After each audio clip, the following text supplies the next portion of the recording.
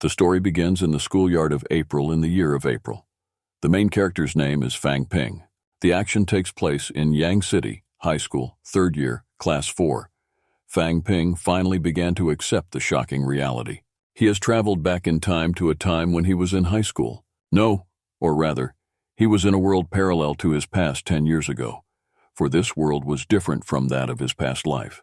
Suddenly, one of his classmates approached Fang Ping and Chen Fang, saying that there were 2 more days to sign up for martial arts, and asked if they were going to sign up at all. Chen Fang said that the enrollment fee is 10,000, and he realizes that he will not pass, and even if he enrolls, it will be a waste of money.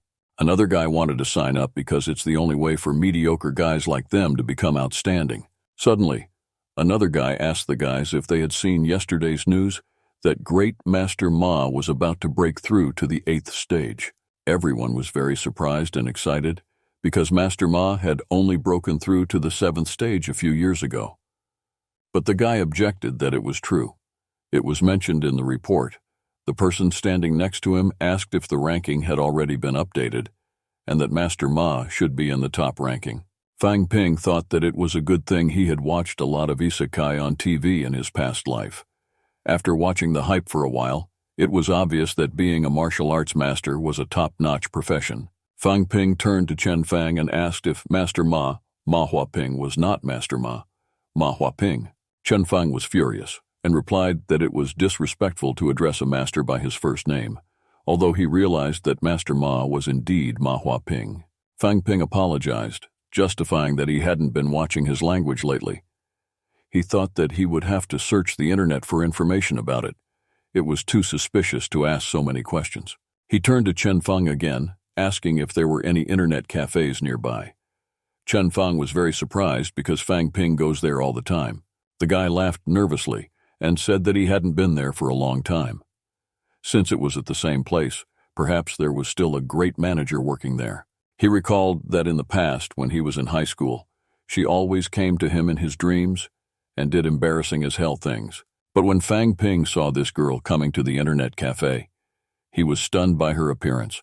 It was not what he remembered.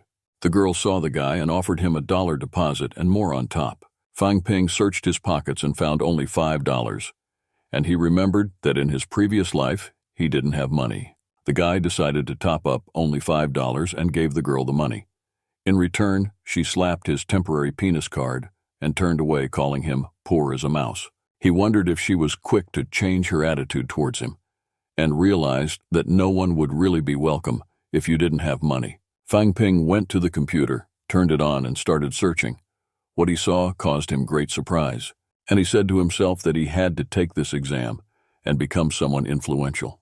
On the website, he read that in this world there are some unspoken rules that everyone knows since childhood. It doesn't matter what someone is going to do.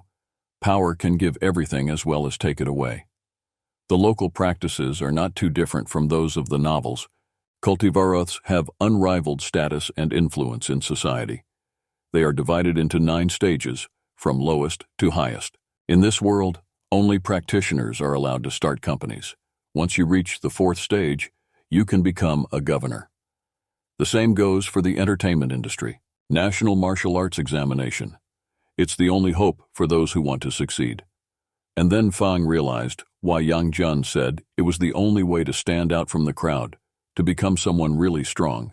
Of course, it wasn't very simple. Just the entry fee alone was $10,000, and there were only 2 more days left before the 1-day registration period began. All those characters from the manga and anime are reborn with outright cheats. So why can't he pay the entry fee, and where are his promised cheats? And then the guy realized that maybe in this world his family is rich enough. Who knows? Maybe he lives in his own villa. When he got to his house, Fang Pan saw that it was not a villa, it was just like the past. Entering his room and smelling the damp odor, he remembered that it was like that in the past, and it was still the same shabby house. A girl ran up to him, shouted his name, and called him a thief, which threw him into a stupor. The girl held out her hand and demanded his money back. She was determined and a little angry. Fang Ping got up and pulled the girl's cheeks, remembering that round face. It was his sister, Fang Yuan. The guy felt sorry that she had lost her pretty face when she grew up.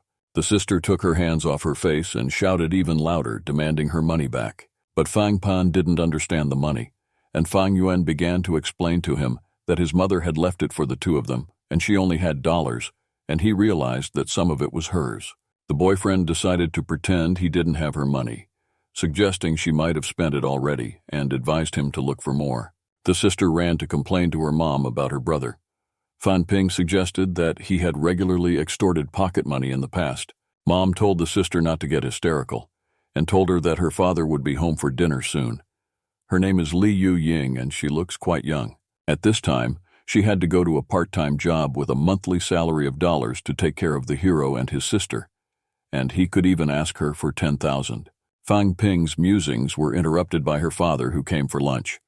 His name is Fang Ming Rong. He's just an ordinary factory robot. Considering that he breathes in a lot of dust, which can affect his health, his monthly salary is only dollars. The father asked his son why he was still in his school uniform and ordered him to clean up and sit down at the table, while the daughter started complaining about her brother for stealing her money again. Once everyone had settled down, Mom served dinner and the family began to eat. Fang Pan thought that if he didn't pass the exam, there was nothing he could do to change his life and his family's. Then he turned to his father to announce his decision to take the National Martial Arts exam. His sister, father, and mother stopped eating in surprise and seemed to freeze for a second at Fang Ping's decision. Seeing their reactions, he thought that he must have hoped in vain that his family would be able to afford the entrance fee, and that it would be better to think of alternative ways. So he told them to ignore it. It was just a remark. But suddenly the father took out his bank card from his pocket and handed it to his son. Fang Ming Rong said he heard about the entrance fee of 10,000 from his colleagues. And because Fang Ping didn't express his desire, his father didn't mention it and allowed him to withdraw the money tomorrow. No matter if the boy turns it in or not, if his heart wants it, it's worth it. And Fang Ping thought that even if his family was so poor, his father gave him this money and even made sure that he would not be worried. Holding the card in his hand, Fang Ping worried that if he didn't give up, how could he repay his father's understanding and support? Deciding to go to hell and burn the bank card harder, Fang Ping was sure he would succeed this time. As soon as he touched the money the next day, a notice appeared right in front of his eyes. The notification stated that the connection had been successfully completed, and the guy remembered that in his past life, he had read many stories about those who had been reborn. It then showed his stats, namely his balance, which was thousands, energy 1, and intelligence 1. Fang Ping realized it was nothing but a system. Back home, in his room, the guy started to remember what happened at the ATM and realized that the balance is replenished as soon as he gets his hands on the cash, but only if the money belongs to him. Otherwise, it won't work. The guy took one bill in his hand to check if the system would count it, and it turned out that it didn't. Since the balance had changed, obviously he could understand energy and intelligence. So it occurred to him to ask the system to raise his stats. And if money could be used to raise his stats, he got on a chair and asked the Almighty to understand his stats. It didn't work. When he saw that no changes were happening, the guy got really angry and shouted that he should raise his energy or he would delete it. Suddenly something started to happen, and Fan Ping's balance disappeared and energy appeared. His heart beat faster, and he realized what had happened and realized how to raise his scores. Disappointed, he thought that only 10,000 of his father's savings had only raised the energy by a fraction. But even so, it was an amazing feeling, like he could make mountains. But wait, what about the money on the table? The physical money was in its place, and the boy sighed with exasperation because he wouldn't have explained it to his parents. It seems that the virtual account has no effect on the one in the real world. His sister came into the room, and when she saw his brother looking very puzzled, she thought he had gone completely crazy. The next day, at school, a student announced that everyone who had signed up for the exam should come to the teacher's office to register. Fang Ping got up from his seat, and his desk mate asked him if he was going to the restroom again. The guy didn't understand why his roommate asked him that and said he was going to register. One of the female students saw Fang Ping get up to go and said that this was someone she didn't expect to see there, and his cultivation was as low as his dignity. Fang Ping realized that there was nothing to reply, as the value must be monstrously small, although what the classmate said offended him. In the registration room, A guy jokingly hugged Fang Ping and suggested that he probably hadn't even checked anything yet. The classmate sitting next to him mockingly said that he had done well last time. But Fang Ping couldn't compare to his result. The guy was shocked to hear the result. It's impossible. The difference between him and him was huge.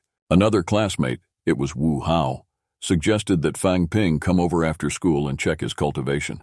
The guy sitting next to him freaked out and shouted that Wu Hao was a major because he had gotten a cultivation tester somewhere. Wu Hao replied that it was important for him to check his cultivation regularly, so his father bought him one, which of course was not comparable to the official one. Everyone knew that even the oldest second-hand tester cost hundreds of thousands of dollars. Why the hell are they so expensive? In his previous life, even the coolest blood pressure meter didn't cost more than $1,000. Wu Hao lives in the gold mines or something.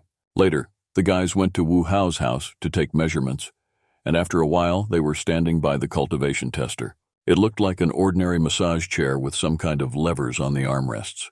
He sat down in the chair, grasped the levers on the armrest, and put glowing bracelets on his arms and neck. Wu Hao indicated that everything was okay and turned on the tester. Fang sat waiting, thinking he would be disappointed with the results. He pressed a couple of buttons on the tester and turned the lever to start the measurement process. The tester showed the result after a second.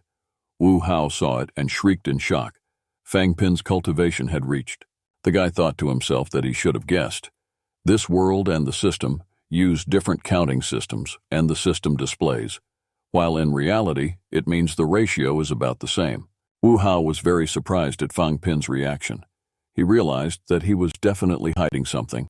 He is second in the class in cultivation and is not surprised at all. When we get home, the father sits on the bed with money in his hands and addresses his mother, saying that he heard from the chief that the martial arts need tens of thousands for the simplest pills.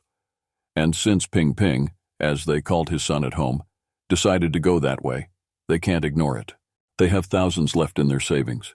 If it's not enough, he'll be looking for more. Suddenly, they heard the daughter's voice in the hallway, who was addressing her brother, saying that those whose qi reaches 110 can already be considered martial practitioners, and she wondered how he could have a... Fang Ping took her sister by the cheeks and started poking her, saying that her little brother was extremely gifted. This year he would put his hands on the martial arts exam as well. The mother came out to the children and asked Pin Pin to come into their room because they had something to tell him. The sister started crying at the sight of the mother and complained that Fang Pin was bullying her again. The guy let go of the sister and got up to come over. He didn't understand what was going on or what his parents wanted to tell him and was a bit confused. When Fang Ping entered his parents' room, his mother was holding his father's shoulder, and there was a serious and suffocating aura. Fang Ming Rong gave his son money, with the words that they had decided to support him on this path. This money was for the pills, and if he needed more, he could apply. As soon as the money was in Fang Ping's hands, his balance in the system swelled by thousands. But his father continued his speech, adding that they had almost robbed him of his chance for a great future because of their inattention. Now, they were fully supporting him in the exam. Later, sitting on the table in his room, Fang Ping pondered whether to spend the money on the pills, since it was all his parents' savings. But the next day, he bought the pills and left the store to take them, and after taking a sip, he farted in the street. He felt a bit ashamed and thought that compared to the system, they were completely useless. In the evening, sitting at his desk, he looked at the interface of the system. There were no changes, although enough time had passed after taking the pill. The next day, as he walked down the stairs to class, he remembered that last night he had tried to boost his spirit. The system had still written off 10,000, and intelligence had been changed to mentality. But it felt as if all his thoughts had cleared away and reached enlightenment.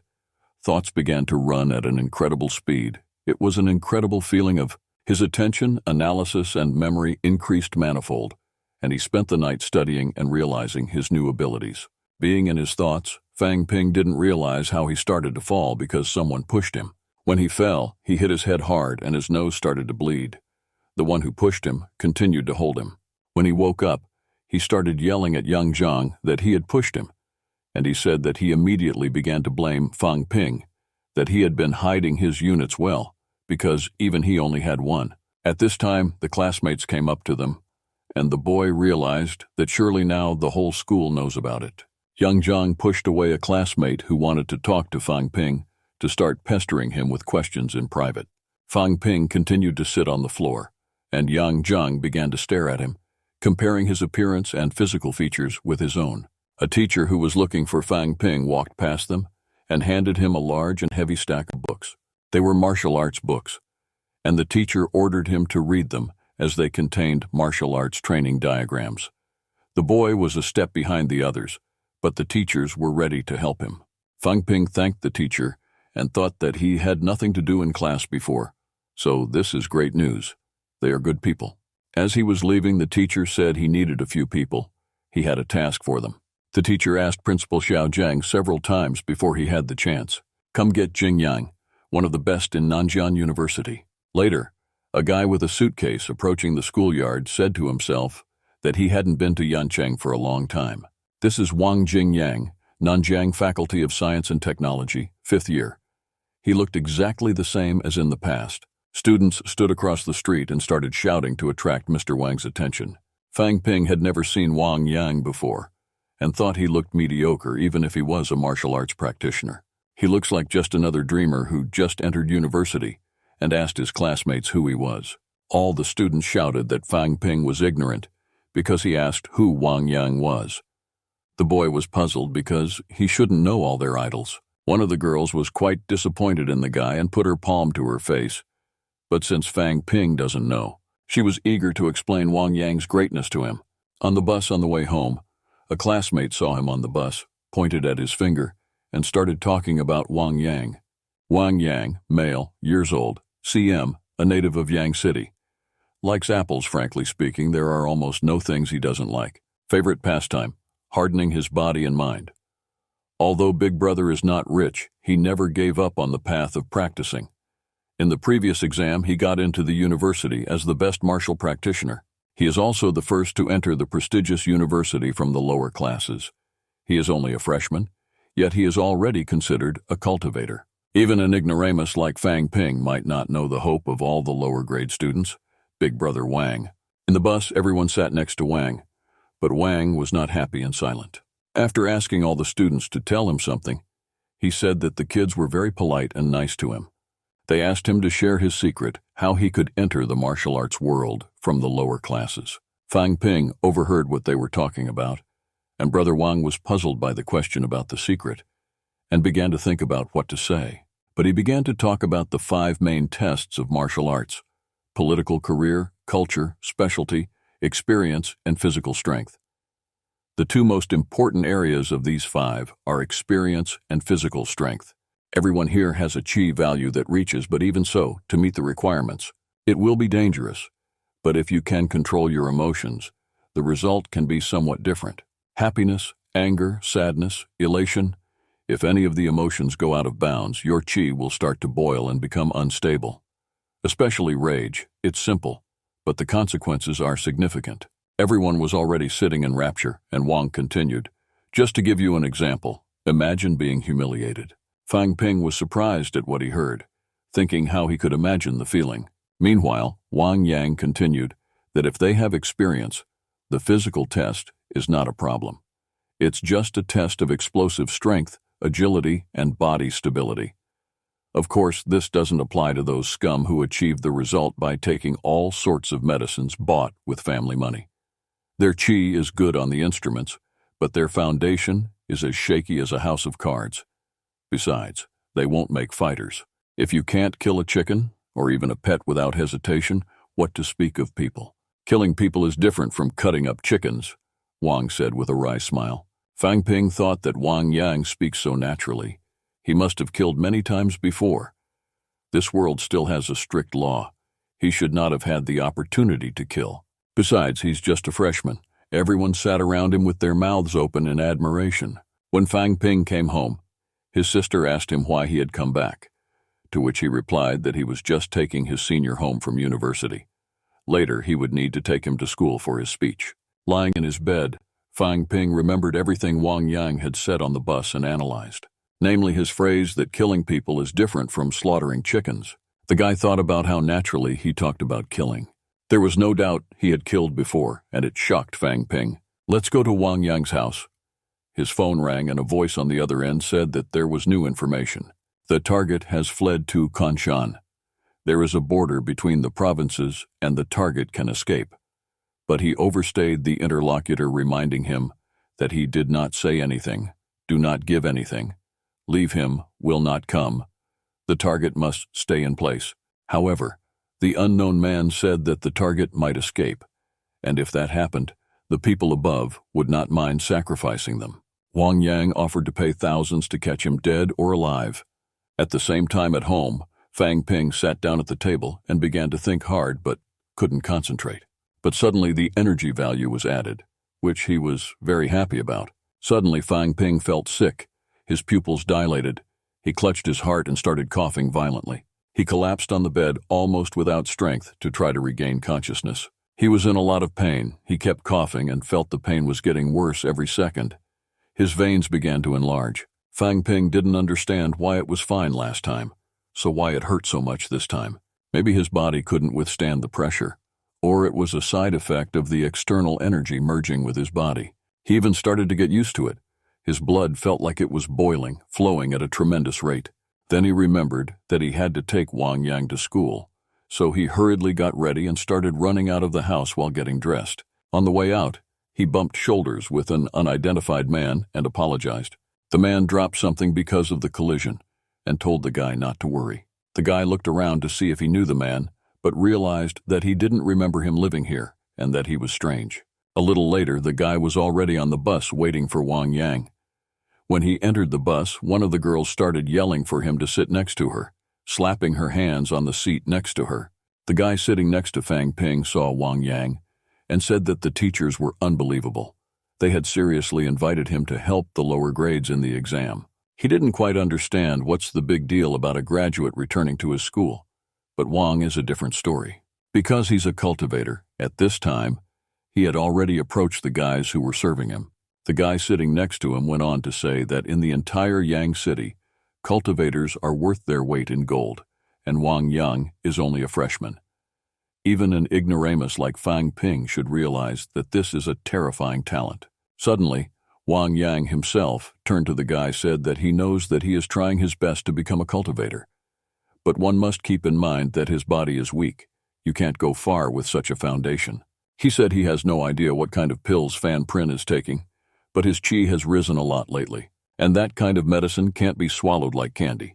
A single mistake could cost him his career as a cultivator. If he builds up his qi without physical training, it will only lead to death due to his own negligence. Fang Ping thanked Wang for the warning, and at the same time realized that this was the cultivator's strength. He could accurately determine the concentration of his qi with a quick glance. In the evening, the guy in the courtyard of the house started training by doing various grueling exercises. After the training, he didn't feel tired at all. Perhaps it was because of the increase in qi in the morning. As expected, he would need to consult with Brother Wang. He needs to optimize his training. Turning around, in one of the windows, he saw the man he had bumped into earlier when leaving the house. He felt a strange emotion, thinking it was bloodlust, which scared him. Fang Ping returned home thinking that this was none of his business, and he had more important things to do. The news anchor was the first to tell him that a Stage 1 cultivator had killed his partner after robbing him after a robbery, not sharing the loot with him. According to law enforcement investigation, the suspect was seen in Yang City, Changshan. When her sister heard the disturbing news, she told her brother that she shouldn't go to school because if something happened to her, the whole world would be sad. But Fang Ping told her that no one needs her except her family. She got angry and threw a bag of chips at him with angry names. The news went on to say that a concerned web user processed the video through their own software, even managed to get a crystal clear photo of the murder weapon. A photo of the knife was shown on the screen, and Fang Ping realized that he had seen it before, but did not immediately remember where it was. Later, lying in his bed, he couldn't remember where he had seen it for a long time. That the man he bumped into at the entrance of the house had the exact same knife. As he fell asleep, Fang Ping dreamed that the mysterious man was killing him with the same knife, and waking up he realized that the bloodlust was very real. He remembered that the news had said that the suspected Stage Y cultivator was hiding from the police in a neighboring room, although it could be just a coincidence. Fang Ping was afraid that the man might be targeting him because the facts indicated that the killer was the one he had run into. He wondered why the man was staying at their house.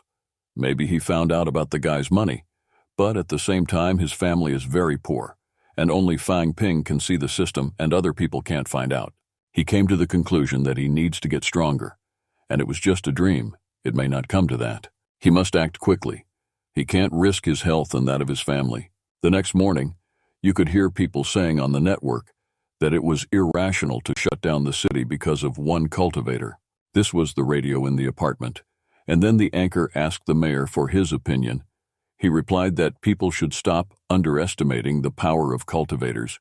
Even the weakest cultivator can easily deal with the police, as the police have the task of capturing the Stage 1 cultivator to avoid heavy casualties. When the man heard the merchant's words, he realized that he was being taken seriously, and that he should lay low for the time being. There were no cameras in this area, and he decided to stay here until he was forgotten.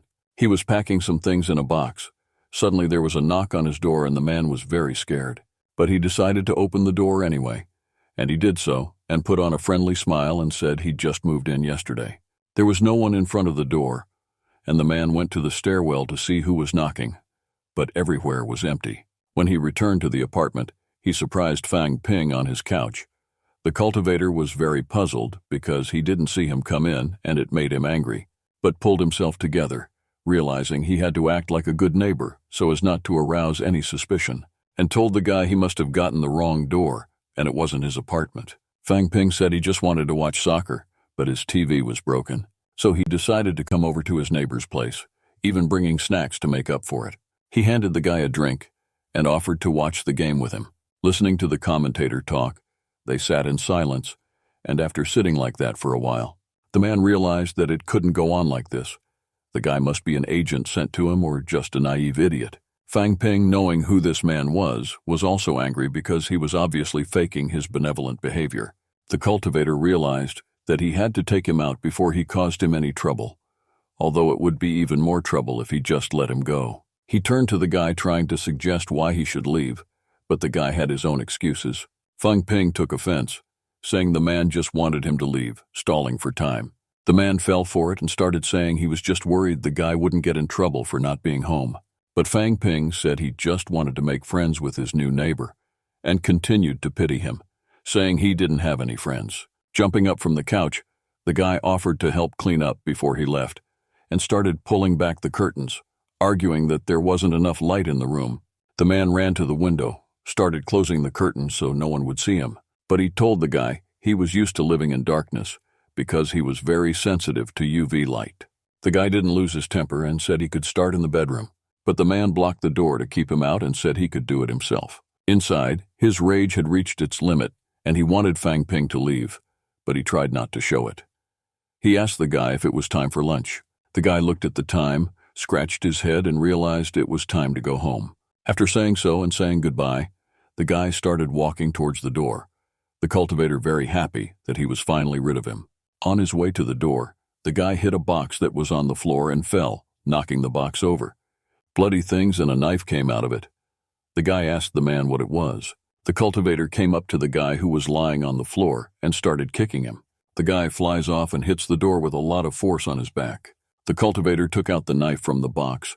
It was still covered in blood. He approached Fang Ping and put the knife to his neck, but didn't kill him right away. His eyes turned red and it was extreme bloodlust. Fang Ping began to ask the man to calm down and promised not to talk about what he had seen.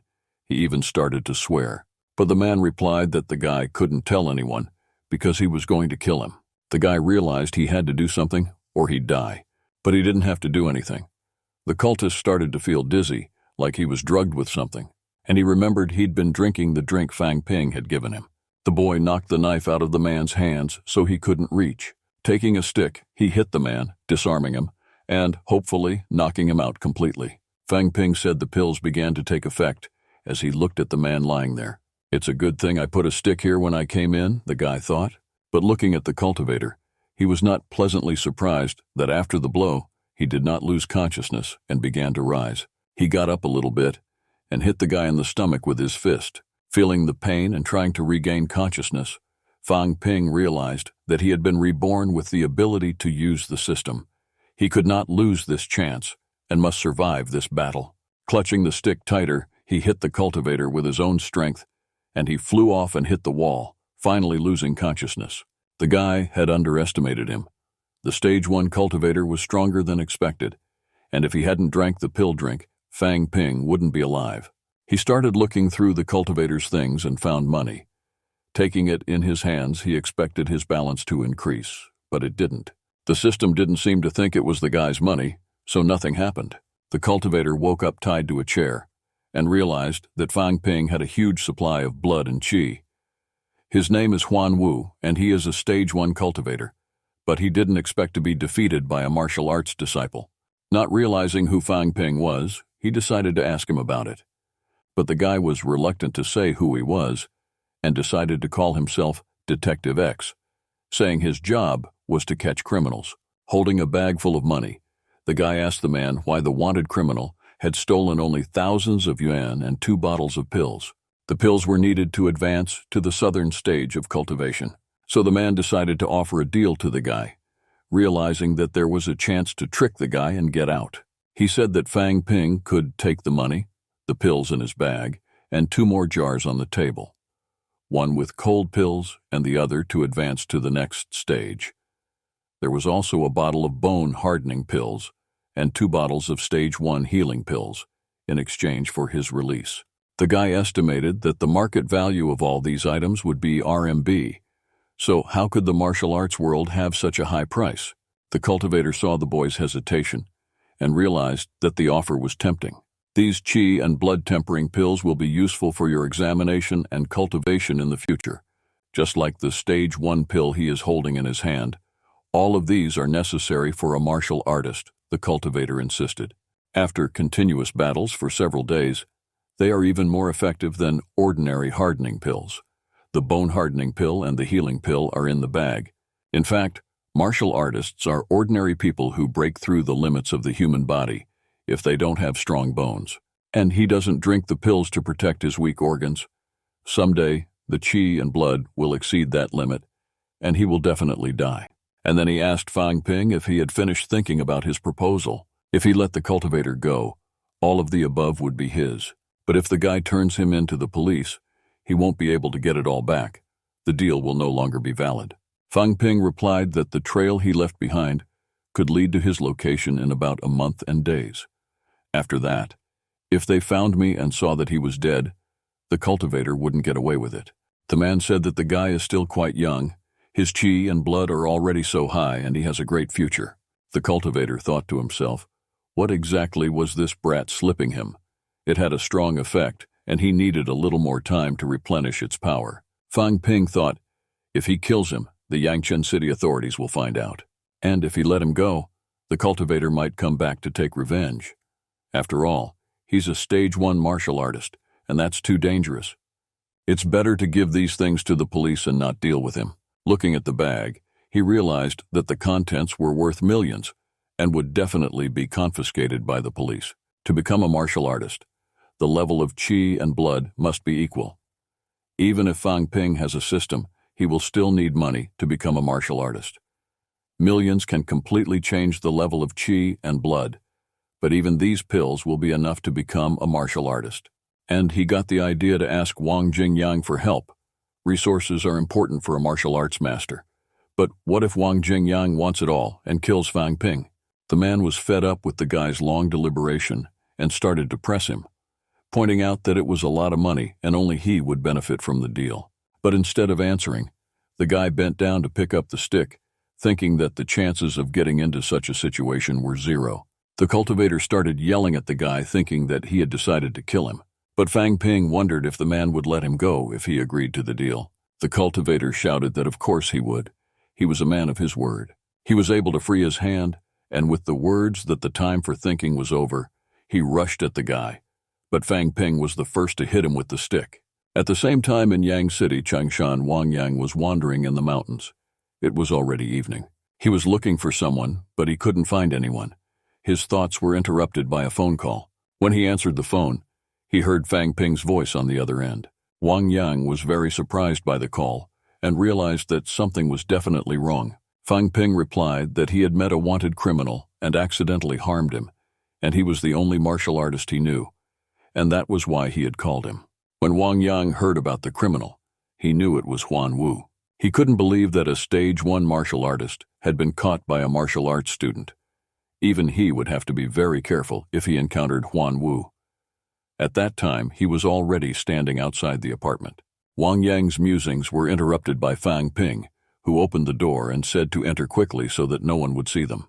Entering the apartment, Wang Yang warned that if the guy was telling the truth, he wouldn't be able to help him. And he saw Han Wu, who was unconscious and tied up, so the guy hadn't lied to him. Fang Ping asked Wang if he turned him in to the police, would he get a reward? But Wang Yang didn't understand what kind of reward he was talking about, and asked him to clarify what he meant. He told him that he had found valuable items that the cultivator had in his possession and opened the bag. Showing the pills and money, he said he wanted to keep them. Wang Yang asked him if he knew why Huan Wu was called a martial artist, and that he had killed many martial artists. That's why Fang Ping asked Wang Yang for help, and he offered to split the money and the pills. Wang Yang said that Fang Ping was a smart kid, and they would definitely cross paths in the future. However, he had something to tell him first. The guy wouldn't be able to use the medicinal pills and bone-hardening pills Y, and he offered to exchange it for one Stage Y pill, and in return he would add another $1,000,000. He took the red pill out of his pocket and said that it had an incredible price, and that he didn't need it because he had almost broken through to the next stage. But Fang Ping won't be able to use this item, so Wang Yang will take it. After the breakthrough, it will be easier to gather resources, and if he needs help in the future, he can call him. Wang Yang finished speaking, but added that the guy should not worry about Huan Wu, he will do something about it. After thanking Wang Yang, Fang Ping thought to himself that he also had some items in his pocket, and he needed to check something. While Wang Yang was standing by the cultivator, the guy thought of taking all the items for himself. Now he could increase the balance in the system with more training, and it would be even easier to enter the martial arts university.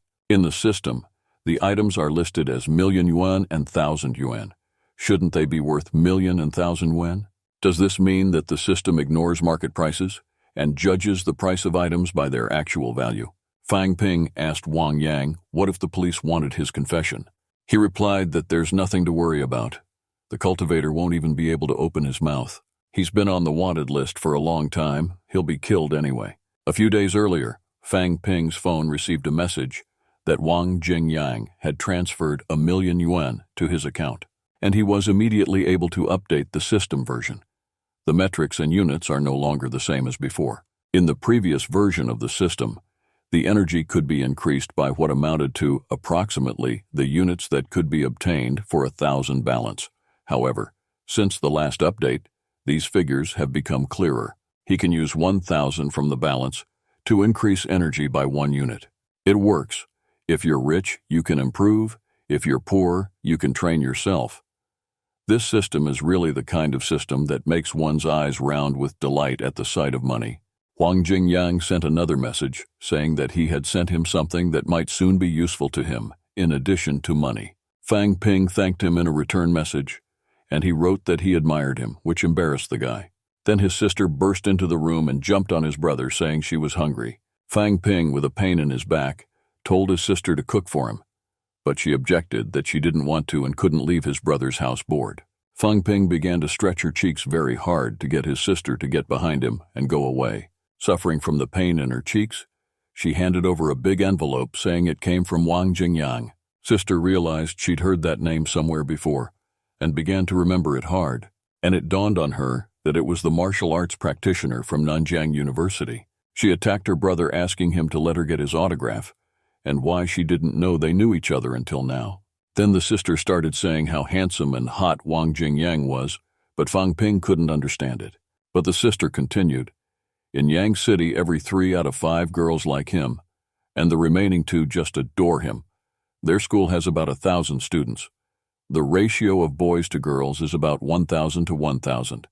An autographed paper costs dollars, 3,000 people, add in fanboys, totaling thousands of dollars, and that Wang Xiyang is the best, with which Fang Ping concluded that his sister was in love with him. She offered him percentages and said they would earn until their piggy bank was full.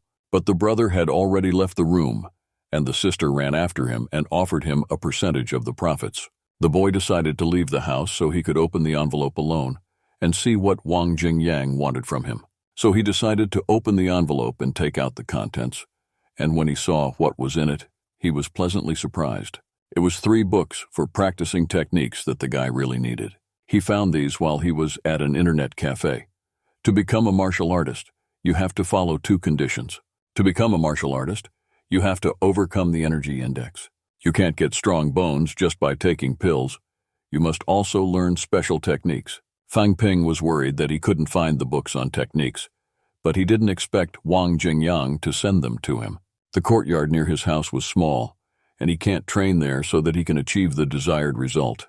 His thoughts were interrupted by a man who said that if he bought it now, he could avoid utility bills, and handed him an advertisement booklet, and went on to explain the availability of public transportation, suitable housing, not to mention that the apartment in this area are the best on the market. They went in to look at the apartment, and the realtor went on to tell him about a 2-story complex with an area of 1 square meter and a price of thousands of yuan. The realtor thought the guy looked very young and wouldn't be able to afford such an apartment, so he suggested looking at a cheaper apartment. But Fang Ping said he didn't need to, so the realtor got a little freaked out. He took out his bank card and asked if there were any offers or discounts he could take advantage of. The realtor offered free unlimited internet, free premium channels on the TV, and finally a 1-inch TV. And if they signed the contract now, he could get a % off. Not to mention the company would cover the cost of maintenance and utilities. Gave Fang Ping a pen and the contract, and started to press him, saying that this apartment suited him very well, and when the realtor saw it, he knew he had a promising future ahead of him. The guy signed the document and asked when he could move in. The realtor assured the guy that he could move in any time. Later, walking home with the keys in his hand, Fang Ping pondered how to tell his family about his purchase and where he got the money from, but decided not to tell them. Now he had a place to practice. He also needed to buy some furniture and other equipment. And then he heard someone say, "The battle between Grandmaster Ma and Tai Mu is getting more and more intense." There was a report on TV on the window of the Mazagan, and the reporter was about 5 kilometers away from them, and yet they feel tremendous pressure. The dense forest was almost destroyed. Tai Mu's strike, called Thunder Wrath, caused a landslide. Grandmaster Ma retaliated with his trademark strike with a spurt of thousands of horses. Suddenly, the reporter screamed, rocks started falling, and he and the cameraman fell into the cliff at the edge of the cliff where they were reporting. A large crowd of people had already gathered around the TV set, and as Fang Ping got closer, he heard people commenting that they had organized the battle for fun, and they were not even fighting at full strength. Grandmaster Ma's signature punch is like a rocket launcher. The striking effect is about the same as a nuclear bomb, and it might even be their incomplete strength, the guy wondered. A reporter came back on the air. His clothes were scratched and torn, and he said that they were hit, and if it wasn't for the martial arts masters of Stage 1, they would have died. Whether Fang Ping will ever be as strong, whether he will one day be a great master. We're going to a furniture store. One of the visitors asked another visitor, her husband, to buy a white sofa. The salesman replied that it was discounted and priced at RMB. For the visitor's husband, it was expensive, and he said he had to think about it. But she was obviously not satisfied. The wife started to get cranky and shouted to her husband that he didn't love her, and under her pressure, he agreed to buy it. But the salesman interrupted the dialogue between the couple by saying that this model of sofa had just been purchased by this young man, pointing his finger at the Fang Ping, who was standing at the checkout, holding a bank card and smiling. Later at the boyfriend's home, the boyfriend's sister was helping her mother with household chores, and asked why Fang Ping wasn't home since it was already late. The mother replied that she had talked to him on the phone and he was studying for his martial arts exam. Meanwhile, Fang Ping practiced hard to keep his back straight and his head up. Then he began to study books. In one of them, he began to read that the adult human skeleton is made up of bones. The bones form the skull, the bones form the torso, and the bones form the limbs. The human body is also made up of blood, flesh, and internal organs. As far as martial artists are concerned, they must be sure that the different parts of our body interact with each other. If you want to strengthen your bones properly, whether you're a martial artist or not. At the same time, he was on the phone with Wang Yang, and the latter was telling him that the body hardening technique focuses on compressing blood and qi energy so that the endurance of the body is ultimately increased, while absorbing this energy to make the bones stronger. But, Brother Wang, if it is impossible to increase one's energy and strengthen the bones, should one continue to try to do so, combining these two techniques can increase the effect of strengthening the bones, but it is also very difficult. If he wants to raise his level, he should choose one technique. If he trains the upper body, his body will be more stable, and if he trains the lower body, he will improve his body balance and speed control. Fang Ping wanted to train his lower body and didn't know which technique to choose. Wang Yang said that body hardening technique is the first step to train his lower body. However, training the lower body is quite difficult as it can cause serious injuries. He might never be able to walk normally again, Wang Yang warned. But for Fang Ping, it was not important. Only important that he would be able to escape if he was surrounded by enemies. Suddenly, Wang Yang said in a serious voice that he had something to check on the guy. His qi level is not bad. He can even pass the martial arts exam. But there is a problem. If you use the body hardening technique and practicing hard, you can increase his blood and qi level. However, this will reduce his real qi reserve, and the exam will not be easy. If the veins and arteries of his brain get any damage, he won't be able to pass the exam. Fang Ping was angered by the talk of failing the exam, but if he could increase his strength by several units so that his veins and arteries would still be fine. After finishing the conversation and training, he lay on the floor exhaustedly and thought that his first cultivation had been successful, and as Brother Wang had said, his energy had increased significantly. The system interface said that both energy and intelligence had been increased, and then Fang Ping realized that the increase in energy and intelligence was not one. Others could only cultivate once every 3 days, and needed to use hundreds of thousands of pills to replenish their energy. But as for him, he could cultivate as much as his body could handle, perhaps with the help of the system. He could even catch up with Brother Wang and become stronger than him.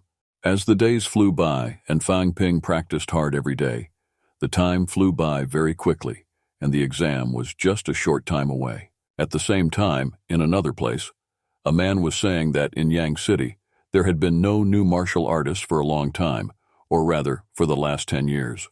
They had already allocated a lot of money for martial arts and no results. This man was the deputy leader of the Nanjiang Supervision Group.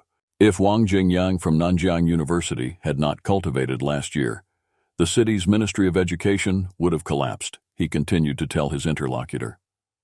If at least a person with energy levels from and above, martial artists of higher stages or martial arts students do not appear, then Director Jin will be fired.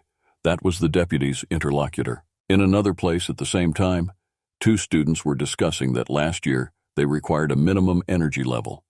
This year they would raise the mark. The qi of one of them was too low, and they had no chance. Fang Ping approached them and began to calm them down, saying that they just needed to remember the blood and qi release technique taught by Master Wang Shui, and everything would be fine. One of his classmates approached Fang Ping and asked him what his qi level was. An unknown guy started to catch up with them and asked if the guy's name was Fang Ping. The guy said it was him and asked in surprise what happened.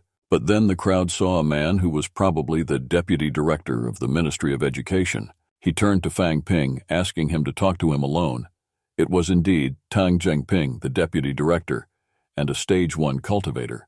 They moved aside so that no one would overhear them, and the guy assumed that the matter must be important since he had come in person. The man realized that the guy was determined and started to explain why he had come. In addition to our city, there are 5 counties and 3 districts. Yancheng City, as a component part, is not as good as the districts, but is much stronger than these 5 counties. Every year, the Ministry of Education counts the students who have passed the martial arts exam.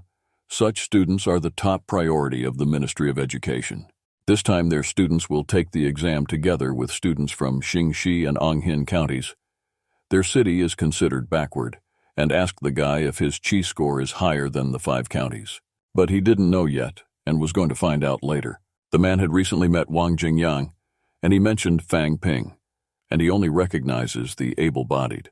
The guy didn't understand what the deputy meant by what he told him. He said he hoped Fang Ping had improved his chi during the exam, and he should know that emotions have a huge impact on a student's blood. And chi, no one knows what the results of the test will be. Emotional control of blood and chi can be an advantage, and he asked if the guy was still nervous and had confidence. Fang Ping realized that the deputy wanted him to influence the emotions of those students from other districts.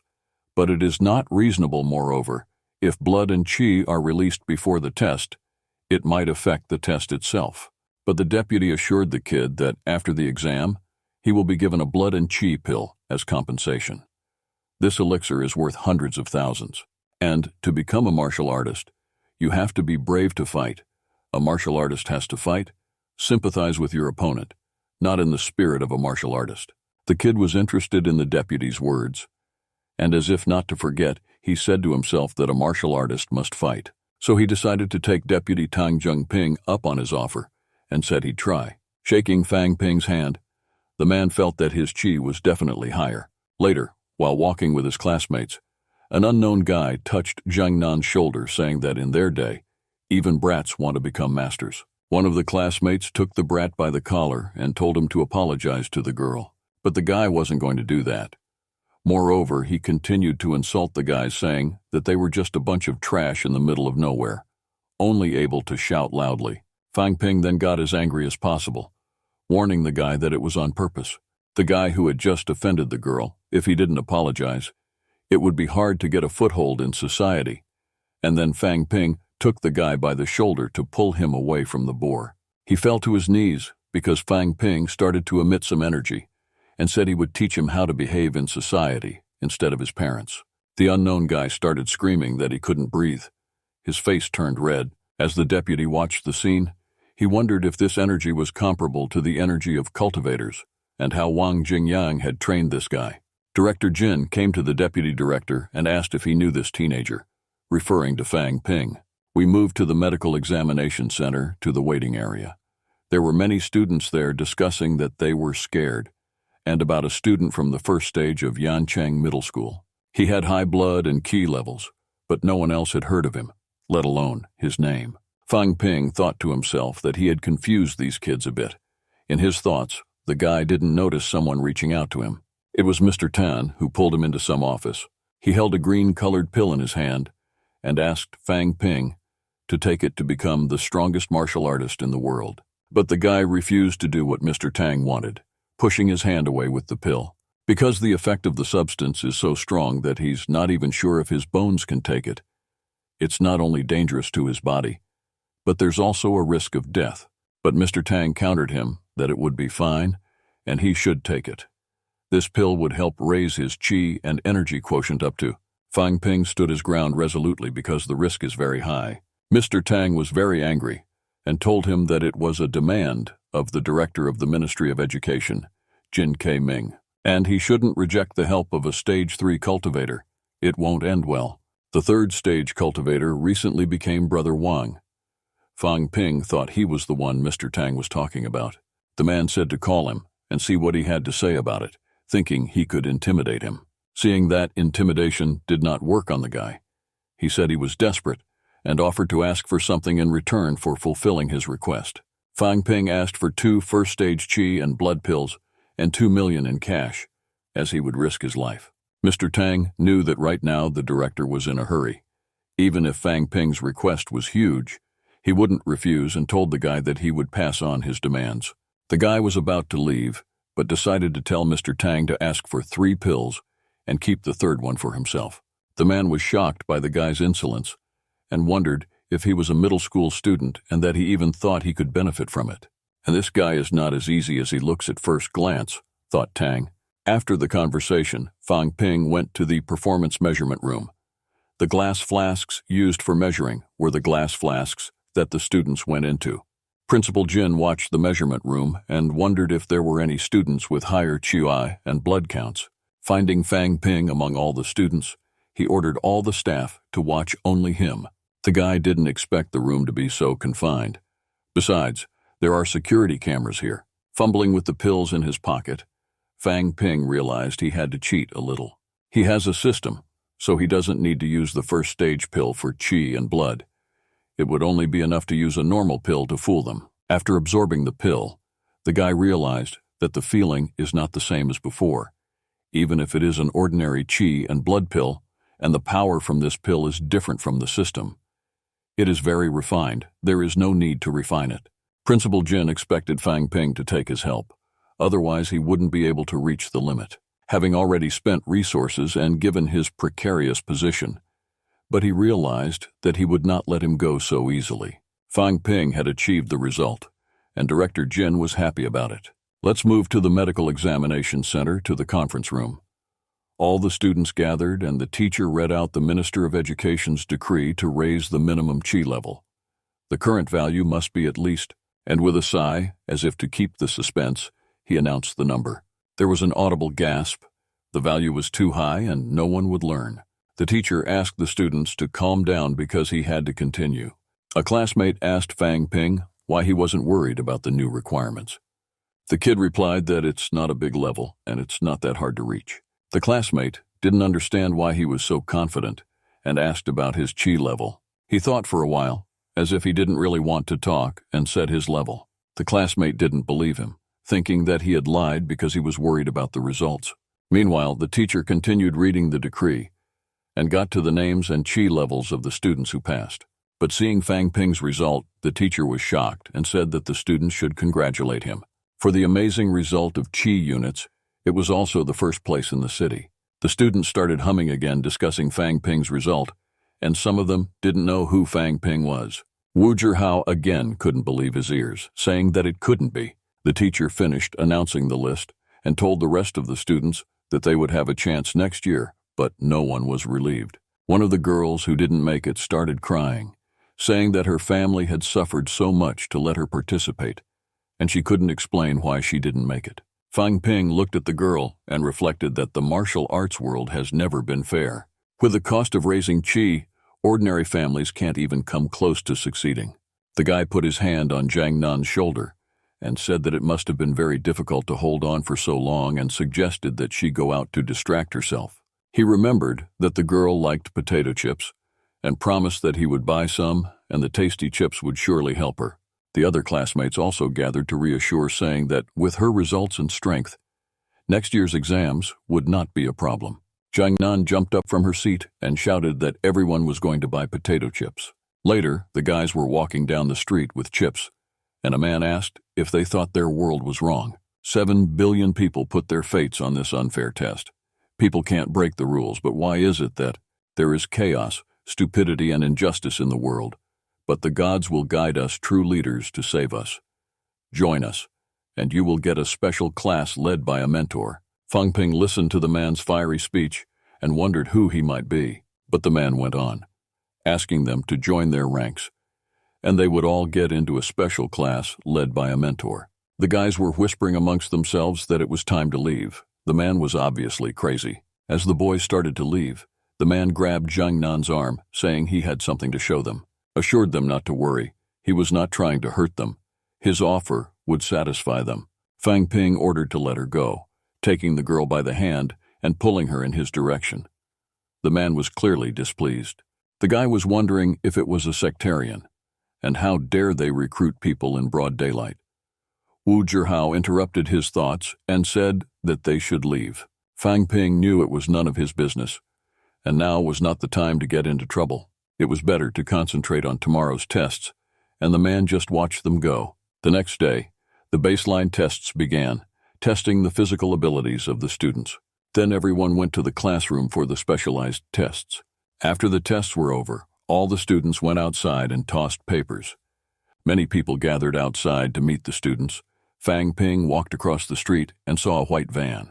The man sitting in it was the strange sectarian stranger who had molested the students on the street the day before. He also had an unknown girl with him, to whom the man said that Fang Ping was the student with the huge chi pressure, pointing his finger at him. The girl replied that such sprouts have great potential in cultivation. Their future will definitely be extraordinary. There were other guys in the car, and they all started saying how lucky the guy was. But the girl grinned and said that these people's sins are unforgivable and can't be forgotten. It's their duty to cleanse their souls. All the men in the car were holding weapons like bats and iron pipes. The girl ordered the men to take charge of the crowd, and she would take Fang Ping. The car doors opened, and the men with guns started their attack. A big fight broke out. The students started to flee in panic. Some of them had already been beaten. In the commotion, Fang Ping didn't realize what was happening, why everyone was running past him, but strained to see the girl who approached him asking where he was going.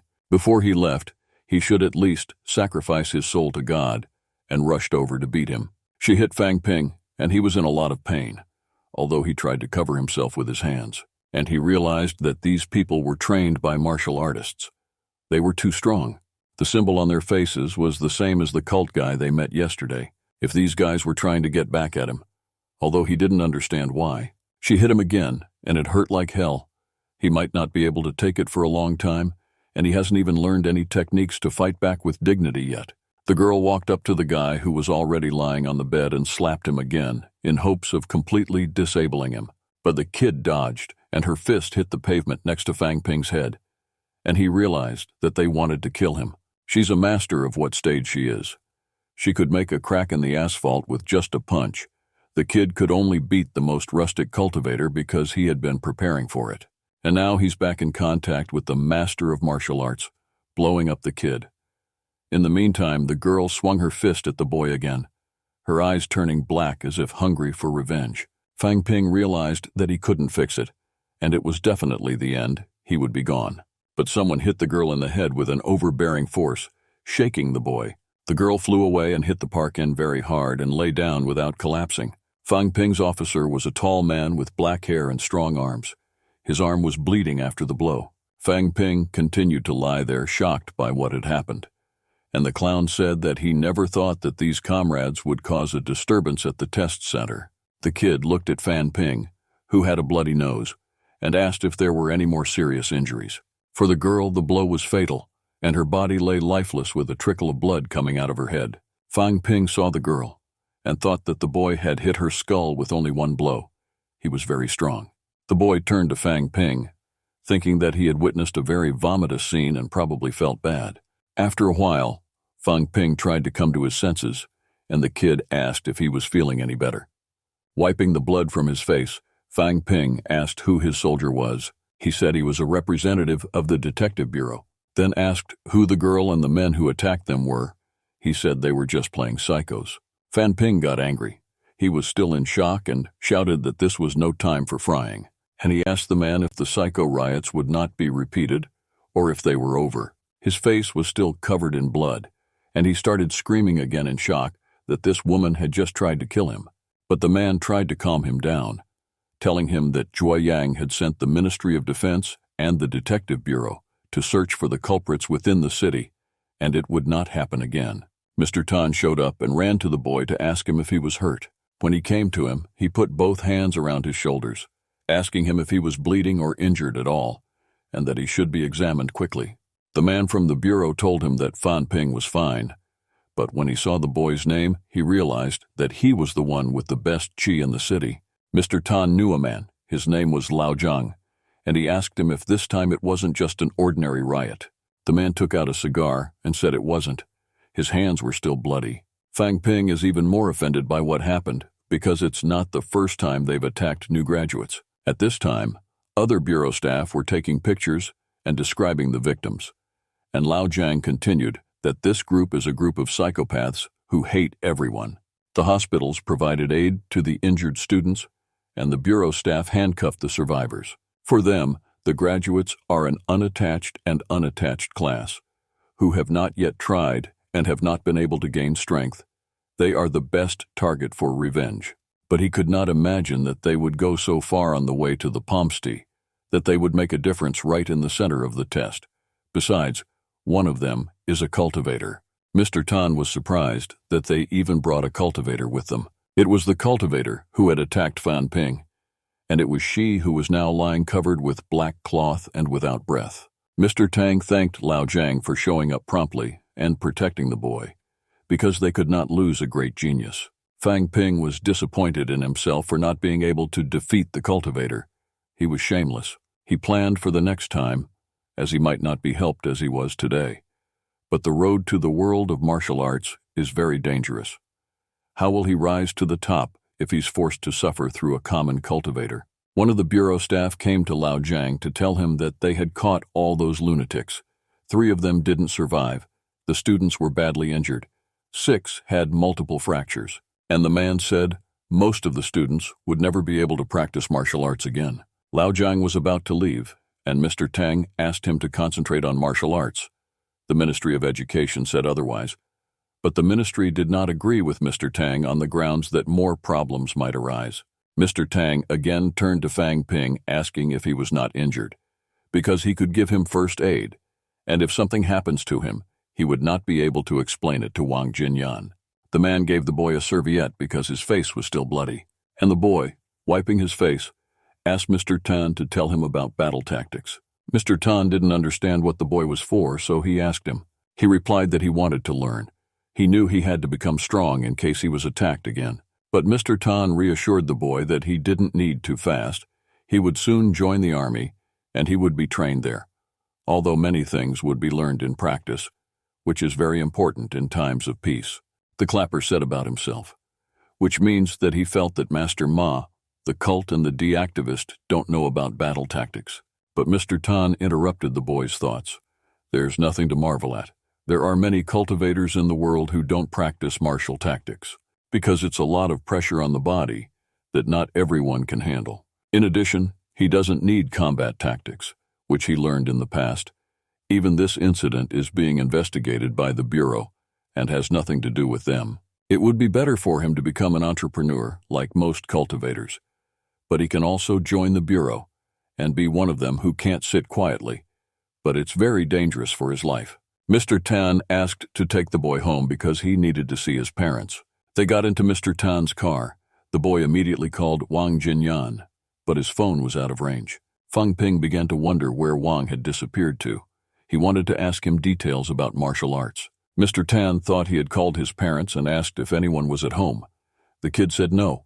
Later he realized what he had promised to do and, hesitating over the words, he took out his phone and started clicking something. After that, Fang Ping's phone received a notification that a sum of 2 million yuan from Mr. Tan had been transferred to his account. When he saw the text message, he thought he had forgotten all about this promise of Mr. Tan. He did not expect that old Mr. Tan and Director Jin were really sending him money. Mr. Tang praised the boy for doing well on the day of the Qi measurement and that he should receive the reward. He saw that the kid was being stifled and decided to support him by shaking his fist. But Fang Ping was not pleased, and Mr. Tan asked him to beat his fist.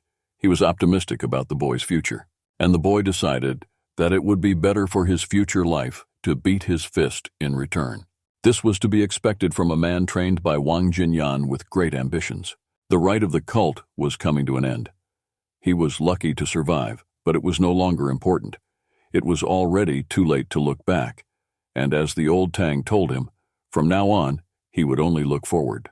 In the meantime, they arrived at Fang Ping's house. Mr. Tan went into the apartment first, and the parents of the clowns popped the clapper and the tinsel flew straight into Mr. Tan's face. When they realized that it wasn't Fang Ping, they suspiciously asked who the man was. From behind Mr. Tan's back, a little boy looked up and called out to his family. He began to introduce the man as Deputy Director Tan of the Ministry of Education, who had returned him. While Mr. Tan was talking to the boy's parents, his sister asked him if he had really brought him home. The deputy director apologized to Fan Ping's father for arriving without prior notice, but the father told him to feel at home. It's true that not everyone from the ministry can support a child to enter. It must have been hard for your wife to raise Fan Ping, Mr. Tan told her father, and went on to say that if they don't change their minds, he'd like to find my father as a security guard for the Ministry of Education, a monthly income of thousands plus insurance. My father was shocked. It was a very large income, which he can't get working in a factory. Insurance is not even a possibility. My sister immediately rushed to embrace my father because it was a great offer, and she was happy that he would be able to work less in the future. My father was hesitant to agree, but Fang Ping said it would be better to agree, and my father was convinced. After that, Mr. Tan hurried to leave because he had other things to do, and the family wanted to announce the result to Fang Ping in their stake. The boy went to escort the man to the door, and his father and sister started saying, "What a nice person Deputy Tan is." When the boy had closed the door, the boy asked his mother if she had a good day tomorrow. The father asked if something was wrong, because Fang Ping wasn't very cheerful.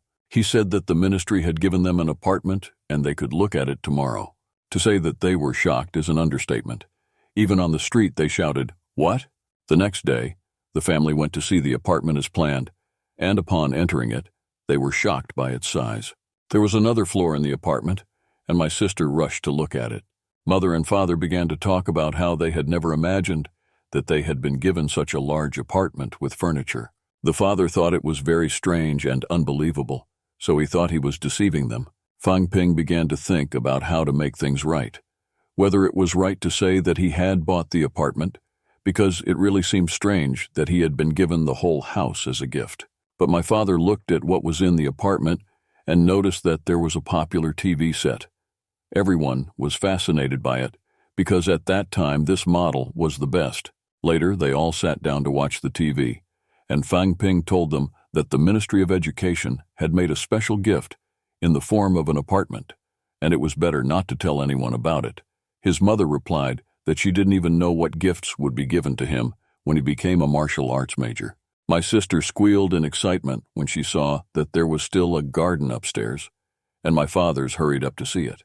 The news came on TV, and the newscaster announced that today, about 1 minute past 1 o'clock, there was a magnitude zelemtris in the western region, as a result of which many houses were destroyed. Fang Ping was shocked by the sensation and recalled that in his past life on this day, there was also a strong earthquake. According to the latest data, 3 people died, 3 people were injured, and 1 died without a trace, continued the report. The boy recalled that in his previous life there were many more victims, not due to the power of martial arts majors. Meanwhile, the presenter continued that thanks to the great majors of martial arts and the effective evacuation of the inhabitants, the earthquake had resulted in so few casualties, and the riot team had already gone to the disaster zone to help the victims. Along with the great majors who have been on the job, call on all martial arts majors to help in the disaster zone. "Let's rebuild the destroyed buildings with joint efforts," said the presenter. Fang Ping thought that martial arts majors are very useful, although Mr. Tan said it's not true that they kill a lot of people. He's already got 1 foot in the world of martial arts, so there's no turning back. As long as he keeps training and getting stronger, everything will go as it should. His thoughts were interrupted by a phone call from Wang Jinyan. He answered and said he hadn't been able to contact him for the last few days. He said he was on a mission outside the city and couldn't talk on the phone.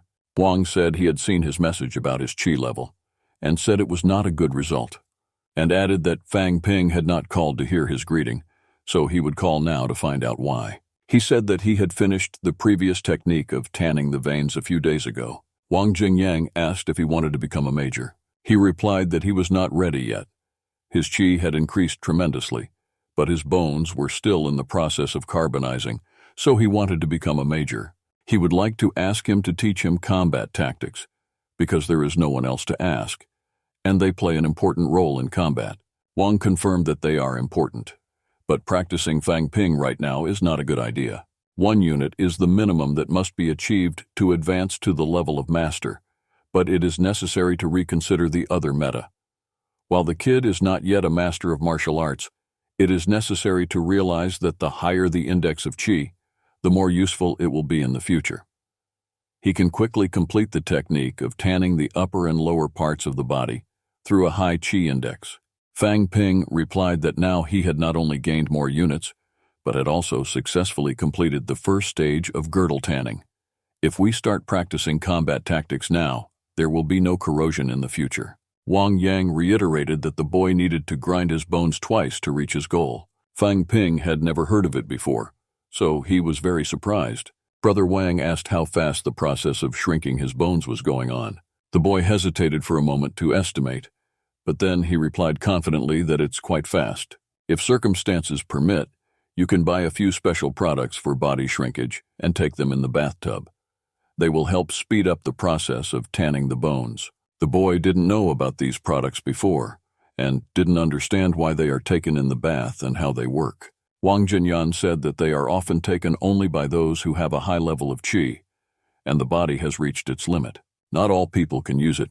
Besides, you can't find it in their town.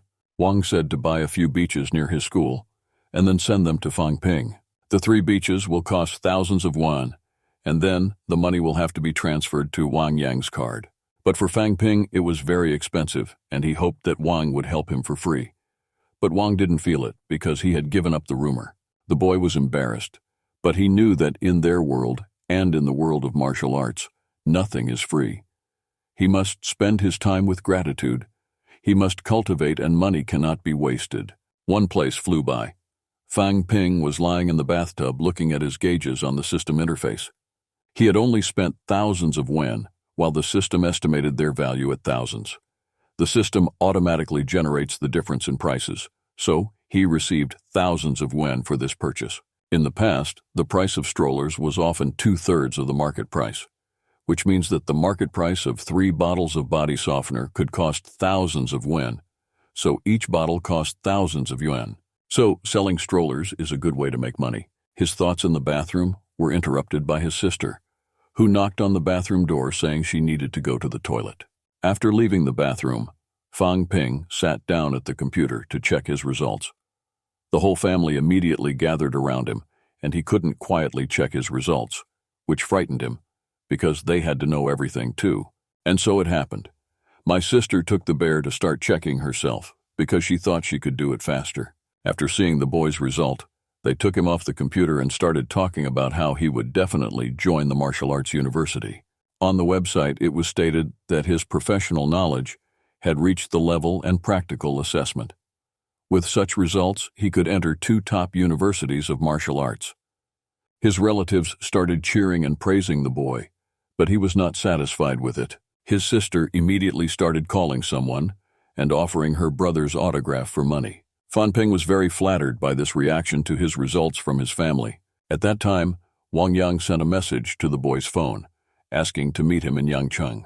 The next day at the sports center in Yancheng, Wang Jinyan was playing with a girl. Fang Ping came up to them and said they hadn't seen each other for a long time. The girl was Wang Yang's young sister, who the boy thought was cute in appearance. Her name was Nini, and she was teacher Wang's daughter, not sister. She was huddled behind Wang's back. Fang Ping introduced himself to her, but she didn't say anything but just stood behind Wang. The boy thought it was a bit rude, but if you think about it, his sister is still so nice. Wang Yang asked the girl to leave, saying they needed to talk alone. When the girl had gone far away, Fang Ping asked why Wang was babysitting, but he didn't give a definite answer, saying there are things he'd rather not know, and swung his fist at the boy, who ducked, and Wang asked him to practice with him. Now Wang's brother is a master of 3rd-stage martial arts, and the kid was a newcomer. To fight with him is like lying down. But he hit him again, and this time he couldn't get away. And Wang asked him if he could call himself a major if he had no desire to fight.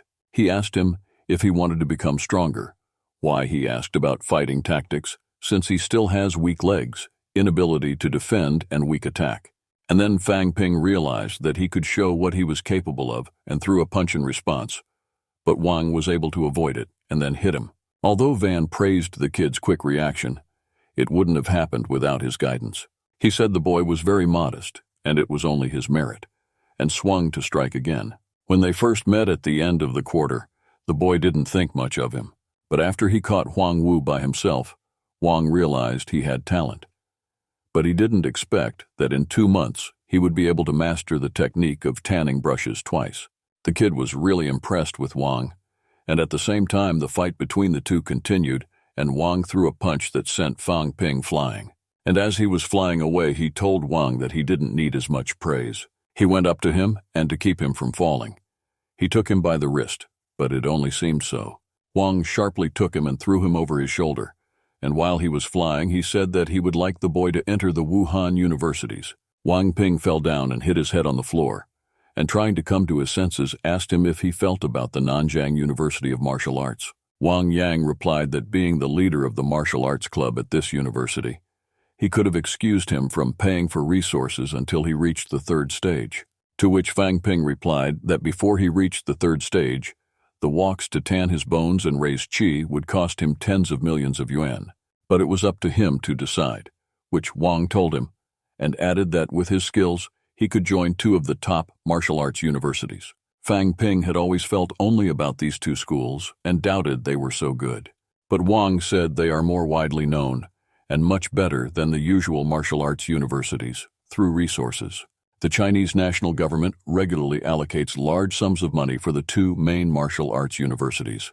Innumerable number of prominent and influential people are alumni of these universities, and they provide enormous financial support to their universities, through which they can give students free walks to warm their bones and increase their qi when they are about to enter the first stage. Fang Ping estimated that every year there are a lot of new students. They spend a minimum of 50 million yuan on them, and these universities really have plenty of money. With the exception of subsidies from the university, students have to struggle for resources themselves, so the number of jobs they can take at the University of Martial Arts plays an important role. And in fact, it was Wang Jingyang's mission at Yangcheng to help Fang Ping with Huang Wu. Such a possibility is very rare if he studies at a normal university like Nanjing. But the two main martial arts universities are a different story. One of them is located in the capital, the political center. The other university is located in the financial center, the City of Magic.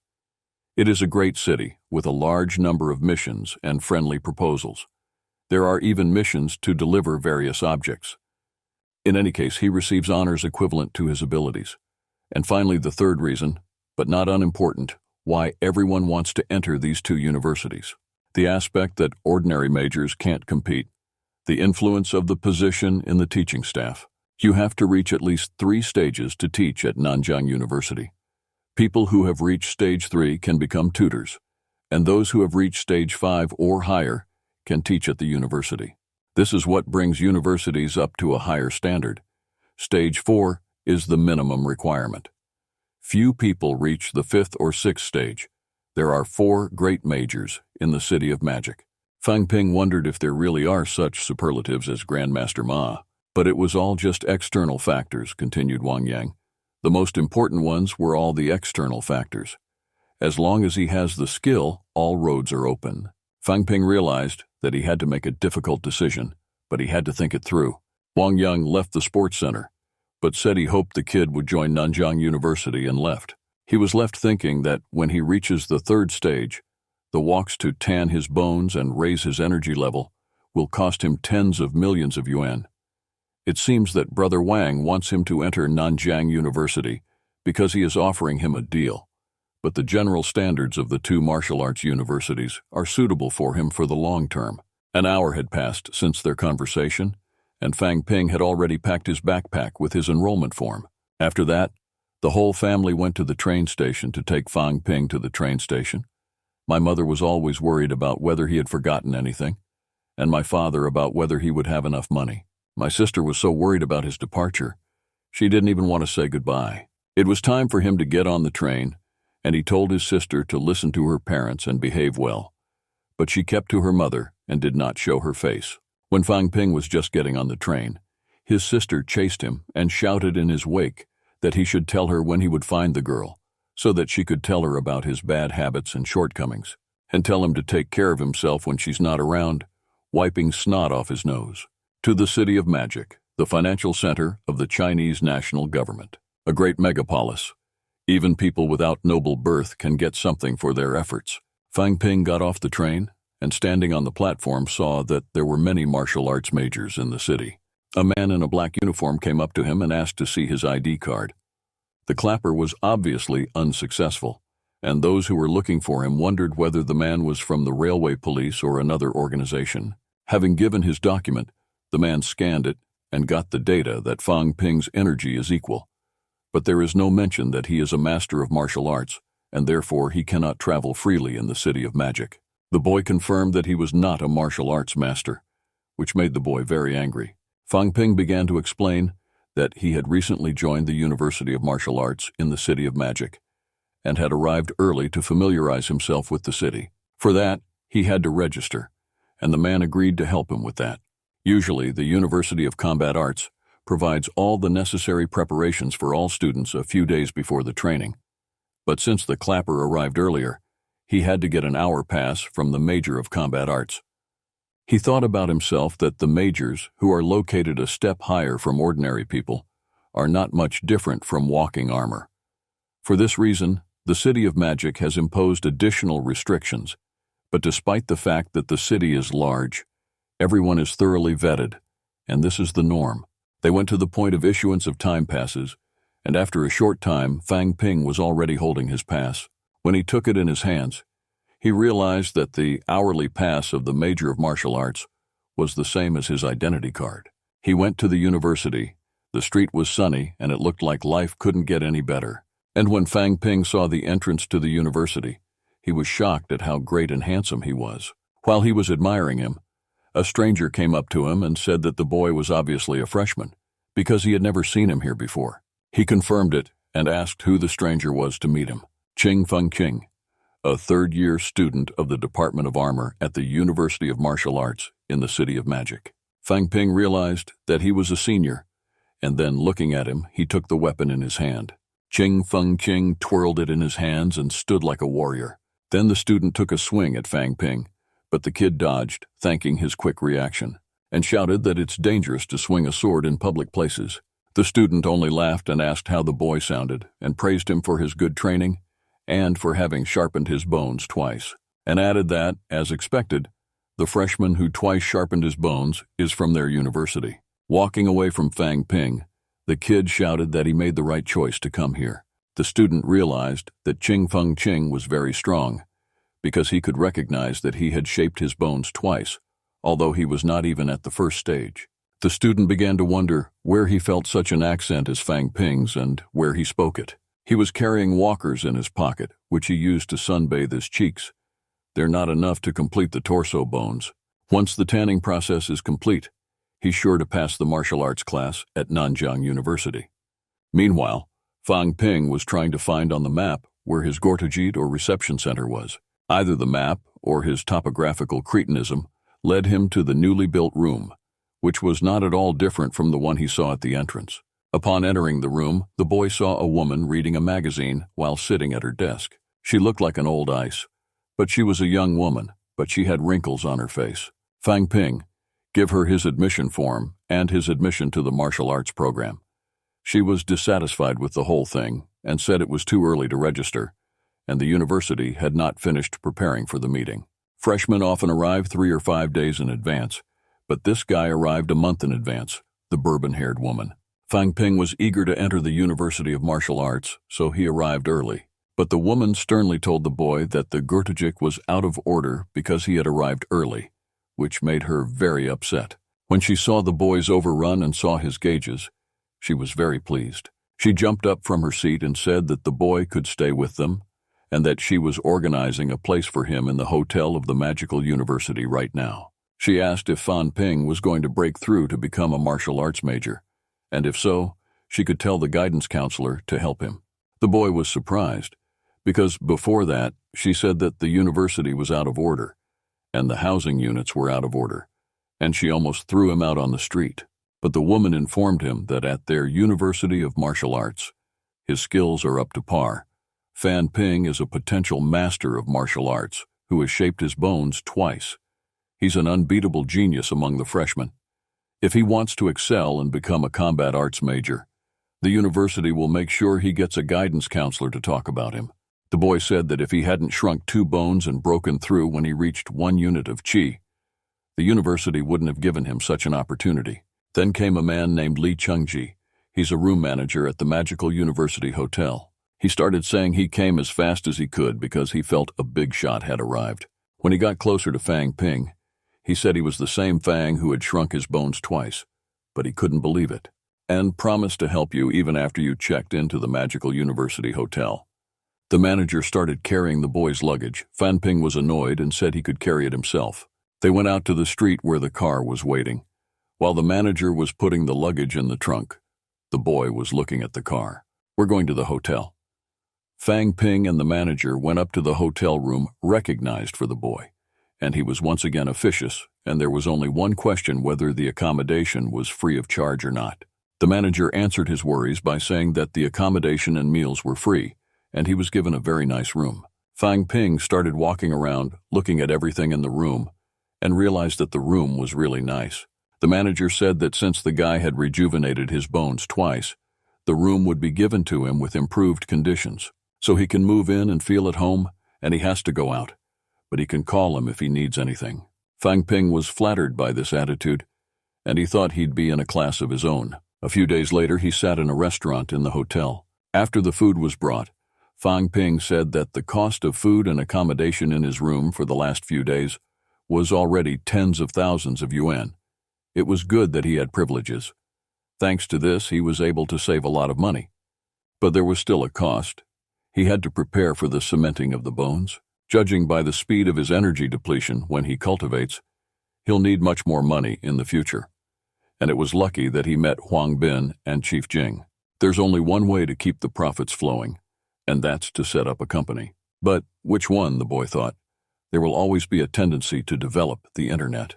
Internet store and mobile payments will not be a part of the future life, but it requires more technical and financial investments. Through it is very important to realize this idea. Although in the year All Group was not famous, its scale could not be called small. Even there were rumors that Ma Huatan broke through to the early stage. The guy only has 1,000,000 yuan. It's very risky to open an online store. There are not so many technical aspects, and it is not so difficult to start work at the initial stage. At the later stage, the profit will be quite high, and that's what is needed. If he opens a company near a magical university, it will be necessary to find someone who knows the local situation well, to help him manage it. And the last hour he talked only with, but the boy's thoughts were interrupted by a conversation on raised tones. The official told the visitors that this had never happened when she was bringing food for them. A man and a woman were sitting at the table, and after the words of the waitress, the man took the poor girl by her shirt and told her that she was making a liar out of him, and she went to replace the food. But he didn't need it. He asked the receptionist to call the hotel's general manager. The receptionist was already very embarrassed and informed him that he was not in the place. But the man started screaming even more loudly. Fang Ping got up from the table and thought he could deal with him and calm him down. But Li Chengzi, the hotel's room manager, came up to the couple and asked what kind of problems the guests were having, because there was no reason to vote like that. But the man shouted that there was no bribe from some manager or room manager. He needed a general manager. Li Chengzi saw that there was a hair in the stratum and took it to see who it belonged to. The hair was long, and the rules of their hotel forbid all employees to have hair below the shoulders. But no one broke the rules, and the driver's wife had hair much lower than her shoulders. The man was not moved by this, and continued to shout that the officers were at fault, and he was going to file a complaint. Li Chengzi bent down in front of the man and apologized for their dinner, then looked into his eyes and said to protect the rights of customers like these two, he's going to send this hair to the Department of Clinical Laboratory of the Magan University to analyze its DNA and find out the truth. The couple was blown away. Even an official was knocked off his feet running out of the restaurant. Fan Ping was thrilled with the way Li's manager behaved, telling him. The manager apologized to the boy for being a witness to the incident, but there was nothing wrong with it for the boy. He contacted the manager and said that he was not a martial arts major, but that he was a manager in a hotel of a magical university, so he must have a great work experience. The manager replied that it's not that long, just years. The kid said that graduates of a magical university occupy higher positions than the manager. Did he think he would become a martial arts major? He said he wanted to. He even collected money to enroll in martial arts classes. But if he becomes a martial arts major, maybe he will get 3 or 4 times more advantages compared to what he has now. When he's over 30 years old, his chi will decrease, and he'll reach the maximum of the first rank, Fan Ping said. But the manager thought it's not too bad compared to the fact that he has nothing. So the guy offered him his help to become a martial arts major with no money down, and asked if he wanted to change jobs. They sat down to have a serious talk. The manager turned to the boy, saying that the job in the foreign exchange company is really very promising, but he was not sure about the future of this company. The clapper not only buys 3 years of a manager's life, it can even influence his development in the next years. The price is even more than becoming a martial arts major. Besides, he may not be able to fulfill the boy's expectations. But Fang Ping contradicted him by saying that he need not be modest in front of him. When he first met him, he appreciated not only his skills, but also the connections he had made during his years at the University of Magic. The boy will be studying at a magical university, and he is also a potential martial arts major who has shaped 2 bones. He is confident that he will be able to reach the 3rd rank before he enters the 2nd year of his studies and become a martial arts major in the Middle East within X years, by which time he will ask the university to recognize Li Chenji as the general manager of this hotel. The manager was interested in the proposal, but he didn't know if it was really possible. It seemed more like a young boy's dream, but it was the only chance for the manager to change his life if the boy had developed such a detailed business plan and spoke more mature than his age. He kept saying that he needs Li's help now, and if he can help, it'll be great. The future master of martial arts in the Middle East will care about him, unless it's worth it. It's been a month since that conversation. Fang Ping was in his room training. He needed a little more to achieve the desired result.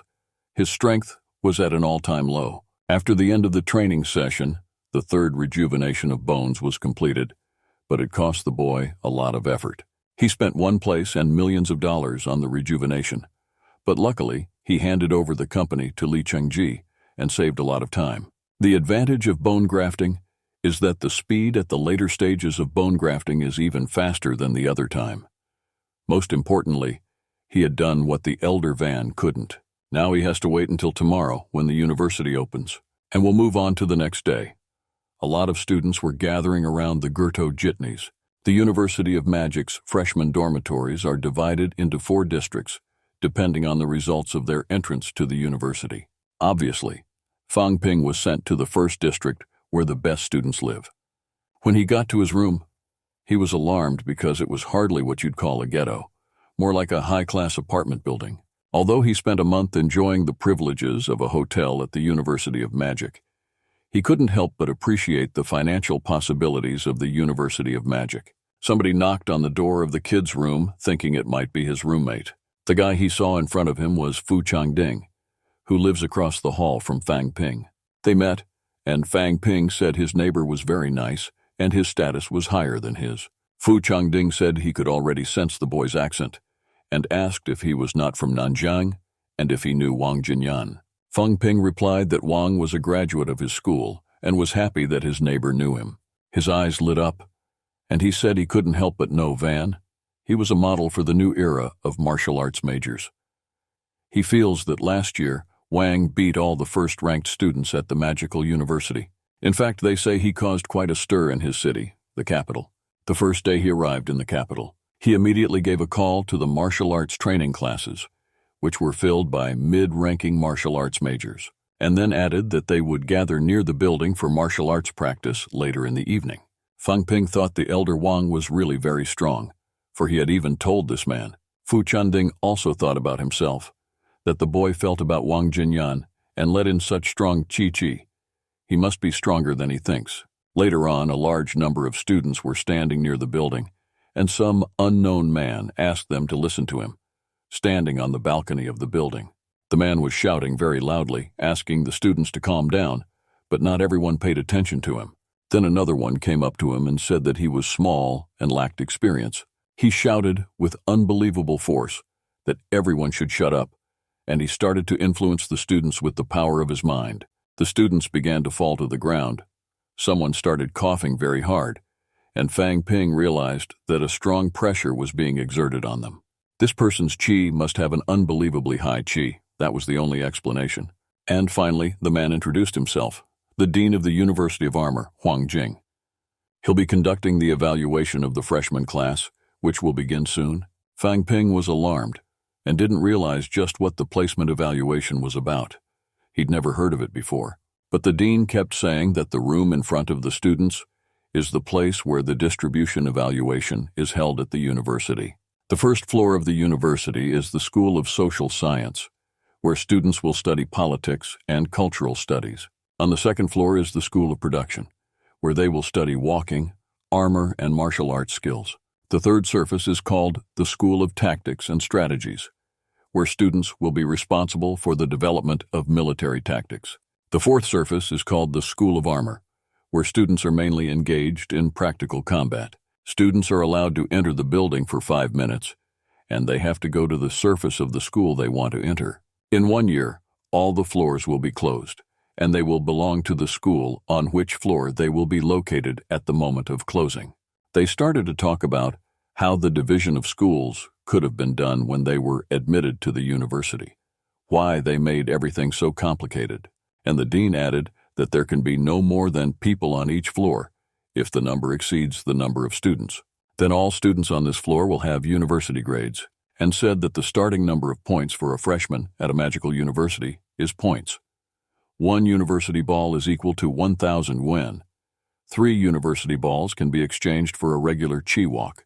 The head of the students kept saying that they were being treated unfairly because it was their first day, and the point system was not fair.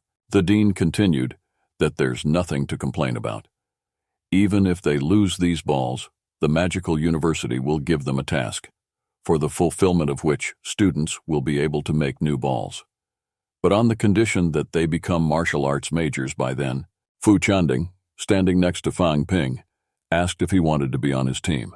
The School of Armor has many more resources than other schools, and the best teachers in the magical university who will rush to the 4th floor.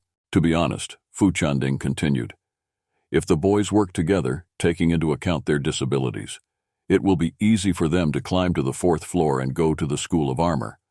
But it does not mean that they will get the best teachers to teach them. The boy did not understand what he meant, but Fu Chanding continued to say that every year the teachers of the University of Magic follow the evaluation of the distribution of the first-year students. At that moment, they choose the students they will teach. They should stand out among the other students during the placement assessment to attract their attention. Fang Ping thought to himself that Wang had said it was important to have a good teacher. If he can get the attention of all the teachers by showing what he can do, then he will be able to choose any teacher he likes and realize that it is necessary to work in pairs. The dean interrupted the silence by saying that the director of a university of magic once said that a true master of martial arts is one who is ready to fight no matter what.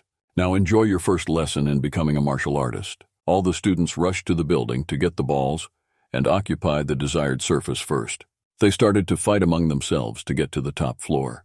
The teachers and staff spotted them and said to each other that students from this group of freshmen had an unreasonable status. The dean said that they are just little kids who have nothing but chi-chi, and they have no experience at all. One man from the group of teachers said that all of them had also gone through this stage, which is why they should be strict with students. The dean responded by saying that the situation in the catacombs has become even more dangerous, and that the corral of the elite is being destroyed in the front line. These freshmen are not up to standard. Meanwhile, the fight continued, and one of the students hit a boy with unimaginable force, and he flew off and hit the wall. 2 students came up to him and asked if he was okay. He said that the majors of the first rank of martial arts are very strong, and it will be difficult for them to climb up. 1 level higher, a certain clown came out to the meeting. A student who had been hit very hard before asked the clown why he did not let them go to the 4th floor, because it was not yet fully filled up. The clown replied that those students who don't have chi units don't deserve to go to the 4th floor. And then Fang Ping appeared, walking up the ramps rapidly, sweeping away all others in his path. One of the students said that his chi was much higher than theirs. Fang Ping killed the guy blocking the entrance to the 4th floor with 1 punch, even though he thought there would be very strong students on the 4th floor. All the students were shocked that Fang Ping killed that kid. They stood there with their mouths hanging open, and Fu Chanding said that he was good at paying attention. The boy said that before he came to the University of Magic, everyone said that the 2 major universities of martial arts would have an uncountable number of geniuses. So he turned down a 10 million yuan prize from the Nanjiang University of Martial Arts and decided to join the University of Magic. If he had known that the students of the University of Magic would be so weak, he wouldn't have come here. Magical University isn't fit to be called prestigious. The dean felt the words of the boy. All the teachers were shocked by the boy's insolence and said over the loudspeaker that the students could overcome this wild and high-competent boy. If they could beat him, they'd get the university's grades. The kid was obviously Fang Ping. Sensing this proposition from the dean, all the students began to approach Fang Ping. Fu Changding started yelling at the boy for overdoing it, but Fang Ping asked the boy if he would fight him or the other students against him. Fu Changding realized that if he joined the other students to defeat one student, he would not be able to show his skills. If they fight just the two of them against all the others, it won't be a shame to lose. But Fang Ping shouted to the dean of students, "To the students who will beat him. And if he beats them all, what will happen to him?" The dean said he would get 1 university ball for defeating non-majors in martial arts and 5 points for defeating majors in martial arts. Fang Ping said it was very little but better than nothing and decided to go first. Fu Chanding was standing next to him, who was still doubtful about the idea, but seeing the boy's face, he realized that the battle was not over. Tang Sun-tin, who stood with all the students and was the first-ranking martial arts major, shouted to Fu Chanding, asking if he would really be on Fang Ping's team. He replied that he didn't expect to see Tang Sun-tin here, because he didn't think he'd have a chance of getting into a magical university with his skills, and added that Fang Ping would probably have to sweep up the sweepings. In the room where the teachers and the dean were watching the students, Huang Jing asked where Fang Ping and Fu Changding were. A girl, more likely a secretary, checked all the data and said that Fu Chanding was a famous young master in the capital. He is a first-ranked martial artist who has had his bones rejuvenated twice and is now completing the rejuvenation of the bones on his right leg. As for Fang Ping, he is from a typical family in Nanjiang, a sleepy town. He's had his bones shaped twice but has yet to become a martial arts major. He also took first place at the Juyang Ball. One of the teachers said that this kid had shaped his bones more than 3 times. The teacher was the instructor of the Tangfeng Armor School, a 6th-ranked instructor, and judging from his present condition, he thought that the boy had shredded his bones 3 times. Zhou Shiping, the 6th-ranking inspector of the armor school, asked whether Fang Ping was not from the #1 school in Nanjiang, a sleepy place. The girl checked that, according to the records, he was indeed from the #1 middle school in the sleepy city. The dean realized he knew the school. Bai Joxi, the 5th-ranking instructor of the armor school, knew that Wang Jingyang, the troubled student, was also a student at the school. He came to the University of Magic last year and gave them a hard time. Unless this boy Fang Ping didn't know that the Nanjiang University of Martial Arts offered him a large sum of money, and that Wang Jingyang could not be faulted for this, said Xu Jiangzhou, the 5th-ranking instructor of the School of Armor. His opinion was echoed by Luo Yichuan, a 6th-ranked firearms school instructor. Fang Ping and Wang Jingyang seemed to have an unconventional relationship. This hunch was voiced by Lu Fenzhou, the inspector of the armor school, at the top of the 6th rank. Meanwhile, the students began to fight. One by one, they attacked Fang Ping, but Fang Ping dodged the blows and retaliated by hitting them with a single blow. His eyes shone with a color that was not natural. When he finished one of the students, he said he wanted to give his balls. And then came the #1 of all the freshmen, Zhao Lei, a martial arts major who had shaped his bones twice. He believes he can take out Fang Ping with one left, and he really hit him hard on the face, leaving him stunned but still standing, much to Zhao Lei's amazement. At that moment, a girl with a bat appeared on the horizon, shouting that she was the one getting the ball. The sound of Yang Xiaoman, the first Ragnu, shattered her bones twice. She swung at Fan Ping with the bat, and the boy realized that his chi was lacking and he couldn't turn away from the blow. But he was able to increase his energy by 100 units by paying thousands of yuan through the system. This gave him a chance to get out of the Bitcoin strike, but he didn't have enough money, so he decided to save money. The girl was shocked and didn't understand how the boy could carry her chi so quickly and kicked her. Yang Xiaoman was disturbed by this and started calling the students not to stand still but to attack him. Zhao Shuzmei, the first rank, started to fight. She ground her bones once, but her attempt was not successful. Fang Ping hit her so that she flew away and hit the pedestal, although before that she had also hit him. The students began to realize that they were no match for the boy, and that he was very strong, but his qi did not diminish. Fang Ping thought that if it wasn't for his special abilities, he would have been on the other side of the world long ago through those masters of martial arts who had shrunk their bones twice. He shouted to Fu Changding not to waste his qi fighting the martial artists. He can also receive points for defeating those who are not martial arts masters. There were a lot of them, and the boy could have dealt with them himself. But there were too many people, and they attacked in groups of more than 10 people. He didn't have time to stop and renew his qi. And then Fu Changding was hit very hard in the arm. Trying to find the strength to fight, he thought he would try to draw their attention, but this would make him stingy. He wanted a one-on-one battle, not a great NATO attacking him and beating him with all his might. Fang Ping saw another martial arts master with 2 shiny bones and decided to take him on, in the sense of fighting. But he took the girl by the breasts without realizing it at first. The girl was Chen Yungxi, first ranked, who had shrunk her bones twice. The girl covered her breasts with her hands and started shouting figurative words at the boy. Fang Ping was defeated. He didn't want to do it on purpose. He was just too focused on the battle, and so he didn't remember.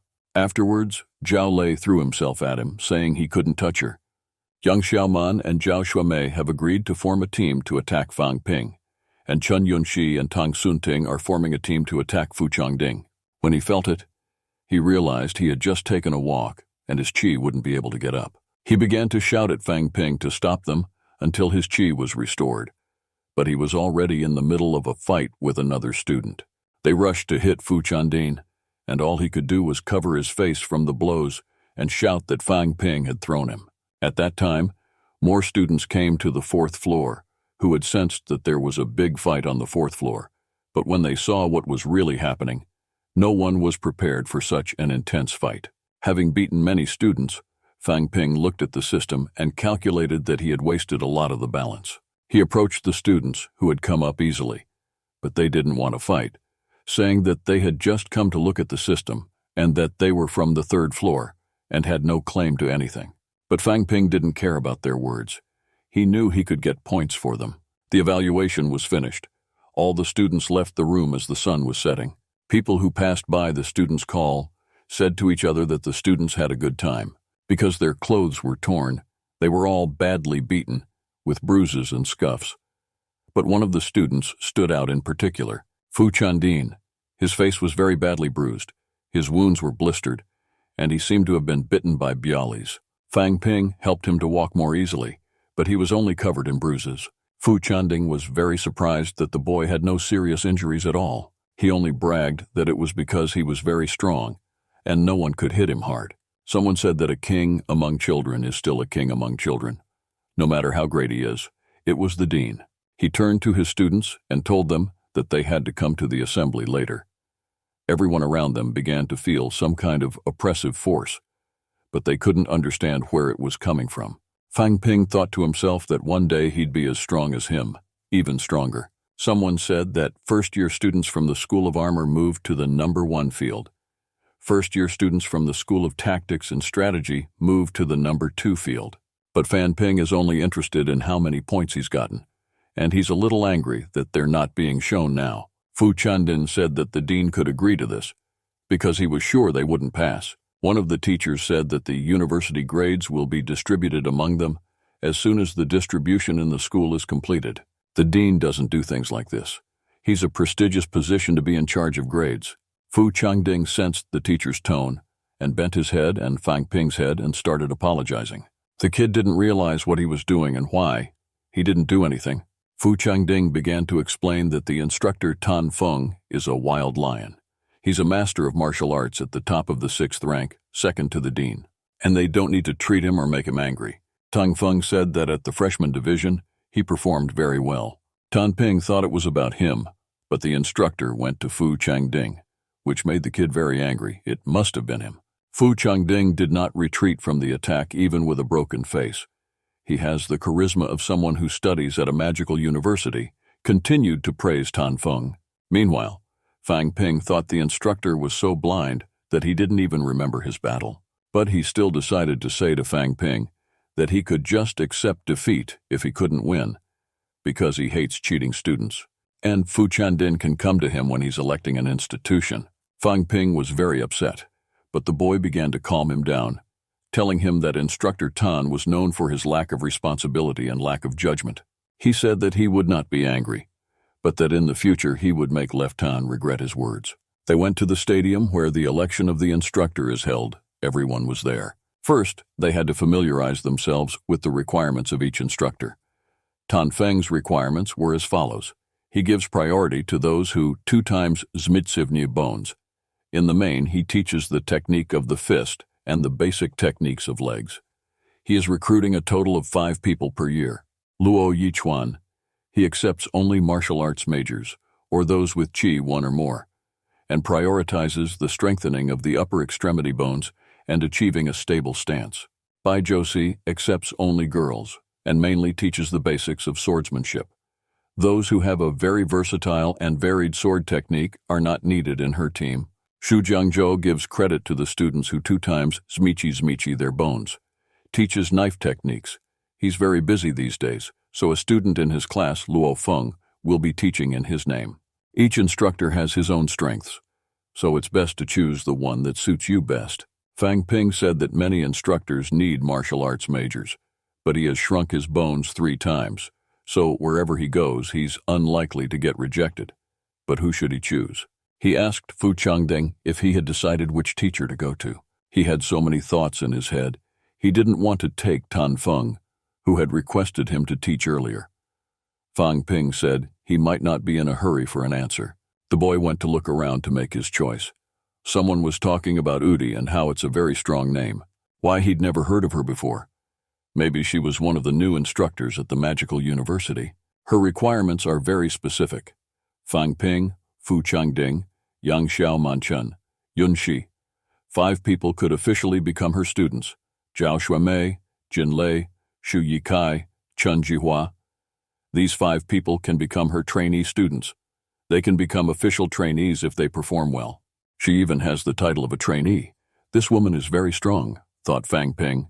Lu saw the boy in the Natov Pai and called him to her and said she would guarantee that he would remain unharmed at school. Fang Ping didn't understand what she meant and asked about it.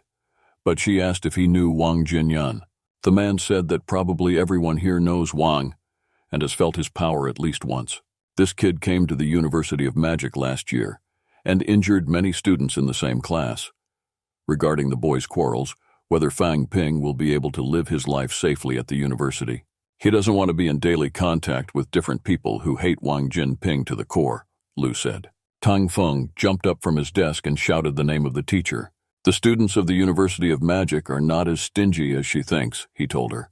She in turn replied that it would be good if they were only from the same city, but Wang Jingyang is half of Fang Ping's teacher. A left-handed head can't guarantee that the students won't tolerate the image. If they play martial arts to someone from the same class, they won't rest until they teach Wang Zhangyang a lesson. She turned to Fang Ping and said that in case they bribe him, she is his instructor. And she is supported by great majors. They will not blink an eye, even if they fight from midday to midnight. Tan Feng started to shout again, saying that he didn't care about the woman's teaching, but that she couldn't treat future students as if they were in trouble. But Lu said it wasn't true and started walking away from him. When she approached Fang Ping, she said he should learn to fight. She knows the boy's situation well. He's from a normal family, just like Wang Jinyan. There are no martial arts majors in such families. Since Wang Jingyang is half a teacher to him, it's clear that it's much more important for people like him to succeed in martial arts than others. She promised to give the boy walkers that he can use as much as he wants because she has a company that makes them. Fang Ping immediately started thinking that he would save a lot of money if he had more walkers. Li saw that he was a bit shocked and asked him if he thought he was being cheated. And to confirm her words, she took out some ordinary Qi walkers and asked him to take them as a gift in honor of their first meeting. Fang Ping thought she was very generous. The value of these strollers was $1 million. After taking the walks, he decided to study with instructor Li. After that, the instructor started to leave the boy and threw him a plastic card, saying that he had access to her dormitory and that if he had any problems related to martial arts, he could come to her any time. Tanfeng told Li that she was responsible for the training of her students. For over half of the students she had trained in the past few years had been injured or died before completing their training. Fang Ping felt shocked because that's not a good prospect. Li replied that she knew what she was doing. She was really confident. The kid wondered why Liu Tang hadn't said it sooner, because it would be late. He had decided to be her student. Shuimei approached Li and expressed her desire to be on her team. Her friend whispered in her ear that more than half of her students were injured or dead, and they should choose another instructor together. But Shuimei replied that she felt that this instructor was more suitable for her than the others. Fang Ping thought this girl was very brave when she went to her, after what Liu Tang had said. Fu Changding went to the boy and told him his instructor's name was Lu, and her full name was Lu Fengzhou. The injury and death rate among her students is very high, but she's very good. She's on par with Tang Feng.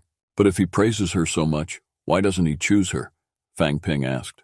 He replied that he wanted to learn armor techniques from instructor Luo Yichuan and joined his team. Isn't he afraid of getting in trouble with Tang Feng? The kid asked. He said he has nothing to fear. He's Fu Chandin. Why does he look like a scaredy cat?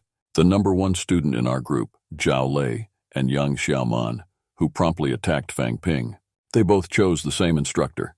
Why would Tang Feng worry about a small potato like him? Fang Ping asked the boy if they were going to the hospital or to pick up their university balls. He asked why to the hospital, and Fan Ping said that his face was so swollen that he hardly recognized him, and he looked like he needed to go to the hospital. But Fu Chandin shouted that the balls were more important because they were the reason he was beaten so badly. And because he was beaten so badly, he didn't expect to get many points. Those points could compensate for his lost natural map and his unequal clothes. They went to the logistic department to the exchange point, where there were students whose clothes were stained with blood. They looked like students because they had serious wounds, so they were knowledgeable. When they saw that the guys were looking at them, they started talking about why they were shouting at them. The boys saw a window above it with a display of help for freshmen, and Fu Chandin asked the woman sitting there if they could check their scores. The woman asked for name and surname, identification number, housing number. After checking all the data, she said Fu Chandin had only one score. The kid was very fooled and asked to check again. But the woman said there was no mistake. If he had a question about the points, he could go to Tang Feng's tutor, who was responsible for calculating them. Fang Ping gave all his details to find out the ball, as he had spent a lot of money on it. She started to check, but she said only that his passing score was equal. When the information was finalized, the woman saw that Fang Ping had scored. Fu Changding was shocked by this number of points and began to give the guy a hard time because he had scored very few points himself. Fang Ping was shocked, and he said he was just so strong, and that's why he scored so many points. She was shocked by the results, because in her 3 years of work, she had never seen a freshman with such high entrance scores. Fang Ping asked her what she could use the credits for. She replied that they could be used for many things, starting with buying food and ending with the use of some training grounds, additional or first-class equipment. She added that there's nothing that can't be solved with the help of balls. And moreover, points can be exchanged for money. 1 ball for 10,000 won and 30,000 for 1 ball. Fu Changding shouted that this exchange system was unfair because there was a big difference between the two. But the woman added that it's better not to do the exchange. The university doesn't want students who exchange money for points. There are students who do not exchange money, even if they cannot buy food or practice, which is an advantage for rich families. Fu Chandin said right away that he wasn't going to do it. He didn't even plan to do it, let alone after the incident. Fang Ping said that even good people can't resist such an exchange. For good luck, he has enough money now. If we add more walks to improve qi, the balance sheet will grow to $4 million. Fu Changding asked the boy why he was laughing so wonderfully, because it looked so shallow. He replied that he was going to exchange some walks and asked to go with him. And they went to the station with a lot of resources. The officer of this point was a man who, sensing the request of the boy, said that they do not show the whole list of exchange of vacations to first-year students, and gave the list to them. But for those who have already reached the third stage, like them, it will be enough. To break through to the master stage, it is necessary to walk to soften qi, sulfurize the bones, and protect the organs. While the boys were studying the lists, the man told them that these 3 walks could be exchanged for points. That's why the university set such conditions in points. Fang Ping said a good walker for organ protection costs 2 million yuan on the market, but here it can only be bought for 1,000 yuan. He can sell the walkers at a high price and make a profit. What's more, his health index may even increase. Fang Ping went home late at night, lying in bed, thinking that without the system, he would not be able to win even the second stage major today. The master will first train the bones of one part of the body, then he will improve the others. Though he had 3 times sharpened his bones, it wasn't enough. If he fights face to face, his bones are not at the same level as the others. Fang Ping was very tired and wanted to sleep, but he thought he wouldn't just let it go. Tomorrow he'll find a partner to help him become a martial arts major. The next day, the boy woke up very early and went straight to the teacher's quarters to talk to Lu. He woke her up, and of course she was not very happy about it. Lu took him by his sweater and asked him if she was so hot that he couldn't keep his eyes off her, and if he wanted to have sex with her. Fang Ping realized that she was very hungry and that she really saw him as a man and not a student. She went to the kitchen and told the boy to come in and shut the door behind him. They sat on the sofa in the bathroom, and the instructor asked what brought the boy to her so early. He said he'd decided to become a martial arts major. Lu said she wondered if he'd first grind his bones to stage 4. Non-majors are still non-majors, even if they become stronger, replied Fan Ping. At first, he thought that to reach the 3rd stage, it is already worth a lot. But after last night's duel, he really felt the difference between the majors and himself. Although his qi is high, he's still weak. His attack power is also low, but his body is slightly better than the others. The instructor encouraged him to become a major. She thought it was the right thing to do at this time. Of course, the boy must realize that practicing body bones is very important. If you continue to train the bones up to the 4th stage, it's a waste of time, and there will be no good result. But if you become a martial arts major, you can choose the part of the body that you want to train up to the 4th stage, until he feels the advantage of the 3rd stage of skeletal rejuvenation. It will be much easier to break through to the new stage, because the boy will only have to use a fraction of all his abilities. He's already used the method to carbonize the briquettes. Now he needs to realize that they only thicken the blood vessels. These methods for quenching the bones train only the main blood-bearing vessels of the whole body, while the 1st stage of the breach itself will stretch more blood-bearing vessels, reaching the level of blood and qi. She asked the boy if he had any walking sticks, but he never took them out of his pockets. Fang Ping took all the strollers he had and put them on the table. Lu laughed very hard when she saw the number of them. Wiping her laughter, she said she had never seen such a student so worried about his life. To tell the truth, with his skills he doesn't need to have so many walks with him. But the boy thought that anything could happen, and that his caution would never stop him. He realized that if the use of the walkers led to a 100% result, he couldn't miss even 100%. Lu asked the boy if he practiced his whole lower body, because she was watching his last night's activities very carefully and decided to refine it. In such a case, he must follow the following procedure. At first, he must open the aorta of the upper part of the torso, and only then reach the level of blood and qi. If you do everything in a short order, then don't complain that the instructor didn't warn you. You must concentrate on blood and qi, and let that energy flow through the blood vessels. Lu knew the boy had the strength to do it, but he took the stroller from the table and forged on. On the other hand, this kid is a genius, even though there were no untalented students among her students. And then she remembered how one of her students died and how she suffered after her loss, and realized she could no longer be so involved with the students. Fang Ping received a message on the system's interface stating that he had become a 1st-ranked martial arts major. When he saw this, he shouted that he had succeeded in becoming a martial arts major. The instructor wasn't too happy about it. The boy had already shrunk his bones 3 times, but it was not enough to become a major in martial arts. Since his blood-bearing cells have increased, it's necessary to take a walk to renew his qi. The figures that the boy saw on the system interface surprised him very much, and he realized why he had used so much qi. But one walk would not restore it, and he came up with the idea of replenishing the qi through the balance and not using the walks. Lu thought to herself that the boy's qi is renewed very quickly, and the speed of the medication is very fast. This is the case with everyone who has 3 times renewed bones, she asked herself. The instructor told Fang Ping that today he had made a breakthrough and became a martial arts major. He needs to get used to the sudden renewal of energy. She asked me to come to the beginner's training center on Saturday. They were going to teach him some self-defense techniques. Fang Ping said he'd come. He was angry that he didn't even think he'd soon learn fighting techniques. Later, Fang Ping and Fu Chanding were walking down the street, and the latter was telling the boy how he had become a martial arts major in only 2 days after the ceremony.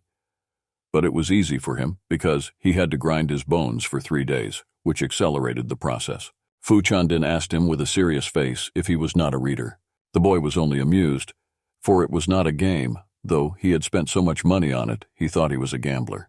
Fu Chandin asked the boy to take him to a place in honor of the occasion, for he was already very hungry.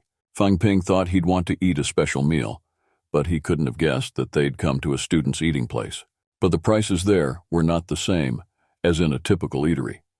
Fang Ping was very shocked when he saw how much a typical chicken costs. Fu Chanding said, "This restaurant specializes in preparing food for martial arts majors. In all of them, there are woks as ingredients, taking into account that they are not so expensive." But the boy did not change his mind.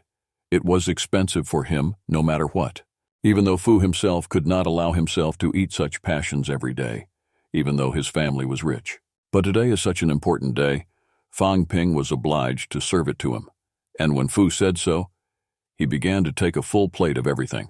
The boys sat down at the table, and when they started to eat, 3 students came up to them. One of them asked if the king of the newcomers, Fan Ping, was really in front of them. He came to the table and asked if he knew Wang Jingyang. He said he did, but if she wanted to get even with him, they could know him themselves. Van has many enemies, but he can't fight every one of them. His mentor is a tough Lu, and they should think twice before they start fighting. The boys who came up were already second-ranked, and Fang Ping was only first-ranked. And if they want to bother him, they can't do it according to university rules. And lastly, it was forbidden to fight in the dormitory, so they should be better prepared. The kid thought Fang Ping's arguments were too strong, and it's no wonder he's the king of the newcomers. But it could have been concluded that the clapper was against paying back Wang Jingyang's bounty. Fang Ping knew that even if he refused, they would always find another reason to fight. Another 3 said it's not fighting, it's their tradition to teach newcomers. He had just entered the university, but he was already letting his fame lead him astray. Perhaps through Wang Jinyan or something else, but they wouldn't leave him in peace.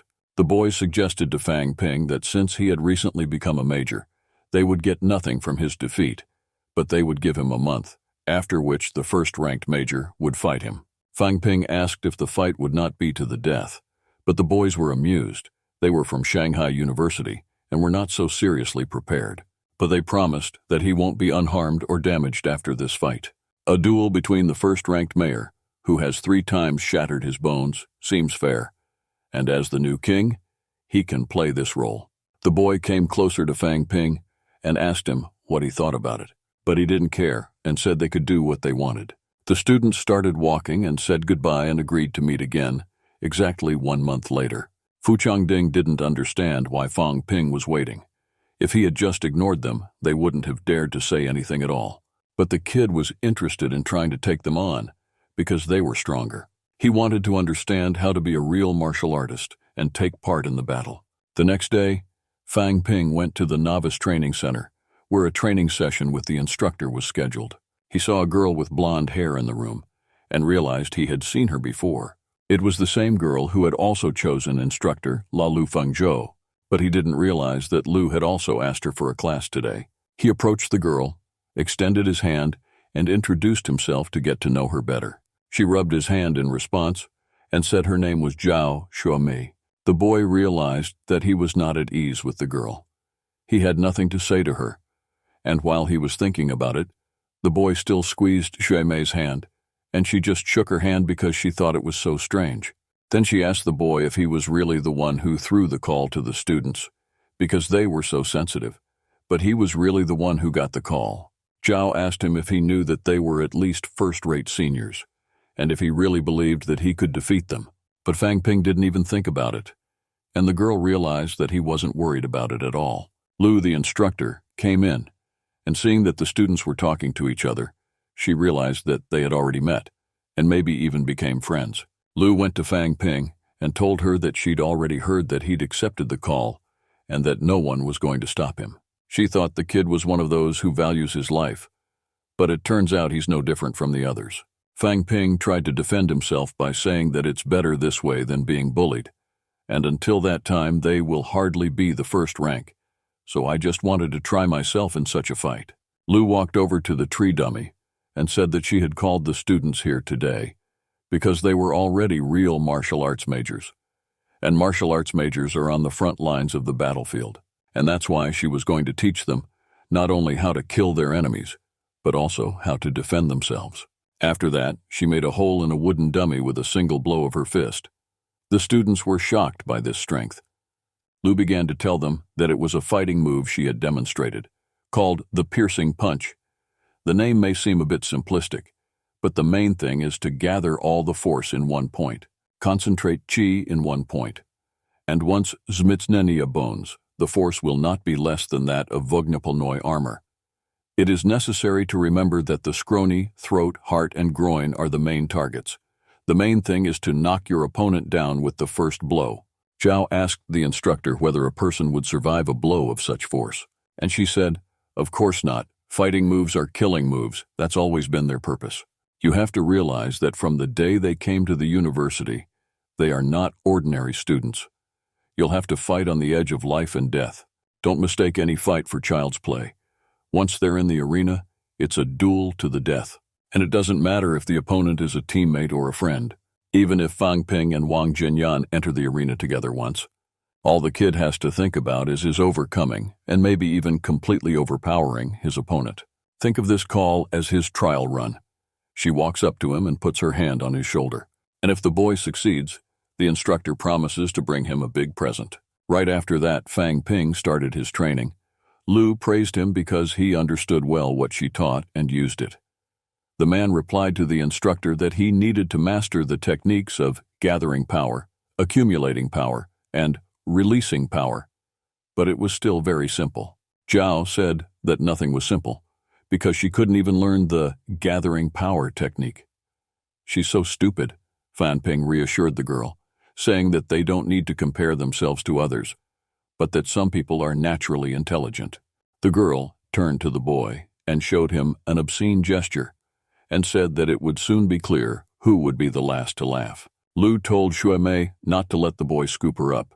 He's just not like everyone else, and she should focus on her breathing and rhythm. And the girl started practicing really hard, and Fang Ping didn't realize what had turned her on. The instructor told the boy he had to go to the logistics office and get a pair of gold-plated shoes with a pointy end. The kid asked if Lu wanted him to wear the gold-plated shoes to the duel, because if the technique Lu Fengzhou showed him was so tight, one blow could mean imminent death. After the training session, the boy was in his dormitory watching TV. There was a serial on, but it wasn't interesting to him. Sitting on the couch, he realized he hadn't called home since he got to campus. My sister picked up the rumor, and as soon as she heard who was calling, she immediately started to boil over the fact that he hadn't called them for a long time and told them what he was doing. She started to eat her brother's food because she thought he didn't need it anymore. But it wasn't true. He couldn't forget about his family and asked how his father was doing. Mr. Tan was at his father's house at that time, and they were all sitting around the table talking about something. Fang Ping asked me to send his regards to everyone and added that he had news. And he proudly said that he's become a real martial arts major. Uncle Tan came to the hearing. The kid was glad to hear him because they hadn't seen each other for a long time. Mr. Tan said he didn't expect the boy to become a major so quickly. He had just entered the university, and he had already broken through. He's really become the pride of the city. Fang Ping replied that Shanghai University has hundreds of majors among the newcomers, and that he had broken through to the university, so it was not necessary for him to be so impressive.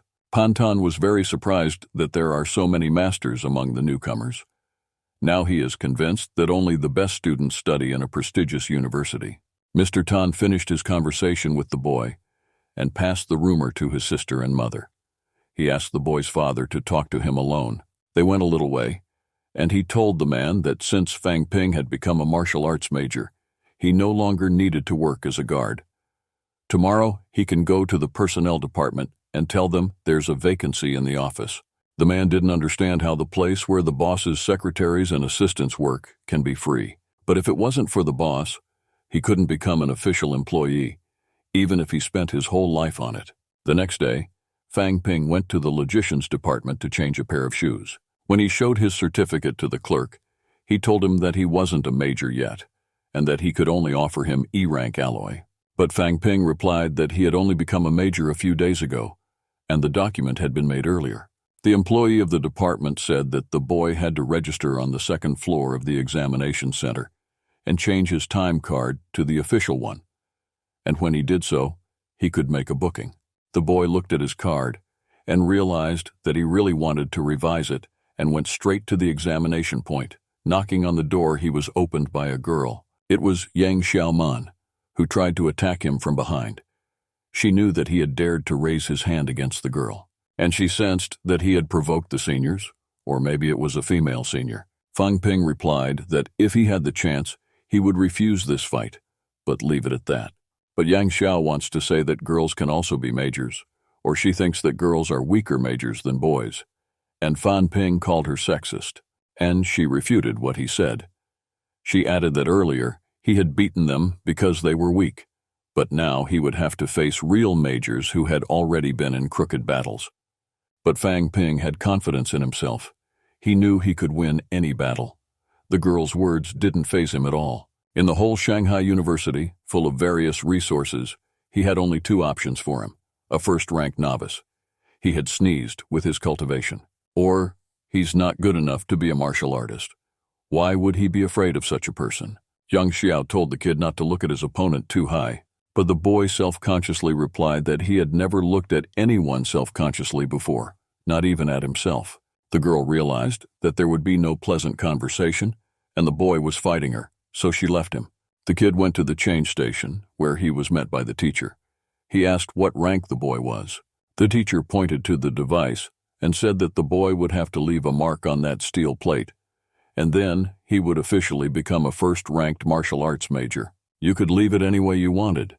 You can bite, scratch, do whatever you want to show whether he has enough strength to become a major. Fang Ping went to the device and realized that even if the test, he would have to use a new skill. Later on, the teacher gave the boy his new master's license. The old one was no longer valid. The university gives points to those who have broken through to the first rank, so the student can use them. As soon as he moves up a grade, he has to go to the teacher to take a test. Fang Ping took the card and asked the teacher about the middle line. The teacher said it's too early to tell. He has to achieve it first and then come back later. Fang Ping thanked the teacher and left the office. The teacher looked at the steel plate and was very pleased that the newcomer who had recently broken through was able to make such an impressive piece.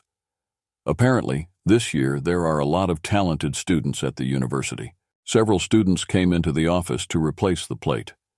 One of the students came to look at the blow and, having evaluated it, said that his blow was centered and his strength was nervous. It seems that he had only shrunk one part of his torso, let alone a first-rank major. They started laughing and saying that he will definitely not win in the fight with seniors, although he still has time to reach the first rank. But no one has ever reached the first rank in such a short period of time. They were already confident that those senior magicians would overpower the boy.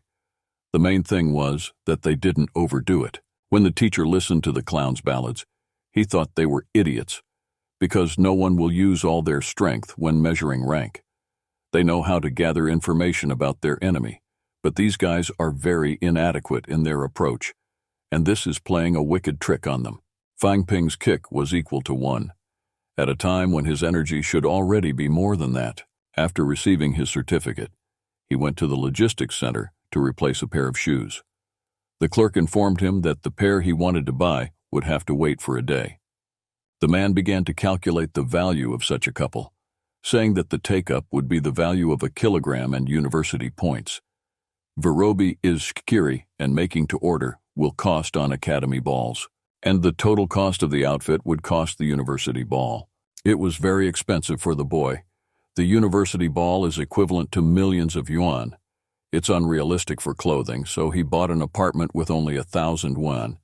But since he hadn't learned how to use armor, he could only afford his legs and feet to protect his life. A pair of clothes to be used in battle is more useful than knives and swords that don't suit him. And the clapper has agreed to such a price, and has given his certificate to be settled in points. While looking at what was in the logistic point, the boy saw a small brass knuckle, which cost only 10 university points. On the way home, Fang Ping wondered why being a martial arts major was so expensive. The 50 university grades he just received had gone up in smoke and powder. We need to talk to Li Chungjie about the company's position. He needs to make a profit as soon as possible. After a while, he was at the cafe where Li was waiting for him, and when he saw Fang Ping, he waved his hand to attract his attention. When he got to the table, the boy was waiting for his tea. Fang Ping took out a small wooden box and said it contained 10 ordinary chi boosters. He asked me to sell them and use the proceeds as a revolving fund for the company. Li took the box and said that Fang Ping should first talk about his promotion to the majors and then about business. If he gives Li the resources he got from the majors to use for business, he's starting from the wrong end. Fang Ping replied that it's not because he doesn't really need them. He has recently broken through to the first rank, so he has no reason to use the usual walks. Li Chungjie was so happy that the kid had already broken through that he shouted at the whole cafe. He was so amazed that it was good for them because they could increase their company's turnover. Fang Ping threw a piece of paper to Li's manager. He caught it and started looking at it. It was just a walk to boost his energy for doing his job well, and the guy will help him become a martial arts major as soon as possible. The manager jumped up from the table, bowed to the boy with a thank you, and promised to do his best to promote the company. A month passed. Fang Ping went to the logistics department to pick up his garment, and after trying it on, he looked at it, and the pair really lived up to his expectations. It was made of alloy, but he found it very soft when he stepped on the platform. A man who works in the logistic department said that their university produces only high-quality products, and sent the boy to a special room to protest the clothing. Knives, swords, and metal armor are made of F-grade alloy. This place was specially designed to test this kind of armor, and Fang Ping can also test his clothes here. There were lots of cracks on the walls in the room, and lots of broken weapons on the floor. Fang Ping hit the wall, leaving the door there. The man looked at it and realized that the force he had shown was very great. He's probably just recently learned puncture strike. If he can finish the piercing of all the bones on his legs, it won't be easy for those first-rate martial arts majors. He told the boy that newcomers are getting stronger and stronger in our time. Now he can spend his retirement years in peace. Later, Fang Ping went to the training where he met young Xiaoman. While he was resting after the duel, the girl asked him if he knew anything about the duel, or if he had already been disqualified. He said there were no cancellations, and it would be held tomorrow. The girl asked where it would be held so that she, her friend Xue Mei, and others could come to support him. But Fang Ping thought it was strange that the girl wanted to ask a lot of people to fight. Young Xiaoman replied that she just wanted to support him because he was her classmate, and it's often normal for people to support one another. Anyway, if she was as nice as Xia Meng or Yun Chi Ti, he would have behaved differently. But the boy didn't agree with what the girl said and added that she was also very nice. She was surprised because she didn't even realize that Fang Ping thought she was nice. But he went on to say that she had nice facial features, but she doesn't pay much attention to her exterior, and is a bit like the boy. Young Xiaoman took the boy by his shirt and asked if she had sensed that the boy had said that she was not just indulgent, but indulgent to the extent that she was not even feminine. But he didn't mean it. And in general, it was an attempt to give a compliment. He just failed. Instructor Liu came into the room and asked the girl to leave because she wanted to talk to Fang Ping at the front. The girl went, and the instructor praised the boy for his progress on the pierced punch. Tomorrow you need to be careful, and everything will be fine. After he goes to the arena, whether he dies or lives will be decided by the share. If he thinks he has no strength to fight, he can recognize the defeat. But the boy asked why she was talking about death when the opponents had no interest in him, and Lu replied that the leader among them would be Liu Yunwen, a third-year student. He is now on the third rank. Fang Ping realized that Liu Yunwen was only a year older than Brother Wang, but he was confused because when Brother Wang gave him the invitation to the magical university, so why did he target him? Lu replied that he has a younger brother who was once one of the best in the university. Last year, Wang Jingyang beat him until the bones in his chest were maligned, and he's still in the hospital. And you have to realize that if you miss the initial stage of cultivation, you can't expect to become a major. Fang Ping said that Brother Wang seemed to be such a well-behaved man, and that this story was not about him at all. He's giving him nothing but trouble. He's got to tell him it's all his fault. Lu has given the boy a walk to raise his energy level another notch. When the time comes, he'll have to do his best. Whether or not his body will explode will depend on his effort.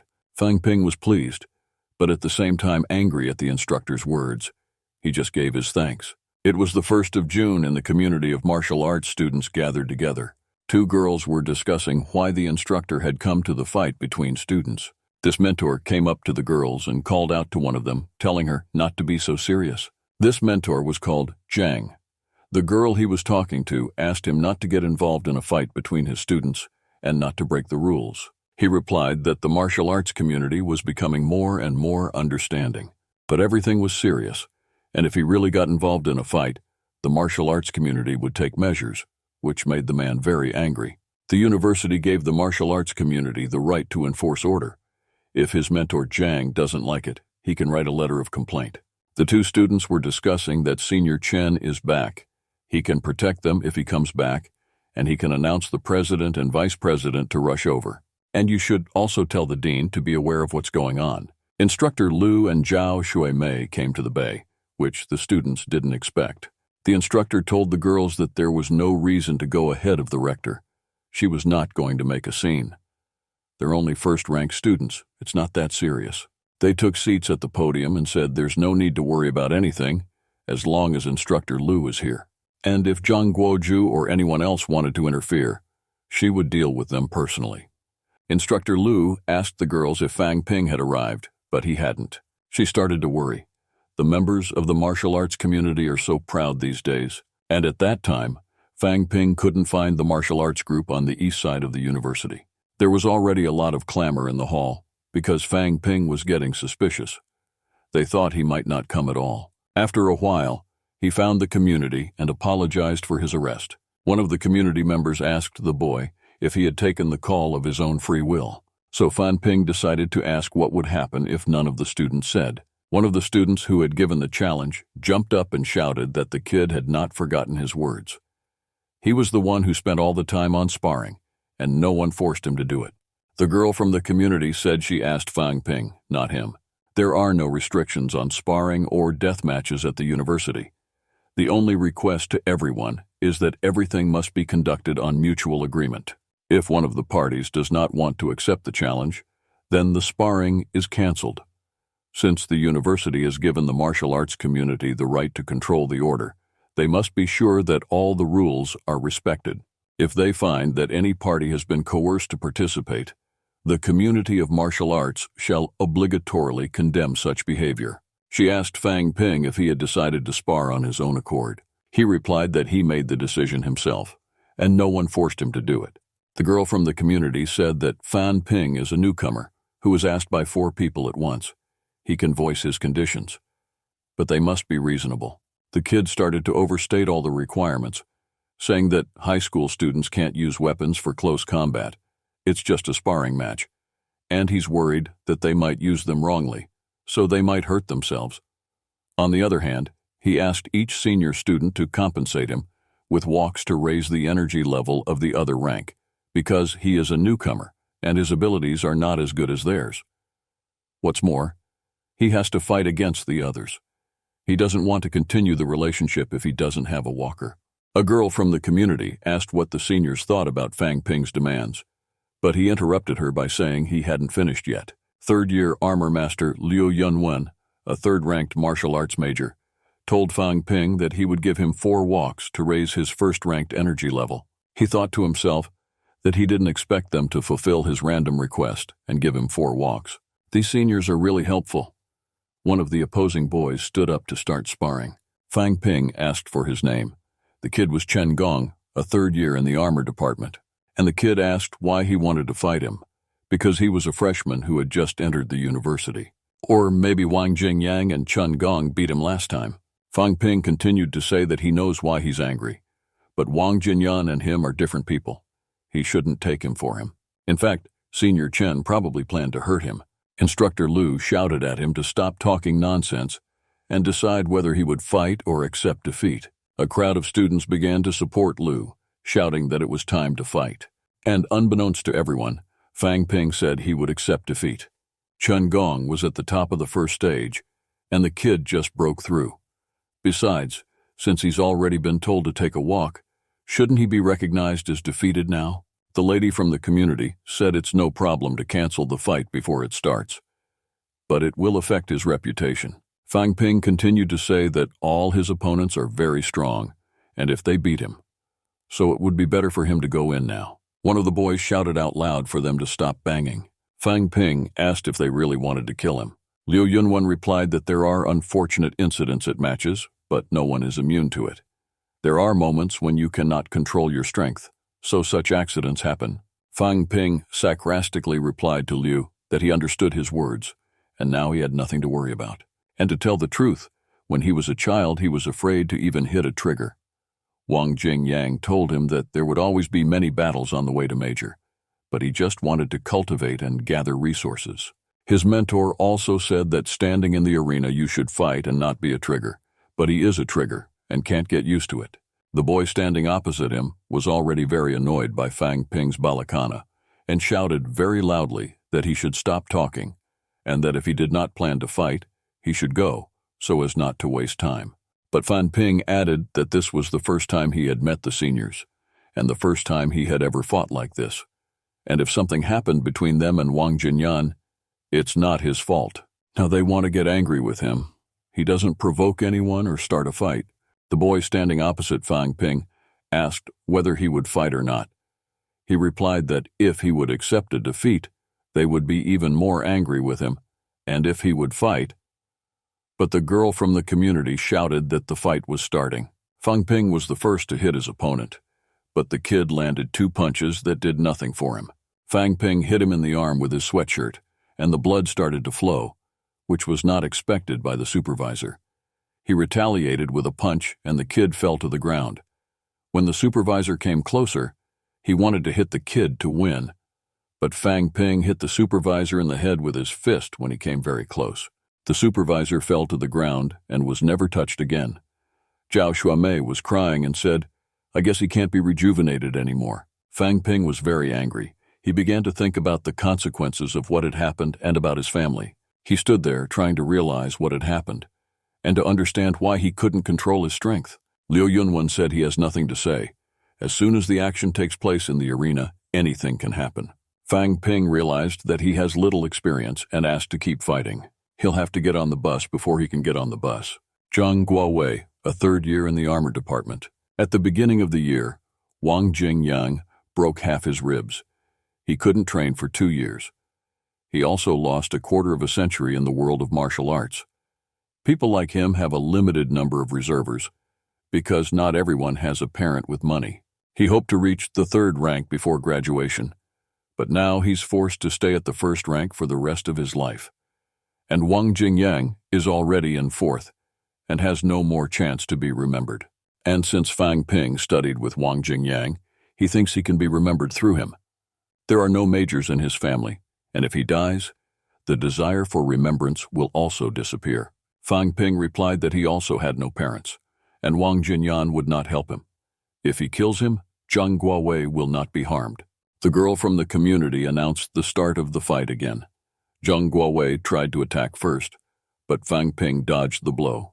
Zhao Xuemei asked Xiao Meng whether she thought that in this round also someone will die, and she replied that she did. Zhang Guowei said that his attack would destroy him, as he had only recently broken through to the 1st rank, and his energy was limited. and he rushes to beat the boy, thinking that he's not going to last long. The boys were discussing that Zhang Guowei was giving Fang Ping a taste of what he could do, but Fang Ping's energy was already at the limit. The difference between those who recently broke through to the first rank and those at the top of the first rank is very big. The girls and the instructor were discussing that Fang Ping needed to take a walk for energy, and he didn't have that opportunity. Zhang Guowei was hitting him at a short distance. At that time, the fight was already out of Fang Ping's reach. He began to fall under Zhang Guowei's pressure, and he was already angry that he had overpowered the boy. And as he prepared to deliver the final blow, he told Wang Jingyang that this time he would be remembered, and that she would die with Fang Ping and strike him. Fang Ping has spent thousands of dollars on the balance sheet and rebuilt his economy to the max, through which he was able to kick the boy in the face, causing him to fall. As he fell, he thought how Fang Ping was able to regain his energy, how Fang Ping could instantly restore his energy. At that moment, the boy's face was covered in blood. He fell to the ground and couldn't move anymore. Everyone was wondering how Fang Ping managed to recover energy so quickly. He had almost wasted it in the last round. Lu's instructor, seeing what happened, was very surprised, because she didn't understand how the boy managed to take a walk so quickly. Fang Ping was standing there shouting, wanting to continue the fight.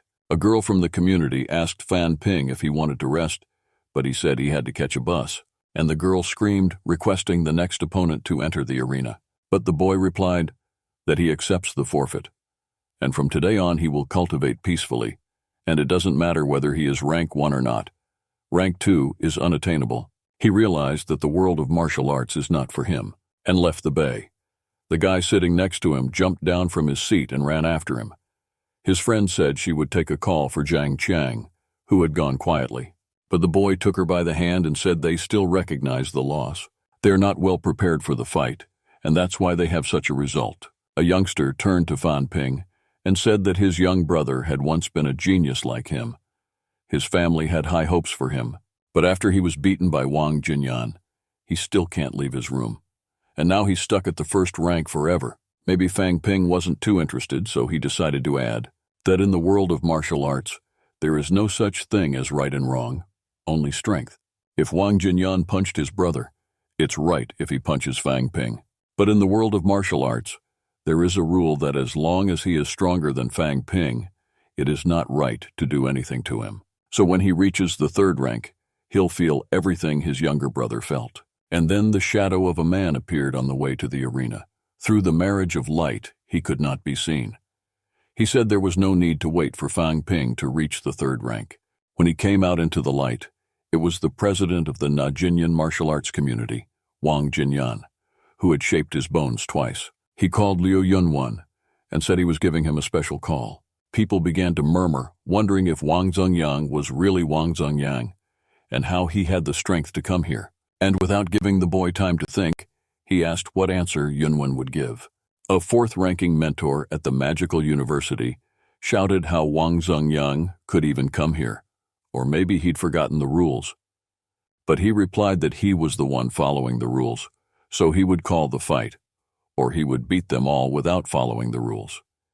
He asked if the man had become a mentor, or if he had reached the fourth rank now. In 3 days, Wang Jingyang himself will reach the fourth rank, so he can also fight him. All those who are here now are students or mentors. Anyone has the opportunity to fight him. Instructor Lu was saying that she hadn't heard from Wang Jinyan for a long time, but he had broken through to the fourth rank. If all the students fight today, the university may lose its reputation. But no one volunteered to fight the kid, and he knew it would happen. That these students can only bribe others. That's the only thing that makes the students of a magical university strong.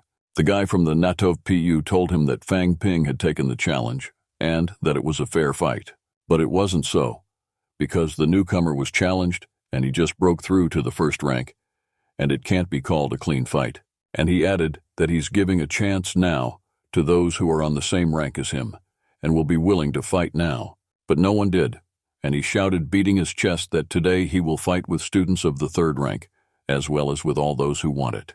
Lu's instructor told the boy that he was the president of the fight club, but he said through Fang Ping that if he continued to take him out of himself, There was no telling how many people would die today. A man asked Lu's instructor if she would take full responsibility. Wang Jinyan said he wouldn't fight Fang Ping. If he thinks it's not safe for him, he can refuse to fight. He said he could handle a fourth-rate student at this university. And when he reaches the 5th rank, he'll beat everyone at the 5th rank. Instructor Lu asked Wang Zhengyang to stop the bouncing. She said Fang Ping is her student, and he can't get away with it. The competition was organized by a bunch of fools who were beaten by him. No one from the university will do it because he underestimated their university. And if he thinks he's unstoppable, he's not. In the end, the whole misunderstanding was his fault. He should have thought of Fan Ping. He can't come here every time to protect him. You don't need to cause him any more trouble. And there was no reply to Lu's instructor's words. He just turned to Liu Yongwen and told him not to think that if he's on top of the 3rd rank now, he won't do anything to him. He's the one who beat his brother. If he wants to honor him, it's better to bear a grudge against him, and don't even think about calling Fang Ping anymore. And asked if Lu's father at the 4th rank. The question about his father made Lu very angry, because the kid wouldn't give him a call. But if it wasn't for his mentor, his father would have killed Wang Zhengyang many years ago. The great master found in him a great value in him, because compared to him he is worth more. Liu was very much disappointed, and replied that the boy should resign himself to his fate. A girl from the community came up to calm everyone down. She asked who let Wang Jinyan in, because he wasn't from their faculty. And behind Wang Jinyan came out a guy who said he let him in when he met him at the station. He didn't think there would be such a show, but there's sense in his words. He's still alive. If you don't like it, take his call. Why all the fuss? They're just pissed off and can't beat him. Wang Jinyan said he'll be back in 3 days. All those who were angry with him could fight him. Fang Ping asked Wang Jingyang why he had forgotten about him, as he was paying attention to himself. He began to talk about himself that it was all over. Today he had beaten the 1st-ranked majors and thought that no one would be able to scoop him up. Instructor Lu came to Fang Ping and praised his strategy, saying it was a good fight. Xiaomen asked the boy how he was able to restore energy, because it was completely depleted, and she didn't see the boy taking walks. The boy told her that it's a bad idea to pry into other people's business and secrets. She should have been taught that by her tutor. The girl was shocked by the boy's reply, and added that she was from a good family, and her fathers were also martial arts majors they had taught her. Fan Ping didn't want to reveal his secret. He said that if she kept her nose in other people's secrets, she would sooner or later be killed, and asked her to never ask him about it again. Zhao Xuemei went to Xiao Meng and said that the boy had become a different person after he had beaten someone up. Fang Ping said goodbye to the instructor and went out the door. She concluded that because the boy had beaten someone for the first time, his heart was very heavy and he needed a break. After leaving the building, Fang Ping immediately called Wang to ask where he was. He said he was at the boy's guest university. Fang Ping was surprised because the hotel was owned by Mo Wu, and he still hasn't left, and even if he really wanted to provoke them to fight. But it was true. He wanted to call them to battle, but no one had the courage to come out. Fang Ping went to the restaurant in the hotel. He sat down at a table with Wang, who told him that he had called him to play 2 rounds and to teach him that retreating blindly is not a way for majors. The kid replied that he made his own decision to participate and was not forced to do so. He did not want others to underestimate him. In other words, he wanted to know what it meant to be a martial arts major. So Wang asked the kid what it means to be a martial arts major, and he replied that to be a martial arts major, you don't have to be afraid of death. But that answer made Van laugh, because everyone fears death. The guy sitting next to her with his mouth full of food said that all the majors are fighting for their lives, just like the people who gave him the challenge. They're angry and angry because Wang Jingyang threw them off the path of power, but that doesn't mean they don't fear death. Fang Ping remembered the words of the boy he sent back to the other world, who said that if he went away, there would be only hatred and pomposity. They might not even kill. At the end of the day, they're just a bunch of idiots who were afraid to know that they lost. It's better not to think about it. It's a rule of martial arts world. Their deaths are unjust or unjust. But he's right about one thing only: life and death. It's a common occurrence in the world of martial arts. It's not too bad to get used to it in advance. Fang Ping asked if all masters really say that. If you don't become the strongest, you won't die. Wang Jingyang wasn't like them, so Wang told the boy to practice quietly. He'd get used to it. He agreed with him, but added that the two of them had a marvelous way of instructing him. The boys began to share their food with Fang Ping so that he could regain his strength after the fight. After the meal, Fang Ping asked Brother Wang what his mission in the magical city was, and whether he could talk about it at all. The kid who was Van said it was a big deal. His name was Qing Fengqing, but Wang said Fang Ping shouldn't worry about it. Qing Fengqing confirmed Wang's words and added that it would be better for him to listen to Wang. You should concentrate on training, and they have some right, which will help them to make a profit. Fan Ping began to say that this mission is probably not yet within his reach, and that they have no sense to talk about it. But he'll know about it when he's stronger. The next day, the boy went to Yanchen, his home. After arriving, he immediately went to Garden Street and followed the passers-by. Someone behind him called out Fan Ping, and when he turned back, he saw his sister. He didn't tell anyone he was coming home, but his sister found him. The girl came up to the boy and asked him why he was here this afternoon. He told her that there were few people in the morning and that he had decided to come here at that hour, but the sister didn't listen. She started to boil the boy, but he didn't even call, so she dragged him towards the building. Because their friends were watching them, talking about them, calling the girl Big Sister. They probably didn't know it was her brother. The girl went back to her friends and asked them to talk to her. Fang Ping asked her sister what had happened in the 2 months he'd been away, and why she had become a big sister. He took her cheek as before and pulled her home. When they entered the apartment, Mom was also very angry that Fang Ping had arrived and didn't even wait for them. He put his sister on the sofa and asked her to tell her mom, but her sister didn't understand what it was. The boy was very disappointed that Fang Yuan called herself a sister, and her club Yuan Pingxi, not Pinyuanxi. Mom said she had to check it out.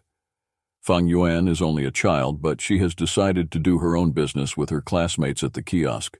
But every day it's Mom who runs the kiosk and all the teachers know about it. The girl only sold a few of her brother's books, which he didn't use anyway.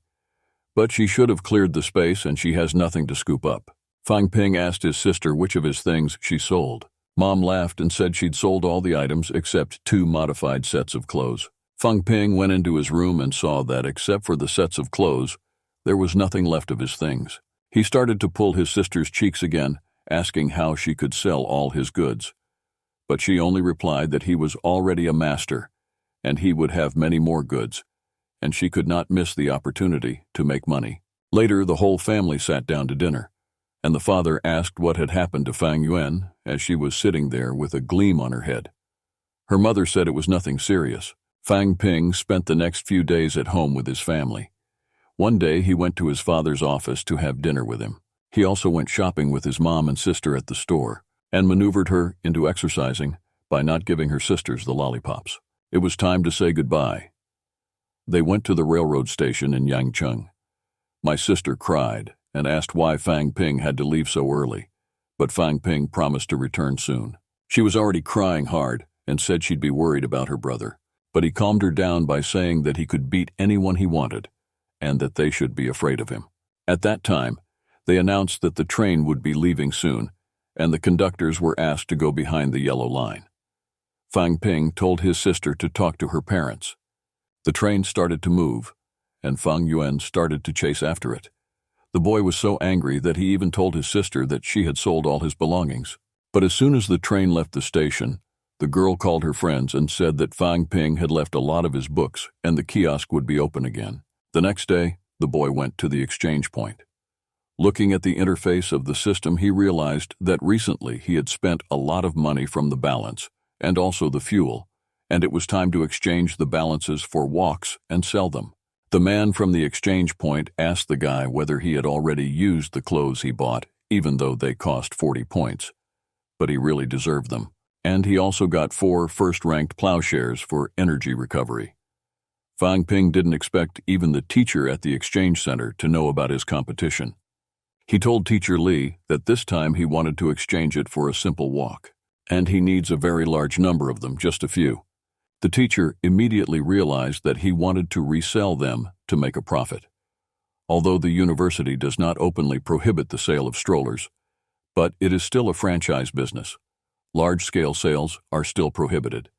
There's a risk of bankruptcy. Fang Ping took out his master's card and said that large-scale sales are not a big problem.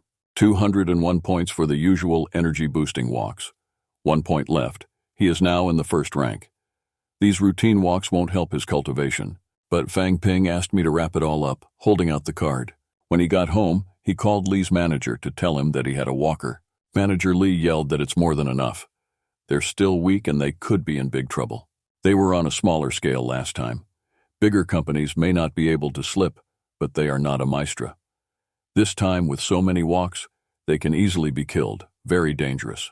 And Fan Ping said he'd be in touch about other options. Later, Lee's manager came to see the boy about the number of walks. The manager asked him if he was so sick of spending money. He confirmed it. To maintain the level of energy and growth of the new generation of majors, you need all the materials. Every walk is valuable, but if he bought it from a private individual, it's only a fraction of the usual cost. The guy was sick of that price. It wasn't enough. He has not only 70 ordinary walks, but also the first rank with a market value of millions of yuan. Nowadays, these walks are valued at 1,000,001.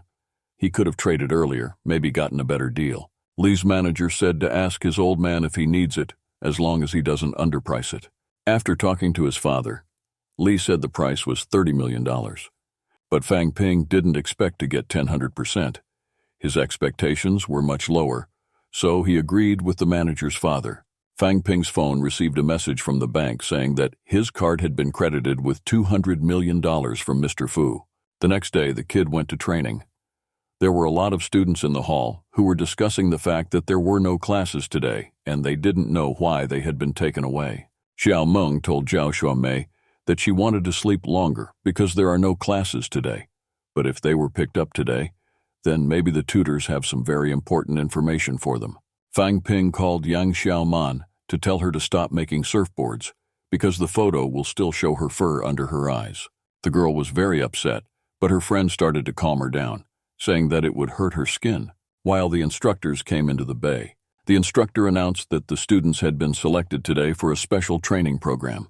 The program is taught by Tang Feng and mentor Lu Fenzhou, mentor Luo Wai Shuang, mentor Soi Jianzhou, and Zhou Xipin, the fifth instructor. In addition, the rector will also come here regularly to give lectures. The students began to murmur among themselves, saying that the rector himself would give lectures and that the chance to study with the rector himself was rare. Fu Chanding asked his mentor why he was giving special trainings that even the rector himself would teach. At the end of the year, there will be a championship among the best martial arts universities in the country, and students will have to take part and defend the honor of their university. And they will have to win this championship. The students started to ask whether Kyoto University would participate because they have very strong students, and it would be difficult to defeat them. Tan Feng was surprised by the students' words, and he said that they are still afraid of danger. They are the best majors chosen by the university among the newcomers. The university will award them with points for joining special trainings. It will select the main and reserve participants of the team. Moreover, the students will receive special prizes. Fan Ping said that, in other words, it's just special training. It is not a fact that it is still possible to get to the championship and get 10 points for nothing. It is not a lot, but they can be exchanged for walks afterwards. Also, a class president will be chosen, who will help mentors to inform students about the general meetings and important issues. And for this purpose, 10 points will be given additionally. Fang Ping was concerned that only 10 points would be given for this kind of activity. But mentor Lu Fengzhou said not to underestimate the post. The leader of the paddock must be strong enough to defeat several people from his class, and also to send others to do his work for him. Tang Feng was disappointed when Lu said that. She couldn't say that as a mentor. But Lu replied that she only said it to motivate the students. But even that's not enough. As soon as everyone gets stronger, another person will take over. The leader of the corral will be changed every 5 months and will receive 10 points each time. After she said that, mentor Lu looked at Fang Ping and winked. The kid thought that maybe she wanted him to benefit more. 3 months to exchange is 6 leader changes. You can't buy points. Tang Feng was even more disillusioned after Lu was finished. But the other mentors didn't agree with what Lu said. But she just wanted to give the students a strong incentive to get stronger and keep growing. And it worked. And the students were excited and talking about how they were going to get their grades. And all the other faculty members agreed to what Lu was saying. Now it was time to elect a president. Mentor Lu asked Fang Ping, Zhao Lei, and Yang Xiaoman to step forward. Two of Mentor Tang's students have special skills that everyone knows about. Fang Ping's skills were also introduced to them all at a meeting recently. The students began to discuss who should be president. Mentor Lu told Tan Feng that they didn't even have to think of anything. Tang told the students that whoever wins will be president. If not, they will work for free. There was tension between the students. The tutor called for a fight between the students. Fang Ping said that Tan Feng hates him very much and that he desperately needs to get those balls. Zhao Lei said he wanted to fight Fang Ping first. He remembered the day the kid beat him. He was the #1 student and couldn't be beaten like that. As he lay on the bed, he felt that the boys said Fang Ping had beaten 100 students without resting. But this time he can't play Fang Ping, and sarcastically said he was grateful to him for telling them about them when they were separated. If he loses to the boy, he'll work for him without pay, talk about general meetings, and do whatever he wants. But it could be the same if Fang Ping loses. And the kid started attacking Zhao Lei, but the kid kept his punches straight. He's been training hard since he graduated from the academy. In just 1 month, he had improved 10 bones, so he was not overpowered in terms of speed. Fang Ping thought Zhao Lei was being evasive, but he didn't even want to retaliate with his fists. But Zhao Lei wasn't the same as he was a month ago, and Fang Ping punched him in the nose, causing him to bleed. The kid bent down to his supervisor and told him not to cry, telling him not to take it out on him. But he sensed he was still angry. He thought that he was the only one who could be strong for this place and threatened to beat him harder next time if he provoked Fang Ping. Zhao Lei couldn't get up anymore. His mentor Lu said that he must have been beaten badly, but he didn't even bear Zhao Lei's pain. Tan Feng said that he really did not beat him to death, but his face looked like it would be broken for a long time. Fang Ping called out to Xiaoman. Now it was her turn to fight for the post of head of the department. Her friend asked her not to go, because there was a great risk that she would be like Zhao Lei. She knew it would be the same. Xiaoman didn't want to be beaten into oblivion. She asked Fang Ping if he wanted to beat her the same way as the boy. He said he would, because he had to be honest with a nice girl. Tang said you can't be merciful to your supervisor, and Xiaoman decided to surrender. The prospects were not good. Mentor Tang announced that Fang Ping would become president. Zhao Lei was still lying on the bed, and Tang said to try to come to himself and then come to him to get a new training schedule. The training will start tomorrow. They will be held in parallel with the main classes and will not interfere with them. The students began to disperse and Zhao Lei tried to get up, but Fang Ping said he'd rather rest. But he managed to get up and said that even though Fang Ping had beaten him today, it didn't mean that he would always beat him next time. Fang Ping wasn't taken in by his words, but he started to blast the kid for making a bet. The students started coming out of the bay. Fu Changding put his hand on Fang Ping's shoulder and said that he was very cruel, having beaten Zhao Lei so badly, even worse than last time. This kid has been harboring an image of Fang Ping since the last time. This time he gave in to his despair and won't be attacked anymore. This time, Lu's instructor passed by the boys, and Fang Ping praised her for her words. The woman asked him not to praise her because he'd achieved it all by himself. The more resources he has, the more he progresses, and the faster he may die. So we shouldn't favor it. But it's a great opportunity for him to get more resources and points. If the university loses the championship, they will lose national resources. Then, these university balls won't be as important as they are now. The boys began to convince the instructor that they should not be underestimated.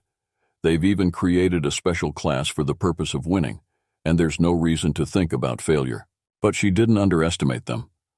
Mowu University and Jinwu University are the most prestigious in the world. They always have several times more resources than the typical martial arts universities. But in the last 2 years, students from elite universities have been outnumbered by students from mainstream schools. Elite schools with abundant resources are losing their fighters. Obviously, they will not be satisfied with the distribution of resources not to their benefit. They feel that the distribution of resources is not equal to the reserves of the 2 great conventional universities of martial arts. Through this, they'll be able to produce more Wang Jingyangs. Fang Ping thought to himself at this time that Brother Wang, as the main character of the comic book, Lu continued to say, in connection with the recent events, he had taken the bowl of Thereses for the Idaketal struggle for resources. Now is the time for them to show their strength and take all the resources. The next day, Fang Ping sat in the dining room. He sat down at the table after eating his lunch and planned his next steps to become the strongest and overtake Wang. His musings were interrupted by the chatter of the girls at the neighboring table. One of them was saying that if Fang Ping is so strong, Zhao Lei is not his level. He must be at the top of the first rank, another girl said. But others said it wasn't true because he had recently become a major. One of them went on to say that the boy has a complex of inadequacy, and he really wanted to be beaten so badly at Fu Changdin's entrance exam. Another girl said that Fu Changding was upset with her and called her red. The girl who had been talking all the time said very quietly that she didn't think Fang Ping was bad. The girls started saying it depends on who he's fighting. Zhao Lei, the others are much better. Xiao Meng bent down to the girls and began to speak softly, saying that he's not only hurting the beauty of the boys, but also the girls. At the entrance exam, he didn't even sweeten the girls. And yesterday, at the special training, he wanted to beat her to unrecognizability.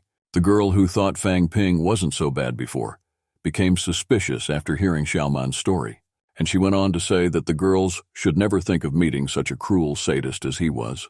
As of today, they're sworn to protect the young sisters so they don't fall into his pasture. Who could ever love such a tough guy? Fang Ping obviously felt everything the girls said about him and got very angry at them for what they said. Fu Changding was also sitting next to him, and he was moved by the girls' words. And it's true that Fang Ping didn't treat him that day. The boy was in his room at night, and everything started to shake very badly. There was an earthquake, and all the students in the dormitory ran into the street. The earthquake was today for a few minutes, and when it came, one of the students said that there was nothing to worry about. The university is resistant to strong seismic shocks. Students can return to their rooms and continue to rest and relax. Walking to all the rooms to a flood of students, all of them were very much shaken, and some of them didn't even realize what was going on. Fang Ping realized that the underground tremors were very strong, which meant that Mowu University was definitely not in an earthquake zone.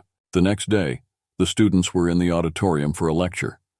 Bai Josie, an instructor from the Department of Armor Engineering, came to them at the top of the 5th stage and said that today was the first day of the special class.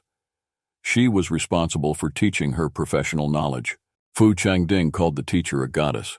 Maybe she would give him some advice on how to use swords better. Bai Josie took the book from the table and said she had an announcement before the class started.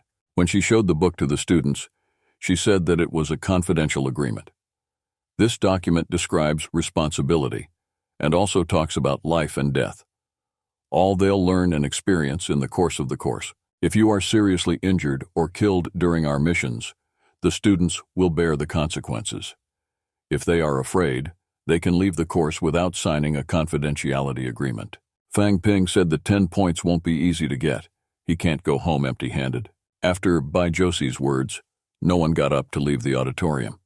And she said that the students of this university should be fearless, so she began a lecture. By that time, the martial arts majors were known only through people's senses.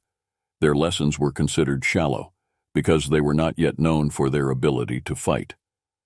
In September of the same year, a Chinese newspaper officially recognized their existence. In the same year, the Kyoshu Vidosha, the founder of today's Kyoto University, was founded. The founding of the Kyoshu Fighting Arts Association was a result of this event. One of the strongest earthquakes in the history of mankind occurred in the chest of the year, which caused hundreds of thousands of victims. From that time, martial arts became the ruin of the society. Massive and planned trainings on preparation of new magisters began to be held. Over the years, the number of majors in the country grew to millions. The martial arts majors have retained their status and privileges because they are required by the public, and their enemy is the underground. No one can say what exactly it is. At first, it was thought to be a broken world, but even if the masters organized excavations for tens of thousands of meters, there was no trace of the crypt. Its entrance and exit are underground, But this world is not a subterranean world. When there's an earthquake down there, there's an earthquake up there. Today, only China has such an outcropping.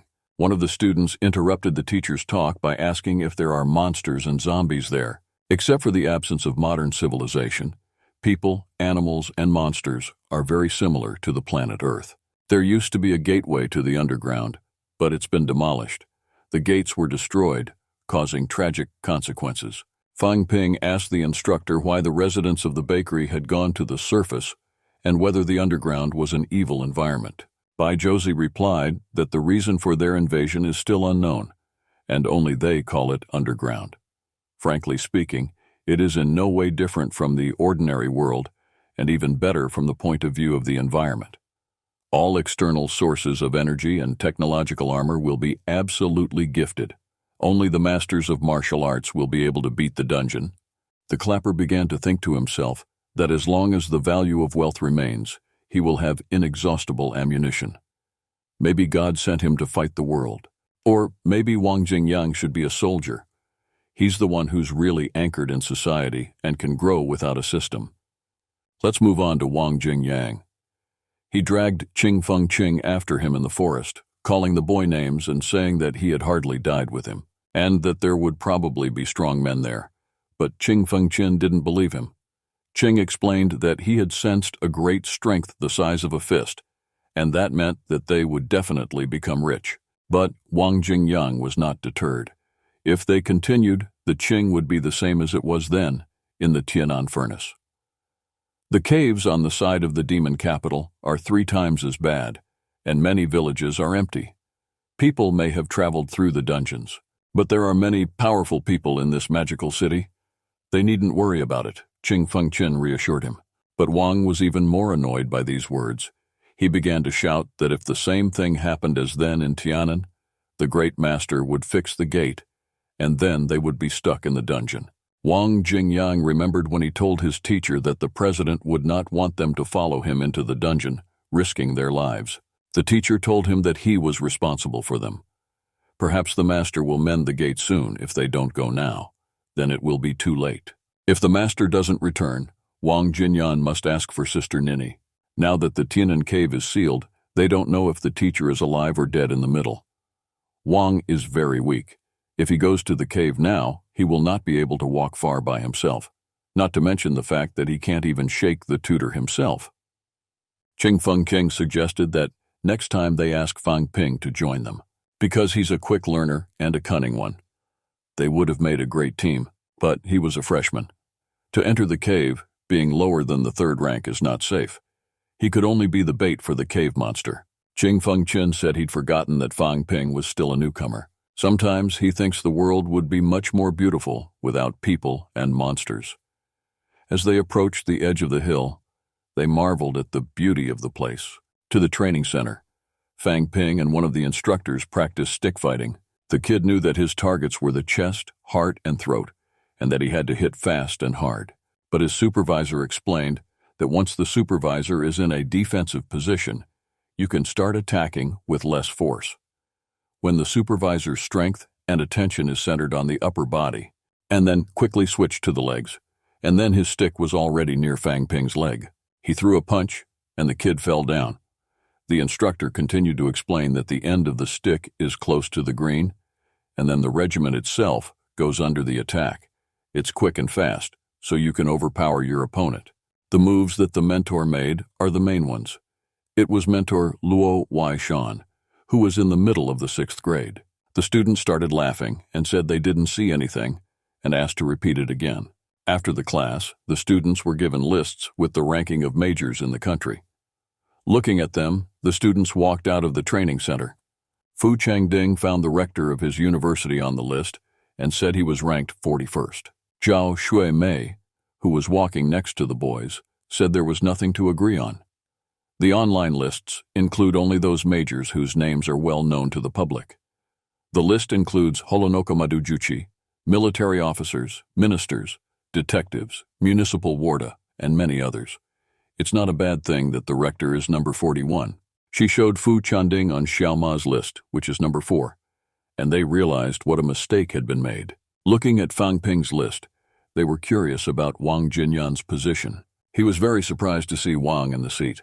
It seems that even the most powerful people are not the tip of the iceberg in the world of martial arts, but they also speak about the authority of the list. The students began to dream of making it to the list themselves, looking up at the sky or wishful thinking. Fang Ping and Zhao Shui-mei came to Lu's instructor's office. They all sat down together at the table, and she began to tell them that she had returned from the dungeon and that it would be quiet for some time to come. Fang Ping asked the instructor if she meant it's safe there now, but she said there's no reason to worry. The creatures in the dungeon are attacking the entrance to the dungeon more and more often. Soon everyone's resource request will grow. The university will also make it harder for students to exercise. Students will have to collect a lot of papers in the evening. During the afternoon break, the instructor will take them to one place. The students immediately realized that she was going to take them to the basement and were very happy about it. Instructor Lu, upon seeing the students' reactions, said that they didn't know Kung Fu, and if she went into the dungeon, she would definitely go to the other world. She knew that she had promised a gift to Fang Ping if he won the match. They went to the street where a white car was waiting for them. Fang Ping thought it was his present, and he started to thank the car without even kissing it. But it was the instructor's car, and she asked the students to get into the car, and they drove outside the magical city.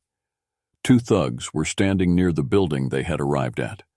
After getting out of the car, they went to the entrance, and the instructor immediately threw a walker in the hand of the guard, and he said that the entrance costs thousands per person.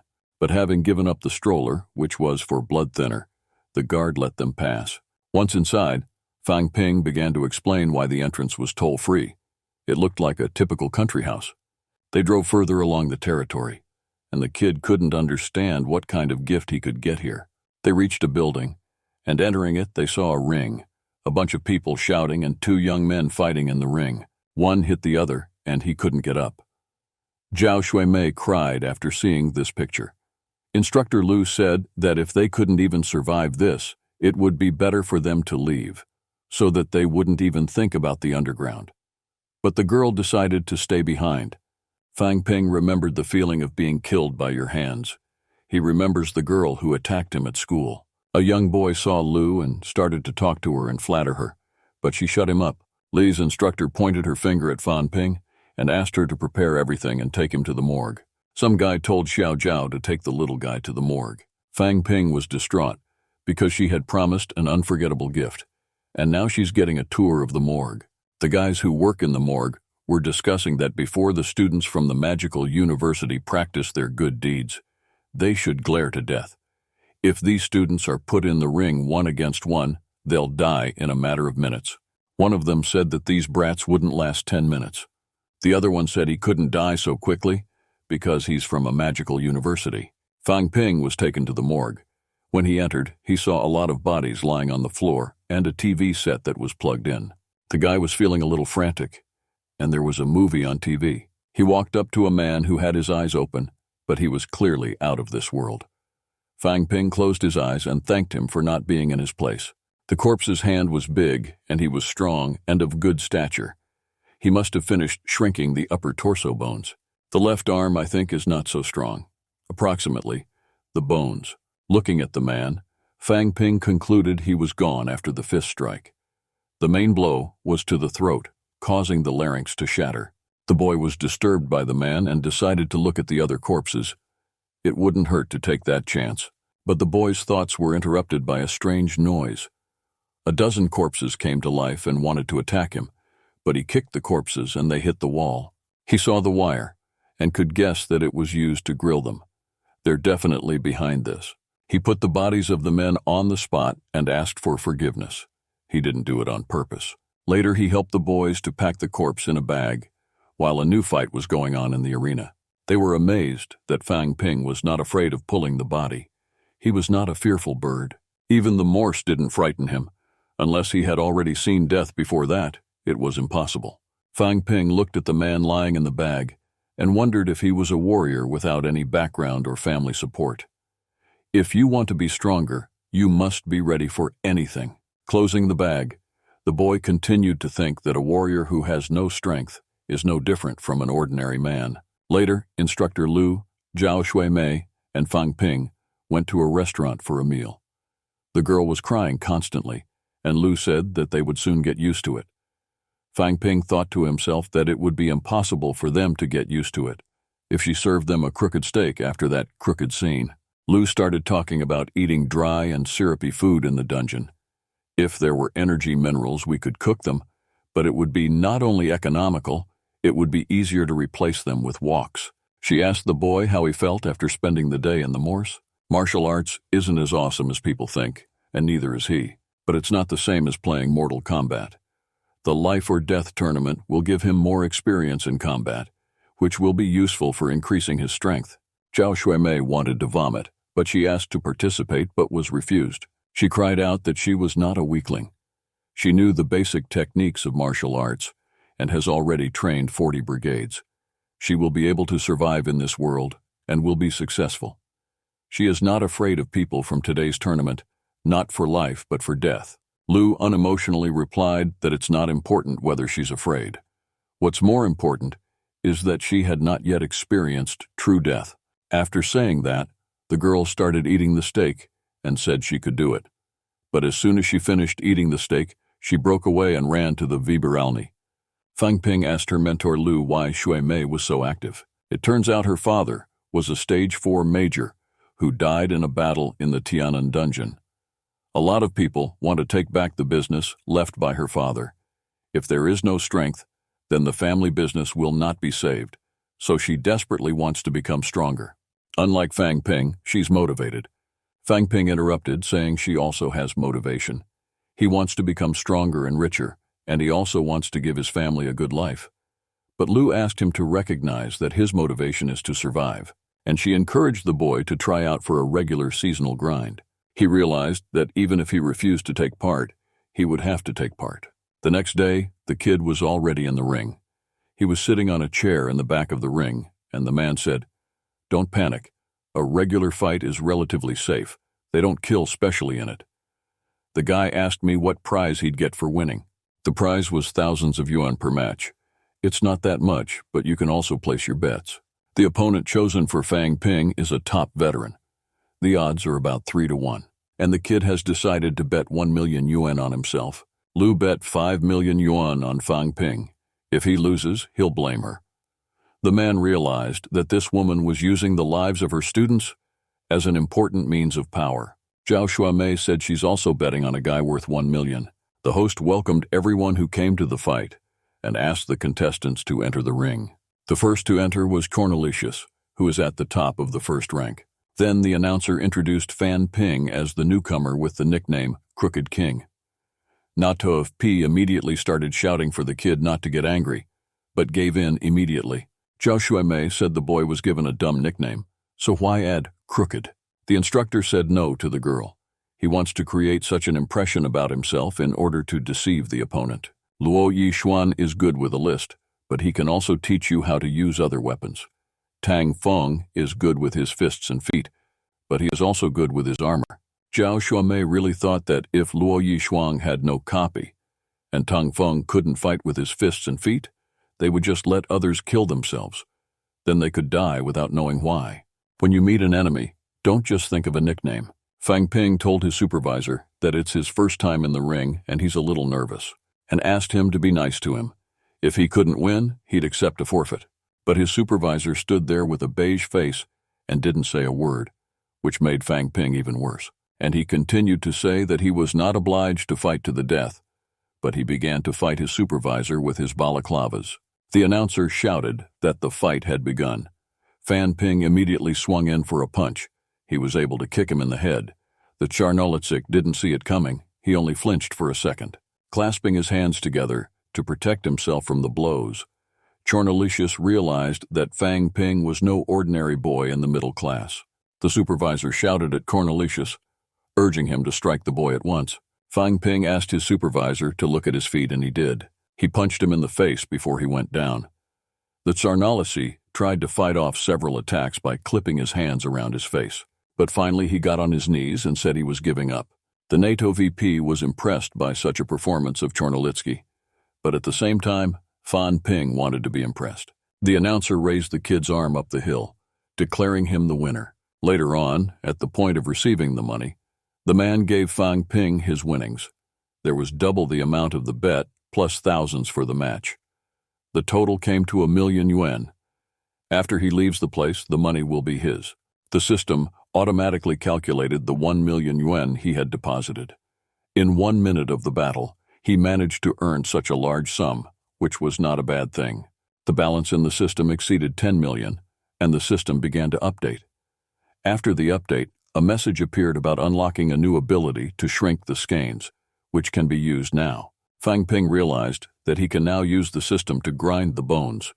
The process is very difficult to perform, not to mention the fact that it is not safe. Fan Ping really felt the change. His bones really softened in just a couple of seconds.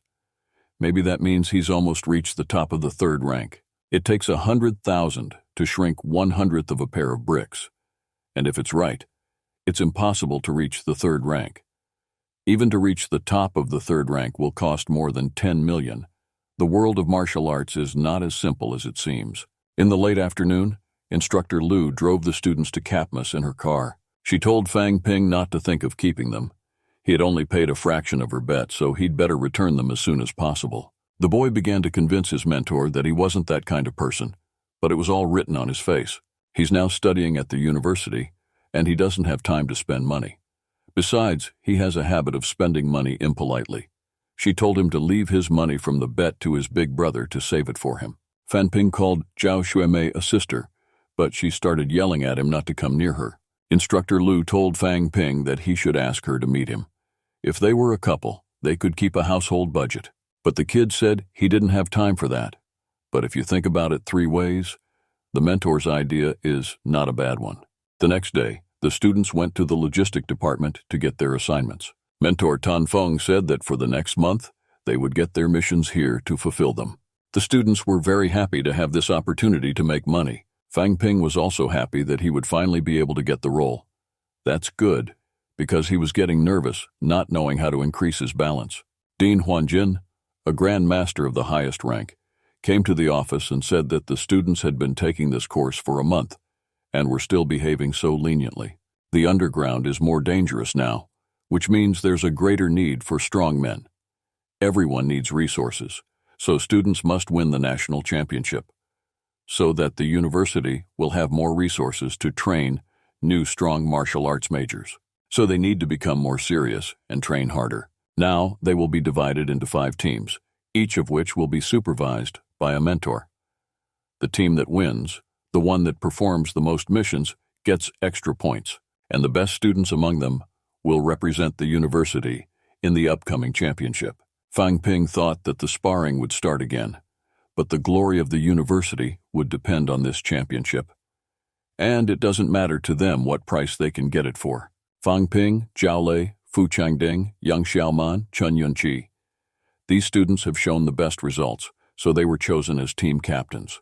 They had to look at the list they would be given and get to know their teammates. Zhao Xuemei was very embarrassed when she saw the list, because she was put together with Fang Ping again. And Liu Dasheng, 40th in the specialty class rankings, was also angry that he would be on the team of the king of newcomers. Fang Ping mused that without ruining Zhao Xuemei and Tan Sung Tin, the skills of the others made it impossible to expect the best. He was embarrassed by the fact that he had been given weaklings, but the university had decided to honor him in such a way. Fu Chanding walked up to Fang Ping, put his hand on his shoulder, and asked why he was so embarrassed, knowing that it was because of his partners. He felt that it was done in order for each team to have a balance of power. Everything would have been solved earlier. If he could choose his own teammates, he'd choose the beauties. And Tan Feng said he could make a change if he wanted. And Fu Changding immediately started thinking about who he could choose: Zhang Yu, who's on A in the ranking, and Xiao Wenyu, who's Ma in the ranking. But he decided to say he was just playing for keeps, because he really didn't want to change. Zhou Shipin, the mentor of the special class, said that he would help with the completion of the mission. Although he has no students, everyone knew him. Now the capitans need to choose a mission. The mentor will be responsible for getting them back alive. The right to choose the mission is granted to the captain of the team, Fang Ping. The mentor told him that he was responsible for their return alive, and that they would not be involved in anything else, so his opinion need not be asked. Fang Ping thought he was giving vent to such feelings. It's fair enough that a mentor can't make decisions for his students. Zhao Shiping, who looks about 50 to 60 years old, does not speak Budena. He does not really teach martial arts at the Magical University, which is why he does not have many students. Although he's one of the oldest instructors, his power is great. Fang Ping went to the screen and began to choose a mission. 1 month wasn't enough. The other teams are probably looking for good missions.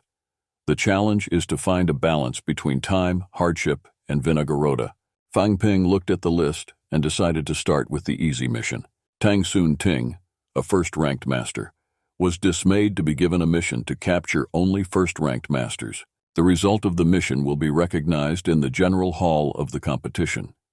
Tai Nagaroda will have to share on all of them, and through this Disnetzia worthless Shmatochku, maybe it's better to take the mission from someone of a different rank. Fang Ping asked Tan Sung Tin if he had ever fought with a second-ranked major before, but it never happened. So how come they're so confident they can beat him? It's not a fever. All these villains will fight for their lives, and if someone is left behind, that someone will die. Even if he values his life, something will happen later that will make the mission more difficult. Zhou Shiping said that it won't come to that. Besides, the mentor will protect them. Fang Ping said he's the captain of the team, and he's the one who makes the decision. Also, for the next month, they'll listen to him. He doesn't want to play them in the draw. If anyone disagrees with him, they can come to him at any time. He's decided to familiarize himself with who they're looking for. According to recent sightings, he was last seen on the east side of the city. He was also a frequent bettor. His job was to look at the casinos in the area. Zhao Shuimei said there are a lot of casinos in the eastern part of the city, so if they don't know him. Fang Ping said they have 3 days to do it. If they can't do it, they'll give up. In that case, they'll only get 10% of their wages. He ordered the team to assemble. They'll head out to search in 1 year. Tan Soon Tin began to say that he would not bother for such a small fee, but the others criticized him, saying that he could not do nothing while being in the team. Zhao Shuimei thought Fang Ping wasn't the same as usual. Later, the students went on a search and ended up at a casino in the east side of the magical city. Fang Ping communicated with the team through a special device in the bathroom. We need to divide into teams. If someone finds him alone, it is not a good idea to try to deal with him. And he asked for more information about the situation. Zhao Shuimei was in a team with another student in the hall, but the targets didn't see her. The other group was near the back entrance, but the guards were already clearly paying attention to them. One student said he had no experience in this kind of thing. Even if the guards let them pass, they will still be separated from the gate. Fang Ping asked them not to panic or do anything suspicious. All they can do is just walk up and ask the question. The clown told himself that they're all on edge as soon as they start the mission, because they've probably got some experience in it. Zhou's mentor has come to the casino. It looks like he's just going to watch them. His gaze was cold and penetrating. If something happens, is he going to help them? Fang Ping thought not. He wouldn't go in until the students were all killed. Maybe the death of students is exactly what the university wants to see. What it's left with is the same as an exchange. No matter how the mentors tell the new students what martial arts is, and what the martial arts path really is. At the end of the day, everything is just a word of mouth. Insecurity and death are only vague warnings, but if someone really dies in front of it, that's something else. A few weak dead students in exchange for the new generation, that's value. But why freshmen? It could be third-year students, for example. In fact, through those who are freshmen are very weak. Their performance does not mean anything. But if they show themselves during the mission, they will be evaluated by the school. So it is worth risking their lives. Fang Ping's thoughts were interrupted by a student who said he saw their goal. The kid told the team to gather and follow the man, and the students who saw the target to wait for reinforcements before acting. The man sat smoking and playing cards. Tang Soon Tin walked up to him and hit him in the head with his fist. The man fell to the ground without any sign of life, and Tang was grieved that it was only a waste of time and the cost of some miserable thousands of yuan. Besides, the academy points for the mission were a pittance. As he said, you should have taken a higher grade. Fang Ping said he asked the others to wait for him first, and then he'd do it. But the kid said there was no reason to wait. The man wasn't that strong. If Fang Ping is the leader of the team, it does not mean that he can waste his time. Zhao Xuemei started yelling at Tang Soon Ting. If Fang Ping hadn't divided them into groups, they wouldn't have found the boyfriend, and he wouldn't have gotten to him so quickly. The other students in the group began to protect Tan Soon Tin, saying that his words also had meaning. This mission is a real waste of time, and the cost is really a penny. But Zhao Xuemei continued to protect Fang Ping. He cared about their safety, and made sure that all the members of the group remained alive and unharmed. Tang Soon Ting was not moved by the girl's words, and he continued to fret. He asked why he should become a martial arts master if he was so much afraid of death.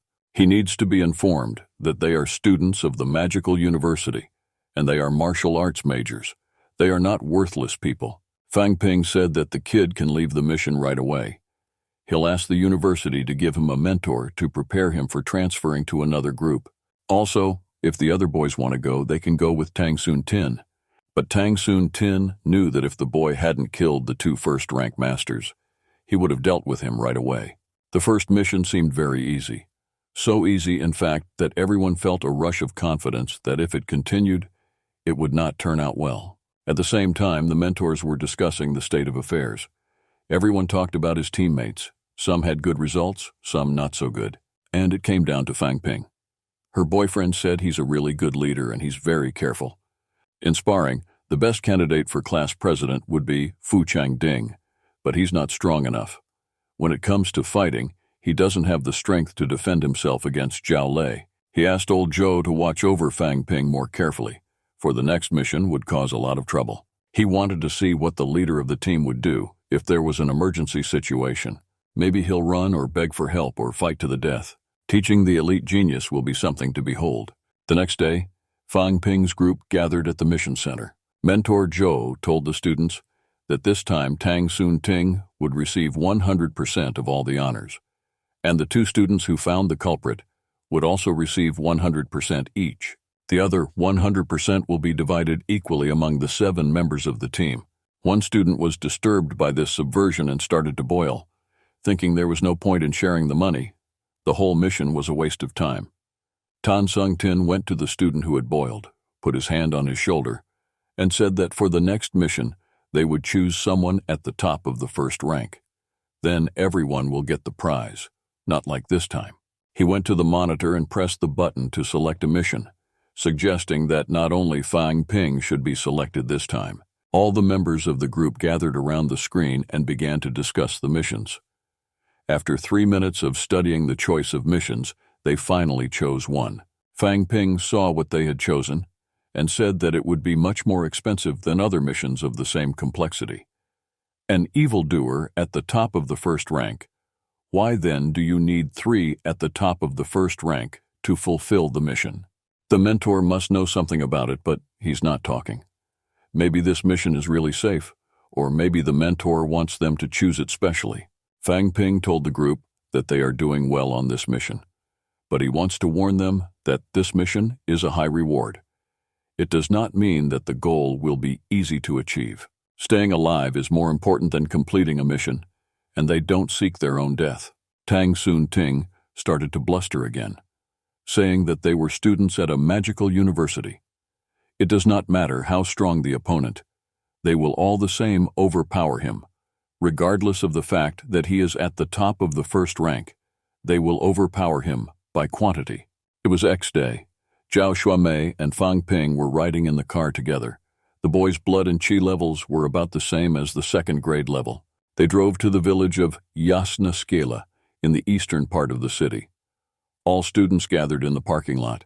According to information from the soldiers, their meta, who is called Shi Feng, is staying in a nearby village near the sea.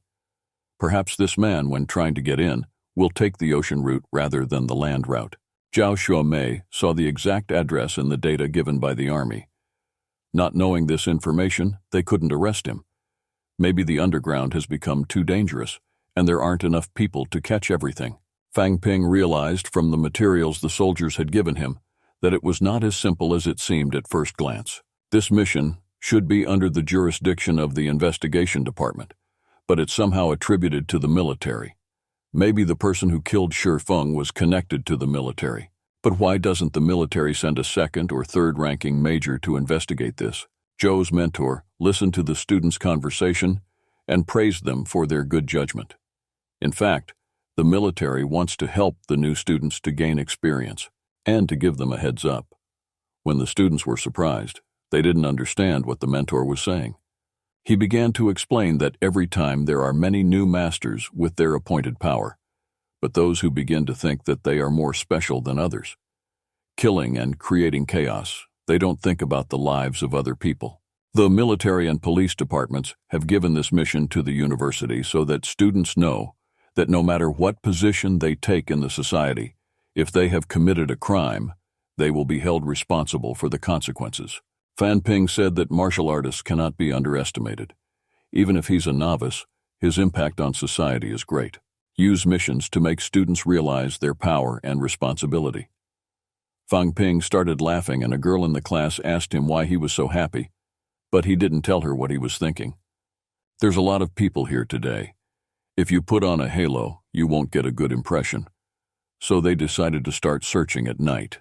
One of the students, Zhao Qing, suggested that they start the search in the daytime because it was more productive. Most people work during the day, so it's better to work during the day. Besides, their meta is moving at night, which makes it possible to assume that they know about the address given to them by the military. They have a lot of people. A joint rendezvous will immediately become memorable. And he asked them to immediately go to the address given by the militiamen. If the meth is found there, they can attack all at once. Zhao Qing's first mission was to find the meta. Although he has little strength, he seems calm. Before going into action, he first assesses the situation. Tan Sung Tin's full protestations. There's finally someone in their company who thinks things through, Fang Ping thought. Everyone agreed that the plan proposed by Zhao Qing was very good and logical, so the team went on a search. They found the necessary room. Zhou Yuehun, Wu Keipeng, and Zhao Hao were waiting outside the building near the parkway. Tang Sun-ting was to go to the door to the villain. He was quite strong compared to the others, and in a position to fight. The more risky it is, the more risky it is. The greater the risks, the better the honor is. Tang Sun-tin was a bit hesitant to sign up because Fang Ping had authorized him to do such an important job. One of the students asked the captain if they should wait for Mentor Zhou. He didn't follow them. But Fang Ping was sure they would easily accomplish the mission, so he ordered them to act. The students took the positions they had discussed earlier. Tan Sung Tin started banging on the door and yelling to see if anyone was home. But there must be something else to make the villain open the door. So he said that someone threw the garbage in front of his house and asked him to clean it up. But it was quiet. Nobody cleaned it up. The bum kept knocking and yelling about the sweepings, and when that didn't work, he started knocking and shouting more loudly, saying he'd call the police because of the smut on his doorstep. And a man's voice from behind the door shouted that he hadn't thrown any rubbish. He doesn't throw out any garbage, let alone in front of someone's door. And you had to think of something else to get the bad guy to open the door. So the boy kept banging on the door and shouting that no one had ever thrown smut at his door before. But since he had moved here, it had started to happen. When Fang Ping felt the man approaching the door, he took Tang Sun-ting by the arm and pulled her to his side so that the villain would not remember him when he came out. The doors turned into a pile of metal. He must have ripped them open, and the villain ran out of the building. Fang Ping shouted for everyone to fight for them. Tang Sun-tin ran after the villain, but before he did, he took his sword from its sheath. He was able to strike the man with it. A group of students hiding near the park overpowered the man and started kicking him. Fang Ping realized that the villain was not going to fight them one-on-one. Shi Feng was able to stand on his feet and saw that the students of the University of Martial Arts were following him. He realized he could easily overpower them. He knew that they were not military or from the police department, and they did not appreciate him very much. But there was a silver lining for the perpetrator. Considering the number of students involved in the mission, they are not so strong. So the perpetrator has no reason to waste his time on them. If they had brought more people with them, it would be harder to deal with them. Zhao Shui-mei took a swing at the man with a steel pipe. She thought she could hit him on the head, but he began to see a marvelous aura. Fang Ping realized this and shouted for the girl to get away. The evildoer started to run away, and all the students rushed to fight him off. Tang Soon. Ting started yelling at Fang Ping because the villain was almost in their hands, and because he told Shui Mei to get away, the mission could fail. But if she hadn't gotten out of his way, the girl would be dead. This is a very strong goal, and we must be careful. Fang Ping realized that this man is on the next level. He's completely softened his bones, but it didn't seem possible. In the information for the mission, it was stated that he had moved to the first rank. Tan Sung Tin didn't want to give up, because if they failed the mission, they'd lose points. Even if he's at the second rank, it's only at the initial stage.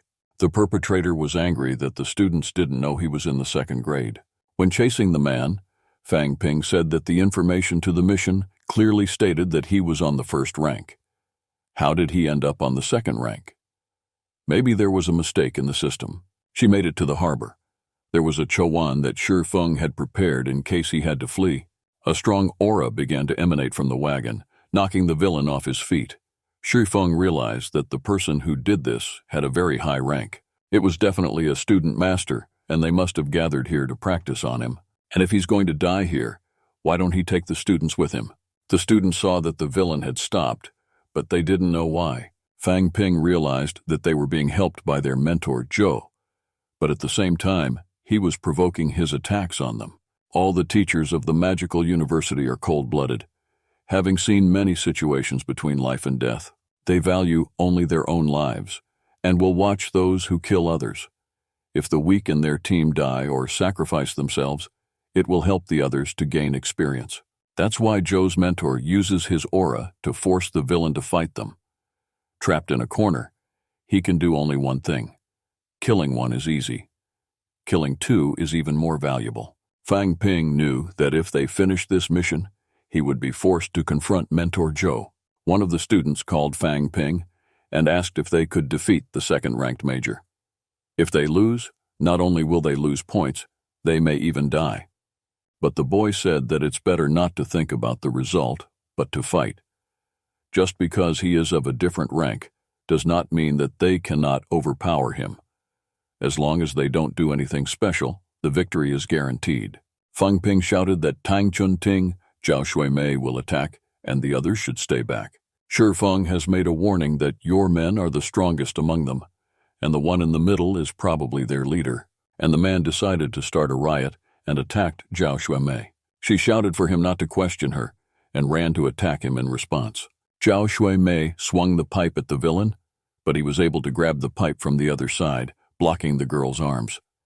Fang Ping and Tang Soon Ting saw this and rushed with their swords to take the girl down. But the villain managed to wrestle the sword from the girl's hands with his aura. With his finger, he defeated the attack of the boys.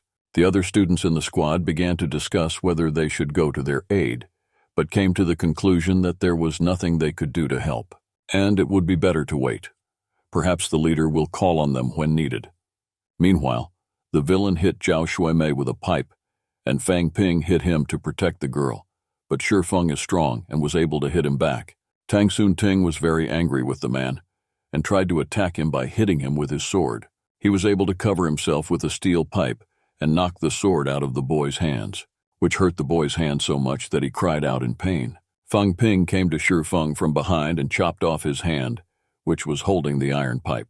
Realizing that it was the most effective method to block the supervisor's armor, he didn't duck. Instead, he swung his sword with his broken hand, and it became clear that the villain had a lot of combat experience. The kid called on the other students in the class to help him defeat the man. That was the difference between first and second rank. Now, when Shi Feng lost his arm and his leg was injured, he gave up, and the students won. Shaking his head, he said he didn't appreciate the students and didn't think he'd die because of the schmarkachis. But he shouted that if he died, he would take someone with him for company. The kid screamed, asking Fang Ping to clean him up. Fang Ping raised his two fists together and struck Shi Feng in the head, causing a big hole in the head and sending Shi Feng out into the world. The girls began to cry and rejoice that everyone in the group was alive. Zhao Qing began to check everyone's condition to make sure everything was in order. Zhao Shui Mei went over to Fang Ping, who was sitting on the floor, and began to apologize, saying it was her fault. If she hadn't lost her ammunition, no one would have been hurt. Fang Ping said he was a second-rate fighter, and it's not a problem for him to take the equipment. All the other students also began to say that if it wasn't for them, the others would be dead. Zhao Qing said the mission was a success, thanks to Fang Ping.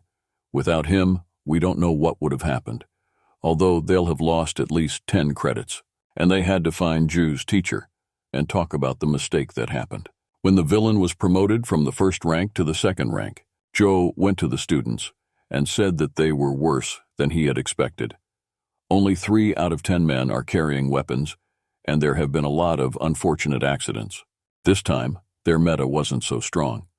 Fang Ping and Zhao Xuemei or Tang Songting could easily handle it, but the mentor reevaluated them. Fang Ping asked his mentor how it was that the meta was of a different rank. It's not like there was a mistake in the magical university system. Other students began to shout in frustration that the informant had made a mistake, but the tutor said it was okay. He could move or the informant made a mistake. No one could have foreseen that. Fang Ping asked if Zhou had inadvertently forced him to fight with the students when he wanted to leave, but he didn't think the kid could understand his intentions, and he knew it was him. The mission is their work, but the master did not help them and, in fact, created great problems, but perhaps there were reasons for it. Shi Feng is not a new warrior of another rank, and the informant was a fake from the very beginning. Fang Ping asked for the school and mission awards to be matched. Tan Soon.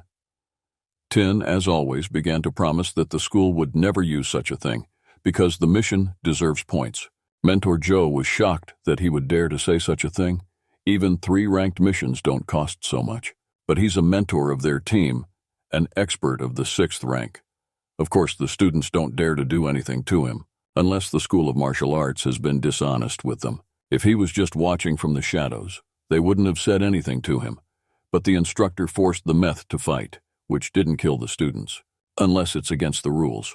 But if he refuses, the students will go talk to the dean about it. The students wanted to support Fang Ping's promotions. Mentor Zhou said Fang Ping could really do it. As the captain of the team, standing up for the team and wanting to get more points, it's not a bad thing. And he's the first and last time he's done that. The students started to cheer and praise their leader, but the tutor reassured the boy that when he's beaten, he doesn't think about it so much. He who constantly worries about the wounded and dead dies faster than everyone else. Fang Ping realized that his mentor was right. He was being very careful this time. With him and Tang Soon Ting, Shi Feng wouldn't stand a chance, and when he knew that Shi Feng was of a different rank, he thought he'd back down. For a leader who fears death, the result of a battle can be the death of his entire command. Later, the students gathered in the main building in the practice room. Fang Ping looked at the system's interface, where it was stated that the pills and today's winnings had raised his balance to millions, and concluded that the fulfillment of missions would raise his balance much faster than the sale of self-touch pills. One team came to the class, and students said that they had even 1 dead and 3 wounded after completing the mission. A flood of students were saying that none of them had ever tried to fight another ranked supervisor. It seems that Zhao Lei will be very self-motivated and chose a different rank. One mistake and anything could happen. One of the students began to say that the master did not help them. They will do something if the student is dying, and they only pay geniuses from the whole team. He began to treat Zhao Lei, saying that he was a piece of lin and he would have died instead of him. If he hadn't chosen another rank, Li Kunkang would not have died. Another student took Zhao Lei's shirt for a football and asked why he didn't die in his place. If he hadn't chosen that mission, their team wouldn't have suffered such a loss. Fang Ping's team accidentally stumbled into a different rank, but no one died. Zhao Xuemei said that everything Fang Ping said before was true, so to win the prize, they put their lives on the line. One of the students contacted Fang Ping said the school never said they had to keep going to the meetings. Maybe it would be better to practice for a few days and then reschedule. But they'll have to work hard to earn the honors to prepare for another mission in the future. Only the strongest will survive. If we stop now, it will mean they're coming. He asked if anyone wanted to leave the team now. Tang Soon Ting shouted that since he had entered the magic school, he had never retreated. He only needed 3 pills to revitalize himself, and he would be fine. Fang Ping thought that this kid might be a little self-righteous and bad, but he has a great charisma. Zhao Shuimei added that they're martial arts majors and it's not their style to give up. All the other students supported their words, saying that they all want to continue to go with Fang Ping to the missions. To begin with, they can rest and perform light missions of the first rank to earn points. When everyone has recovered and improved their skills, they will take missions of the second rank, and after that, their light missions began. They searched for and returned the children, helped in the pet cafe to fight with cats, hunted down and caught a first-rate bad guy, killed a first-rate bad guy. While doing one of the tasks, Fang Ping realized that the power of the sword is much better than the power of the cloth. Tan Sung Tin said that Fang Ping had become more ruthless than he was at the beginning. It's all worth a man's life. In the last 7 months, he has killed 4 or 4 miscreants and several students in the arena. 6 people in all. Manilius never thought he'd become such a ruthless man, but only with practical experience will he be able to improve his skills. The student group is gathered again in the practice hall. Shifeng's mission has only moved them to the second place. Even if they tried hard, the first-ranked missions would give them very few points. Tang Sun Tin asked Fang Ping if they'd already gotten so good that they'd start taking the second-ranked mission. The boy began to say that in the last hour, relying on the system, he reshaped the bones every 2 days. Their number has increased steadily, and now he has 47 of them. If he continued like this, he would quickly reach the 300 units of blood and qi, in which case he would be a much stronger newcomer of the other rank. If they encounter another villain, he will be able to defeat his self-consciousness. Their team has become stronger over the years, especially Sung Tin, and he asked the students to split into 3 groups. Zhao Shumei, Tang Song Ting, and Fan Ping will perform the other ranked mission. Zhao Shumei, Ke Ping, Zhang Hao will do the first-ranked mission. Zhu Yue Hong, Zhang Ping will stay to treat injuries, collect and search for information. When they finish the mission, 10 districts of the city will be given to them. Zhao Shuimei suggested we split into 2 groups, and the girls who were left for renewal were very happy, because if they took part in the meetings, they wouldn't get even 5% of the money. They couldn't influence how he would behave from the very beginning. He could do what he wanted. The next day, the students went to Shijiang, to the construction site of the Ministry of Construction.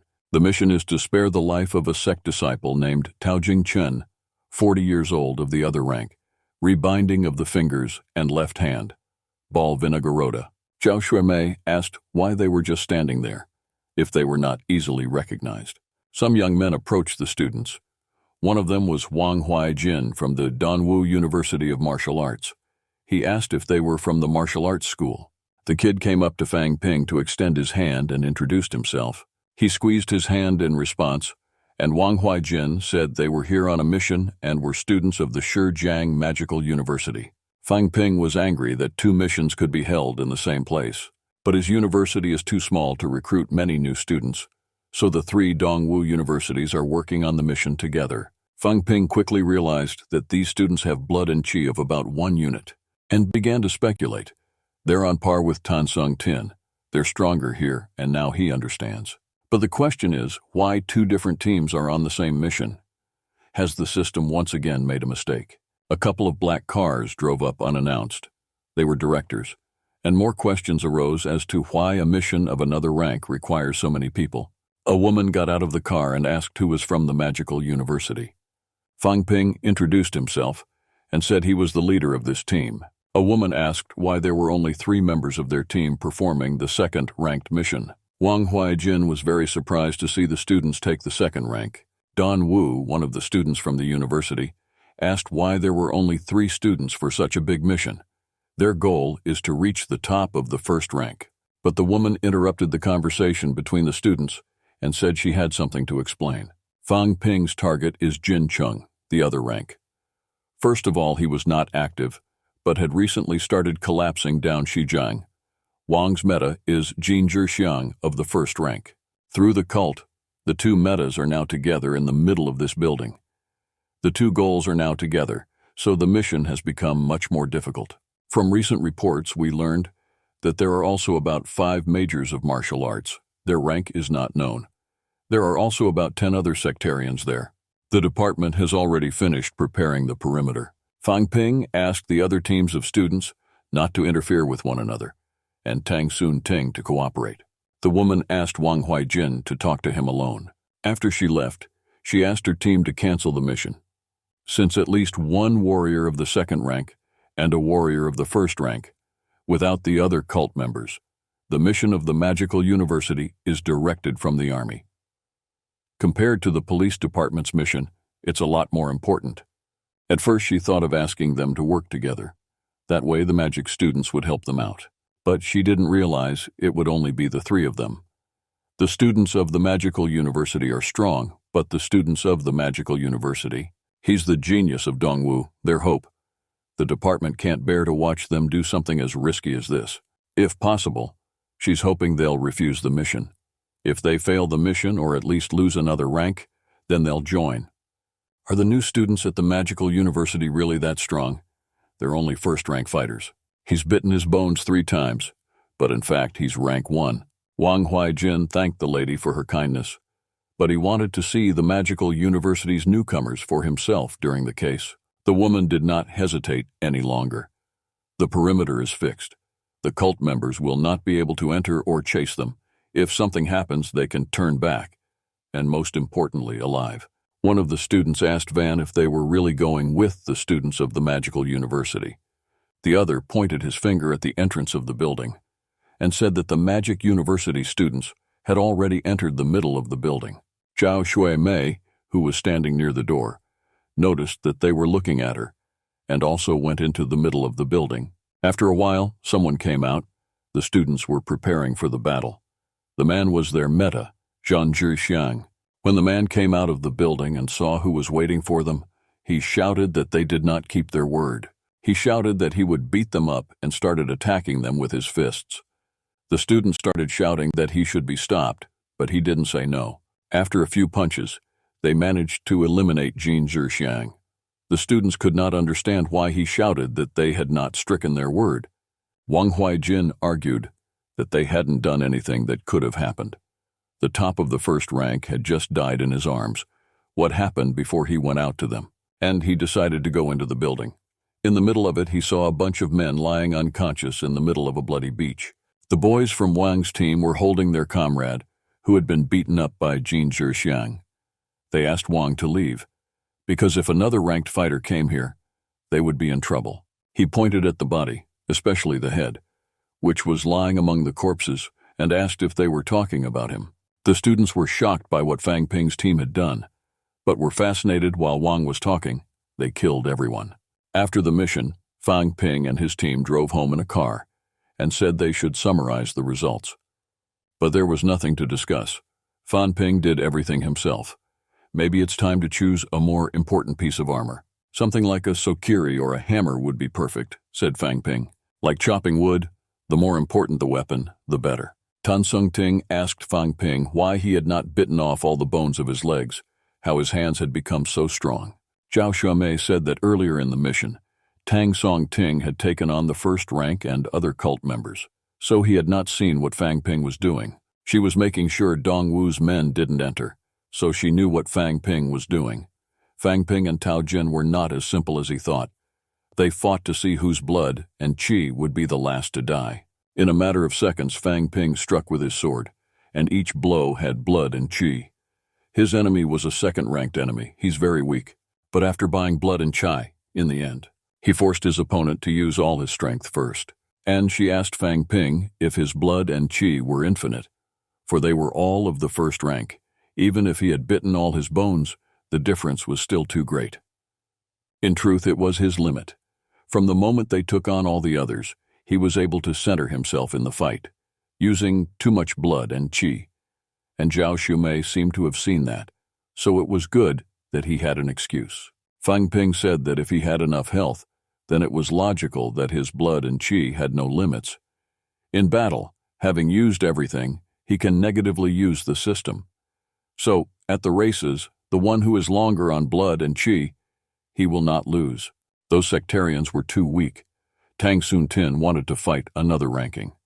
Jin Ji was the target of Dongwu University. His strength compared to Ling Feng was very low. When they realized their strongest member had died, they just fell into a faint. Fan Ping took all the pills and valuables from the sectarians. Tang Soon Tin started looking at everything they took and didn't realize the sectarians were so rich. The girl laughingly said that Fang Ping really thought of Dongwu's students. At that time, the Dongwu students found a bag of valuables near the building. They were very happy that the students of the magical university had thought of them. They also got a lot out of the mission, and Wang didn't think Fang Ping would be a good person. But Fang Ping said he was only helping them.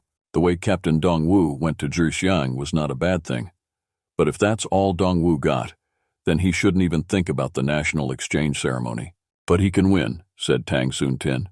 The girl supported him because he was really strong. Fan Ping's cell phone received a list of team leaders. Yi team is in first place, but everyone was happy that Zhao Lei's team was only 4 points behind. They decided to go to the place of the next mission. They couldn't let Zhao Lei's team overtake them. They have to remain number one and can't go to another place. The next day, all the student teams gathered in the practice hall. The month they'd had was coming to an end. Now they gathered to recognize the team's scores. The first place team, Fan Ping, scores. The team in first place gets 100 points and the sum of points. But Fang Ping was not happy with the result. If they had finished that last mission, they would have more than 200 points. Zhao Lei's team in second place, Bo Shan's team in third place, Yang Xiaoman's team in fourth place, and in last place, Chen Yunshi's team, which scored only 100 points. The students began to boil among themselves, each blaming the other, that they had spent so much effort and time, and could not even divide the 10 points among the members of the team. It seems that Captain Chen Yunshi was the most embarrassed of all. Cheng Shi will be held responsible for that ball. The instructors spent the whole month recording the students' progress. One of the members of the team, Zhao Lei, died because of their carelessness, so they deducted 100% of their scores as compensation for the family. Bo Changding and Yang Xiaoman, on the condition of protecting their companions, also successfully completed the mission. Fang Ping's team split into 2 different teams and completed the mission at the same time. They deserve praise. Chen Yunshi's team has the lowest scores. His team members don't like it. They need to think and analyze their actions. In the places where the missions were carried out, everyone recognized themselves much better. There were killed and wounded, and those who filled their guts with cash. Martial arts majors, all of whom are getting stronger in battle. Also, all month long, the instructors have been secretly testing the students to see who could be part of the squad to prepare them for the next month's competition. These competitions are aimed at increasing the school's popularity. He won't talk about other important things. Now, Tan Feng will announce the other teams for the competition. The list includes Fang Ping, Zhao Lei, Bo Shangding, Yang Xiaoman, Tang Songting, Zhao Xiumei, Xu Chikai, Li Jiaoshu, Jin Lei became members of the team. After the list was announced, the students began to murmur. So Mentor Tang named only 3 students, although it had been announced before that there would be 10 people in the team. But instead of announcing another team member, Mr. Tang turned to Chen Yunshi and said that she should transfer to a literary university. The role of a fighter wasn't suitable for him. Even if her bite, blood, and chi are higher than her comrades, she's still not ready to be a real fighter. A fighter must engage in battle, not unite them. And Chen Yunshi's performance this month has disappointed Mr. Tang. 2 students were whispering to each other, saying that Chen Yunshi doesn't want to kill superiors who hurt her comrades, so the leader of the team can't be like that. She's a girl from a family of fighters. Her grandfather was a great major. She has many more abilities, her cultivation is very high, and she can't even protect her comrades. When she sees the enemy, she retreats. She's definitely not fit to be a fighter. Fang Ping said Chen Yunshi has bitten her bones twice. She could be in the top 5 fighters in the class, but she's not. And she's afraid of fighting. Lian Tan said it's better for her to transfer. But the girl surprised everyone when she said she would do her best and asked for another chance. She wanted to join the team. The next day, Fang Ping went to the logistics station. After all the missions in the past month, he scored a point, plus the perks of a walker and armor. His health has gone up to 1 million, which is a shame. Master Li met him at the logistician's office and asked what the boy needed this time. Fang Ping wanted his armor to be important and tough, but easy to wear because his blood and chi had become bigger. Master Li asked Fang Ping to follow him to the armor room to choose his armor. The magical university has all the weapons you could want and asked him to buy a halberd. A halberd made of D-rank metals and a kilogram. Its length is centimeters, but it can be split for greater strength and for easy carrying in a bag. Fang Ping hesitated to buy the halberd, but Master Li was willing to sell it for only $10 million. The boy was very expensive, and he offered to buy it, thinking it was enough. They began to boil. Master Li said this was no place to bargain, but Fang Ping had only points on his card, and he could give no more, so he continued to oblige the man. And then Master Li gave up, packed up his halberd, and asked the boy to go away at once. The boy was very good at negotiating. He used an old worn-out weapon to pay for it, points and millions of dollars in Gothivkoi, and hardly covers the original value. Students of a magical university often have no stable sources of resources, and the fact that he wants to accumulate points is quite obvious. He's even been using cooking, so he may not really have that many points left. But when Fang Ping was calculating, Master Li felt he had enough points, and he had just cheated him. The next day, Fang Ping came to the practice room with a halberd. When Feng Ding saw the kid's new armor, he was curious about it, because it was D-rank ore. The kid asked Zhao Lei and Xiaoman whether to prepare him to fight them, or he underestimated them. Today is the day the new captain is announced. But Fang Ping falsely thought he was the only one developing his skills, while everyone else stood still. One of the students took up his weapon and started to attack, and told Fang Ping that he had become much stronger during his training, and that he would be the class president this time. But the boy was able to kick him in the face, thus incapacitating him, and he never tried to attack again. The boy lay on the bed without collapsing and started crying. Fang Ping sat beside him and said that he did not remember that he had become the strongest, for he had not even had a chance to try out his new equipment. A boy asked Xiaoman whether she would fight next, but after seeing him beat the student, she replied that she had never said she wanted to become president. After training, they went to the teacher's dormitory. It was less than a month before the competition between students from other universities, but Fang Ping and Zhao Xuemei were still very weak. Mentor Lu asked Xuemei to take a second grade of blood and Qi to soften her bones more quickly, 1 pill every 2 days, so she can get to the top of the first rank before the competition. Fang Ping quickly calculated that a rank 2 Qi pill would cost thousands of points per unit. If one costs points, it will cost more than his halberd. But Zhao Xuemei promised her mentor to cut the bones of her arms and legs and to reach the first rank before the competition. After she said this, the girl ran off like crazy to get ready, followed by the instrument Lu said she came to cultivate with her every night. Fang Ping asked what instructions his mentor would give him. She asked if he wanted to learn a higher-ranked technique, but he had already reached the first rank and had shrunk the bones of his lower extremities. His chi reached him, and he realized he had to learn the techniques. His mentor gave him a book and asked him to look at the mid-level leg techniques and the mid-level halberd techniques.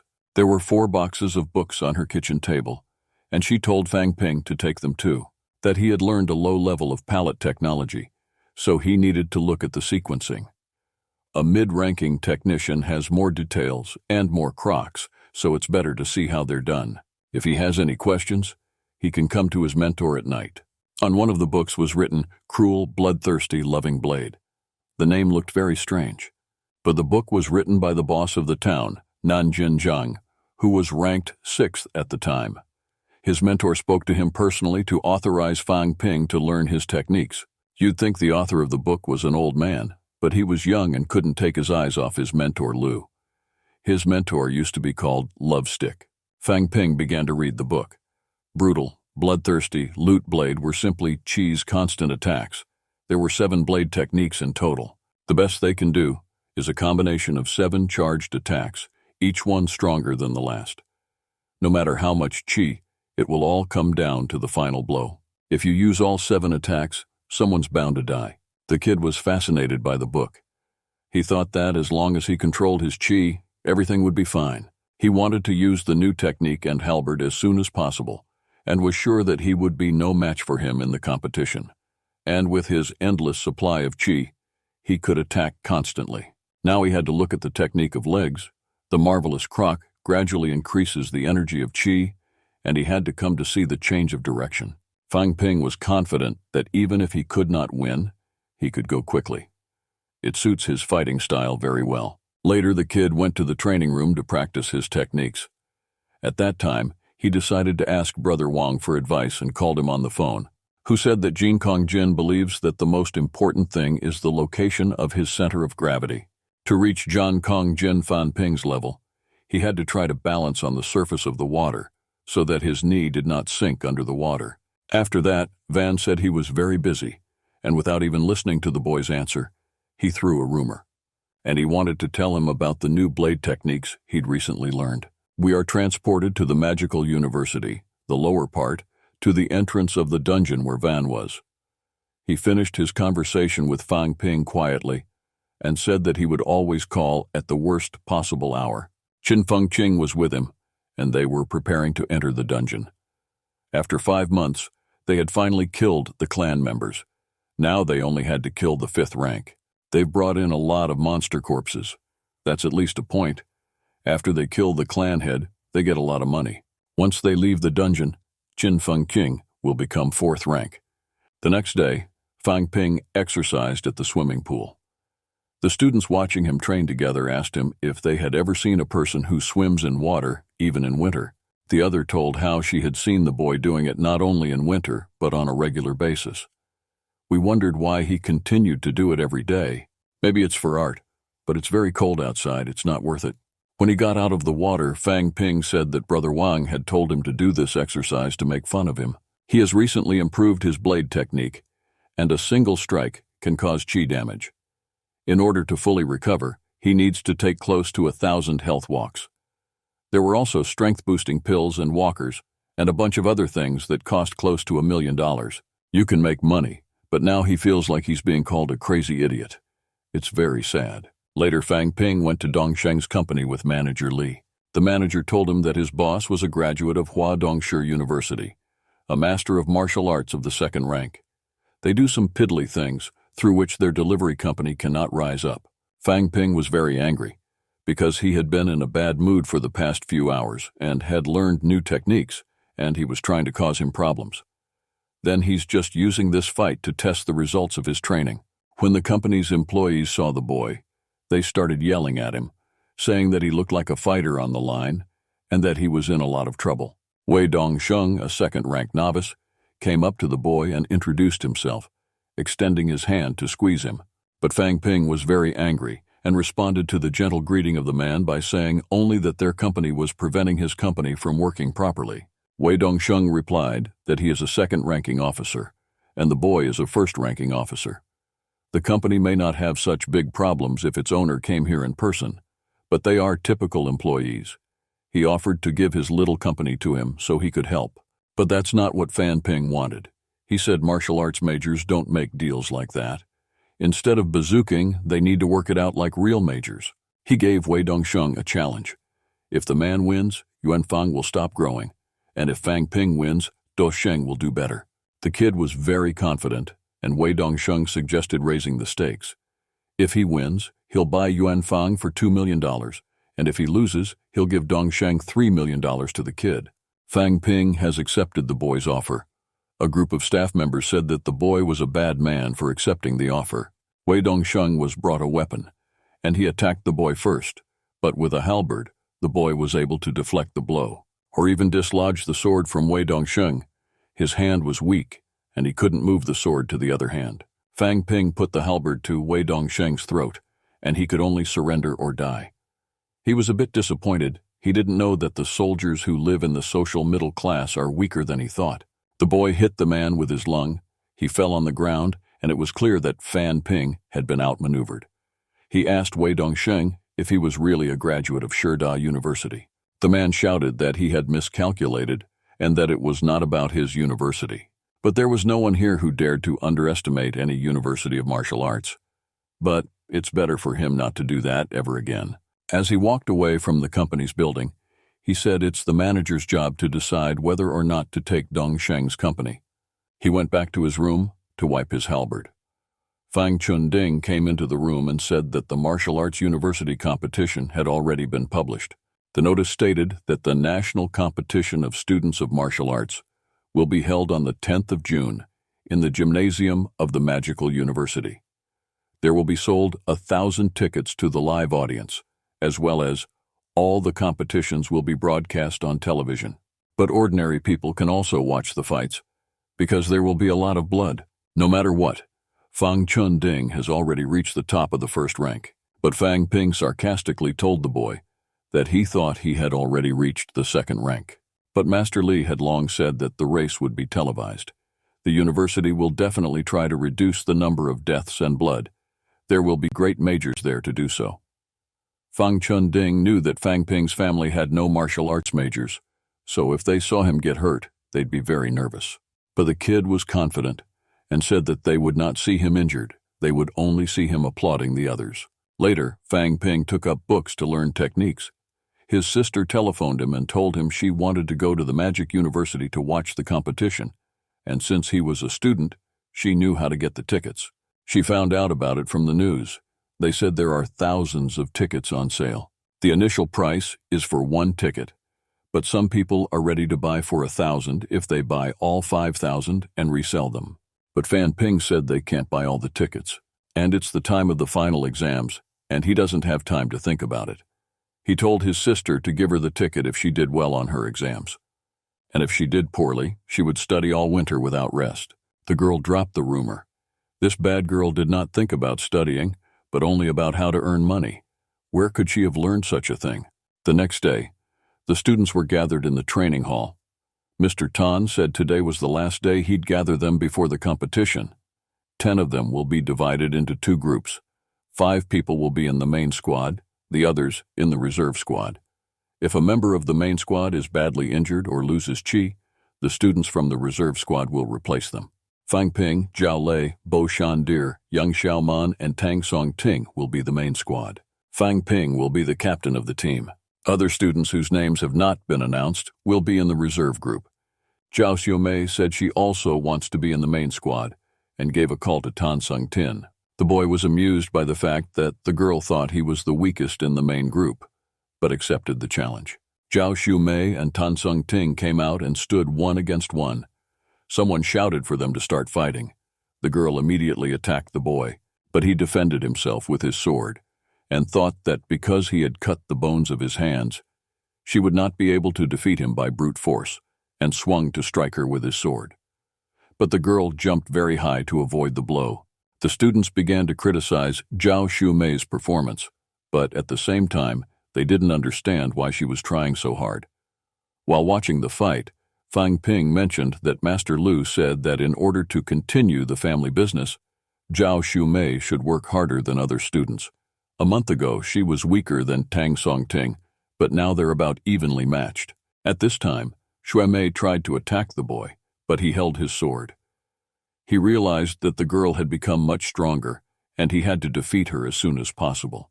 He decided to strike a very hard blow to knock the girl out. Shouting that they had already lost, he drew his sword. Zhao Xiumei pulled the sword down with her hand. Her fingers began to bleed, but she didn't give up. Some of the students supported the girl, and some of them remembered Tan Sung Tin's exploits and thought that he would win. But the girl continued to hold the lezos with her hand and would not retreat. Tan Sung Tin said, "She doesn't have to be so aggressive because they're on the same team." The girl knocked the sword out of the boy's hand and put it to Tan Sung Tin's head.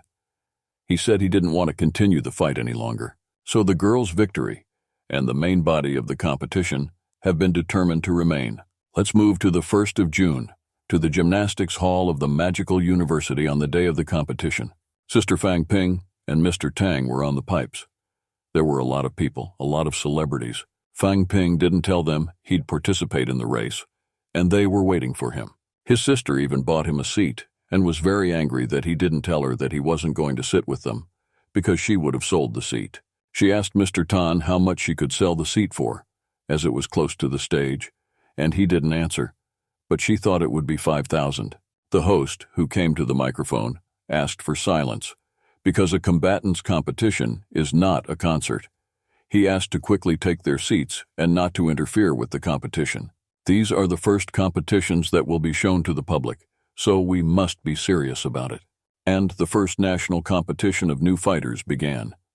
It was hosted by Vice President of the Discipline Department, Jung-Wei Hao, Grandmaster of the 7th rank and judge of the competition.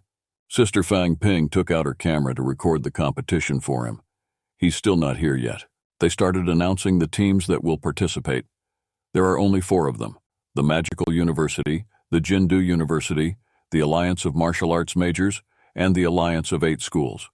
The Alliance of 8 Schools includes Huaguo University, Jindu University, and 8 other universities in the Alliance. The Alliance of Martial Arts Majors is composed of universities of one country. Competitions will be held as follows. Each team will be represented by 5 fighters who will fight one-on-one. The overpowered will be eliminated, and the overpowered will go on. All 4 teams will be randomly divided into A and B. Further, the overpowered man will face the overpowered man, and the underdog will face the underpowered man. And finally, the final round will determine the winner. The first team is a magical university. The students of the team went to the field, and when Mr. Tap saw Fan Ping there, he realized that only for 2 years the kid was just taking exams in high school. He was not a fighter. And now he's reached the 1st rank, which is strange in itself. From a university where only geniuses study, he became a member of the command. The sister was upset that Fang Ping didn't tell her he was a member. Then the announcer said that Fang Ping was the captain of the Magical University's team, at the top of the 1st rank. The sister started screaming even more because her brother didn't tell her he was the captain. Members of the Magical University: Bo Xinding, top of the 1st rank; Zhao Lei, top of the 1st rank; Yang Xiaoman, top of the 1st rank. Jindu University team: Han Shu Capitan is the top of the 1st rank. Also, Han Shu has bitten his bones 3 times. Members of the Jindu University team: Li Ran, top-ranked; Fan Benxiang, top-ranked.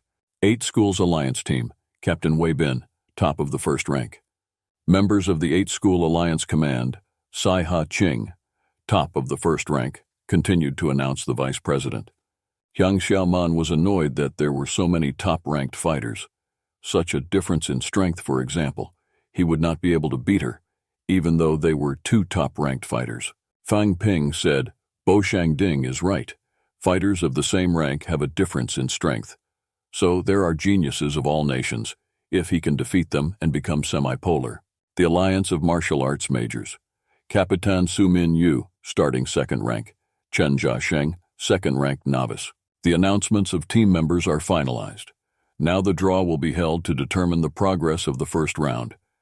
Team captains will be asked to come to the table. Sister began to worry that Fang Ping might be the weakest for another rank. Pang Tang wanted to calm the girl down and wanted to see what chance the boy had. The girl asked the gods to stop Fang Ping from fighting against the Alliance of Majors. But Fang Ping himself was eager to fight the Maestra Alliance. Initially, he wanted to fight against the 1st-ranked majors, but no one knew that there would be another rank. So how could you lose this opportunity? Winning another rank will make his name known throughout the nation. Du Hanshu, the captain of the Jin University team, was pleased with his performance at the draw, because Jin University will be against the Alliance of Fighters, as he wanted. But now the new students are able to break through to the beginning of the 2nd rank. They don't have enough time to learn new techniques, which means these fighters will be easy to defeat. Han Shui seemed very confident. As expected of a Jindu University captain, he must be very strong. Jindu University and the University of Martial Arts were at the top, always competing for 1st and 2nd place. In this competition, Jinlu University will be their main rival. If they defeat them and become champions, Jinlu University will be obliged to give them 100% of the resources the government has given them. That the fighters who take part in the competition will receive at least 300 points. Fang Ping went to Han Shui and told him they were lucky to fight 1 against 1. But the kid didn't think so, because he didn't think the University of Martial Arts was on a level playing field. Everyone on their team is at the top of the 1st rank, so you have to prepare for defeat. But Fang Ping was determined to get 300 points. And in the meantime, it was announced that the Group A Jindu University and the Alliance of Fighters will now compete. 1st round, Han Shu of Jindu University versus Sun Min Yu of the Fighters Alliance. Han Shu had the highest scores for the national team. He's bitten his bones 3 times, so he's strong. But anything can happen in a fight. The first round has begun. Xiaoming Yu went on the attack, but his opponent used a mid-range leg technique. With his speed, Han Shu can't even reach him. The kid hit Sung Min Yu with a one-handed spin technique. The difference in strength was very great. Sung Min Yu had a fighting sokiru in his hands and had the strength to swing it to hit his opponent. If Han Shu doesn't remove his list, the supervisor will cut him in 2. Sung Min Yu pulled the list from his chest and had no strength to strike. Han Shu knew it, but his opponent was not yet ready, so he chopped off his leg. And the Alliance of Fighters is finally defeated. First round victory for Jindu University. Feng Ping realized that Jin University was not safe. Han Shu had a secret weapon, a buried blade. Before he was almost cut, he took the blade and lunged forward. I cut his arm and took his list, but the hands and techniques with the blade of Han Shu clanking fast. But the problem is that Su Min Yu's Sokura hurt him badly. In the end, Han Shu just dodged the strike of the Sokiri. The injuries were also weak, and the next battles were even more brutal. The injured Han Shu had exhausted his chi reserves, so he asked to leave the arena. Almost all the students who went out to fight were equally wounded. Jinbu University's Li Ran against Yang Vi of the Martial Arts Alliance. Li Ran from Jinbu University against Liang Bei Yao from the Martial Arts Alliance. Liang Bei Yao of the Martial Arts Alliance against Zhan Chengguan of Jinbu University. Despite the fact that the Alliance of Fighters is weak, each of them showed a strong will. They are weak, but they still put their lives on the line against their superiors. At Jinbu University, even though 2 students are seriously injured and the other 2 are lightly injured. After the early rounds, half of the spectators left the hall because of the fierce fights of the competitors. Sister Fang Ping and Mr. Tan continued to sit on the now empty grandstand. Mr. Tang realized that fighting was their reality, and they could take heavy consequences. The sister cried because she didn't want anything to happen to her brother. It was the 10th day of the month, and Tan Feng was talking to the students about the early battles. After they fight the 8-team alliance, everyone must be careful and serious. The students of the 8 teams will be in the same mood as the students of the Alliance of Fighters. You should not negatively evaluate them. Announced that the university against the alliance. The first round is about to begin. Fang Ping of the University of Martial Arts against Zhan Guang Li of the 8 Schools Alliance. The superior started to attack first, but Fang Ping didn't collapse. His sister started to shout for his brother to move, but he didn't feel her. He used the falcon step technique and was able to dodge the attack at the last moment. His sister covered her eyes in fear. Mr. Tan stroked her head to calm her down and told her that they must believe in Fang Ping. To demonstrate his strength, the University of Martial Arts sent a captain. Since Fang Ping is the captain of the team, he's strong, but the other team can't play the same way. The best way to defeat him is to destroy his chi. In the next round, Wei Wu has to finish off Fang Ping before his chi is depleted. Guan Lin will fight Fang Ping next. If he can't defeat him, he should at least hurt him. At this time, Fang Ping's supervisor has ducked his punches, but he hasn't even reached him. Before that, Master Tan told him to be careful. The 8-School Alliance would do the same as the Fighters Alliance. He agreed with Mr. Tan, but he didn't think he needed it now. Fang Ping rushed to strike his opponent, but he was able to stop him with his own armor. But after a minute, the kid shattered his armor and caused a wound to the back of his torso, and Jin Guangli lost. In Group B of the first fight, defeating the University of Magic, Chang Fengding began to rue the fact that Fang Ping had only thrown 3 punches. The first 2 wasted chi, and the last 2 wasted chi. He spent the minimum chi in that fight. Mr. Taoneng was shocked that the boy wasn't hurt, and my sister was happy to be free, only to squirm. Lying on the floor of the arena, Zhan Guangli thought it was not worth it, but the plan still worked. Fang Ping remembered the words of Lu's mentor. She asked him if his blood chi was already more than enough. In one blow, you can maximize the amount of chi, which is about a quarter of all his chi. Such techniques are called killing. If you use a third of your chi, it will be a final blow. But you must be careful. If you use too much chi, you can die. That's what people think. And having spent all the chi, he only had to take a walk. Chang Feng Ding said he'd help him deal with the 8-school alliance. But even if he takes the walk now, his chi will not recover quickly. Tang Feng's mentor questioned whether Fang Ping has any strategy, and how he will fight if he wastes all his chi in the first round. Klopek quickly recovered and told the referee that he could continue the fight. Chang Feng Ding was shocked because he has the ability to quickly ignite the effects of walkovers. The next opponent was Wei Bin, who was at the top of the first rank and is the representative of the 8-school alliance. He told Fang Ping that his glaive was too big. He was able to break his comrade's armor. He asked if it was made of D-ranked materials, and the techniques he admires, and how quickly he dropped his blows on chi. Such ability at the top of the first rank is a marvelous achievement, and he was very excited to be fighting the king of the newcomers at the University of Martial Arts. He was particularly impressed by those 3 strikes, and asked to repeat them again. The students from the team thought it was very strange that Wei Bin praised his rival so much. Fang Ping saw that he was so flattered, and promised to let him try the punches himself. Announced the start of the match. Super Nick was going to attack first, but Fan Ping was the first to attack, and he had to defend himself. Wei Bin thought that after the attack, Fan Ping would be knocked out, and the victory would be his. Fang Ping said that his attacks are very strong, and his chi is completely destroyed. But he continued to defeat the attacks without letting the clapper hurt him. Wei Bin asked the boy to surrender because his chi was almost gone. He didn't expect Fang Ping to take the walk and take it quickly. As they say, you can't fly with tired arms. Fang Ping lifted himself off the ground, and everyone marveled that he could fly. Looking at his rival, he said that although he wanted to outsmart him, he succeeded in outsmarting him. Fang Ping kicked him in the chest and won the victory. And now, they'll continue the martial arts student competition. Recently, the competition of Group B came to an end. Fan Ping, a student of the University of Martial Arts, defeated Chen Hongwei of the Alliance of 8 Schools. Fan Ping is likely to become the dark horse of the competition. 3 wins in a row and no injuries, as announced by the announcer. Fang Ping's father's colleagues who followed the race online immediately recognized that they work with his father and glorify their city. Zhao Xiumei was shocked that the fighters of Jin University were not at all similar to her. They fought better in the morning, and Fang Ping fought 3 times and was never hurt, while other students were angry because Fang Ping prevented them from entering the ring. Fang Ping himself said the national sparring was easy.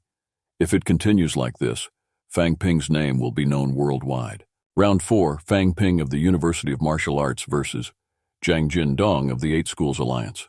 The kid attacked his opponent right after the fight was announced, but he was only able to jump away. His punch wastes more than chi, but he uses the technique of heavenly walking and a sweeping kick. Tang Feng thought he was just wasting chi, but Fan Ping struck his opponent and won. Vice President Zheng Weihao asked him if he would continue to fight. He had run out of walks, so he said he had to rest and stop for now. The other students were a little disappointed, because now they had a chance to participate. Zhang Fengding told the boy that he would take care of the other 8 schools in the alliance for him, and that he needed to rest. By leaving after the 4th victory, he not only gave others a chance to prove themselves, but also preserved the reputation of the 8-school alliance. If one man had defeated all of them, it would have been a real disaster, and most importantly, he has demonstrated his power. 3 birds with 1 stone, unless he's a genius. The boy's thoughts were interrupted by Tan Feng, who told him not to waste his chi mindlessly. If he continued like this, the school's supply of walkers would run out. But the kids already taken them all. The school gave only 5 first-rank walkers per student. That wasn't enough. And he asked for more, because he had beaten some of his rivals on his own. This request made the Tan instructor very angry. It was a lot. Zhao Xiumei was wondering if Fang Ping's family were ordinary people. He came here only by virtue of his own hard work and determination. He won their team's respect in the first round. He really did an outstanding job. The kid obviously got a no from Tan Feng and went up to the girl to ask her for a walk because she wasn't batting. The instructor yelled for the kid to ask for a walker at the logistics department, and the girl is just waiting for her turn and will fight. When they thought the instructor was greedy, he decided to rest for a few rounds. Chang Fengding returned from the arena, but he was completely exhausted and fell to the bench. He asked Fang Ping why he overcame so easily, but he was exhausted. When he was fighting the 8-school alliance, he didn't have many injuries. And what will happen when it's time for the Jin University? But Fang Ping was confident they'd get over him. It was the middle of the night. Everyone gathered in the gymnasium of the Magical University. It was time for the 4th stage of the national competition for students of martial arts. Magical University versus Jin Du University. In the first round, Zhao Xiumei of Magical University will fight Wei Shuzhi of Jin Du University. Everyone was sure that Xiumei would win, because Wei Shuzhi had fought earlier, but lost to 2 blows from the Alliance of Martial Arts Majors. Fang Ping was angry that his opponent could not even compare to Xiumei, and he still could not fight. Bai Josie said at the student assembly, before the competition, that today was the 2nd day of the competition. The Alliance of Martial Arts Majors defeated the Alliance of 8 schools in the early afternoon, and they will fight Jindu University in the afternoon. If they prevail, they will advance to the finals. The school's instructors and administrators have chosen those who will fight for a day. Zhao Xiumei, Bo Jiangding, Yang Xiaomeng, Yang Songting, and Fan Ping as the substitutes.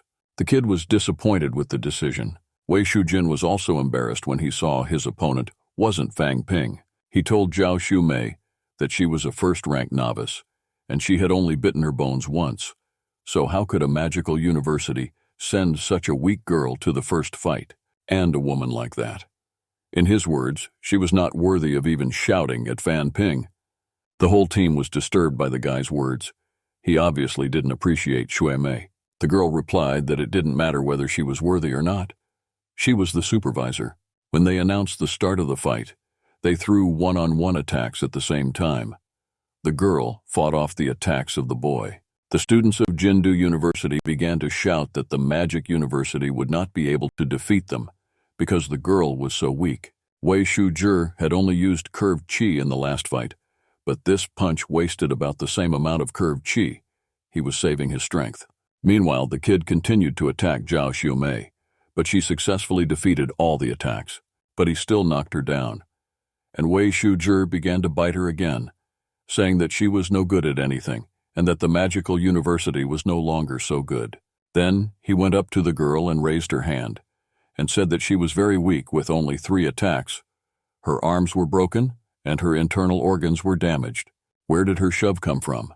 And how could she even dare to think she could be a good supervisor? The students of the team asked the instructors to give up because Xiumei was suffering, and others were disgusted with Wei Shuzhi's behavior. The students of the opposing team were happy that they sent Wei Shuzhi to fight first. He was fit in the fight, and the morale of the Magical University team was lower than a pincushion. Fang Ping realized that the kid not only wanted to hurt the girl, but also to belittle her. At that time, the supervisor took the girl by her sweater and lifted her up. Clenching his other hand into a fist, he told the girl to give up quickly. But Zhao Xiumei, with all her strength, kicked her supervisor in the groin area. Feeling an unbelievable pain, the boy gave up, and Jin Do gave up. The girl fell down on the bed with no strength. The doctors took the girl to the hospital, and it was Fu Changding's turn to fight. Young Xiaomen went together with Zhao Xiumei to the hospital. While in the room with her, she wondered why Wei Shuzhi was so cruel to the girl.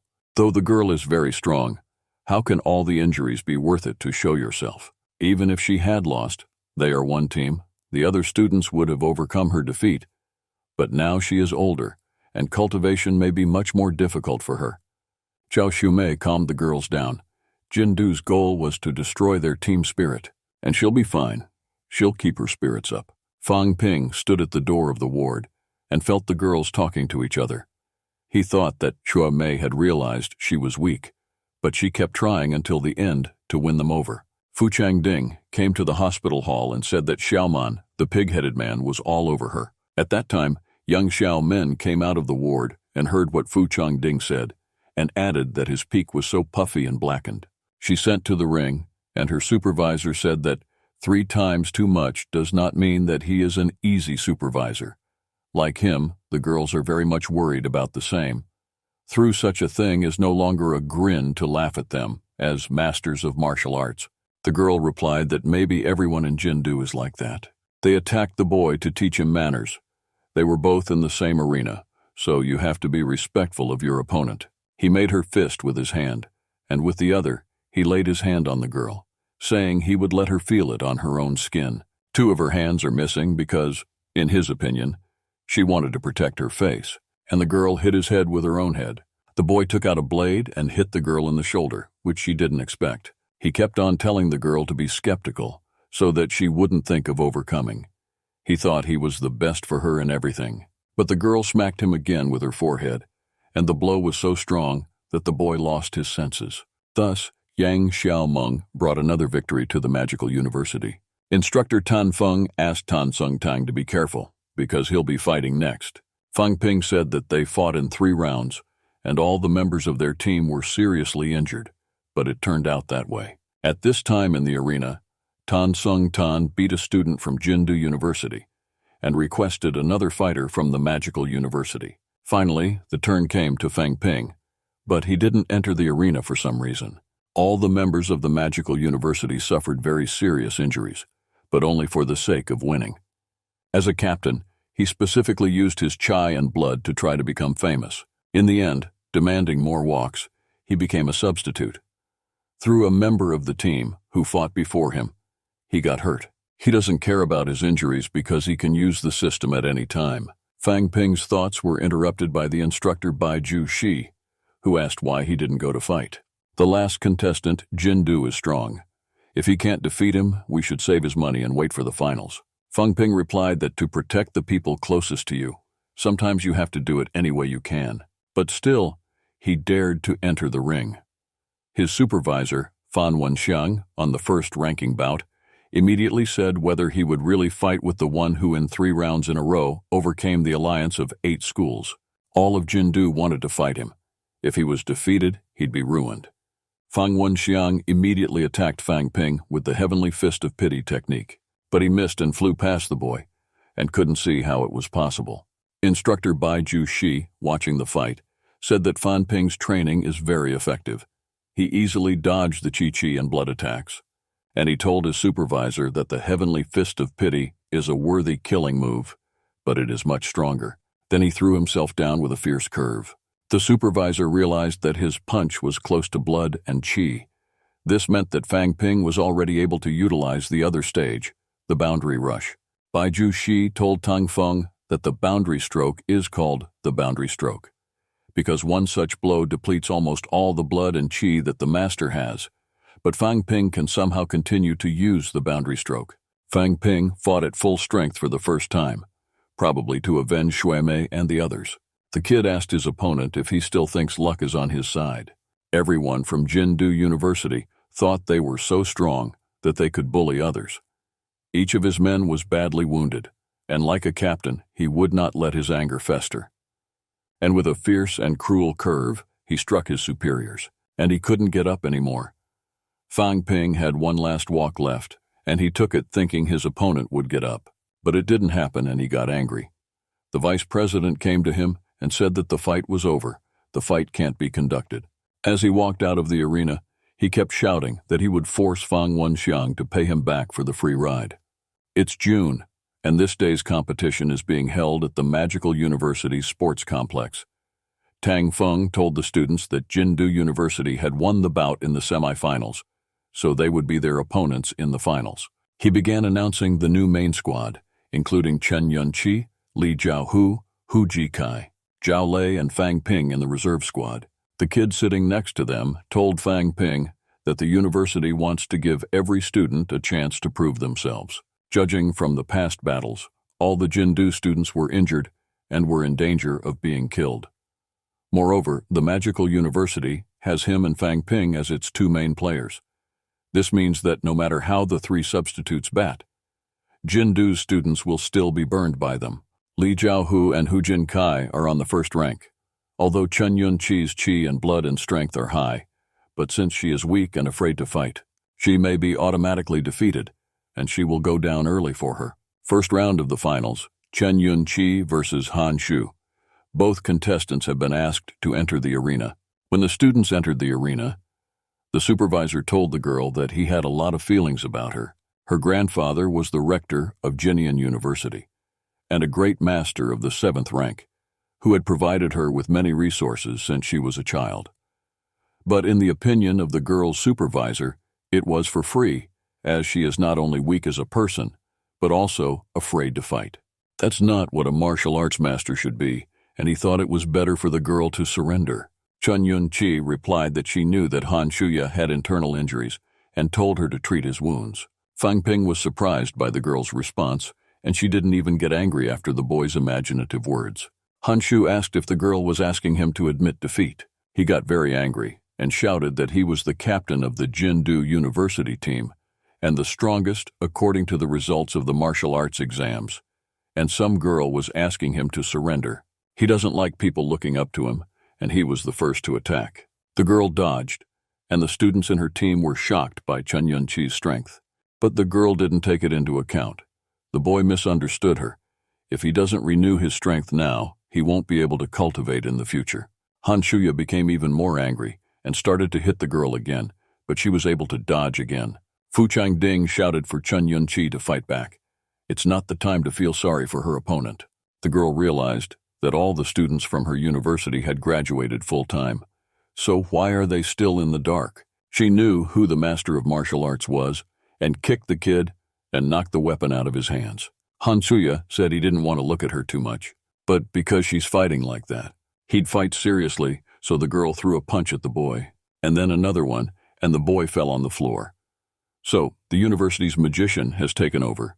The guy sitting on the podium started talking about how this girl was in the reserve squad and beat Han Shu, although she seems to be very good. Fu Changding didn't understand how the girl could defeat him so easily, because when he fought with him, he could have lost his arm. After that fight, everyone realized that Chun Yun-chi was no longer the girl who was afraid to fight. She is now fit to be called a martial arts major. Chun Yun-chi continued to show her strength in her later battles. Changing her foot and sword techniques, she continued to defeat Jindu students one by one. The other Jindu students, except for Han Xiao, had been in the reserve formation from the very beginning. And just like that, the competition came to an end. And the announcer announced that the winner of this competition among the newcomers was the Magical University, students who were not afraid to fight. All of them became famous thanks to their skills and strength. Each student today showed what it takes to be a true martial arts major. On this note, the martial arts competition among the newcomers has come to an end. Fang Ping's team was awarded medals and a trophy. The next day, Fang Ping and Fang Yuan went to the station of the magical city. They read the newspaper, and the girl's attention was drawn to something that had been written. After the championship, the ranking of students of the University of Martial Arts was published, which the girl saw in the newspaper. The University of Magic ranked only 6th, which made her sister very upset because they had won the competition. Fang Ping said it wasn't important and whispered that he was a 2nd-ranked major. The girl screamed in the carriage in excitement, which attracted the attention of everyone in the carriage. The sister already had a business scheme in her head, how she would make money on her brother's autographs. In addition to the money, Fan Ping has accumulated a very large amount of money thanks to the races. University points for the championship, points for the breakthrough to another ranking. At the end of the day, he already had over $20 million. When he got home, he could live with his family for a year without worrying. After a short time, they were back home and seeing their fathers. Fang Yuan immediately told her parents that Fang Ping had broken through to the 2nd rank. They were shocked, but the boy wasn't too happy with what his sister had told them. And she continued to talk about the championship with excitement and how she was apprehensive at first.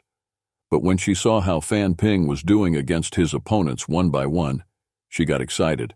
Mom told me that her father got a promotion at work because of Fan Ping's victory, and my sister immediately asked if my father's salary had gone down.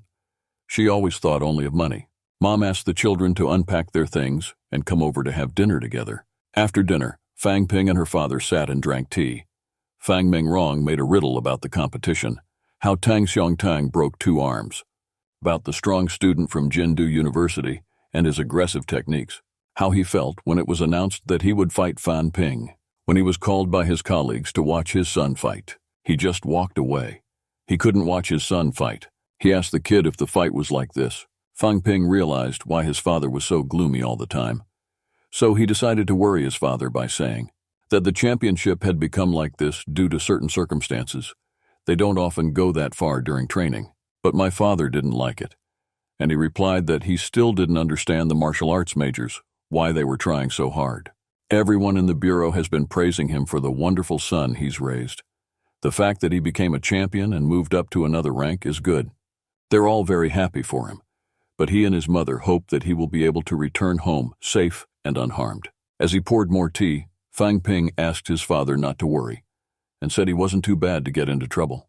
The sister interrupted the conversation by telling them to watch the comedian's speech on TV. The reason why the martial arts majors are trying so hard to protect their families and loved ones. At this time, the Nanjiang mayor's house was discussing the cultural day of Nanjiang City. Zhang Dingnan, mayor of Nanjiang, said it is necessary to train students who are second-rank majors to go to the dungeon. Lu Fengzhou said that no matter how strong the other majors are, sending them to the dungeon is the same as killing them. She can't allow students to be put in harm's way. But there was no other choice. Now that the battles in the dungeon are getting more and more intense, the cult is using this opportunity to create more problems. Besides, they don't have time to train new students. Besides the martial arts majors, there's also a large number of military personnel in the dungeons, all of whom are ordinary men. The masters of martial arts do not shy away from combat and do not uniquely characterize it. They are students of martial arts universities. They have no reason not to fight. Zhang Dingnan said, "Zhang, if this is the way it is, the magical university will fight. It's the best of the best." Let's go back to Fang Ping. My sister saw in a magazine that tonight is Chinese New Year, and there will be a fireworks show by the river. My mom said there's going to be a lot of people there. If they are going to go, they should leave early to take a good place. Since the firecrackers were banned, the feeling of a new year has disappeared, but not this year. But Fang Ping didn't want to go because there would be too many people there, and his sister said without crying that it had been so long since the whole family had gone out together, probably before he went to university. Then Fang Ping's cell phone rang. Later he went to a hotel in Yangqing. Together with Mr. Tang, who had called him, they went to a meeting of martial arts majors to announce important news. Bai Jinshan, governor of Yancheng City, stepped to the microphone, greeted, and introduced himself. The province of Nanjiang, he said, has approved a document on the introduction of subordinate control over masters of martial arts. First of all, each municipality in the province is obliged to create a municipal team of martial arts majors to undergo tactical training, which will last at least a month. In addition, each municipality is required to conduct a yearly assessment of blood, qi, and martial techniques to determine rank. The man from the Natov PU said he was against it. Command and family matters take up all the time and there's no time to practice. Such young majors like them are now receiving a stable income and they will not bat.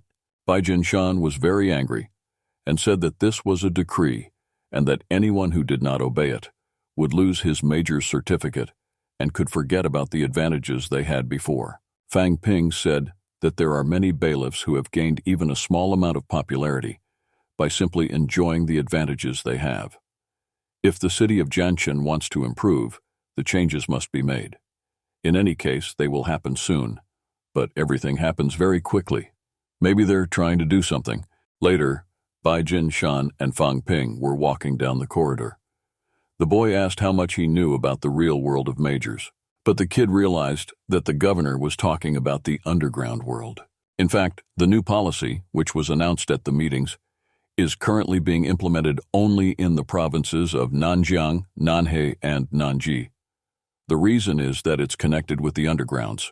Having studied the time of appearance of the undergrounds in the last few years, as well as the entrances and their locations, she found some legitimacy.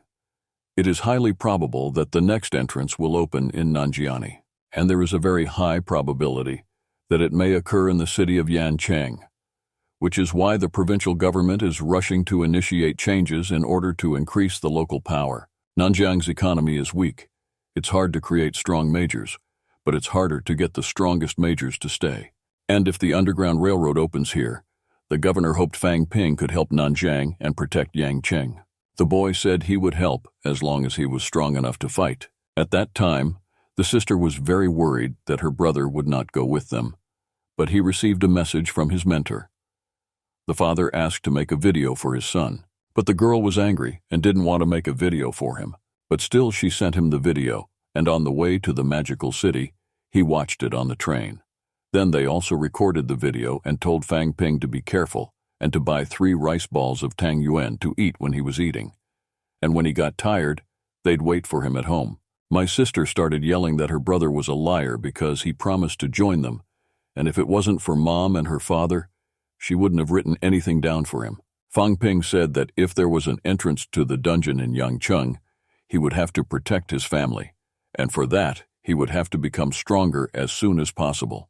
The next day, Fang Ping met his mentor Lu and asked her why she had called him so early. She said she had no more time. At the end of the month, the university will send him to Nanjiang to conduct a study to fight the cult. There's a good chance that third-rate enemies will appear, and second-ranked students may be able to enter the dungeons earlier. But there's no way to get rid of self-destruction. So the most important thing now is to become stronger. The next day, students trained in the practice hall. Fang Ping and Chen Yunqi practiced fighting with weapons. The kid said that after he felt about everyone in the dungeon, he started having the same nightmare. A nightmare in which the dead bodies of Tata, Mom, and Fang Yuan were hanging from the wall. He couldn't let it get any worse. He told the students that he wanted to form a team of other ranked students to carry out the mission. The students were very eager, but all of them had already broken through to the second rank and wanted to take on serious missions. Only Chen Yunqi said she was afraid, even though she had broken through to the next rank.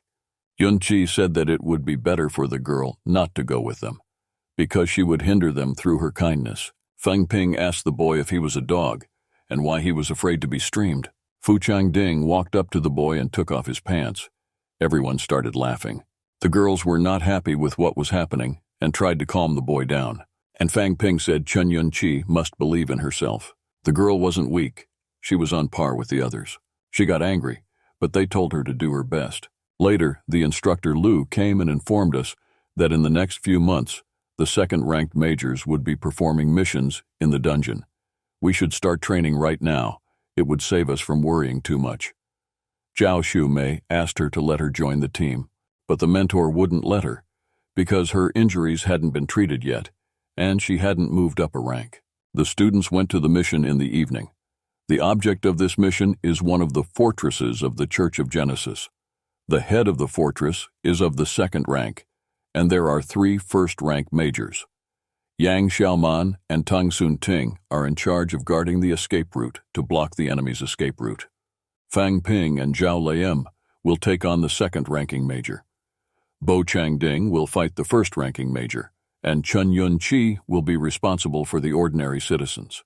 Tang Sun Ting asked if this time there was no mistake about the mission, because last time they did not recognize the great losses. But Fan Ping said you can never fully trust information about the mission. If a second or third-ranked master comes up unannounced, he will take the stronger one on himself. Zhao Lei will deal with the other strongest. If you can fight, do it. If you can't fight, you must run. They came here to earn money, not to say goodbye to life. The students took their positions according to the plan and began to call out through the radios. A guard was sitting near the door of the fortress, asleep, and they were preparing to attack. When they quietly approached the man, they saw a wolf approaching his mouth. Fang Ping attacked and knocked out the hunter. There was silence, and then Chang Ding stepped on a stick, and everyone heard a rattle. A supervisor, who was the students' mission, came through the window and started to defend themselves. They had a variety of weapons, from sticks to sokirs. It turned out that there were 2 other majors in the front, and regardless of the fact that there were 2 of them, and they were attacking.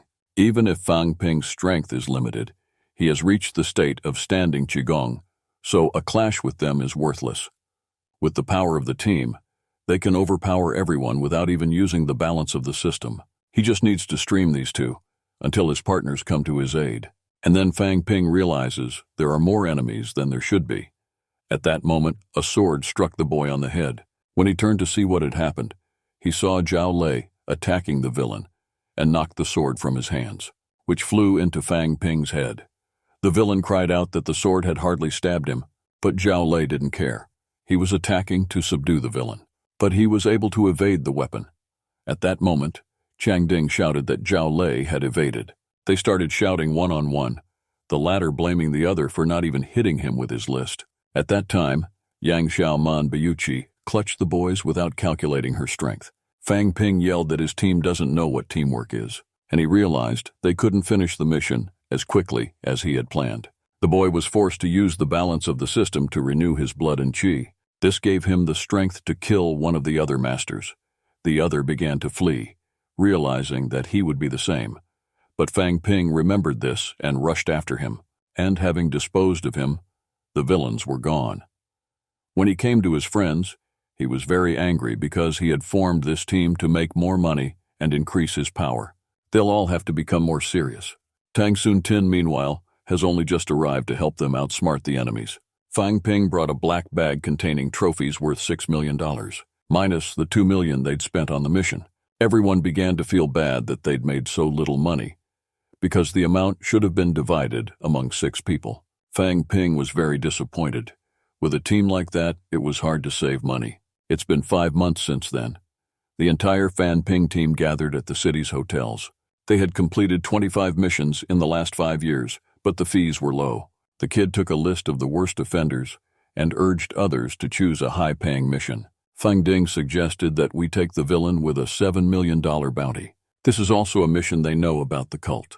Young Xiaoman shouted that he's a third-rate evildoer, so they can't defeat him. But he said Fang Ping was already at the top of the second rank, and there were 6 of them against 1. Chen Yunqi asked to see the villain's number. Young Xiaoman again became alarmed, because this villain is at the top of the 3rd rank, and one of them is a master of martial arts who has killed before. He is clearly a strong evildoer. The other Foxhead is just a local martial arts master who only trades in Confederate information and hasn't killed a single person. The other one's combat experience is slight. He'll be easy to deal with, but the problem is, the location and time of the Foxhound is not specified, so they don't know where to start looking for him. So they decided to choose the mission of the Yellowhead. On Monday, they went to the city park to perform the mission.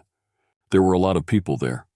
There was a man who was selling airbags. All the students got to their seats and began to realize that the man with the bags was their meta. Fang Ping said to be careful of the target and follow him. The boys were about to attack the villain, but the kids started running to him, asking their mom to buy them some bags. Fang Ping told them all that they could go to the man earlier for the children. At that time, he also remembered that they had found the Foxhead, so now it was a question of which one of them to catch. The girl had already reached the man, and hugging his leg, asked him to give her a bag. Fang Ping asked him to stay away so the kids wouldn't get hurt. There were already a whole bunch of them near the man, and they were all shouting for him to give them a dollop. Fang Ping realized that as long as there were children around the villain, they could not carry out the mission. Having remembered on the horizon a different target, which they considered during the election, they decided to replace the fox-headed man. When they followed the man, they noticed that there was a hatch in a small place among the grass. The man opened it, took a black bag, and went down into it. Fang Ping tried to attack the villain, thinking he could stab him with his halberd in the hole, but the man was strong. When he remembered the boy, he used his aura to pull him away from the trap door. While Fang Ping was taking his bearings, the man left the hatch and began to run, saying that a master of another level had dared to attack him. The kid stood up and asked who told the boy that he was a master of another level. The man stopped and realized that he was accosted by the students. He didn't realize there were 6 of them. The blood and qi are already gone. The power is unbelievable. The villain looked at Chen Yunqi and said that if he was going to kill someone, she would be the first. As expected from the top of the 3rd rank, he was able to immediately recognize the weakness of the team. But the villain said he had no one to kill. Fang Ping said they don't want to kill anyone either. They only want millions of dollars for the arrest. The man started to rumble in the bag and suggested we make a deal. He'll give the students millions, and they'll look like they've never seen him. Fang Ping realizes that his rival is trying to avoid the fight, so he must profit from it, and he told everyone on the team to put their weapons down. But no one else but him put it on the platform. The boy knew it was not an option to start a fight. Yunqi would be in danger. The man gave the bag of money to the students. Fang Ping, while looking through the stacks of cash, said that the man from the robbery was not a bad person. The villain said he had his own problems. The sacred man said that the world forces people to do evil things. The man wanted to leave, but Fang Ping stopped him. Tang Soon. Ting put his sword to the villain, and he began to shout that they had no such relationship. The kid gave him a wad of cash totaling $1 million and asked him to consider it a gift from them. The man was shocked by this result, but Fang Ping motivated his reasoning by the fact that millions of dollars are bad to divide among 6 people, and this was the case. A man went, and the members of the group were shocked by the captain's death. Fang Ping immediately telephoned Brother Wang and told him he'd given the device to the Nanjiang teacher, Mr. Xiao Yang, and he had to get it.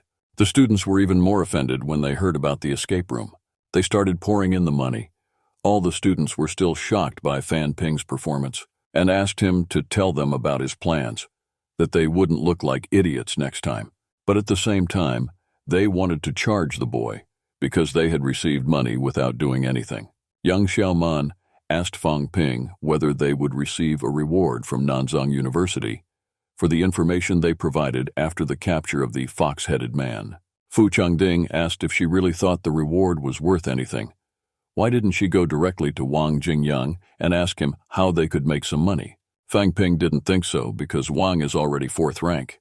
He's sure to find a job for them. Later, Wang came to them in the park. He laughed a lot because 6 students of the other rank had come to Nanzan in broad daylight. The magical university was no longer the same, but the students only wanted to earn money. As the students expected, Wang really had something for them, something that would bring them money and fame. He asked Fan Ping if he remembered what he said about controlling his emotions. Not only can the anger from the image increase qi for a while, it can also help to improve one's abilities. But the students of Nanzang University don't care about that. They just want to have fun. The administration wants to improve, but at this rate they won't change anything soon. That's why he needs Fan Ping's team, to make them savor the image of defeat. Fang Ping decided to clarify whether he really meant that they should make a call to Nanjiang University. And it was true, they had to give a call for a second-rate fight. The kid started to worry about his team members, but Wang reassured him by saying that he would not lose a hair because they would each get 3 second-rate Chi-Chi energy walks. And besides, they could request Mayor Zhang and Dean Liu Na Boy. Fang Ping asked the team what they thought about it, and they went to the battle. On the evening of the same day, they gathered at the arena to watch the fight. Wang said that only 5 majors at the top of the 2nd rank were needed, so not all of the team would be able to participate. Tang Soon Ting refused to take part, as he was the only one who did not grind his bones twice. Wang put a lot of trust in the students, but they promised not to let him down. The students realized they didn't know where Fang Ping had gone. Then they saw him talking on the phone far away from everyone else, and they got angry. They were so worried, but he was calmly talking on the phone. After listening, the kid said he had good news for the team. Dean Huan Jin is coming to support them. The team was not very happy about this, and Fang Ping thought they didn't believe him. Fu Changding replied that he didn't think that this was the only reason for the kid to shine. But that wasn't all. As a support for the competitions, the university will see the 1st-ranked walkers and 5 2nd-ranked walkers. After that, everyone began to be fascinated by Fang Ping's grip. They announced the start of the race. Chun Peng Fei, a 3rd-year student at the Department of Armor of Nanjiang University, came out first.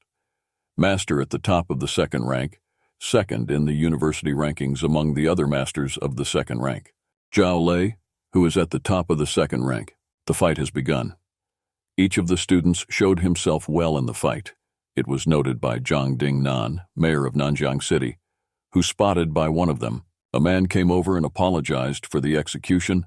The man was Huang Jin, dean of the Faculty of Armor.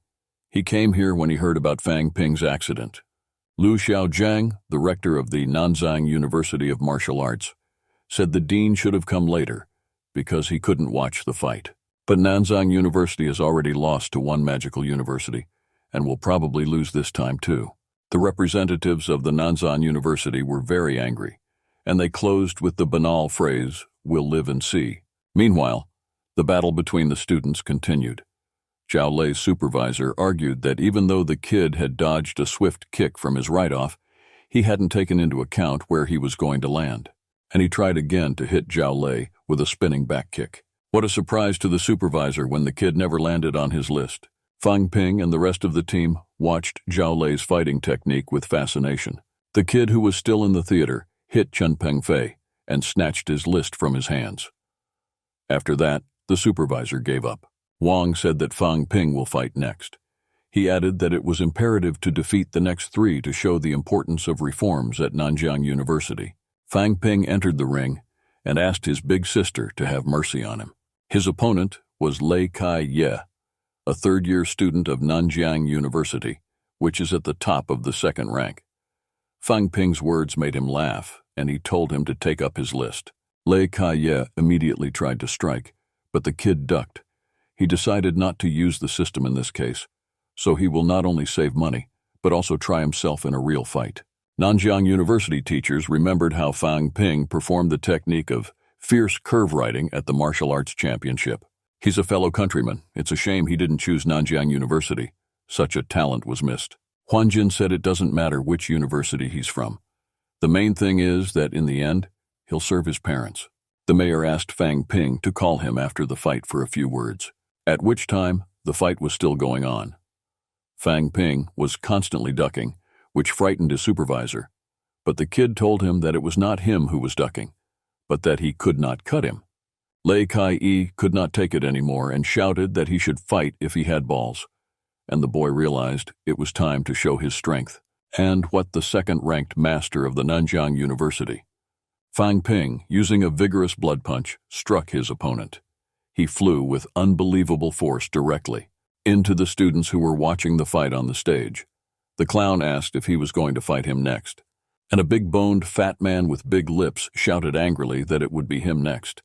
But as soon as he tried to give his name, Fang Ping interrupted him, saying he didn't have to introduce himself because he didn't recognize such claptrap. He started to run towards him with the hope of hitting him, but Fang Ping was ahead of him. With only one halberd strike, he knocked out his opponent, and thus Magical University won 3 victories and Nanjiang University none. Wang was happy with this result. It was in his plans. The University of Magic has always been known for its high performance, but to underestimate the students from Nanjiang is too much. With these words, one boy went to fight with Fang Ping. The kid realized he was a good opponent, but he didn't intend to use the system in his list, because publicity requires bread and views. The fight began, and the opponents attacked one-on-one. At the end of the fight, they clashed fists, and through the force of the blow, they went down 1 against 1. Fang Ping looked at his hand and realized that his opponent had strong hands. The supervisor started to provoke the kid to attack him, and he got hung up. He wanted to kick him, but he grabbed his leg and pulled him back. Fang Ping couldn't stay on his feet, and the supervisor kicked him in the face. The supervisor's name is Gu Xiong, and he's from a military family. He continued to provoke Fang Ping. The kid was already very upset, and Gu Xiong couldn't get him to go away, and they fought again with unbelievable strength. It looked terrible. Chen Yunqi thought that such a foul sound could be felt when the hardened bones were clashing together. Huan Jin told the man standing next to him that the students of the Magical University had to carry more than just the first-class weapons. Without self-control and a desire to develop, even a gifted student like Fang Ping would not be number 1. If they continue like this, they'll break something, so let it be nothing. Meanwhile, Fang Ping had less than 1,500% of qi and blood left, but he asked his opponent to beat him. They smashed their heads together, and after that, there was only 100% of qi and blood left. Fang Ping was able to hit the boy in the head, and after that blow he couldn't get up. He won, but he was very weak. Without a system, he didn't even lose. Wang came up to him and said that he should rest.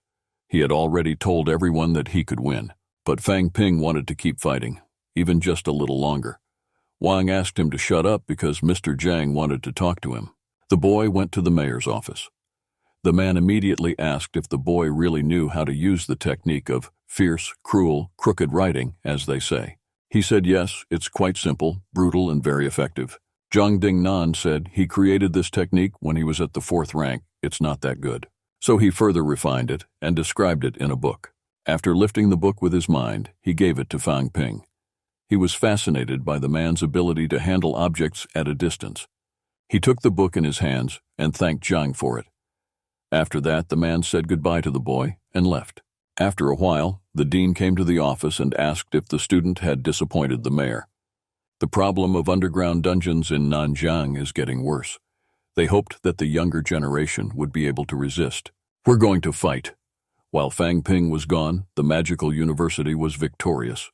The last fight was won by Xiao Man, and the boys from the team praised her very much, but it was easy for her because her opponent was a schmuck. Wang told the Fang Ping team that this time the students of Nanjiang University lost to a certain bai of students from their magical university. He entered the arena and asked why they were entering the University of Martial Arts in the first place, asking the kid to the Nanjiang students. Fang Ping knew why he joined, to become strong and protect the weak. Wang continued to belittle the students, saying that they would always wipe their feet on the students and that they really wanted to keep losing. There was a sensitivity to the words. Of course, no one wanted to play. Fang Ping said that his old brother Wang asked them to fight with them to raise their morale. But he must have learned a good lesson. If the students of Nanjiang don't want to be hunchbacks, they should think more carefully about their future. Fang Ping continued to think and decided that he had to become stronger before he could return to university and break through to the third rank. The next day, the kid was sitting on the sidelines of the magical university building on the east side. His team has made good money at Nanjiang University, and now he has $1 million in points, but there's no telling how much money it'll take to get to the third rank. The boy's thoughts were interrupted by his mentor, Lu, who came up to him and asked him to follow her. They went into the bay, where two boys were fighting. One of them was Feng Qin, who is now at the top of the third rank. The instructor was asked to watch the fight. Fang Ping wondered who Qin's brother's supervisor was. He was Shi Li, third rank, and the only student of the magical university who had strengthened his bones 3 times. The rivalry between the boys was very heated. Shi Li was very angry with his opponent. They started to collide one by one. Feng Qin hit him in the nose and he flew away. Feng Qin sarcastically said that even though he had shattered his bones 3 times, he didn't see his nose. Fang Ping was impressed by Feng Qin's strength, but he could see something else. He could control his qi and blood very easily. Mentor Lu said that the second-ranked masters were only shrinking their ends. They could not so easily control their qi and blood. Their energy was scattered, which was not the case with the third-ranked masters. At the third rank, there will be a strengthening of the tuluba, which will allow you to control the ends and change the body in general. That's why third-ranking majors are assigned to the elite. At the top of the third rank, also change the blood and body. We can say Qin is now a hallowed people. That's why he is impenetrable. But Shi Li has only shrunk his tulub. Fang Ping was fascinated. He didn't know he'd have so much to do at the third rank. It was getting more and more fun. Later, Fan Ping and instructor Lu went to the energy room. The gym attendant told them that they would be charged points for 5 training sessions in the gym and that they would need a major certificate to pay for it. The kid was a bit shocked because he didn't think he'd get so many points, but the instructor told him to pay for it himself. When he handed in his certificate, he remembered how hard those points were earned. After paying, they went to the gymnasiums, and Fang Ping realized that he had wasted the money. When he entered one of the gyms, he felt a sense of renaissance, as if he'd been revitalized. The instructor explained that by melting the energy ore here, it is easier to absorb qi and blood energy, as well as strengthening of the bones is easier and more effective. In order to break through to the third rank, he had to grind his spines together, and in no case should not stoop, because his life was at stake. In case of emergency, his mentor was by his side. Fang Ping sat in the lotus posture, closed his eyes, and began the transformation process. Instructor Lu was very surprised when she noticed that the boy was controlling the energy flowing through his veins. It's not often that only 6th-year students are able to do that. Is Fang Ping really the great master of the future? Thinking it couldn't get any worse, his mentor gave him a good scolding. He felt a pain in his tire, but the mentor put her hand on his neck and told him to sit down. It's time to go read for a year. The system notified him that he had been promoted to the third rank. The tutor praised the student and asked him to figure out what he wanted and left the room. Fang Ping argued that the use of the energy room was only for the purpose of conserving energy, but it was too expensive, and he decided to try to break through to the middle of the third rank. With all the money he spent, he needs to use this opportunity for good. As he began to power consolidate again, his nose bled. When Instructor Lu came out of the flood, Teacher Li was watching her.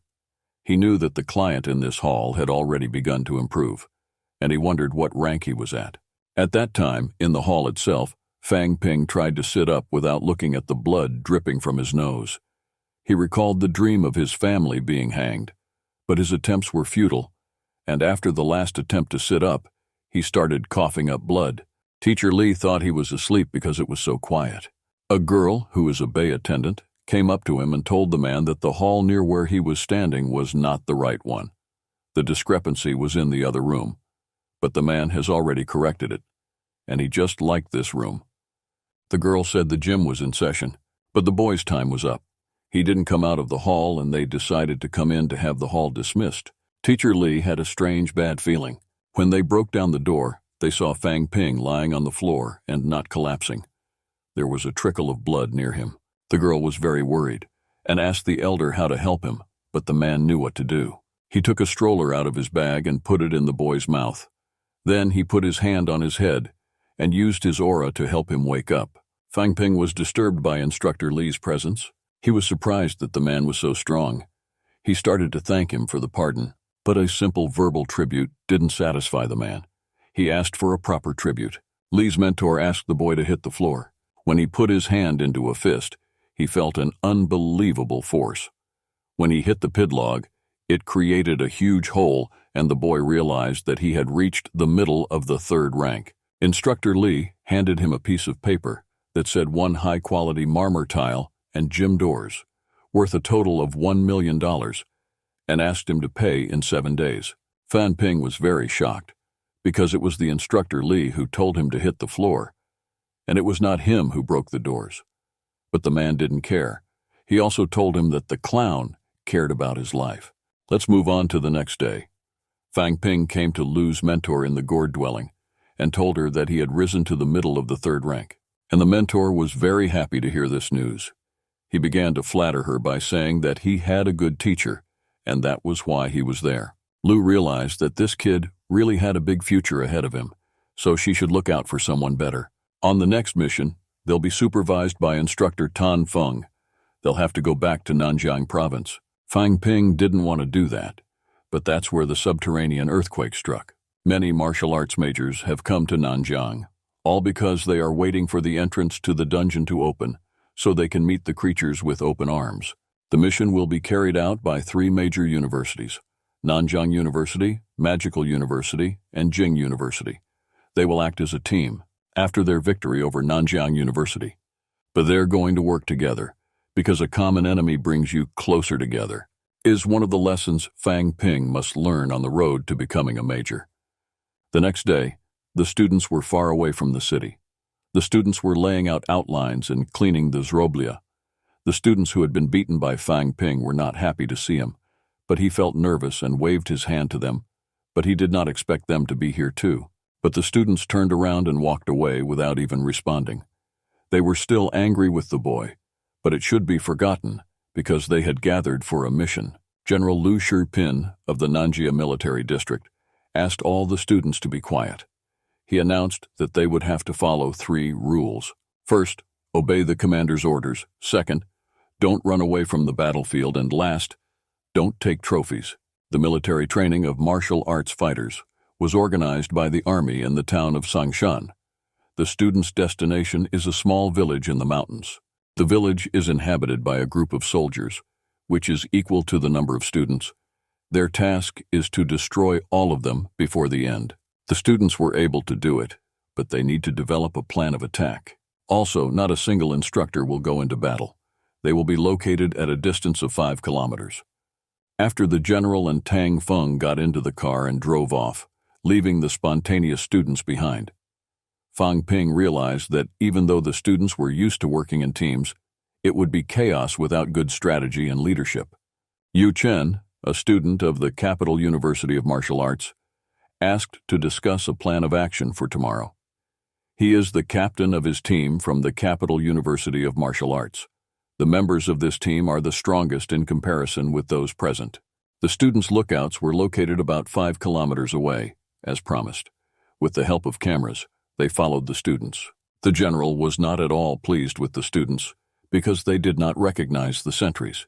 Pantan was not surprised by this, because the students had no experience, but behind every commander are majors of martial arts. It was the first of the worst Zagarbnitsa missions. This mission was specially designed as a test run. The enemy's base is only a kilometer away, and they can easily reach the students. They had to give lessons that the horses will never forget. Meanwhile, the students had already gone to bed in the village. Fang Ping saw someone in their hiding place and stood up sharply and thrust his halberd at the boy. It was Gu Xiong, but it was closed for the visit, and the kid asked him why he was here. The other students also freaked out because he woke them up, but Gu Xiong just wanted to let them know that maybe their tent was going to be cleaned up, and asked them to go to the police station. All those who were awake went to the house to check. Gu Xiong said that in big battles, the taboras are often cleared out. In war zones, the majors always saw, and the others just went to sleep. All majors at the top of the 3rd rank were sent here. He had already been here for the bloody battles, many of whom were killed or wounded. Then he realized that they would never be able to finish the war against the catacombs. Gu Xiong said he took Fang Ping's team because Wang had said they could be relied on. His promo was interrupted by a noise. Everyone halted to listen for the sound. The villains were sitting in a tree, waiting for the moment to attack the students.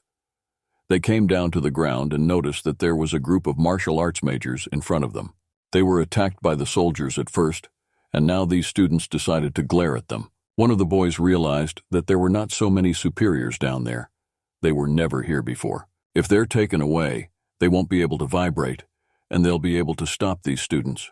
Another villain suggested to kill all of them one by one, and to take the last one as a handler to give them an advantage. They turned around and saw that they were being followed by a clown. The boy asked how long he'd been standing there. Fang Ping said only that they would take their lives. They began to fight. The villains had the upper hand over the students. They struck with swords. One of the villains swung at Fang Ping and said it was time for him to die. With a halberd, he was able to deflect the blow. Zlotsiniak is in the middle of the 3rd rank. After reaching the 3rd rank, he had never had to fight such a level before. Fang Ping asked Gu Xiong to keep him here and help Fu Changding and the others. At that time, Fu Changding successfully stabbed the villain once. When he tried to strike the villain again, the villain ducked and his weapon was stuck in the ground. He tried to pull it out, but all was lost. The villain decided to take advantage of it. But Gu Xiong appeared and shook the villain by punching him in the nose. Gu Xiong said that now they really understand what it's like to work together, while Fang Ping continued to fight the strongest villain. The fight went into a deep corner. Each of them was very careful. The boy started to get upset and began to provoke the villain. The villain asked the boy if he was really so self-confident, and then he attacked Fang Ping, who managed to get away. He thought that the villain's reception was very good. Fang Ping dodged a little, but the villain threw his sword at him, but with a halberd. To win, he had to spend thousands of dollars from the system balance to rebuild. All the students in the municipality were awakened by the Gumno movets, then announced that the base score for this task is points. Points will be calculated for all students from the Faculty of Tactics and Strategy. Points will be calculated for all others. Gu Xiong will receive points. Fu Changding will receive points. Zhao Lei will receive points. Fang Ping gets a point. The announcement is complete, and the students have gone to rest. The next day, the students gathered to discuss their plan. Judging from last night's Naylot, it should be recognized that the students underestimated the risks and should have taken them into consideration. Gu Xiong suggested attacking the village right away. Fang Ping said that waiting is not a good idea. Who knows how many times they will attack them? Wu Xianghua asked which side would be better to attack. When they took out the map, they found that they were about a kilometer away from the village, and there were no cars left. They realized that this mission was a test for them, because the conditions were similar to the underground. The students started walking through the forest. Yang Xiaoman started yelling at Fang Ping because he didn't keep his own. She and Yun Qi didn't take her and Yang Xiaoman on a hike. They were charged for nothing. Fang Ping justified himself by saying that he was forbidden to go to the girls' places. But that argument didn't satisfy the girls because they had cell phones. Chang Feng Ding started to connect the girls through the bali. Young Xiaoman was very angry and began to strangle the guy, and he had to vibashti. Fang Ping told the girls that there was a chance to score, but they would have to kill a few people. For Zhang Yunshi, it was very difficult. Large stones began to fall from the sky. They realized it was an attack, and they flew straight at the students. Everyone was in a panic. Something caught Yun Qi's eye, and she stopped. Young Xiaoman saw a stone flying directly at her and yelled for her to move away. The girl moved away, and the rock fell in front of her. They weren't wearing any clothes, but they were getting very angry. Fang Ping was sorry he didn't remember the danger, so they fell into the pasture. The villains began to emerge from the bushes. One of them, Fang Ping, was knocked out with a single blow. The villains became so numerous that they took away Fang Ping, Cha Fengding, Young Xiaoman, and Yun Qi. A fight broke out. The students beat all those who attacked them and were not even injured. Gu Xiong called out to the students. When they walked further, they saw that some students had been crushed by stones, and some were lying without arms or injured. In total, there were 3 injured, 3 killed. Fang Ping was disappointed that they hadn't even gotten there yet, but they were already suffering losses. Gu Xiong said we should make up our minds. It'll be hard in the dungeon. Rather than discussing the enemy, it would be better to think about what to do next. Often, military tactics are not suitable for masters of martial arts. The advantages of their style are strength and speed. They decided to split into groups and then clean up the village and attack the enemy, and they would squint at the Mishalovka. They really had the strength to beat back the point attacks, but if it goes on like this, they'll be eliminated before the battle starts. Fang Ping argued that a change in battle strategy is understandable under difficult conditions. Sometimes it's necessary to adapt to the conditions of battle, so that the strongest of them have a better chance of survival. And he suggested that the village is located in the mountains. They can split into 3 teams and attack from 3 sides. 3 universities will take part, so there will be 3 groups, each with 1 man, the strongest majors of the 2nd and 3rd rank. And all the others will move around the perimeter, depending on how it goes. Others will come to help or retreat. The students divided into teams and went to take positions as agreed earlier. On reaching the buildings on the outskirts of the village, Fang Ping's team saw an old man. The students stopped and asked what he was doing here. The old man shouted, and the villains started running from all the buildings. He ordered them to kill the students. Gu Xiong said that their team was only children and old people. All the other teams said that they were the same. Yu Cheng told them not to hurt the children, to kill them, and move them to the hideout. And all the others should not be kept alive. A very big fight began. The villains came one by one. Fang Ping also punished his team to kill the adults and exclude the children. After killing all the active attackers, 3 men stood nearby. After they had disposed of their fellow villagers, they began to run away. But no one was going to pacify them. They had to finish the mission. Fang Ping said it could be a pastiche. We should take the children to a safe place. To kill innocents, such a true master of martial arts. Hypocrites who are hiding behind their virtue. They've made them into good meat for training. This is a day they'll never forget. Fang Ping sensed the enemy was close, but couldn't recognize his exact location. Yu Chun shouted that it's not for their sect to judge martial artists. Someone on the radio transmitted that the place where they are located has already been replaced. Fang Ping ordered them to retreat and help the wounded. The students retreated from the village into the forest. Yu Chun felt bad for not remembering the bombs earlier. Then, how many people could have been killed? One of the students said that the Pidrivniki were written about in the sect reports. They were not yet familiar with this tactic. Then, on the battlefield, he was only rushing forward. Zhao Lei shouted that we should swat the creatures. But Fang Ping said the village was under the sect's control, and if they simply went there, they would be cut off one by one on the narrow streets. Forcing them to fight openly is their only chance for victory. We need to take away their advantage in the local area and demolish the village. Gu Xiong reiterated what he had said, saying that the demolition of the buildings could only be done by majors starting from the next rank. Sectarians can attack without hesitation, even if they don't have time to renew their strength. Fang Ping quickly learns the renewal walks, if they are enough. The renewal of strength is not a problem. If all others are ready to give him the walks, he will tear down the village alone. At that time, the men who were leaving the students came to the preacher to inform him that the students would demolish the village. The preacher didn't see any threat in it because it was just a purchase of delinquents. While pouring his tea, he calmly accepted the fact that the students were destroying the village. The students went to demolish the buildings. Fang Ping stopped and began to wonder how much was left. He knew that the sectarians were not so dumb that they would not attack them after they were overpowered. The students look like they're renewing their strength, although he's the only one spending it. But if they continue to ruin everything here, suspicion may arise. The clown warned the students that if someone feels that he is approaching the border, he should return to the base and not make an attempt to renew the forces. If they attack, there is a great risk of becoming a soldier. The students called to enter, but the sectarians drove them away and there was no way to get out. The preacher ordered to finish the students to conduct the so-called battle christening, which they want so much. But the preacher didn't expect the students to kill almost all his brothers.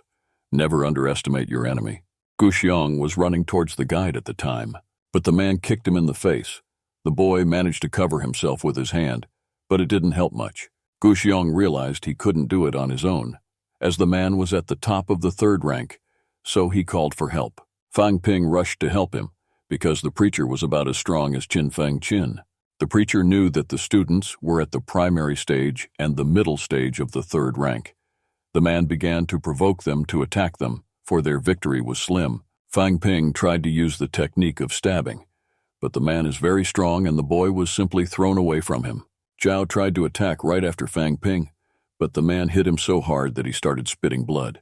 The boy got angry and asked him to keep the preacher quiet and cover him up. He stood behind him while the others were encouraging the man. He gathered all his strength in his fist and gave him a strong blow in the back, but he did not even flinch. It seemed that he was not hurt at all. The guide was like a hallucinogen. He was no worse for his wounds. He wounded the students one by one, and at one point, only Fang Ping was left. The man swung his sword at the boy, but luckily, he had a halberd on him. Gu Xiong said he's specializing in spotting the bad guys. The third-ranked majors have nearly 1,000 energies, and they've completely calcified their sinews, bones, and flesh, so it's almost impossible to defeat them. To defeat them, he relied on his strong body. Every one of his punches is equal to the most powerful moves of students. It's not worth it to go on like this. Unexpectedly, one of the students shouted that there is another supervisor on top of the third rank and asked all those below the third rank to come over.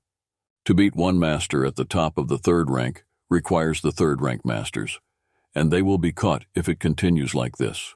And Fang Ping has decided to deal with the other third-ranking major on her own. The evil one is in the middle stage of the third rank. He has no more energy.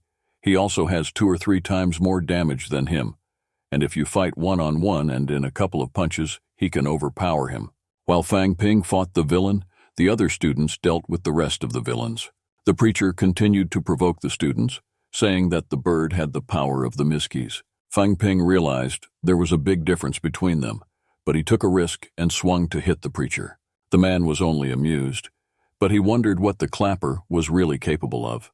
The kid still managed to land a powerful punch, and the man wondered how he did it. Fang Ping said he'll tell you if the man is on his knees. Fang Ping threw another punch, and the man was blown away. His arm was torn. He couldn't shake the energy left in the guy. If he wasn't that great student, he realized that it would be more pleasant to finish him alone and not a bunch of other and third-ranked pikemen. Then he started to run towards Fang Ping, who was calm. He renewed his energy through the system and was able to dodge all the attacks of the villain. The clapper encouraged to attack the man and inflicted injuries and wounds on him, but he was resilient, and to recover from a single blow would have to spend 1 million. He'd already spent millions in total. The kid was already on the edge, although energy can be renewed without end. But even his patience had a limit. The guide asked whether the clapper had the strength to continue fighting, because he had stopped for some reason. The man punched Fang Ping in the face, and he fell to the ground. When he came up to him, he tried to kick him, but the guide hurt his leg and shattered his shirt. He did not expect that the majors at the top of the third rank are so strong. He spent 5 mil in a single bullfight, and his E-alloy shoes are finished, Even if he does get away with it, his suit is already in for unwarranted harm. And then the brothers will come to help when they've dealt with the third-ranking masters. The preacher interrupted his thoughts by saying that he was having fun watching the boy, but he would probably be able to deal with the third-ranking major's corner. But here and now his career as a martial arts major will end. The provost gave Fang Ping a very hard blow to the chest, breaking the boy's halberd, and the boy fell down and was never harmed again. The preacher was very angry that he had swatted some genius of martial arts, but he was pleased with it. The preacher's writing has gotten the students' attention, and the man continued to shout that his crowning blow of the organism in the Zimyatka, after such any major of the third rank Krishka. Yun Chi thought Fang Ping was dead and started to run to him to see if he was dead. But she couldn't believe it, because the boy was very strong and couldn't just die. The girl took out a stroller and started shoving it in his mouth, asking him to roll over. She hugged him and cried, but Fang Ping got over it. She let him take a walk of life force. With it, both open and closed wounds are renewed. The preacher continued to fight with the students. They would already be badly beaten, but he did not. They couldn't seriously injure him, and the students were less fortunate. Fang Ping was able to get up and shouted for everyone to get away from him. He began to strike one by one, but it wasn't easy to stop him. Gu Xiong knows that Fang Ping won't be so easy to kill. He was so surprised by the boy's tactics that he didn't even believe he was only in the middle of the third rank. One punch and one more, as if his energy is boundless. The provocateur made bombs out of children. He fooled old people and killed students who were friends of Fang Ping, a martial arts major. He's the reason the kid's shoe was shattered. And how many points did he spend to beat him? The boy was already so disillusioned. The fight seemed not to end forever, and he decided that it was necessary to strike a blow, which is enough to destroy the villain. He finally succeeded in chopping off his head. The students were very happy that Fang Ping had finally been defeated. He was very sick and needed help. Looking at the system's interface, he realized that he had consumed about 10,000 points of energy. Chang Feng Ding and Yun Chi helped the boy to walk by holding his hands. They praised him a lot, but he did not care. They had lost a lot, and the walk of life force cost points, and there was nothing to pay him for it. The girl needed nothing to replace her. She was glad to have spoiled Fang Ping's life, but the boy couldn't. He offered the girl a part of his third-rank energy walks. Gu Xiong told all the wounded to go to the base, and he and the other students, who were not seriously injured, would deal with the evil villains. Meanwhile, Fang Ping still gave Yun Chi 10 of his third-rank energy walks to sell. The girl was pleased because she just wanted to spoil his life, but she realized that he would not budge and accepted the strollers. But Fang Ping wouldn't be Fang Ping if he hadn't started calculations. If we convert it into points, then 10 such walks cost points, minus points for one walk of life force. Then the girl will be guilty to him of 5 million millions of dollars after selling them. The girl tried to say that it was a pleasure and nothing was needed, but the clapper only asked to give him the 5 million afterwards. The fight was over. The students gave one-to-one medical attention. Cha Feng Ding asked Fang Ping why he was so cheap. Yun Ci told him about their conversation. The girl didn't need the money, and she didn't understand why he kept offering them walks, why he couldn't just accept the stroller as a gift when she was giving it to him, because he was her friend. Fang Ping remembered that the instructor once told him that martial arts majors should only have a working relationship. At first, he thought it was very cruel, but when he was on the verge of death, he realized she was right. They're only human, and we'll all play in the box once.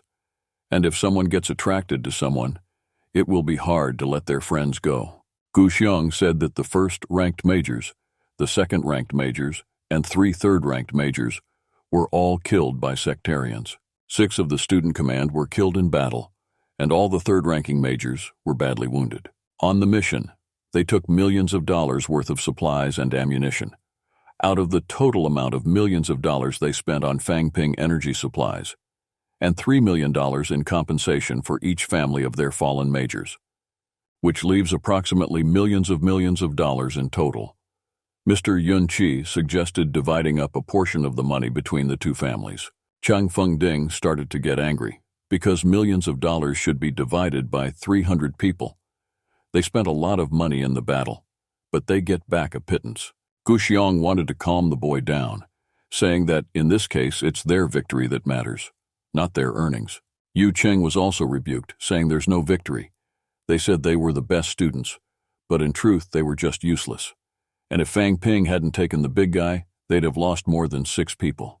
The students were approached by instructor Tang, who was disturbed. He called the students not majors, but a bunch of self-dealing assholes, and they didn't know what the strategy was.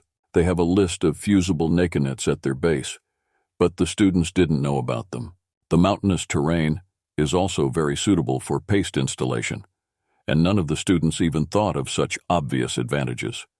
He marveled that they had learned nothing of what they had been taught at the university. More than the second-ranked majors were not even allowed to fight, and Fang Ping went on his own to fight the third-ranked major. The likelihood of his death was very high. It's not enough to win by brute force alone. You must also use your brains.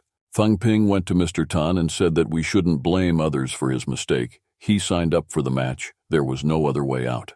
But this argument didn't change the instructor's mind, and he took him by the ear and told him what kind of protection he was yapping about. Out of all 300 students, he considered him the biggest pain in the ass. He wondered how the kid got so much energy. Fang Ping had to guess something, and he decided to say that before the walks were absorbed into the body, he could use them gradually to gain energy. And since he knew that the mission would not be easy, he drank 10 walks in advance. Mr. Tan was even more disappointed, because after that many walks, the boy was going to die. The instructor said he wouldn't ask any more questions, but there are a lot of witnesses here, and he'd better think how he'd explain it to others. If he doesn't want to be experimented on. Fang Ping knew that there were many witnesses, and if he was really asked to repeat the lesson, he'd have to take 10 walks. Whether he'll survive is not known. And as a matter of fact, someone will be asking a lot of questions. Fang Ping's thoughts were interrupted by a man who informed him about the call and that he had to leave in a hurry. He recovered a broken cell phone from the stall and realized why he hadn't been dialed on his cell phone. But it was still very interesting to see who thought of calling him now. When he got to the phone, he felt the voice of Lu's instructor, asking if the kid had really beaten a major at the top of the 3rd rank. Fang Ping didn't expect his senses to go off so quickly. But the instructor didn't call to praise the kid. He threw his supervisor a hard punch, and Mitivo renewed energy without walking, picking up pieces of energy from the bottom. Such is the power of only great majors. So it's a mystery how the boy managed. Great majors not only have a bone marrow like Mercury, but also a clear view of life. They must be willing to be radicalized to do such a thing, or else they must be ready to become a bottom-feeding squint. Fang Ping started to ask for help from the instructor. He could not become a piker. He also asked about bone marrow like Mercury. He didn't know about it. It was one of the great majors' specialties. When they reach such a level, the bone marrow becomes as powerful as Mercury, which gives them full control over vital energy. They are able to recharge and leave the body of a major.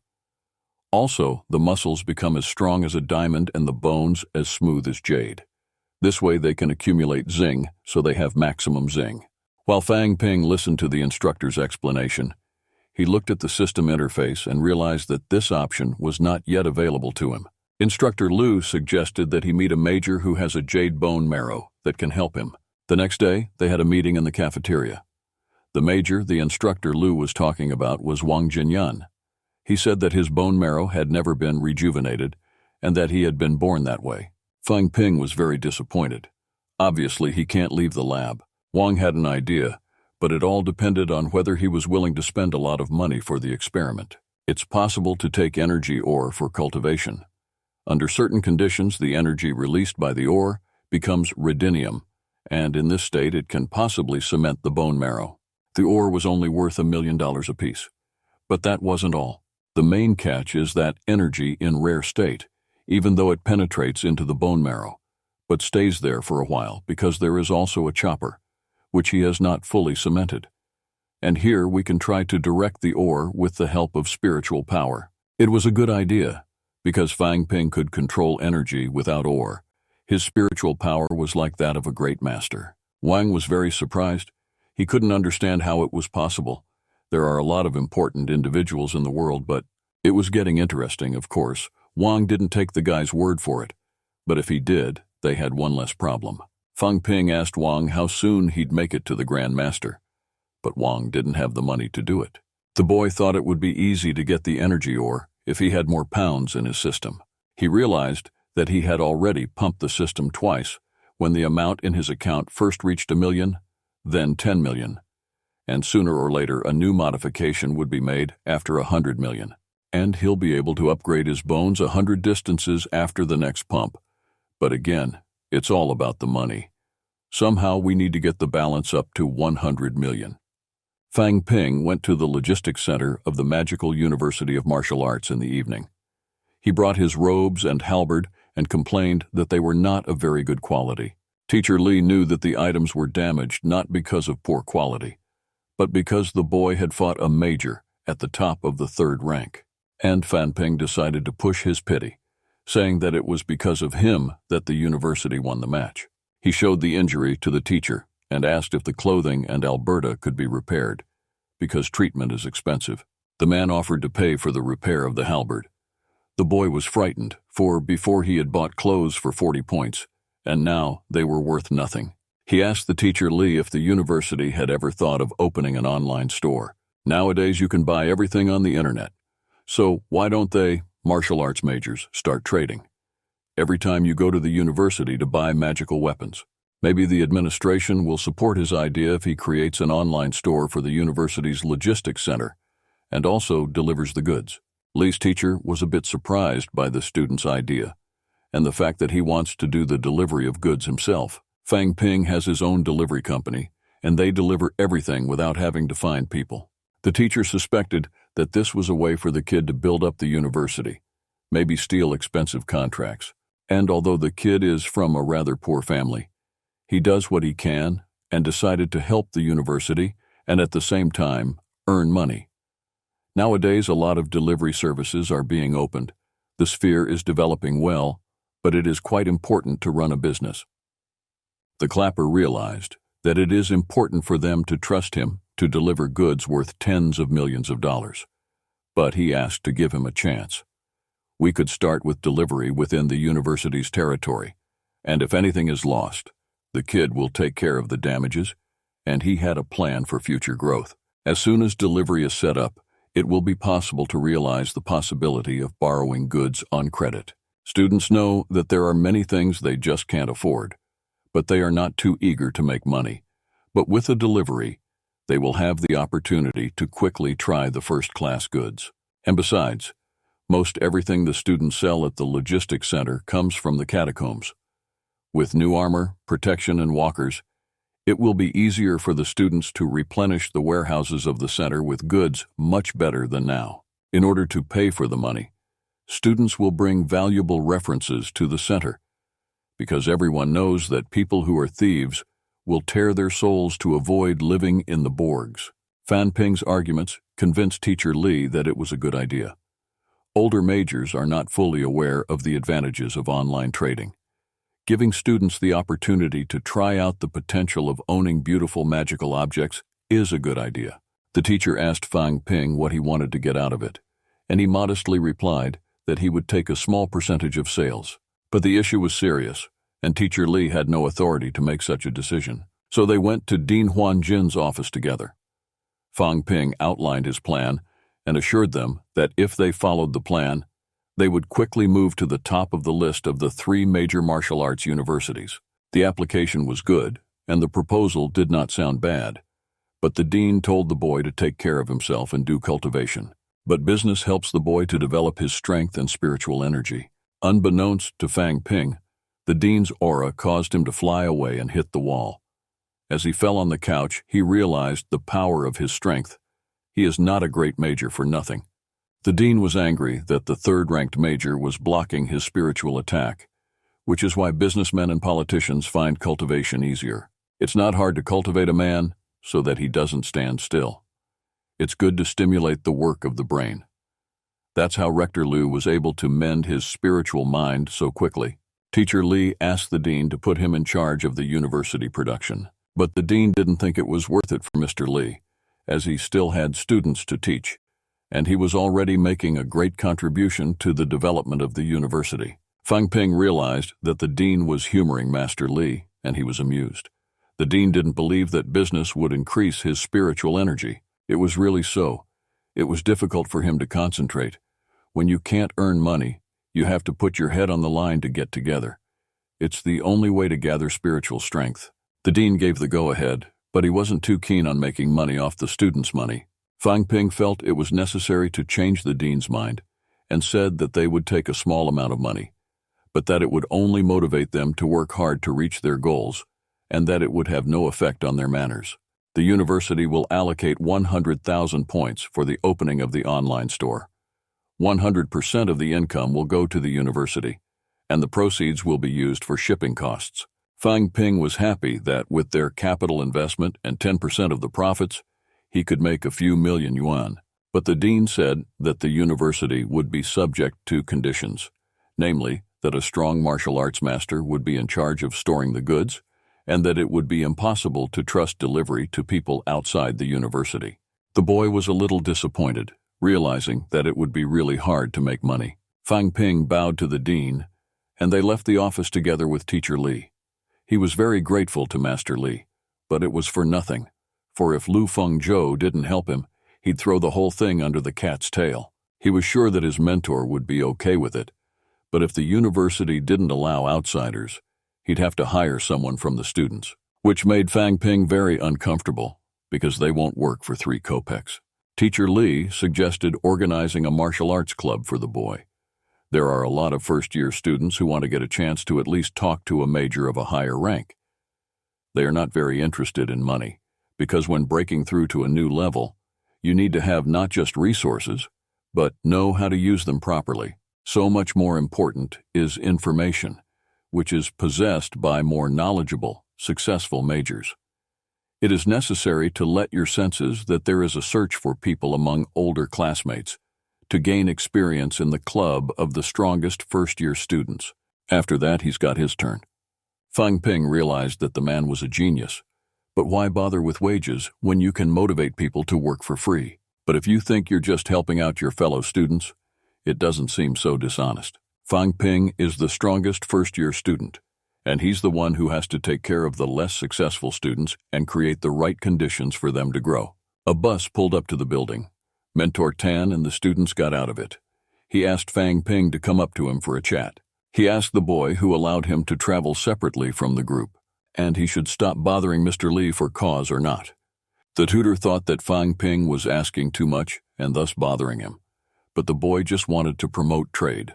Mentor Tang didn't understand what this had to do with Major Li, because he couldn't change the prices set by the university committee, and it's Master Li who pays the cost of the university equipment they lost from his pocket.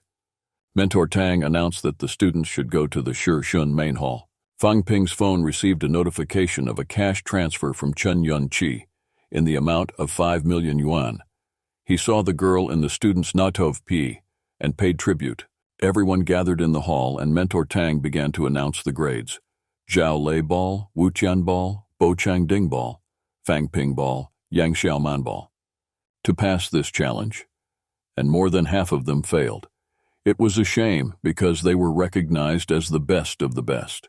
But since they came back victorious, those who passed the score will get an extra 100% of the score. Fan Ping quickly calculated that he has scored points. He gets more, and this Lev Day will be put on a couple of renewal walks. Initially, additional distribution of points was not planned. The university already went to the meeting. Fighting evil is their duty, and the students don't have to think about asking for money. Fan Ping asked how they'll cover the losses incurred during the mission. They are only students, and they do their missions to get points. And those who don't get bonuses, how can they cultivate further?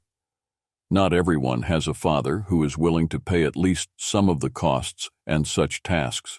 Fang Ping told Zhang Fengding that he also had something to give, because he didn't want to live on water and bread alone. The boy raised his hand and supported Fang Ping.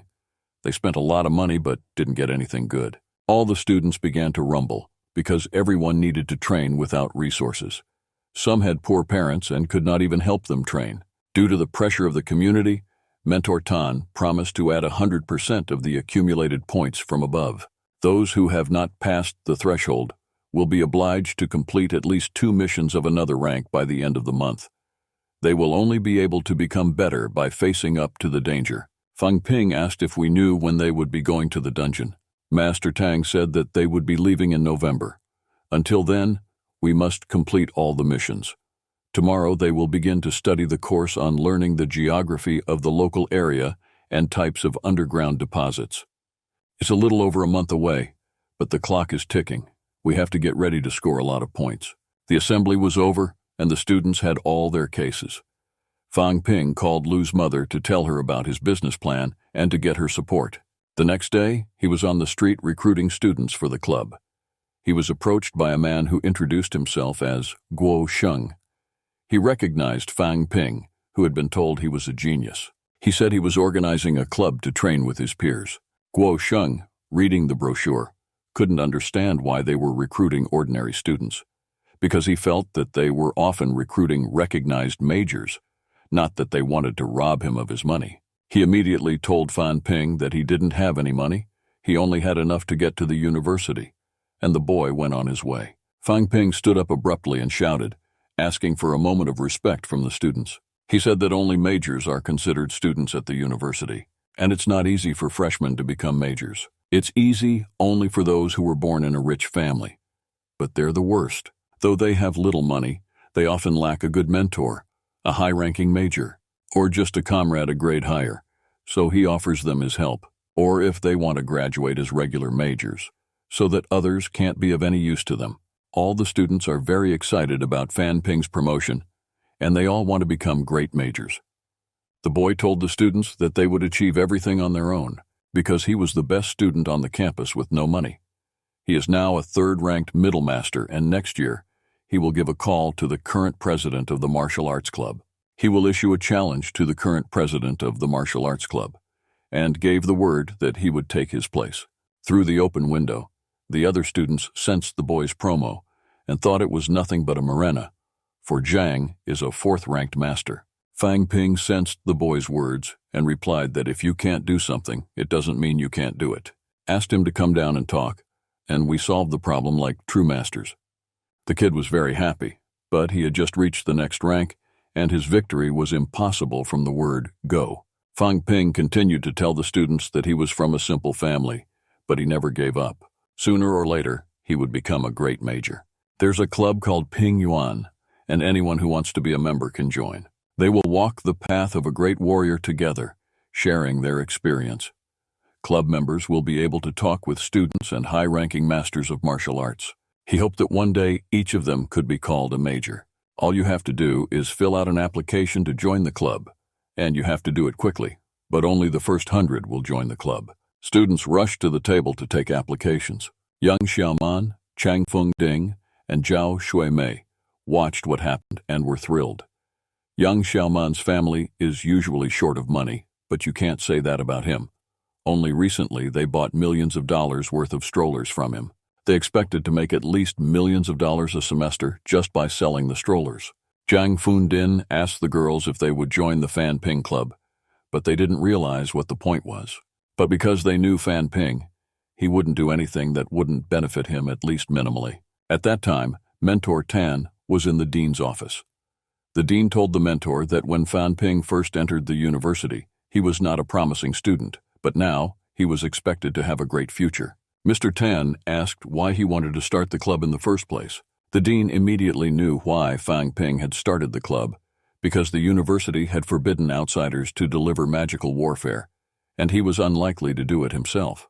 But he wouldn't sit idly by with his hands folded, and he might have been clever in persuading the students to join the club, but it would be good for them too. The dean thought it would be better to do so than to try to gain the same knowledge at the risk of living in the dungeon. Mentor Tan said he's probably getting rid of the boy for nothing. They need more people who can turn things around, like Rector Liu. The dean didn't understand what Mr. Tan meant, and thought he was just marvelous today. At this time, Mr. Fang Ping continued to motivate students to enroll, saying that there were no seats left. The first club meeting will be held tomorrow. He will send a notice about it and ask the students to go. The students were disgusted, but the boy said they wouldn't regret joining his club. Fang Chunding and the girls went to Fang Ping's house and started to boil, because he didn't tell her about the club, and the boy refused to accept them because they weren't suitable. Fang Chunding was very annoyed that all those who had not even become majors were hired and they were rejected. They could have advertised him for free through word of mouth. Zhao Shuimei said they spent a lot of money on the last meeting and that this club was a way to pay them back. And yet Fang Ping accepted them into the club, but warned them that he would not allow them to leave work. Young Xiaoman asked what kind of work. The clapper was going to give them a job with the newcomers. For example, if someone takes a strike, they'll have to own everything. But if it was important to them, they can refuse now. They needed the money, so they all agreed to what Fang Ping suggested. The boy was pleased that they wanted to help him so much. The next day, all the students who had been admitted to the Fan Ping Club gathered in the conference room. The guy announced that the first meeting of his club was officially open. He announced that the club has been joined by students who will become future majors. Fang Ping said he was doing a great job, but he had managed to sign a cooperation agreement with the university's logistics department. They need volunteers to help with the delivery of goods. The students were not happy about the prospect of working as ordinary trainers. Fang Ping rebuffed them, telling them that the regular cadets don't work with martial arts majors every day. Their clients will be senior students and professors. Especially professors are not easy to approach, so we can't miss this opportunity. Later, they will be able to make friends with the teachers and may receive a rare teaching aid. And the students are easier. Most of them will be happy to answer all the questions of the newcomers. One of the freshmen asked why Fang Ping is so sure everything will be as he says, and that if they don't want to talk to them. It could happen. Something will fall on all of them, but there's nothing to worry about. If you work hard, the club will give a discount on the walks of life energy. They take points for that, but they get them for only. The discount on walks has been overcorrected, and many students have realized that it's a good idea to stay at the club. Fang Ping sighed and said they had no idea what he wanted. The dean was very afraid that the university property would be stolen and wanted to take a deposit of $5 million from each student, but Fang Ping was very careful and asked Major Li to vouch for them. So the freshmen can't let her down and lose their faces in the baguette. There will also be a credit system in the store, so it will be easier to study and cultivate with them. It is customary to buy something expensive on credit, but the rate will be reduced for all club members. For example, if you take 100 points on credit, in a month they will be guilty of only 101 points. The offer was so good that even young Xiaoman appreciated it. Fang Ping said that all the conditions were very favorable for the club members. Fang Chunding whispered to the girls that the boy was not lying to them. They would get a lot of benefits from the club. Fang Ping announced the end of the training camp and added that students who didn't meet the conditions could leave the club right now. But no one left. He was pleased and decided to divide the duties and positions. Zhou Yuehong will be in charge of the staff and will take charge of the order of people. Gu Sheng will be in charge of delivery. Bo Changding will be Fang Ping's deputy and head of public relations. Zhao Shuimei will be in charge of negotiations. Yang Xiaoman will supervise all departments, evaluate the work, and recognize the best ones. And Fang Ping himself will be in charge and responsible for all of them. But he's not willing to do anything for them. It's necessary to make you realize that you can become a mayor without a rich parent. I'm sure they're no worse than the rich. They can be better than the rich. Fang Ping is very angry that everyone reacted in such a way. All the money is already in his kasheni. It is only necessary to return to training. Only the strongest will be able to lead a flood of people. You have to start somewhere, so that one day all the martial arts majors can become his. Later, Fang Ping trained in the gym. He had bought some Zahidni walkers and took them along with steroids of the 5th rank. But a baking pain started, which he was not told about, and the sweat drained from his countenance, but it only grew worse, for power requires such sacrifices. Yet to protect his family, he must work harder on himself. His body has been working hard. Then he'll have to take a little vacation. And now he had less time to work on his strength and vitality. If he could just shrink his backbone, and then it would be easier to break through. It would cost 35,000 points to work 1/100th of his strength, which meant he'd have 1,000,000 points in his account. He had thousands of points and thousands of yuan in his account, and he needed $40 million to grind his spine, which he didn't have. The next day, the students were taken to the Center of Military Simulation and Planning. The teacher was giving a lecture on the underground. The sea is located to the east of the Universitätszeit passageway to the dungeons, and on the east side of the dungeons, at a distance of 5,000 kilometers, their cysts are scattered. As a matter of fact, in the radius of 100 kilometers from the passage of the island, there are no skeletons. The underground is twice the size of China, but most of it has not yet been explored. Fang Ping asked the teacher if the sunlight penetrates the underground. The teacher said that there is no sunlight there, but there is a similar light to theirs. There is only the sunset and others. Night changes from day to night, middly. Their technology doesn't work there. You have to learn how to model. Fang Ping was shocked because the terrain was monomaniacal. How could I learn it? Fang Chunding went up to the boy and put his hand on his shoulder and told him that it would be difficult for him to learn because he had a poor knowledge of the local area. Fang Ping asked the boy to practice with him tomorrow at the martial arts class. The teacher went on to say, from the invasion of the underground by thirds of people, there are guard stations located along the passages. Tan Men Wall is the closest fortress to the guard station. It has 2,000 men, 200,000 soldiers, and 25,000 majors. But there's less than 5,000 people in the checkpoint. One of the students said that 5,000 majors could easily defend even a fortress. But the teacher denied it, because it wasn't just a matter of defending the fortress. They attacked their enemies and pushed them away from the fortress, but the fortress would fall down if they did. Only a group of brave majors will be able to defuse the situation. 70 years ago, 40 magisters banded together to go to war in the dungeons. The strongest of them survived, but the magisters were killed in battle. Every year, there are more and more outstanding majors in the country, so their main task is to help them develop and give them some time to do so. The teacher gave each student a book and said that the material should be memorized. There are many things that can survive in the underground, such as energetic stones, herbs, and the book describes how to fall in love with wild game. And energetic stones and their use should be studied carefully. They are very helpful in many ways. They can be used to make walkers. Depending on its purity, energy stone is categorized into two types. One is uninterruptedly fashionable to replace the usual stones. Unclean stone is not suitable for training. Prices for stone also vary in purity. Later, students will be able to train because the underground is just a place where there are useful artifacts. Maybe someone will be lucky enough to break through without training. The students were also shocked by the teacher's statement because it was impossible to break through without training.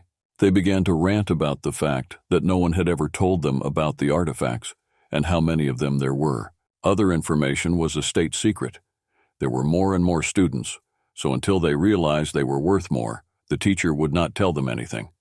The students were very motivated to get to the dungeons as soon as possible and to defeat all the dungeons. Fang Ping said that we should study this book very carefully. Maybe he'll find something worth thousands of points. A student wandered into the auditorium unnoticed and told about the arrival of the professor from Lan Shiwei. All the students went out into the street and saw Yu Ren, the rector of the magical university, at the top of the 8th rank. But there were many buses with students and bodies of the dead. They were all wounded and very embarrassed. One of them went to the rector and said that they would fight for their country. Yim managed to kill 3 Lan Shiwei majors of the 6th rank. We have killed the 5th-ranked majors and the 4th-ranking majors, thereby protecting their honor and the honor of the magical university. 6 majors who fought to the last stand gave their lives in battle. A student was in despair over the loss of his brothers. The rector came up to him and told him that he was already home and that the main thing was to go home. He ordered us to honor the memory of our fallen comrades. The students put their fist to the crown, and the rector added that the University of Magic expresses its sympathy to the families of the fallen. Someday, other students will be able to defend the honor of the country on the battlefield. The rector is already in a bad age. Even a minor injury can cost him his life. Chen Yunqi saw Bai Ju Shi among the mentors returning from the dungeon. The woman was standing without a hand. A girl came up to her, hugged her, and started crying. Instructor Lu came over and said Bai Ju Shi was alive, so cry like that. People die, and they too can die like this. But don't let your guard down. If they really want to do something bad and want to be remembered, they should clear the underground. Bai Ju Shi announced that Yunqi's new mentor will be Mentor Lu. The girl was very disappointed, but her mentor's internal organs are damaged. She will take at least 2 years to recover, and she can't teach any longer. Lu's mentor will be able to supervise her, but she will not be babysat.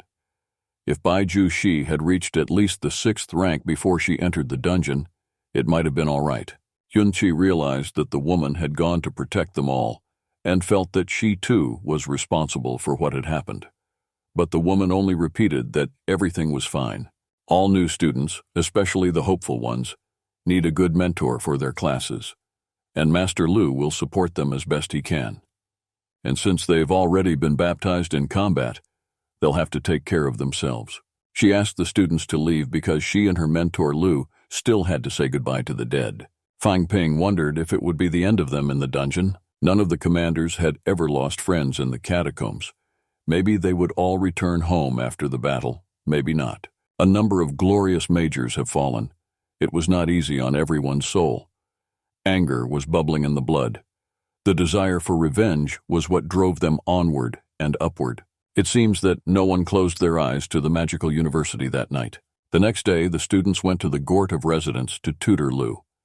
She evaluated the talent of her new student, Chen Yunqi, because she had already scored points. Her talent was abundant, and her family was good, but she had never made it past the middle of the 2nd rank. If it wasn't for Bai Ju Shi's special request, she'd never have taken her on as a student. Fang Ping decided to cheer her up and suggested a party in her honor, but Mentor Lu was very strict and refused. They gave Chen Yunqi the task to shrink her bones to 100 by the end of the month, and the girl immediately went to fulfill the task. She had to reach the top of another rank before going to the dungeon. Vani struck to sell the family business to her uncle, because he has long been on it, and with the proceeds to stock up on walks and start training quickly. But the girl didn't like this idea at all, because it was her father's company. The mentor asked if the girl wanted to follow her father to the grave. Training should be a priority for them now. The market value of her company is $200 million, and with this amount of money, Xue Mei can easily reach the top of the 3rd rank, and then return the spent money without any effort. Fang Ping was shocked. 200 lemons? He didn't think the girl was so expensive. You can really buy a bunch of strollers for that kind of money. Lu's mentor saw Fang Ping hesitate and asked him how much money he'd gotten from his training. He was wasting a lot of time, and a 3rd-rate walk costs 40 points, so it's expensive for him. And his family had no company to sell to. It was all on his shoulders. But Lu's mentor knew the kid was lying. She knew how much he had invested in his company, millions of dollars, but he hadn't made any money from the sale. So she offered him a job. If he had to kill someone for her, he could get 1,000 points. Fang Ping asked if he had the strength to kill someone who couldn't be killed by his mentor. He could do it when he's stronger. And the boy was curious about who he was going to kill. They gave him the information on the paper. They'll pay him back later, and if he dies, he won't get anything from his family. Fang Ping said that to earn 1,000 points you have to work and work. But if you're talking about a distant future, there's nothing to lose. And yet he's decided to take the job. He had 1,000 points in the Kishini. The master is so generous. The boy went to the logistics center to pick up his comrades. Maester Li said that the masculine armor from the skin of the creature of the 4th rank underground, and armor for the legs and arms of the rank. It will be ready in 2 weeks. Fang Ping realized why most of the majors had no money, because he'd paid $1 million, and he asked for more Chi energy walks. Master Li was very pleased that the boy didn't even haggle. Fang Ping was very happy to report that Master Lu had paid him 1,000 points in advance for the service, and gave him the paprika he had received from his master. Li's teacher was very pleased that the boy went to the task for 1,000 points. He knew well the man Lu had picked up. He was her archenemy, and his too. He was a master of the 3rd rank, the head of the Qianmeng Foundation. Fang Ping thought that Lu's mentor was a very wise woman, because she knew that he was destined to become a 5th-ranked major. But he wondered how the head of the fortress, Qianmeng, became his enemy. The man said he had killed Lu Fengzhou 10 years ago. The man said that he had killed Lu Fengzhou 10 years before, but he had not been able to stop him and had miraculously survived himself. Fang Ping was shocked because her mentor never told him about her daughter. Maybe that's why she became so cruel and merciless. She lost her family. It's not easy for anyone to go through that. Teacher Lee asked why the kid stopped practicing. He said it was because of his business plan. But with each rank, practicing became more and more important. But the business also influenced it. The man asked the boy to follow him because he had a case to tell him about. They came to a room with a big slope. Behind the slopes, they saw the boy, who was tied to a couch with a lot of doctors standing over him. At some point, the boy's body started to twist, and he managed to break the straps he was tied with. Teacher Lee said that the people who died on the ground are moving back to the catacombs, but nothing happens to those who died there. Scientists are trying to solve the problem with the help of research, so they're studying the link between the brain and the spirit in living people. But if they find that the spirit has a link with the brain, it may be easier to become a mayor. And since the kid showed his worth on his last mission, and the military department wants to take his experience from him, so maybe he'll be the subject of research. Fang Ping was flustered and began to say that he was just a normal student, just more gifted than others. He had already explained before that he had drunk more than necessary, but Teacher Lee didn't care. Everything had been solved. It was the results of the laboratory tests that were needed. They weren't going to kill him, just cut out a piece of flesh, some of the bone and spinal cord, and analyze it. Lu Fengzhou said that the boy would be able to clean up the catacombs and that the soldiers had not yet come for him. No one is pressuring him, but he is obliged to convey the value of his life if he is cut into pieces, and he can't even give why they need him. Teacher Lee asked me to follow him. He wanted to show Fang Ping something. They went into a room with a lot of different kinds of stone. He went to one of the racks of energy stones he'd seen for the first time. When Fang Ping picked up one of the stones, he felt uneasy. The teacher asked him if he'd ever absorbed spiritual energy before, and he replied that he had. During contact with the spiritual energy, the stone swells. Maybe that's why he felt anxious. When he becomes a great master and the spiritual energy will be stronger, it will be possible to anticipate dangerous situations. Fang Ping didn't even realize that spiritual energy was so useful, but he didn't know how to become a great major. According to the teacher's words, it would be possible after the skull had been softened. Then he would be able to separate spiritual energy from the body and mix it with vital forces. This would mean that he had become a great mayor. Third-ranked majors can't grind the skull. He must reach at least the 8th rank. Then the spirit will be immortal, and no one can overpower it with power. Just because someone is unmatched in battle doesn't mean they can't be brought down. The head of the fortress, Tian Meng, has taken down the rector's deathless talismans. Fang Ping said he also felt that high-ranking majors cannot attack, only defend. That's why Mistress Li can't be in charge of her daughter. To do so, she must become a great maestro. The boy forged the energy stone he held in his hand. Teacher Li got mad because he wouldn't let him do it. When he picked up Fang Ping, he realized why they're so expensive. Because in a few seconds, you can hold a lot of energy. The teacher pulled the boy to the door and asked him not to say anything about it, because it would cost him a lot of money. The next room they went to was filled with plants and fruit. The gentleman thanked Major Lee for the tour. The teacher said the university had high hopes for him. Fang Ping said he'd like to earn more. Lee's teacher was very disappointed because the kid didn't understand anything. The most important thing is the training. He got so caught up in his business he had to fix it. Fang Ping had an argument with Lee's teacher, but the teacher didn't care that the boy didn't have the money to cultivate. The next few days, the students went to lectures and studied the people of the underground. They attended training sessions where they fought one-on-one and studied the geography of the underground and the military. Were transported to the northwest corner of the magical university. Fan Ping came here to rent the hall for 3 days. Master Song said it would cost the boy a ball. He asked if there was a discount for majors in the middle of the 3rd rank. The man praised the boy for his accomplishments, but he still got a point. Lu's instructor was standing away from the boy. He remembered her and realized that she was waiting for him to cry. They went to the training bay. Once the training is complete, the boy's bones will be united into a single unit, and then it will be possible to rejuvenate the bone marrow. The dean, Deputy Dean Wu Guisheng, and Teacher Li came to watch the training. They appreciated the boy's technique, as he was exercising not just one, but all his bones at once, using his backbone. They suspected that the boy drank walks, because he was unable to do so. Instructor Lu said she was sure he wasn't drinking. It doesn't look like his body is storing energy on its own. He did very well in Nanjiang. He must have a secret. Fang Ping continued to train under supervision, and after a while, he began to use spiritual power to collect energy. Wu Guisheng was very angry, but his power was weak. He could gather it, but he could not exert it. Fang Ping used the system to transfer his spiritual power. He was down, but the instructor didn't stop him. If she could help him, because she knows how hard it is.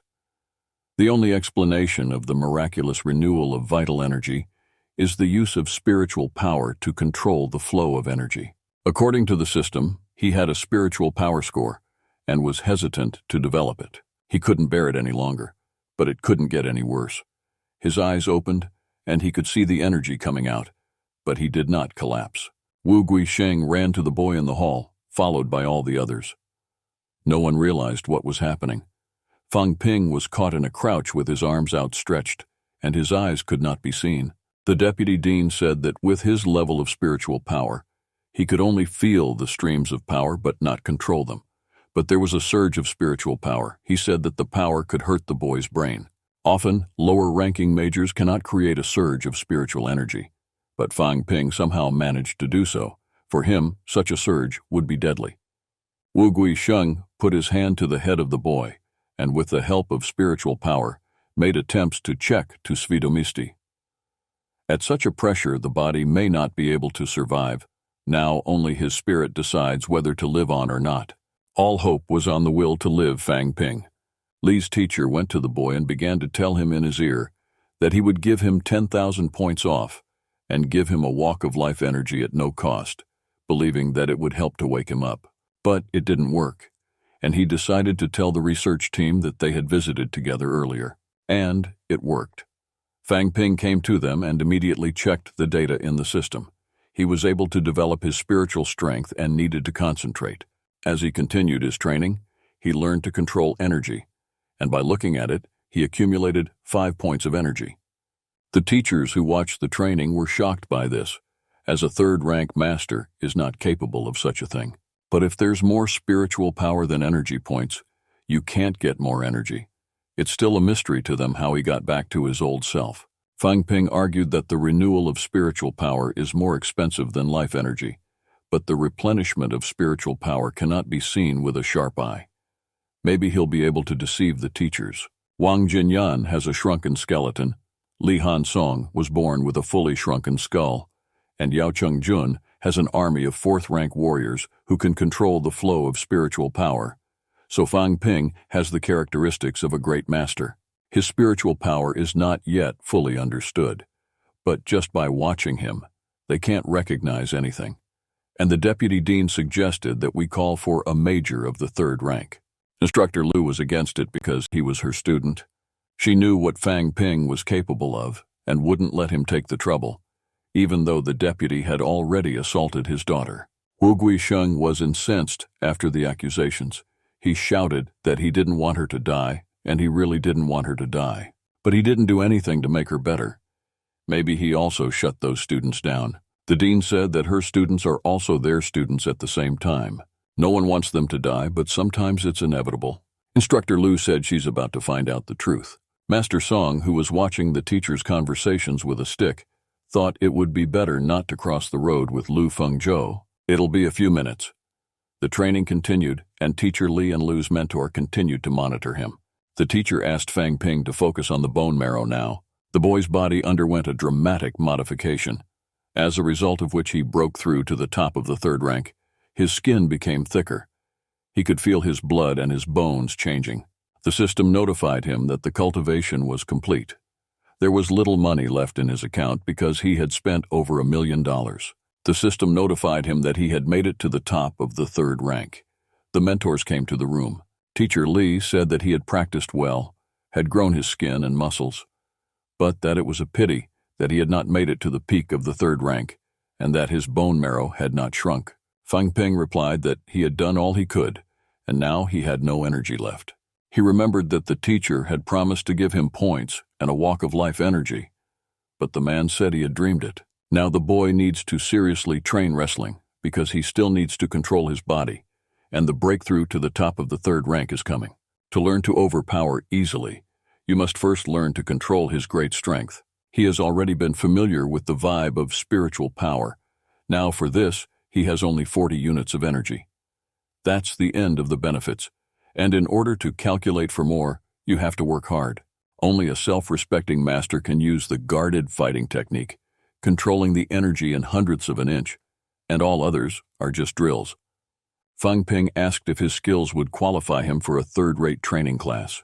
Master Li took out a knife and put it to the boy's chest. He screamed because he didn't realize what was happening. The man replied that he still had to learn to fight, but his body was strong, and a master of another rank would not be able to hurt him. But Teacher Li is a 6th-ranked major, and now he's bleeding. The teacher did it accidentally. He just wanted to give the kid a good thrashing. Fang Ping thought he wasn't being mean, but he was more concerned about the balance in the system. But now he's officially the elite master of martial arts. The next day, Fan Ping met with Li's manager to discuss investments. A company had recently inquired about their delivery service and offered to sell 100% of their shares for millions. Fang Ping said the market value is worth millions of dollars. Since the company's inception, they've spent millions on organization and advertising. And now a lot of people are interested in our services. And with the growth of the internet, there are more people interested. He offered to sell 100% of the shares for millions of dollars, even though they are not worth it. By selling things online, they are not really selling them. They are more likely to sell ideas. Put a price tag of 100 million, so let them pay 100 million. They say that the match is worthless, so it is worthless. Fang Ping really needs the money, so he decided to sell the shares. Later, they went to meet with investors. Li's manager promised that they would not be disappointed with the partnership, especially because they would help Fan Ping with their investments. Their decision was needed as soon as possible. Fang Ping was about to go on leave. No deal can be struck after he leaves.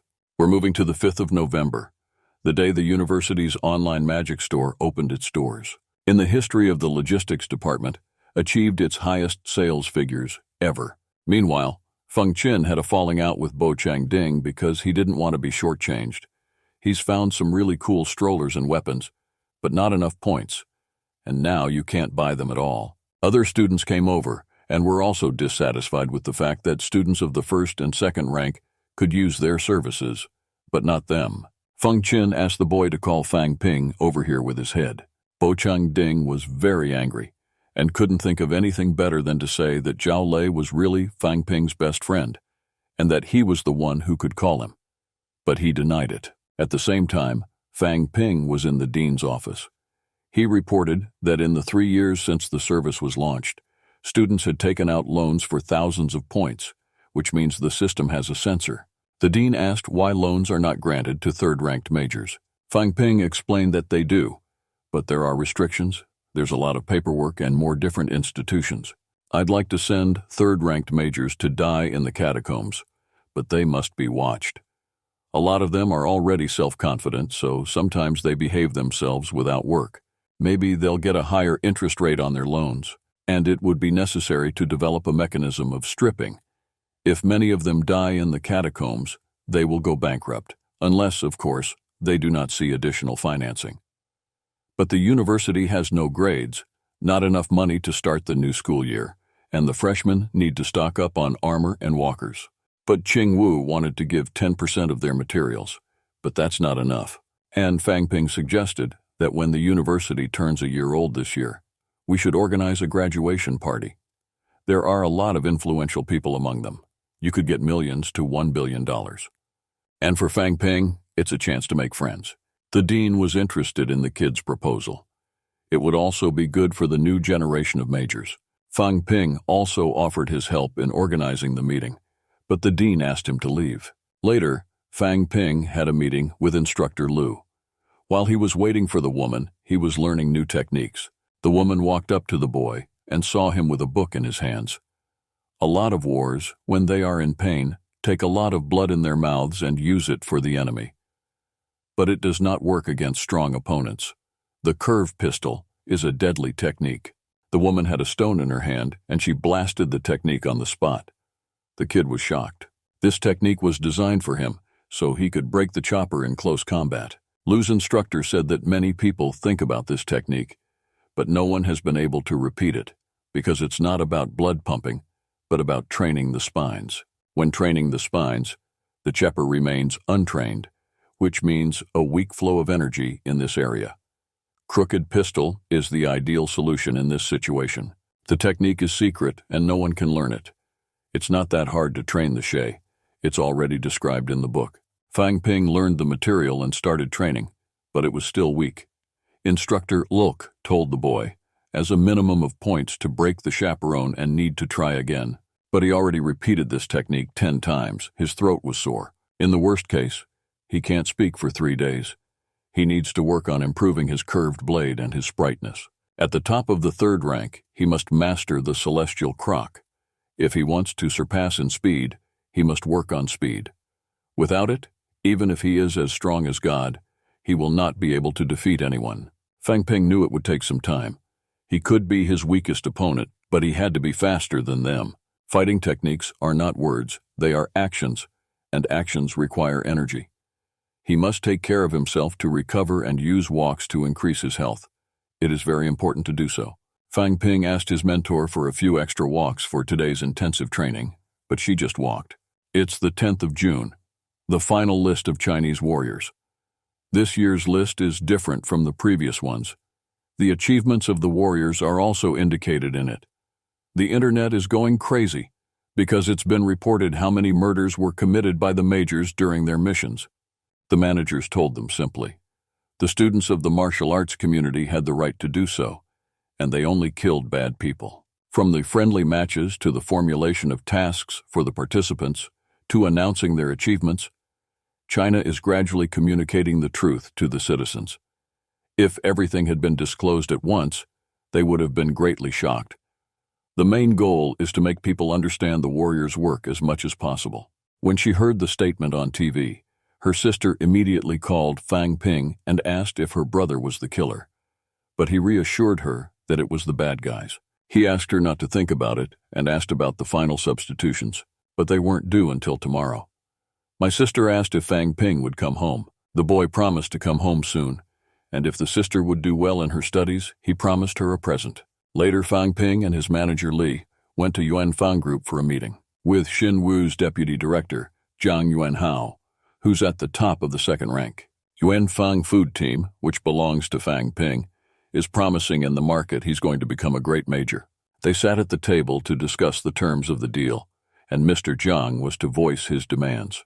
Mr. Xin Wu is interested in buying Fang Ping's company, but they have some concerns and need to add a few sections to the contract. If Fang Ping's share in the organization changes, and he ceases to be the CEO of Yuan Fang Food, their investment will be marred.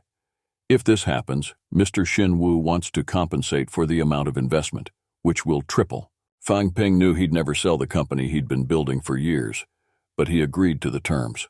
And Mr. Xin Wu invests millions of dollars in Yuan Fang Food and buys 100% of the shares. When he signed the contract, Mr. Fang Ping asked for the money today.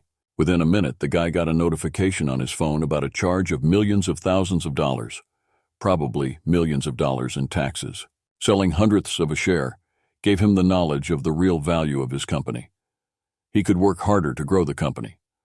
Once he reached $1 billion profit, he would never have to worry about money again. Fang Ping concluded the meeting by talking about money.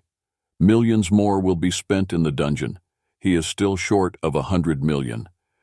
He must be very careful how he spends his money now. Meanwhile, Qin Feng didn't stop trying to find Fang Ping. Later, Fang Ping came to the professor's gourd. There were other students such as Ye Jing, a student of the advanced course, School of Armor, at the top of the 3rd rank.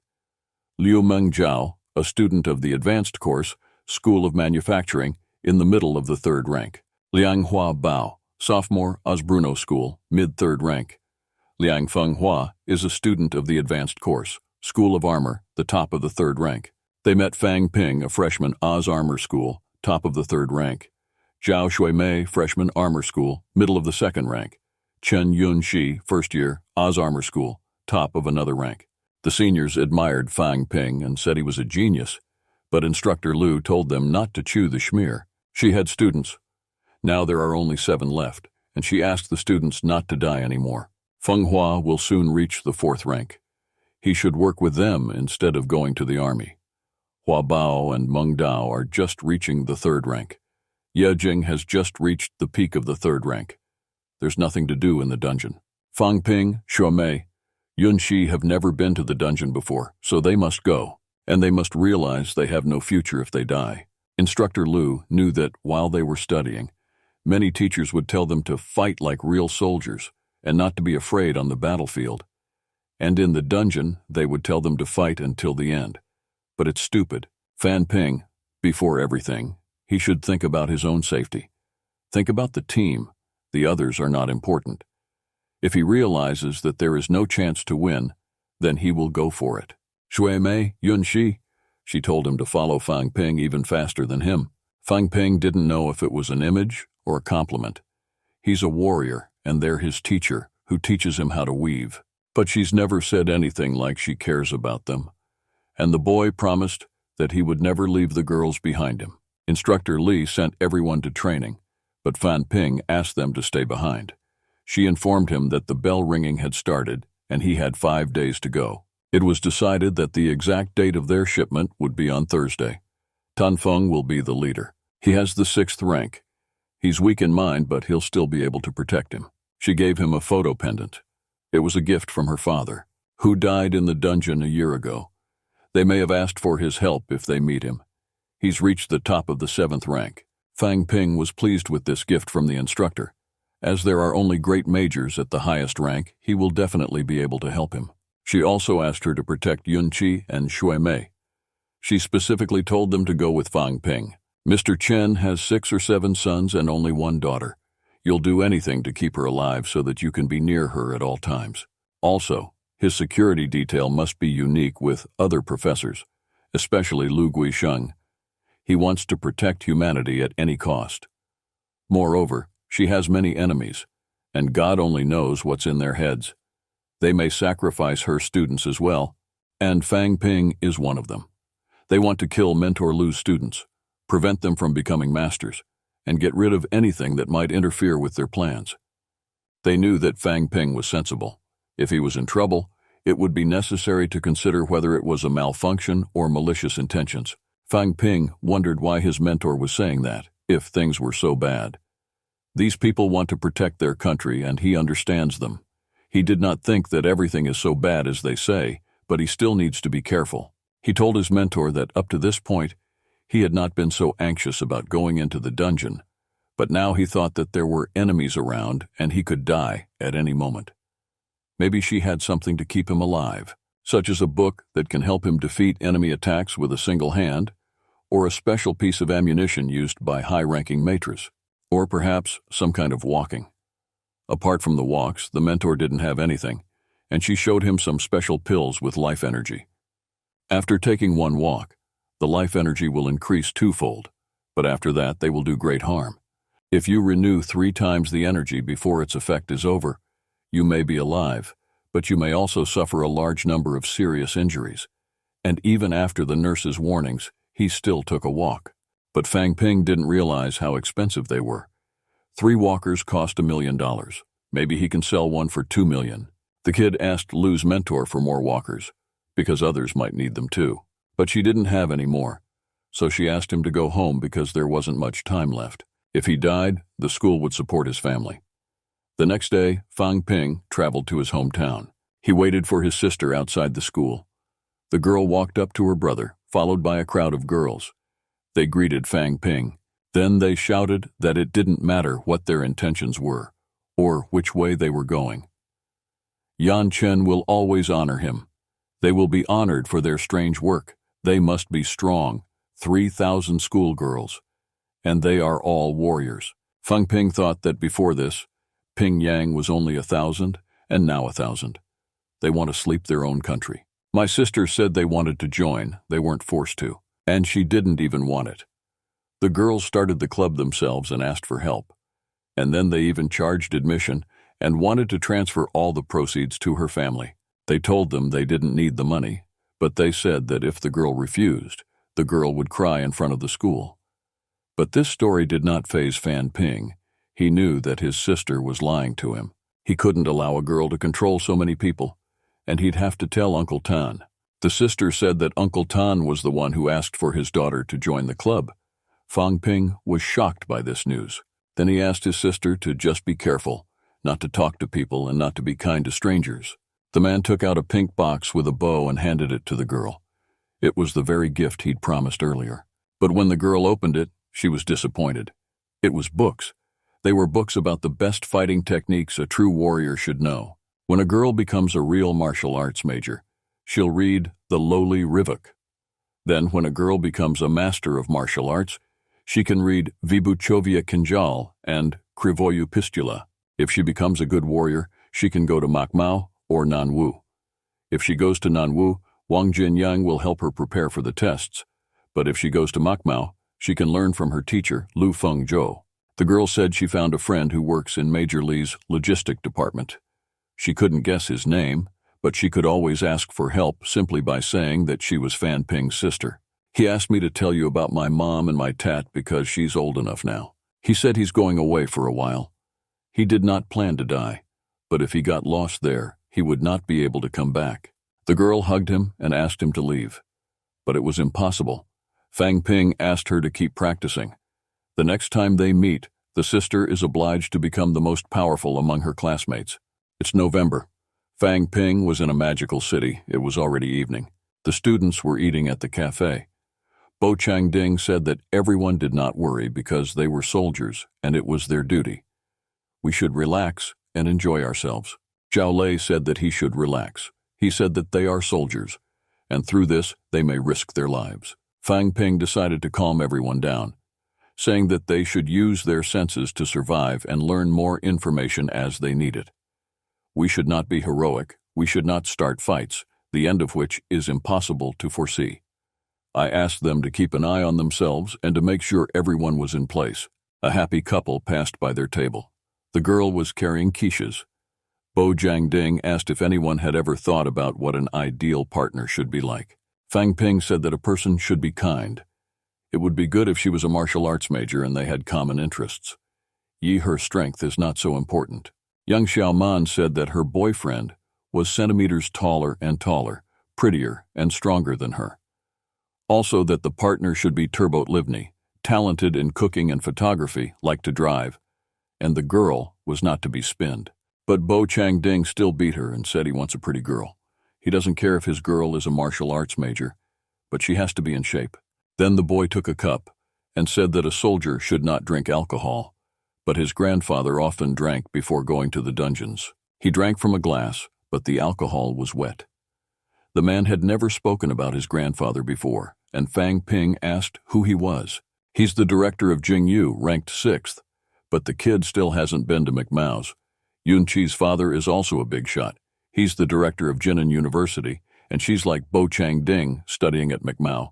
And it's not just them. A lot of students join McMao because they don't want to study at their parents' universities. They don't want to be witnesses to their father's deaths. Everyone knew what happened to Mentor Lu, and if her daughter hadn't died in front of Master Wu, everything would have changed. Bo Changding's grandfather didn't want him to become a warrior, but he kept practicing. Now that he knew how dangerous the dungeon was, he realized that his grandfather just didn't want him dead. The underground was very different from their world, and he wanted to see it with his own eyes. But he is afraid of death, for he has not yet finished what he wants to do. Zhao Lei said that there would be so many other level warriors. Master Tang would not be able to cope with all of them. Fang Ping stood up and said he didn't know if he'd die in the dungeon, but there's danger at every corner. Natural disasters, accidents on the roads, broken food, falling objects can happen. 1 second you're laughing, the next you're dead. He raised a glass of alcohol and suggested they drink to try to survive. They clinked their hands and all said they would try to live. The next day, on the Black of June, all the students gathered in front of the university. The rector of the Magical University, Yu Ren, announced that today the students standing in front of him are the soldiers of China. He never wanted to send them to the dungeons, but there is no other way out. The warriors in the dungeons are as strong as ever, and they are the strongest of their kind. It is their duty to fight the enemies. On behalf of all the teachers and other students of McMao, he He wished them luck. The students boarded the buses, and after a short time they arrived at the entrance to the Manhwa dungeon. There was a lot of military equipment there. The military officer informed the students that they had to register, show their stamps and certificates. All mobile phones and other electronic devices are prohibited. They can help the enemies to defeat the enemy. On this mission, they will fight for their country and its citizens, and victory is in their hands. Bo Chang-ding said that all these rituals make him nervous, but everyone was nervous. Fang Ping walked down the corridor and saw the task board. They arrived at the entrance to the dungeon. Pang Tang said that it was a metal chamber made of grade A alloy to keep out all the evil forces in the dungeon. The entrance itself is in the middle of nowhere. 1 kilogram of D-grade alloy costs millions, while the value of A-grade is impossible to estimate. Fang Ping went to the door and began to poke at it. If he hadn't misunderstood, their trading company doesn't have grade A alloy.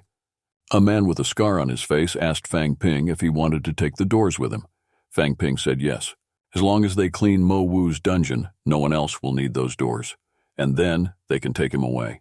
The man asked Tang's mentor that he had never even recognized real fun, or perhaps he had never been with a woman. Liu Jiangpeng whispered in Fang Ping's ear that there was nothing better than this, so he should try not to die. Mr. Tan was very uncomfortable with the boy's words, but he was shouted at. He apologized, saying that he was just getting the newcomers ready. The first time is always so rough. The students lined up and came in one by one. After a while, they reached the dungeon. It was clear from the blue light. Fang Ping said they had reached the magical entrance. Pan Tang was surprised that the boy could talk. The boy could talk, but he felt a strong, energetic pressure. He thought he could overpower her. Mr. Tan forbade him to do so. He doesn't care how strong he is. If he uses his strength here, he'll upset the balance of the goal. The gate can keep the balance, otherwise no one can pass through it. Last year, the Tian Nam dungeon became much more dangerous because some masters used spiritual energy to close the entrance to it. They wanted to stop the people coming from the underground, but Fang Ping didn't understand why they did it, because that way they could stop the enemies, and they wouldn't have to send people to their deaths. Why couldn't they just isolate the underground from the outside world and stop worrying about it? But they couldn't do that, according to Mr. Tan. The power of the gate is constantly increasing, so they are obliged to maintain its stability. The path that connects the two entrances is about 1,000 meters long. The two entrances were identical. They were separated by large protective walls made of alloy. The only difference was a small tree near one of the entrances. The first thing Fang Ping saw was the dungeon sun. It was different from the usual one. The students arrived in Siwan City and the general headquarters in Madu. They were greeted by Xu Mofu, the general of the Madu dungeon. He told them that their headquarters had thousands of soldiers and less than 1,000 soldiers. Tianmen's army was 4 times larger than theirs and attacked them 5 times a year. Tianmeng's headquarters is on the east bank, about 1 kilometer away. There are also several villages not far from their headquarters, whose soldiers are also constantly attacking them. They need to secure their country from the enemies and animals from this dungeon. It is their duty, as they are the soldiers of Bashiwan's headquarters. Pang Tan added that their first and only task is to stabilize the underground. They will go on a 3-day reconnaissance 10 kilometers away from headquarters to get a better look at the local tabir and army. Then they will go on a 3-day journey and leave the headquarters at a distance of 10 kilometers. After that, the students will be free. They'll be out of here in a day. Fang Ping asked if they could take whatever they wanted and find out where the energy stone mines were. Professor Tan replied that all the stone has already been taken, and there is little chance of finding anything. The mines are infused with potent energy, which makes them a good place for training. But there are a lot of strong beasts of burden there, so Fang Ping should not go there. The boy realized that even if he found the energy stones, he could hardly take them. The students and Mr. Tan passed through the great metal gate. Logically, even a warrior of the 1st or 2nd level could penetrate the stone wall. The ground is soaked with blood. Fang Ping could not have realized how fierce the battles had been. When they reached the jungle, their guide taught the students how to find water, look around, make pastures, and much more. The plants were similar to those that grew behind the dungeons, but there were some that the students had not seen before. The animals were also similar in appearance, but there was a spiritual energy among them. During this journey, they would also be close to the army. They had a great interest in everything new, so they had forgotten how dangerous the underground was. Mr. Tan ordered the students to go to bed for a rest. The air was so fresh. But Fang Ping was disbelieving that it was the wind at all.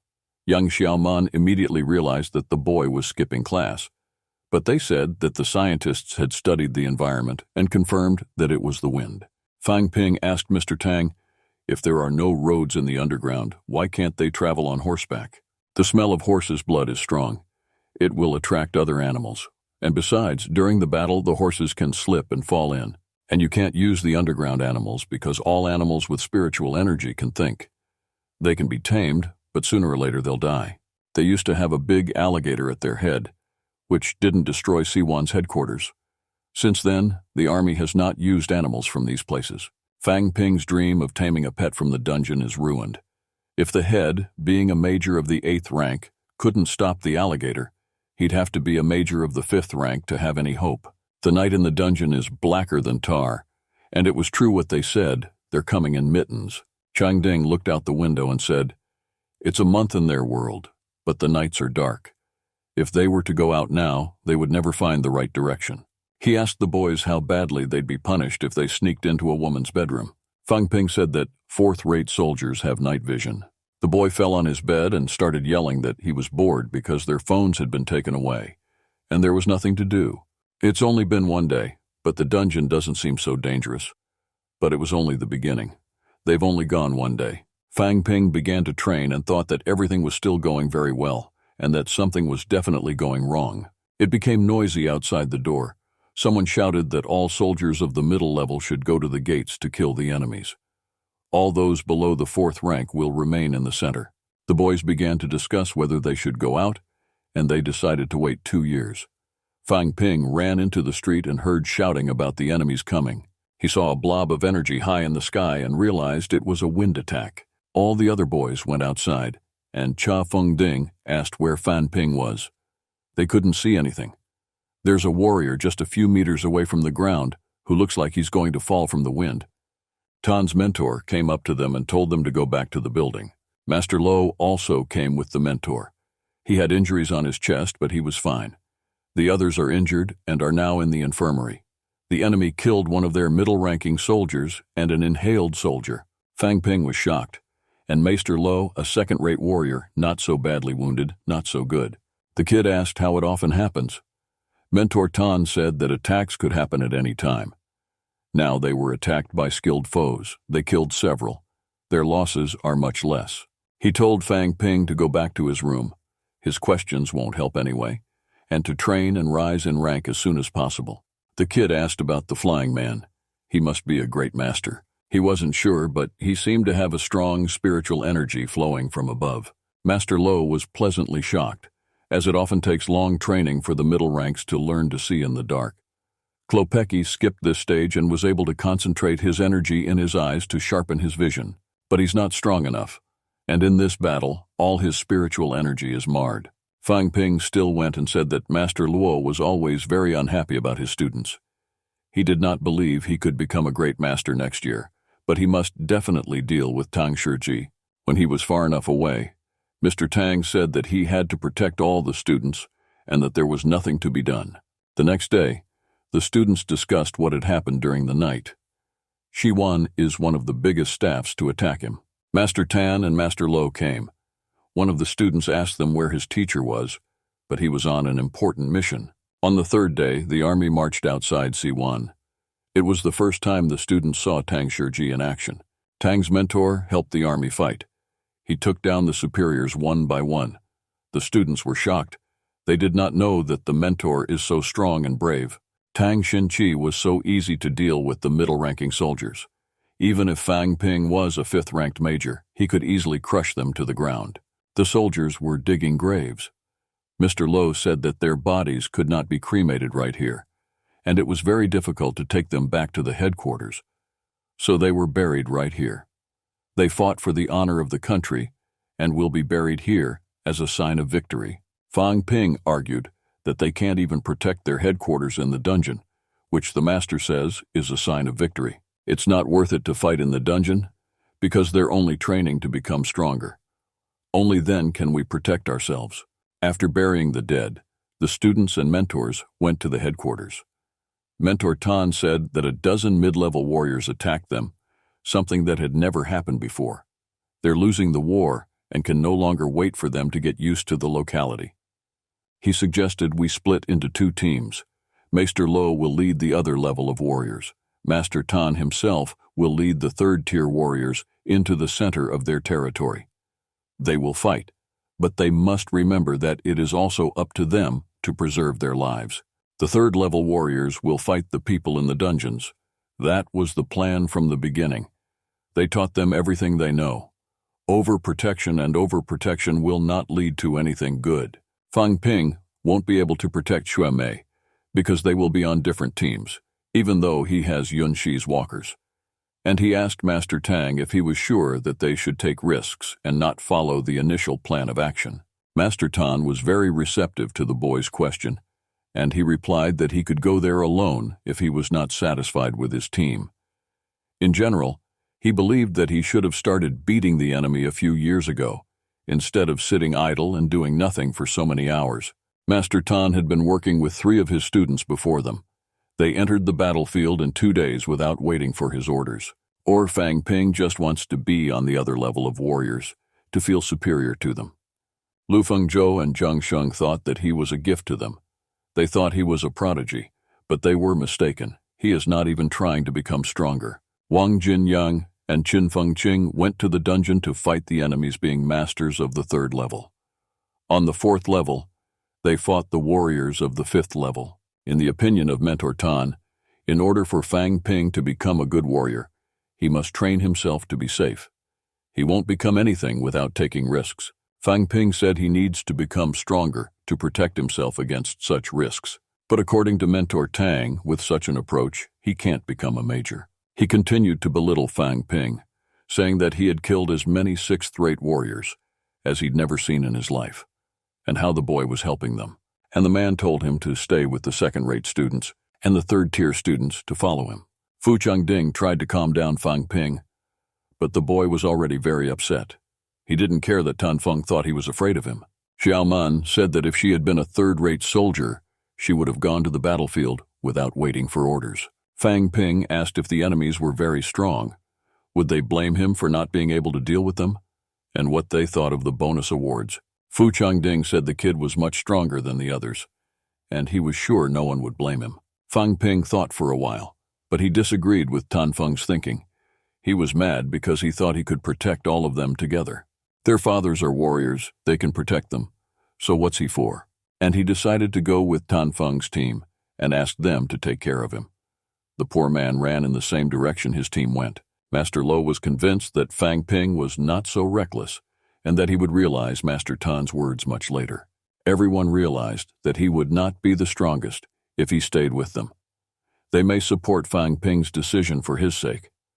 But Yun Qi noticed that Master Tang had gone to the east and Fang Ping to the east, and Master Luo decided to follow Fang Ping to find him and bring him back. After wandering through the jungle for some time, Master Lo did not find Fang Ping's traces and decided to return to the students. Some called Fang Ping empty-headed, others supported her and believed she had reasons for her behavior. Meanwhile, Tan Feng said that if Fang Ping liked being on the low level, he should stay there. He asked his team to move quickly because they had to get to the destination before dark and would not return to the headquarters. Fang Ping had been wandering for some time when he reached the battle site and thought he was close. The thought of turning back passed, but he could not allow himself to let everyone think that everyone was afraid of him. He felt a noise. He started to look around to make sure there was nothing there. He asked if there was someone here, but thought it was probably the underground soldiers. I don't understand his language. The underground warrior swung his sword without hesitation, but Fang Ping managed to dodge. With only one blow to his chest, Fang Ping was able to spare the life of a man. When he calmed down a bit, the boy felt his tire bleeding. He had to concentrate and cauterize the wound. He went up to the soldier and tore the medallion from his neck. He also had 3 swords, and Fang Ping said that he was a third-rate novice. The wood on the medallion is their symbol. He also has with him an E-ranked sword, one 10-gram energy stone. It doesn't even cost $2 million, and for that he rescued his life. But even that didn't help him become the strongest. The warrior and Fang Ping are about the same level, but he was so quickly outclassed. Another man came running up to him. His face was quite severe. He is a fourth-rate warrior. Meanwhile, elsewhere, Master Tan was showing the students how to deal with the dungeon warriors. It is important not to be afraid when you see mid-level warriors, and not to try to attack them immediately. If they see them, they will not meet their opponents later on. There will be more enemies to come. In such cases, you must go back for help. There's plenty of mid-level warriors in these places, so the enemy will immediately recognize them. He found it surprising that there were more middle-ranking soldiers than usual. Tianmen's headquarters is preparing to attack. Let's go back to Fang Ping. He's so fast, he's rushing out. The teacher said mid-level warriors are rare, both on the surface and underground, but he saw him. He's just out for a walk, and he's seeing them through. His abilities allow him to cover meters in 1 second to get away from him. He may have been condemned. How did a third-rate soldier survive in such an environment? And it's all because of Tang Shizi. If it wasn't for him, the kid wouldn't have come here. I rubbed his stupid lecture and his words about the fact that he should not be in the team. He almost died, and now he's being retraced by a middle-ranking soldier. Another fourth-rate warrior has emerged from the hedge. He tried to throw a punch, but Fang Ping stepped up and avoided it. His kick landed on the stone and made a hole in him. It was a primo pistol shot. The boy remembered the woman, who was a fourth-rate archer. Fang Ping started to run and wanted to understand why there were so many fourth-rate warriors. They were following him. He realized he had to get out of here quickly, or he'd die. He'd always been told not to go into the forest. Shanlin is a good hiding place, but there may be more dangerous enemies there. But is there anything more dangerous than your warriors? But if you run around the open countryside, you can kill more enemies. The dean is flying in to look for Fang Ping. Lu Fengzhou asked for him, but there was no sign of anyone.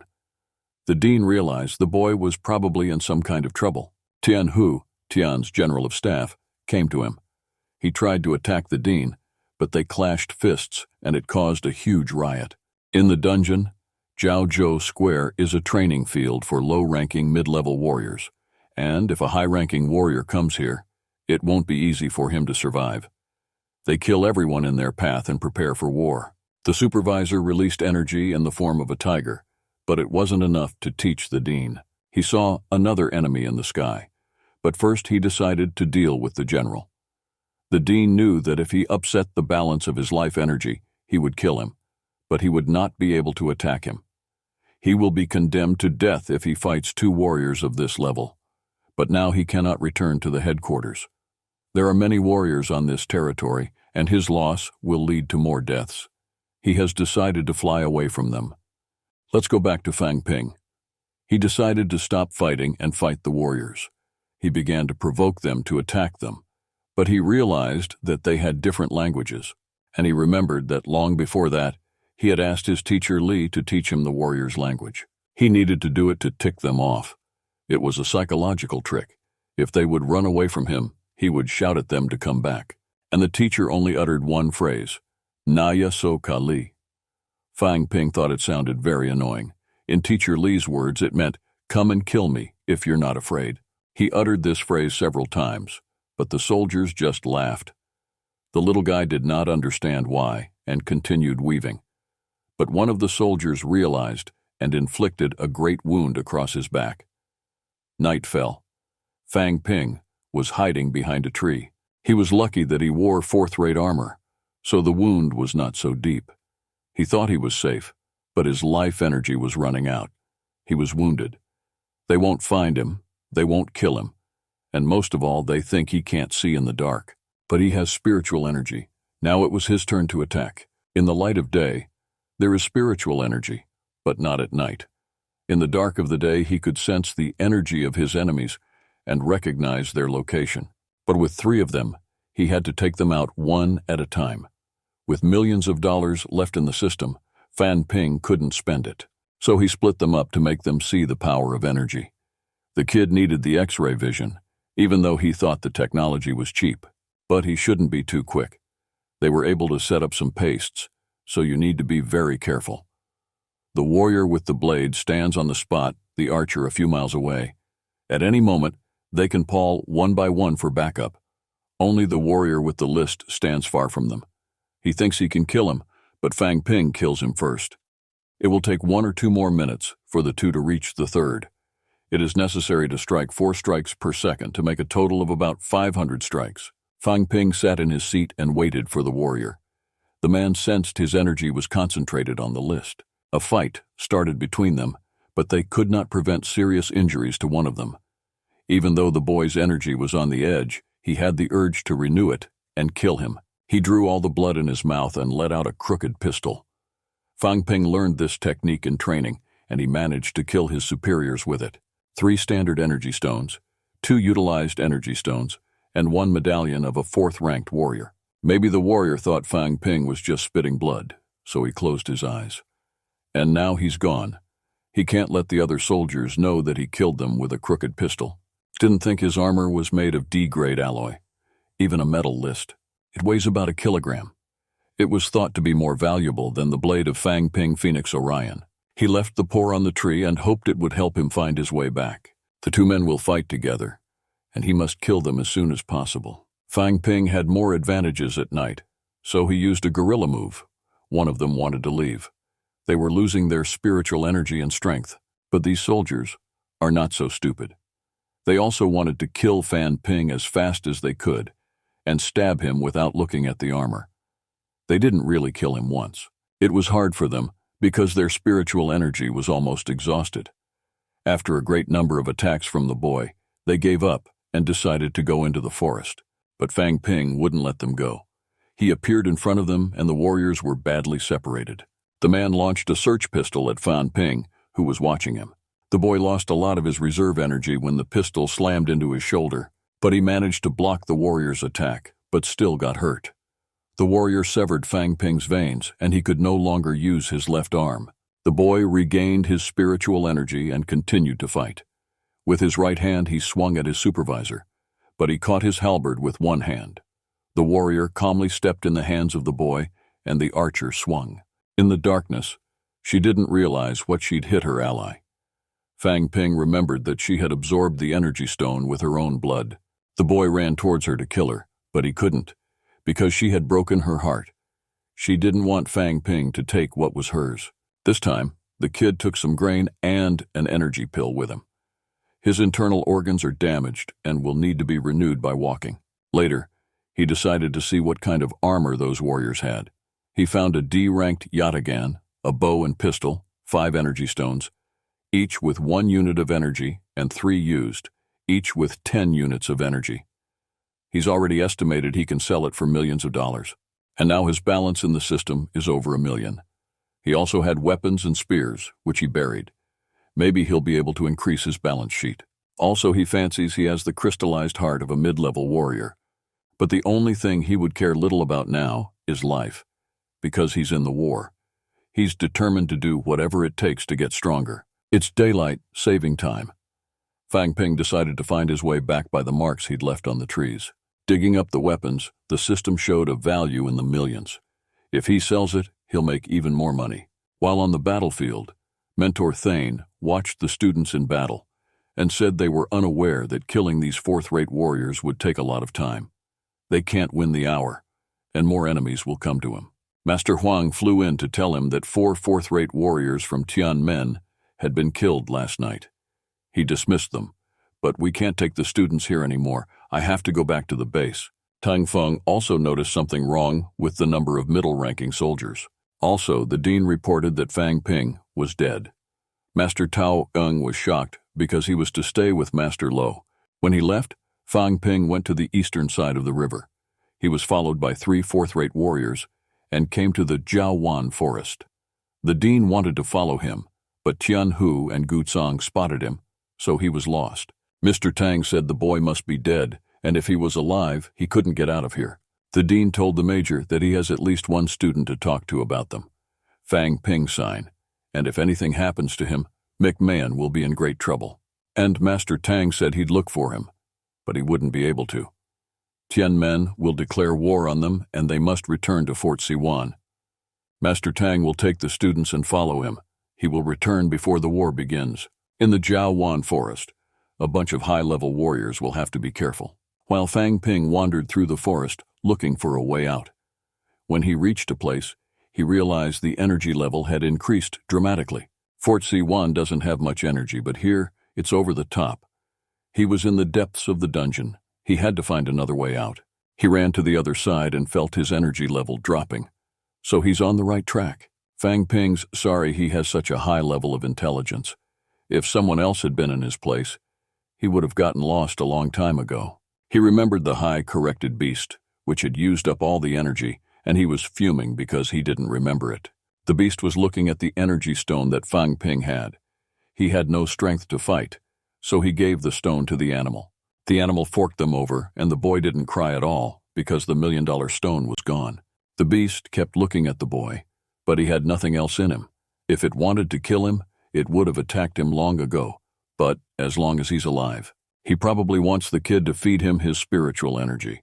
The animal released a lot of energy, which made the boy very angry. The dean, who was looking for Fang Pan, found 2 warriors and realized it was the handiwork of the boy. This place is kilometers from the entrance to the forest, but why is he still in it? There's a fearful beast at the top of his level. Even a warrior of the 8th rank fears him. If he goes into the woods, he will not be favored. After 6 renewals of energy and over $6 million, the beast is satisfied. Fang Ping calmed down and realized that he was in the Jiawan forest, and the beast in front of him was the king of this place. So he decided to take a break here, but he followed him with his energy. The beast did it to survive, but he doesn't want the boy to stay with him forever. If he has no energy left, he's doomed. The beast looked like a lion, and it had great nails and horns. The animal threw itself, and Fang Ping told him he'd find someone stronger for him to give up his energy. He has little blood, and if he loses the blood he has, he will die and no longer be able to feed the beast. But Fang Ping didn't know if his beast understood, but it didn't attack him, and that was a good sign. The beast approached the boy, and he bowed to him. Then the beast lay down peacefully and fell asleep, and he realized that the beast had heard his words, and perhaps he replied that he had understood his promise, and if he returned, the beast would find him and deal with him. Fan Ping rushed away from the beast. He was angry that he had been so easily deceived. He decided to run in the opposite direction from the beast and leave the forest. A year passed. Fang Ping had just emerged from the forest, and just as he was about to regret it, he saw the battlefield. On one of the warriors, he saw a Maladian with 5 swords, which meant that he was a warrior of the 5th rank. The boy realized that the forces were not equal, and it was impossible to win, so he ran towards the beast. But the warrior ran into the forest and stopped. Obviously, he was afraid of the forest Jiawan. Fang Ping began to entice the warrior to follow him. It worked. Within a few minutes, the boy was at the beast's side, telling him that he had brought him a source of energy. The beast had great strength and brought the 5th-rate warrior to his knees. But why didn't he do that to Fang Ping? Maybe he's too weak for him, using the power of the beast's energy to lift the warrior into the air. Watching this, the boy thought it was very cruel. Now he understood why the beast did not kill him at once. He is waiting for his spiritual energy to grow, and he will get more food. The kid had already beaten him before. Every time he ran out of energy, he started to collapse, and the clapper would call him dumb, as if he had a lot of energy at the moment of the meeting. At that moment, the beast had drained the warrior's energy, and he lay without life. The warrior of the 5th level, who had more than 100,000 spiritual energy, was completely devastated, and the beast didn't seem to be interested in peace. Fang Ping looked at the warrior's belongings and found a C-rank gauntlet and a rank 5 warrior's badge. It's worth a lot of money. He held them in his hands, but his balance in the system did not increase. That meant he didn't have it yet. He came up with the idea of asking the beast for permission to take the mittens for himself. The beast only sighs and the balance in the system changes, and the kid realized he could bring more people to the zoo, enjoy the show, and take their things. Though he took his energy stones, but the speeches of these warriors are much more expensive. But this beast is uncontrolled. Who knows when he'll want to eat? Or maybe he won't. It's not safe to be in this forest. He'll look for other warriors and bring them here. Fang Ping has decided that as soon as he reaches the $100 million mark, he traveled outside the Jiaowan forest to find new victims for the beast. He saw Tianmen's army. They were large, but where they were going, they were not preparing for war. Jiaowan forest is on the east side of Fort Tianmen, so they don't need to go that way to attack them. Fang Ping said their plan to attack them is to take the long way. Along with the army were a few of the hired men, and the boy thought that if he could defeat them, he would be the strongest. He couldn't let the whole army go after him, so he didn't want to draw the attention of all the soldiers. And members of the regular army are Marnie. But a small group of 4 warriors are approaching. Fang Ping threw a stone at them and got their attention. The warriors chased after him and made it to the beast. They suffered the same fate as that 5th-rate warrior. The energy of the 3 of them seemed to be endless, but it had run out. Fang Ping has taken all the warriors' supplies and increased their balance. He was very angry because his balance was now significantly reduced. Later, he saw another warrior. Once again, the bastard provoked him to follow him. He shouted to get his attention, and then everything happened as it always does. The man took the warrior's sword and increased his balance. It was night. Fang Ping renewed his spiritual energy. The Zhuir sagged and begged for food again. The budget had reached 1 milliard, and the system had been upgraded, so that every characteristic could be improved. This meant he could train his bones even better. The brain would shrink, the chaperone and the level of intellectu would increase. Klopetz was a few years before he became Grandmaster. 1 million to maximize 1 bone. The bone will cost him millions of dollars. But 3rd-rate warriors with maximally trained bones are uncommon.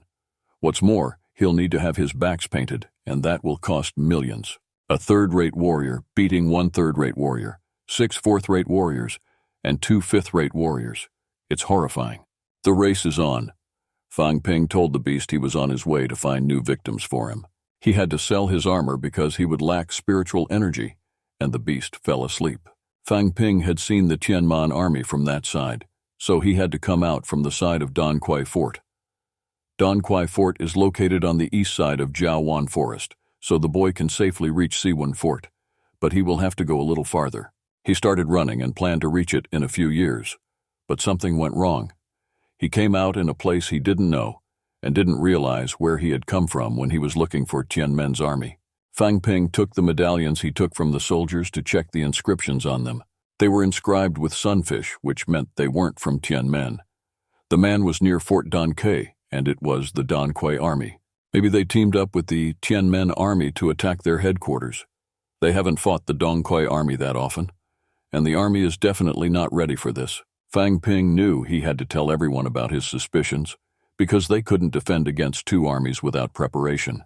But after walking a few meters, I realized that this road led to Fort Dan Quai, which meant that the road to Fort Siwan was in a different direction. But after a minute I realized I was going the wrong way, and after a few dozen meters, Fang Ping realized he was running to his death. We're going to Fort Siwan. There, the Dean and Master Tang met after looking for Fang Ping. Tang Feng said he had not yet died because of the 3 6th-rate warriors in the Jiaowan forest. He could smell the breath of a high-ranking warrior. It was very strange. The high-core warriors of Tianmen have not gone anywhere recently, and now they force all the warriors to return to the fort. They always attacked them from the front and tried to open the gate, but now they are clearing the area on the sides. The dean said we should talk to General Shu, and they went to the Special Operations Department. The Rozvedniki returned with new information. They're not only coming from the middle of the river, they're also blocked by Tianmen's army. They want to take Fort Siwan once and for all. The dean asked the general if they'd survive this time, since they'd been fighting in Tianmen for so many years. But there was no answer. It is not important what they are going to do. It is important that they are ready. The army is already assembled, and Zheng Wu will help. Tianmen can attack them, but they will never prevail. The dean suggested that Lu Fengzhou be called upon to command Master Wu. The general was shocked that the student who had been killed by Lu Fengzhou's mentor. They had more than a dozen students from McMahon, and he was the one who died. It would have been better for someone else. Lu Fengzhou and the deputy dean arrived at the dungeon at that hour. They were met by the general, the dean, and Tang Feng. The general said he was worried about the war, but Lu replied that if she were in his position, she would send Commander Li, Mr. Jiang, and a few tanks to Tianmen's army to deal with them as soon as possible. The deputy dean said they can't just storm Fort Tianmen. They're stronger, and moreover, parts of the army withdrew after the Battle of Kyoto. Many people died, but after the battle, the people of Kyoto built the largest fort in the world and lived there. The army had already made up its mind, and people's lives were not important. And instructor Lu decided to call her students together to talk. She asked them not to click on her at the town hall meetings, but no one told her that Fan Ping was dead. The deputy dean asked if the other students were doing well, but he didn't care about Fang Ping. Tan Feng recognized that his death was his fault. He had urged him to face all the dangers of the underground self-storage facility. The deputy dean asked Mr. Tan to stay here and not cause any more problems, but there is a war on. Later, Mentor Lu met Xiaoman and Yunqi. They told her that Fang Ping had died and how it happened. But unfortunately, no one knew how it happened. Instructor Lu was not at all surprised that the kid had done such a thing. Grandmaster, 2 sixth-rate warriors in a safe zone, and her student was killed. The dean went to Lu and said it was just an incident. He followed him, but the kid ran away to Tianhu and Gugun. Lu's mentor criticized his courageous behavior. She promised not to do anything to the Tianmen fort, but said she would get into the depths of the dungeon. Her father died, and her daughter was killed by her husband. And after all they'd done for McMahon, they paid her back by sending her students to their deaths. She strongly believed that Fang Ping was the only one who would survive if all the others died, and they told her everything was fine. The deputy dean, that Master Huang fought against 2 high-level warriors to kill him. Everyone must die to kill Fang Ping. He blamed Instructor Lu for being a hegemonic and romanticizing everything. She asked Xuemei to keep an eye on the army, not to step forward. Just help them defend themselves and stay close to Chen Yunqi. Chen Yunqi was told not to lose Xuemei. If she died, she would not forgive herself. After that, the guidance counselor went.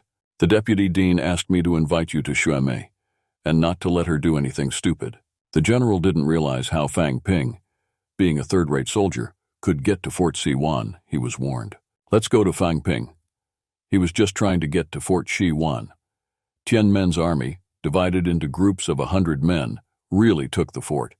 They seemed to want to prevent outsiders from entering the fort, so they were making their speeches like this. Fang Ping needed to break through the blockade, but he was behind the rocks. He had to have his bone marrow and lower extremities rejuvenated. His budget is limited, but it will be enough to paint him. It will be able to run faster and do more damage. It'll have to paint the bones. It'll cost millions. And the densification was painful. His bones and cystic fibrosis are bubbling, but he can't smell them. It's killing him. As the bone marrow grows larger and the skin shrinks, the hair dies and begins to fall out, the blood system begins to reshape itself. All warriors who have reached the 8th level lose all their hair, except for their eyebrows. The limit for a warrior of the 3rd level, even after the improvement of bones, no one can exceed it. It can be exceeded only when the spiritual energy becomes one with the body of its owner. The improvement of the lower extremities was complete. Fang Ping had more health points, and his legs began to weigh over 1 kilogram. He thought he could beat any tall warrior with just 1 leg, but he was still not used to his legs, and he even warmed up. During the warm-up, one of the bones rumbled very loudly and attracted the attention of the underground soldiers. Fang Ping began to fight them, but he had no sense to kill them all, so when he could and the soldiers were far away to attack, he flew away from them. Now he was attacked only by 4th-rate warriors and a couple of 5th-rate non-combatants. He had about 100 miles to go, but he couldn't get in. As he was running, he spotted a wind warrior. He followed the boy and attacked him directly from the wind. He was able to escape, but he lost all his armor. Fang Ping started to run again to get to headquarters, but it wasn't long now. But in his wake, the warrior threw his sword, but failed. He was sure he was going to die. It would be better if he stayed in the forest and never left it. A few minutes later, Fang Ping saw Fort Siwan. He was already convinced that he had come across a Shasterized warrior, and from an unimportant number of warriors of the 4th and 5th ranks. This warrior tried to hit the boy, but he was able to stop him with his halberd, and though he managed to block his blow, he was still hurt. Fang Ping decided to launch a crooked pistol because it was a killing technique. But the warrior caught the pellet with his hand and broke it in a minute. The boy realized he couldn't get away from the soldier, and he only had to cheat him. He decided to throw away his equipment, which he has with the warrior, because it will not be useful to him if he dies. After throwing away everything he had, the boy started to run and call for help. But the warrior overtook him and punched him in the back. The energy of his back didn't help. He kept running and clicking for help. His internal organs will die if he doesn't swallow the pill that his mother gave him. His spiritual energy will renew and heal all his wounds, but he was afraid not to stop. Tan Feng flew in and struck the warrior, but didn't kill him. He was able to enter. Fang Ping was very angry that he didn't kill him, because he thought he could kill a 6th-ranked warrior like him. He, a 3rd-rate boy, killed a 6th-rate soldier. And how could Tang Feng beat a 5th-ranked warrior, after he had beaten the 4th and 5th-ranked warriors and Mr. Tang still thought he was afraid of him? Master Tan began to beg the boy to return to the fort, but he wanted to collect his equipment, which he had lost. The man offered his help, but Fang Ping was angry with him and wouldn't accept it. Master Tang took him on his back and began to carry him, even though he could not walk. Though he survived, he still thought of the armor he had lost. He asked Major Tan to put him on the ground when they reached Fort Siwan. A few minutes later, they reached the headquarters. Fang Ping showed all the medallions he had taken from the soldiers to make sure they were killed. He started shouting at the enemy that he had defeated a 6th-ranked warrior, and they had no idea what he would do when he reached the 4th rank. Tan Feng is the only one who has seen Fang Ping fight a rank 6 warrior. He must let everyone know if he can get money for medical treatment. When we entered the territory, everyone was glad that Fang Ping could come here, because the Tianmen had taken the fort. He said he had traveled through the blockade to pass on important information. Ba Changding, Xiaoman, Yun Qi, and his mentor came to see him. They were very happy that he had returned. He told them that he had killed a warrior at the top of the 5th level and several weaker warriors, but he had come back alive. Lu's mentor asked the dean if he had instructed the boy to go out and kill the 5th-ranked warriors, but the dean had no reason to do so, because it was a dangerous mission. Fang Ping of Mak Mao, a warrior on the 3rd level, broke through the blockade to Fort Siwan, killed a warrior at the top of the 6th level. This news has spread throughout Fort Siwan.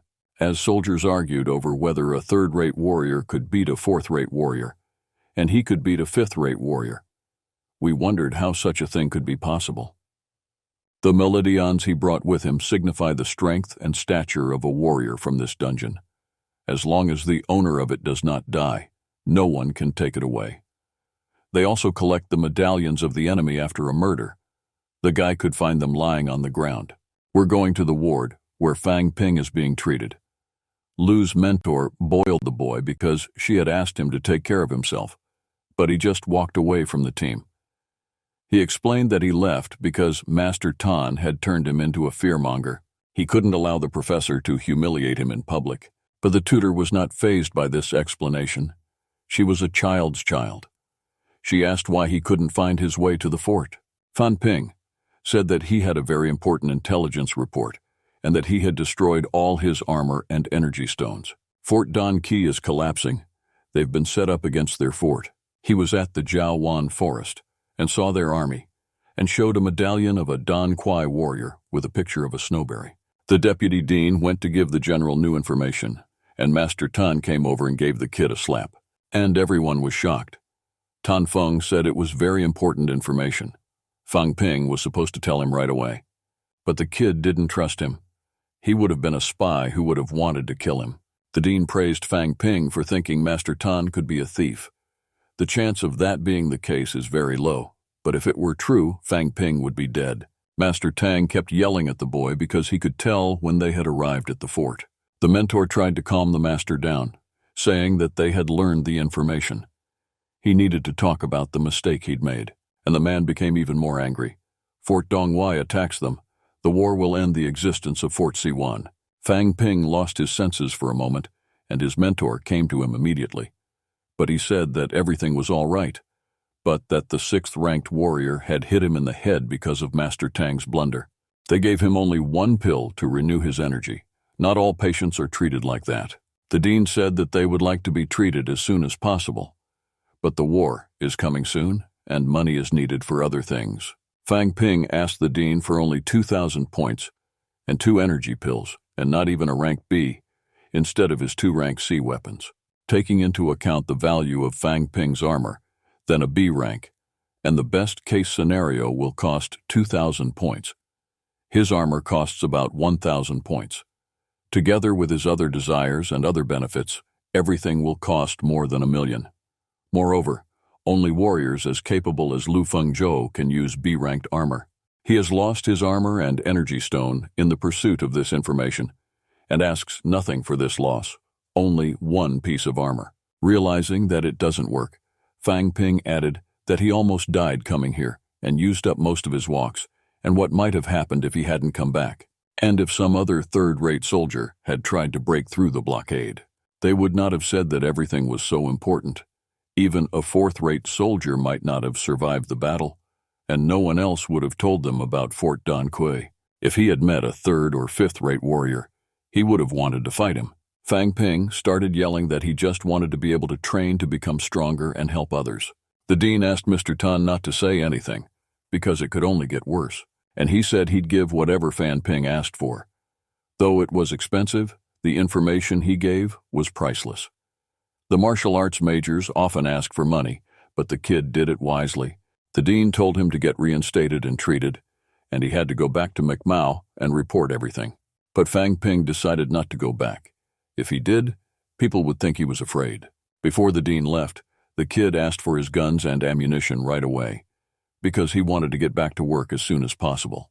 You can't spend money in the dungeon, but he saved them. If he's gone, the family will have them. Fang Ping thanked Master Tan for protecting him, but it was through him that he took the risk and asked if he wanted to give him a few walks. Mr. Tan promised to fulfill his request, but only if he defeats the major in a fight. Instructor Lu praised the boy for throwing a challenge to Tang Shijing. She said Fang Ping should come back because he was badly injured, and they were facing 2 forts, and war would soon break out. Fang Ping knew that if he went now, he'd learn to deal with more important situations, as there are many high-ranking majors fighting on Fort Siwan's side, because of the Clapper's disclosure of important information to his superiors. In Modu Forts means there's at least a minimum of level 3 warriors. The enemy has about. As soon as the war starts, the high-ranked warriors will come out of the depths of the dungeon and wipe them out. The only reason Fang Ping wants to stay is if everyone dies. No one will know of his exploits, but low and middle-ranking soldiers die most often during wars, and if he survives, it's a sure death, and he's too early to die. Fang Ping asked whether Lu's mentor had not noticed that he had shrunk his bones. She lifted him up with one hand like a sheep and said that his weight had also increased. Fang Ping's friends came to pay. He told them that it was his decision to leave the group, and that they were not to blame, but that they had wronged him. He asked Yunxi for 3 energy pills as an emotional distress. The girl gave the boy a walk without any reservations.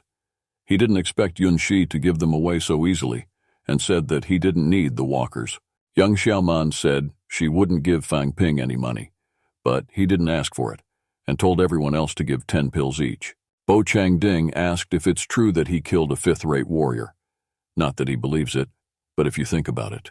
When the war comes, everyone will know that Fang Ping killed a 5th-rate warrior, so he will have to fight the same enemies with his strength, so it's better to tell the truth now. And Fang Ping realized that the boy had a point, and he recognized that he had used outside forces to defeat a rank 5 warrior, but a rank 4 warrior. Zhao Shuimei sensed that the boy had the medals of the 4th-grade warriors and wanted to see the medals of the 4th-grade warriors. The boys and girls were shocked and realized they were much stronger than they were. Fang Ping asked not to try to buy the medallions, but his friends were impressed. Fang Ping received the medals he had asked Master Huan to give him. His bali, energy walks, and armor multiplied. He used a list worth millions. He's got enough points to shrink his bones.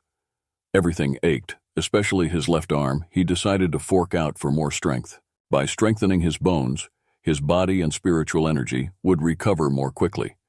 8th-level warriors have a strong defense and rapid renewal of energy, so they have such an impenetrable skeleton. When his spiritual energy is reached, it begins to increase even more rapidly. Higher limes mean greater power for powerful and effective strikes, but Fang Ping can still wield the holy blade more than 4 times, and his regular strikes do no more damage than that. He can beat up 4-level warriors by attacking faster than they can react, but he can't do that with a really strong enemy. Klopek can initially swing at the supervisor, giving the impression that he is making an ordinary blow, and then activate the holy blade. But there are many drawbacks to this tactic. Strong warriors can easily zupan at him, and he was not able to inflict much damage. And he does not have an infinite energy. He does not even believe that he will be able to fight one by one with the strongest warriors of the 3rd level. The days he spent away from the fort taught him that the dungeon is the best place to train. He must have advantages in this warfare. He must learn to make the holy blade blows in succession. Then he will be able to deliver powerful blows to the scores. When he leaves here, he will be at the top of the 3rd level, and he will learn techniques that will help him kill enemies in a single blow. He believed he could sleep as one of the best 3rd-rate warriors in the world. It's only a matter of time before he and Wang are on the same level, and Feng Qing is probably no better than he is. The next morning, McMahon gathered all the students and teachers. There were many newcomers among the teachers, so their number was larger than usual. There were 60 3rd-grade students at McMao, 40 of whom were here today. The situation seemed to have taken a serious turn. Otherwise, they would not have had so many 3rd-rate warriors. Mentor Tan said it's the right thing to do. The deputy and the director are on assignment, and he could tell them. And the main task now was to prevent them from uniting. Apart from the entire Tianmen army, its soldiers continue to advance, dividing into small groups. They can strike hard, and once they're here, Fort Xiwan will be in trouble. Despite the fact that Fort Xiwan is made of reinforced steel walls, 3rd-level warriors can easily overrun them, so we must get rid of the catacomb warriors outside the walls. Nearby, to the east-west of them, was a tabor. There are close to 300 warriors of average strength. Though the Donqi army is still 200 miles away, we must get rid of this tabor. Teachers at the 4th and 5th grade levels, as well as students at the 3rd and higher grades, have been designated to be responsible for the mission. Students below the 3rd level will help defend the stronghold. Fang Ping raised his hand and asked how to proceed when the 6th-rate soldiers arrive. But there is no need to worry about them, even if they encounter such a warrior. The teachers of the 5th level will deal with them. The student's task is to stop the warriors of the 3rd level. Fang Ping said that if there weren't so many people here, he would have a fight with Mr. Tang, because he was already being chased by the 6th level, and he didn't want to try it again. Qin Feng, who was sitting next to the boy, said that they should only fight if they had the guts, or just bring them to the teachers.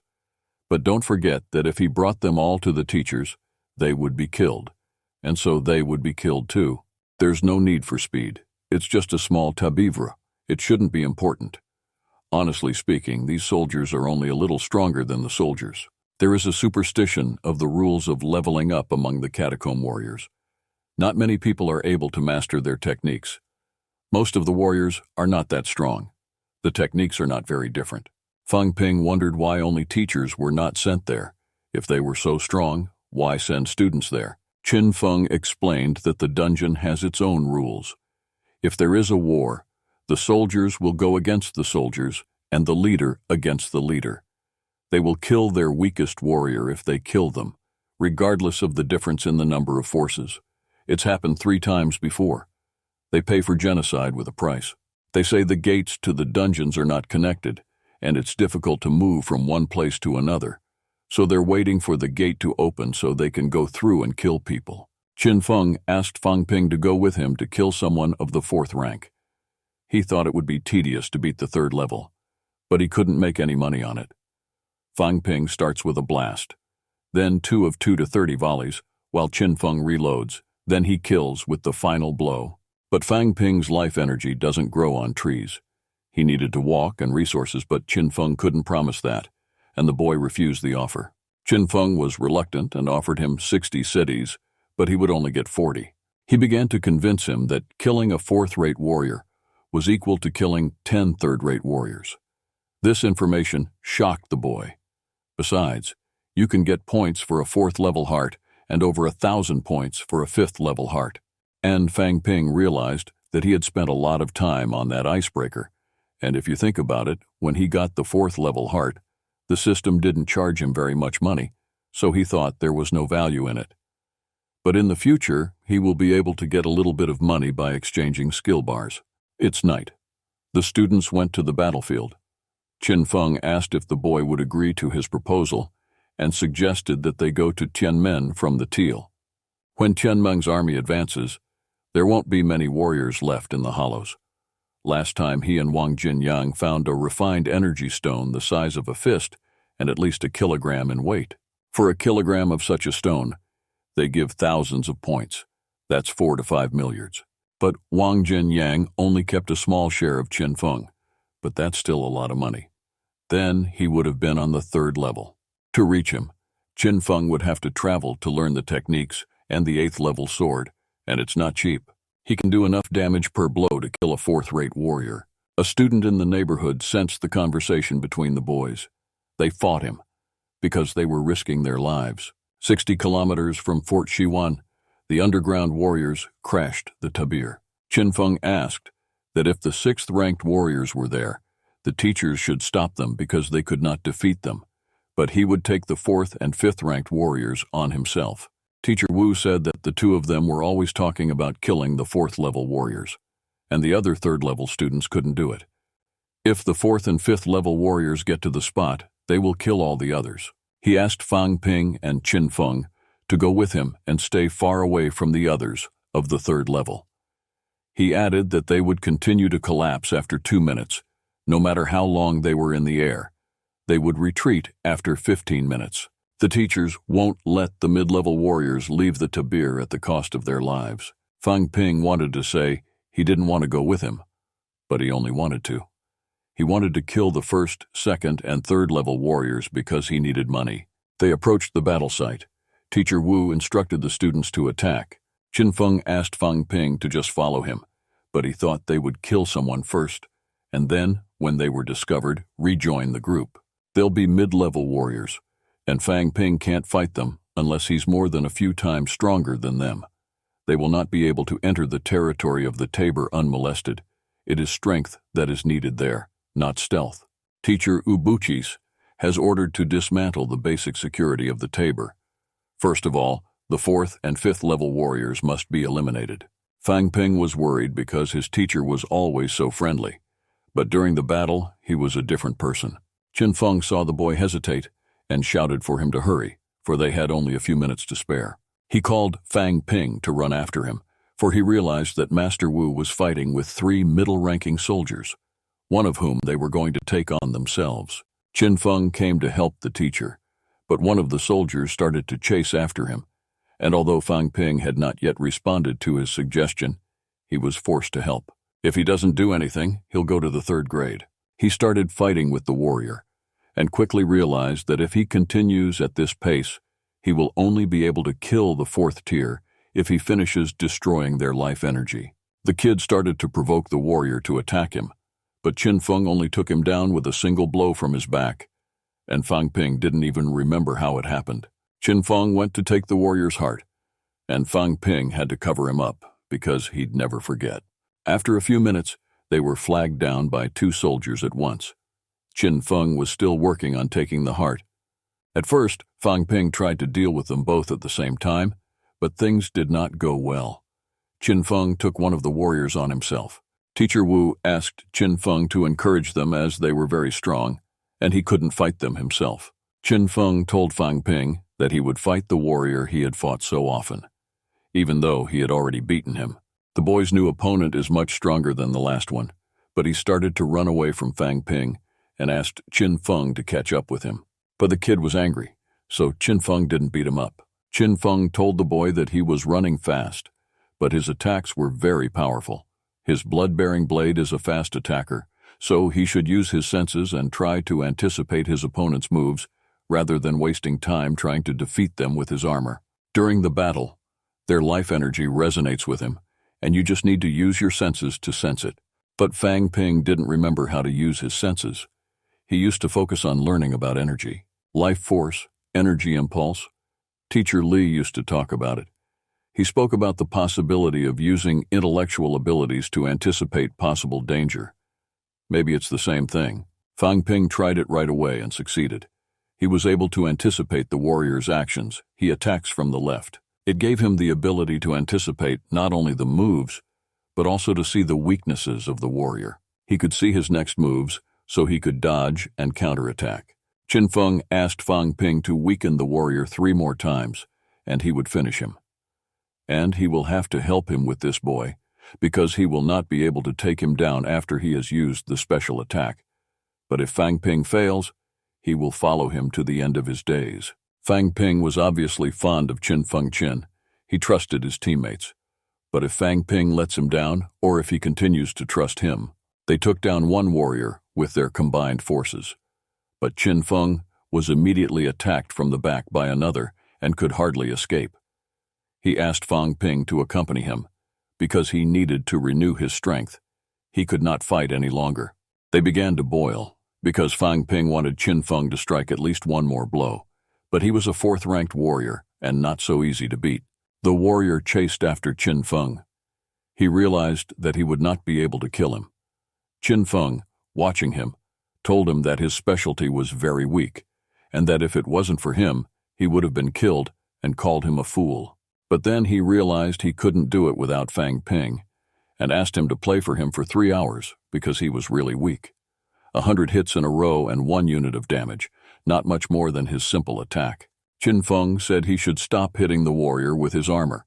If not for his vitality, he could take out dozens of his kind. When you strike with your sword, it turns back to its original position before attacking again. He has to anticipate the moment when the sword will return to the out position, then use his strength and attack at the right moment. It is necessary to use full armor. As it is right, its level of life force is equally distributed along the entire length. It wasn't easy for Fang Ping because the blade is not part of his body, and he can't control it the same way he can control his ends. But Qin Feng continued to say that the blade can become an extension of his hand, after which he needs to concentrate all the power where necessary. With a grade B blade, it's not that hard. Fang Ping has a good weapon and an excellent level of life force. He can do it. He said that if he had been Fang Ping, he would have reached the level of 100 years ago. Fang Ping began to convince himself and his brain that the blade was an extension of his hand. He could feel the energy of his weapon. He felt the energy circulating through his body, and the blade became an extension of his arm. By means of his intellect, he was able to concentrate the power in the blade. Through guidance, he was able to overpower the warrior, and Qin Feng praised him. When they turned around, they saw that Teacher Wu was being wounded. Qin Feng stopped walking and immediately rushed to kill the warrior who had done it. He was overpowered by the evil. Qin Fen King said these warriors were weak. One of them had hit the 4th level with a single blow, and the other McMahon teachers were facing the same end. Fang Ping thought the teachers were in control when they entered the catacombs. But the truth is, they're not impossible. They're just ordinary mortals. They can be injured, which will prevent them from continuing to do their work. He didn't think about it until he saw the blade embedded in the teacher's heart. He thought he was missing something. There are no victors in war, only innumerable casualties. To be wounded in the catacombs is a bad omen. Only vigorous training and self-development can change this course of events. Fang Ping threw himself on the battlefield and accidentally clipped one of the students. Fang Ping warned him, but Fang Ping explained that he was using a special attack, and if they didn't die, he asked him to finish them off. One of the soldiers hurt the boy's arm badly. Another student helped him get rid of the soldier. Fang Ping stopped for a moment to check how much blood he had wasted. His life force can be restored, but the loss of blood makes him sick. There's over 100 and 300 warriors. That's a lot. He can't kill them all. The teacher has announced it's time to retreat. After a few kilometers, they came to a halt. Fang Ping asked how much they had lost. The teacher replied that they had lost 4 teachers and 2 students. Their bodies can be taken after the war is won. Now they have used up all their life force.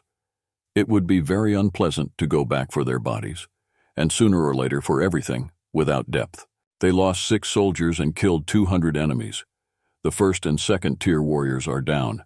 Only the 3rd and 4th remain. They must kill them all and complete the mission. They haven't had time to collect their gear, but they'll be given a few walks when they return. Qin Feng said that every year, many soldiers of the first and second rank die in battle. We have been entrusted with this mission, and it is a great honor. Fang Ping took out a pot with a few stones and sticks and asked his brothers to take them. But they took it because they were grateful for what he had done for them. But Fang Ping didn't think he had done anything. The soldiers were weak. He has plenty of resources, so they can use the walks. The warriors went to see Master Tang. He praised the boys for their excellent performance during the mission, but the school needs to bring back the other level of students as soon as possible. Fang Ping will go with them. He's a newcomer, and it was his first mission. He's done enough. And Qin Feng Qing must return to help fight off the first attack. Teacher Liu, Teacher Huang, Teacher Wu, and all the professors are here. Principal McMahon plans to end the war. He's McMahon's future. They can't let him die. Fang Ping waited in the corridors for Qin Feng to talk to the professor. When Qin Feng came out, the kid told him that Teacher Wu had gone on the mission with them, and now his body was left there, and they were here. And when it was all over, he wanted to shake his body. His strength grows much faster than the others, which means he doesn't have to sit here with his pants down while others are on the front lines. He didn't want to go back to school and hang around the walls. His reputation is important, but he didn't want to die. There's so much he couldn't do. And who's going to care about his family? They're at the heart level nowadays, unless he, being at the third level, will be able to cope with them, or if there's a sense of waiting until he's stronger. Teacher Tan is right. The teacher is strong and the professor is even stronger, but while they are waiting for the professor's strength level, they will all be killed. Qin Feng wanted to calm the boy down, but it was not that difficult. He was just thinking too much. If he wants to go, no one will sue him. The teacher died a hero's death. From the moment he stepped on the ground, they knew what they were getting into. But it was his first mission as Fan Ping. It's normal to die when family members and friends die. Qin Feng asked the boy if he'd ever heard of him going into battle alone. Fang Ping knew that since the moment he met him at school, he was always on his own. Qin Feng began to say that when he first came here, the leader was a level above him. He constantly reprimanded him and said that he was stupid, and he thought that if the leader was not higher, he would have killed him long ago. But when he did get beaten up, a mile ago he was reprimanding him, and he denied it, and then he was behind him in shock. He couldn't believe that people could die like that. He wanted to take revenge. He wanted to kill everyone in the dungeon, but soon he lost the urge. And Fang Ping is also getting used to the time. It's only death. He won't be angry if the boy is killed in 2 seconds. As Qin Feng was about to leave, he told Fang Ping that he had to share with him. He was going to get his share. Fang Ping immediately realized that the fellow wanted to take not only his share, but also to get more than what had been agreed upon. He's talking about 3 to 7, so he needs to get the points. And those overmobilized warriors couldn't even take their armor. And he asked if he could give him the points. Qin Feng said that he could get about 100 points for a 4th-level assassination, and if so, he could get an energy stone with a gram value. Qin Feng was about to leave and even said goodbye, but Fang Ping stopped him because he needed the points. He still needs the boy's help to beat the reject rate. He gave Fang Ping 7 standard energy stones to sell for 100 points and 6 purified ones for points. Qin Feng asked the boy to follow him, but Fang Ping realized he didn't want to fulfill his part of the bargain. He said he knew that Qin Feng would be guilty of millions of dollars, but Qin Feng was no longer indifferent. He had already started to pull away from Fang Ping and said that corpses have no borrows, no difference in how much he would be guilty if he stuck his hands together. As soon as Qin Feng was gone, the system confirmed the account recharge. The battle lasted for only a few minutes, during which time Fang Ping was forced to constantly use special attacks until they finally retreated. He spent more than $1 million and recovered thousands of life force points, which is the equivalent of a third-rate warrior. Even though his attacks were more effective than the rest of the team, it was a great expense. Later, Fang Ping went to the logistic department. A female member of the department reported that his teacher had told him that the boy had made an excellent appearance at McMao's mission. The military speaks before entering the war and gave him 3 life renewal walks, as well as achievement points. For information about the Don Quai stronghold, another 3,000 points, and at the end of the achievement points, Fan Ping asked if it meant that if he joined the army, he'd become a commander. The girl confirmed that it's an honor to work with people like Mr. Fang. The system of achievement points is significantly reduced from the points earned during the battle to increase reputation and rank. The number of achievement points determines the rank of the owner from the lowest to the highest, such as lieutenant, commander, and general. To become a commander, you need to be a warrior of at least the 4th rank. And to become a general, you need to get the 6th rank or higher, as well as gain 1,000 points of achievements. 3rd and 4th ranked soldiers who were killed yesterday brought them achievement points. It's very obvious that it's not easy to accumulate achievement points. He has the opportunity to become a commander and become famous. It should be recognized that all this sounds very tempting, but the commander is forced to stay in the dungeon and follow a number of rules, and not for Fan Ping. He placed a bag on the table and asked to see the items to exchange them for a 6th grade hide armor. The armor was damaged in battle, but it can be repaired, and the C-grade gauntlets were not used at all. A set of hide armor of the 6th level will cost from 5 to 10,000 points. All these items will cost only 2,000 points. The girl suggested exchanging them for the average pumped-up 5th level. And energy stones are a necessary resource for development. It would be better to keep them. But Fan Ping refused because energy stones are used to renew life force, and in this case, he does not need them. Let's go to the strategic planning room. There was a discussion between professors and teachers. One of them said that everyone knows that Fort Tianmen is their main enemy, and they must attack it. Another said that they should try Fort Don Quai first. They have been fighting the Tianmen warriors for years and know them well. If you go to attack their fort, they will not know anything about them when it comes to Don Quai. The first professor was in denial, saying that they could not forget what Tianmen's soldiers had done. They would avenge the crime. The rector of the magical university thought it was necessary to attack Tianmen's stronghold. They are very close to them, and with Don Quai they will meet them in any case. This war will be long. They don't know anything about Don Quai, and they can't be sure they'll be rewound. If everything goes according to their plan, they will be here by the second half of the day. Then Yun Ren will be able to kill Army General Tian Meng, Teacher Bai and Zhang at the 8th level. They'll take on 2 more of the top 3. The others will have to prepare to beat the 8th level. They must show Tianmen's army what they can do. In Chuan, who is the guardian of Nanfang, a 3rd-rate professor said it was their fault. But he was interrupted by the other teachers, who said he had nothing to blame himself for. They are just a bunch of old men who, if they don't fight now, will never be able to take that chance again. He's got to take out the 3rd level. The old ones can't handle these creatures. They've also decided to send the 2nd and 3rd graders back to school. The war began. The warriors who would be sent to fight in the dungeons had finally been identified. It seemed they were familiar with the whole situation. The atmosphere outside Tianmen was not what they thought. It was not calm. A military officer announced that the soldiers behind the army and the mid-ranking soldiers should go to the strategic planning room for a debriefing. Low-level warriors must proceed to the gate and receive their assignment. We're being transported to Fort Siwan. That's where Fan Ping and the other students received their tasks. High-core warriors can separate their life energy from themselves, but it can be channeled into armor. Their task will be to control the crossbow by using their life force and kill anyone who tries to interfere with it. Fan Ping wasn't sure if they would be able to deal with the attack, since all of the wind attacks were above the 4th level.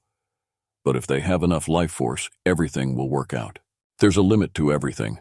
We need to form groups of 2 and use the crossbow to attack each other. It was the first time Fan Ping had participated in such a thing, so he was nervous. But all the other soldiers and students supported him. Tianmen are confident they can break through Shiwan's defenses. Even if their soldiers are weaker, the Nabagat are better than their superiors. The head of the army said to stop thinking about Tianmen. They were going to meet with the Don Quai soldiers today. The order was to destroy the Don Quai warriors. The students were motivated to win. They were on vacation, so there's no need to worry about the life force limit. Fan Ping said that this crossbow has great power, and with its life force they can't be overpowered. We're moving to the entrance to the dungeon. The students were about to leave. Bo Changding asked the teacher where Fang Ping had gone. He said that he had decided to stay in the dungeon because he needed to raise his level to 4th. The only thing left to hope for was that he would return safe and unharmed. His friends were shocked that the boy was already at the top of the 3rd level, and how he had managed it. The teacher couldn't explain it because Fang Ping was different from them, and they shouldn't judge. They will resume training after returning to school and reach the 3rd level. We return to the eastern gate of Fort Siwan. The Varoja army has already arrived at the gate with 3 of Qianmeng's strongest warriors. The dean of the university ordered them to attack. The students, together with Fang Ping, prepared a crossbow for the attack. The battle in the dungeon was over sooner than they thought. Both sides were able to avoid meeting the soldiers and retreat. Before the soldiers could do anything, there was an explosion. The middle-ranking soldiers easily dealt with the enemy. The hostile sides kept an eye on who to kill and tried to uniquely target the low-ranking warriors. As they said, warriors against warriors, leaders against leaders fought against leaders. On the east side of Fort Siwan, there was an active battle. The enemy soldiers threw their drabinis to get behind the walls of the fort. The students began to fret, but their aim was for the middle-ranking soldiers, who don't need to use drabines to climb the walls, and they spotted a warrior flying right at them. They were preparing to direct the pistol in his direction, and they managed to hit the warrior. They were all captured. The crossbow was great. They hit a 4th-rate warrior with ease, but that got the attention of more warriors. They started flying by the dozens.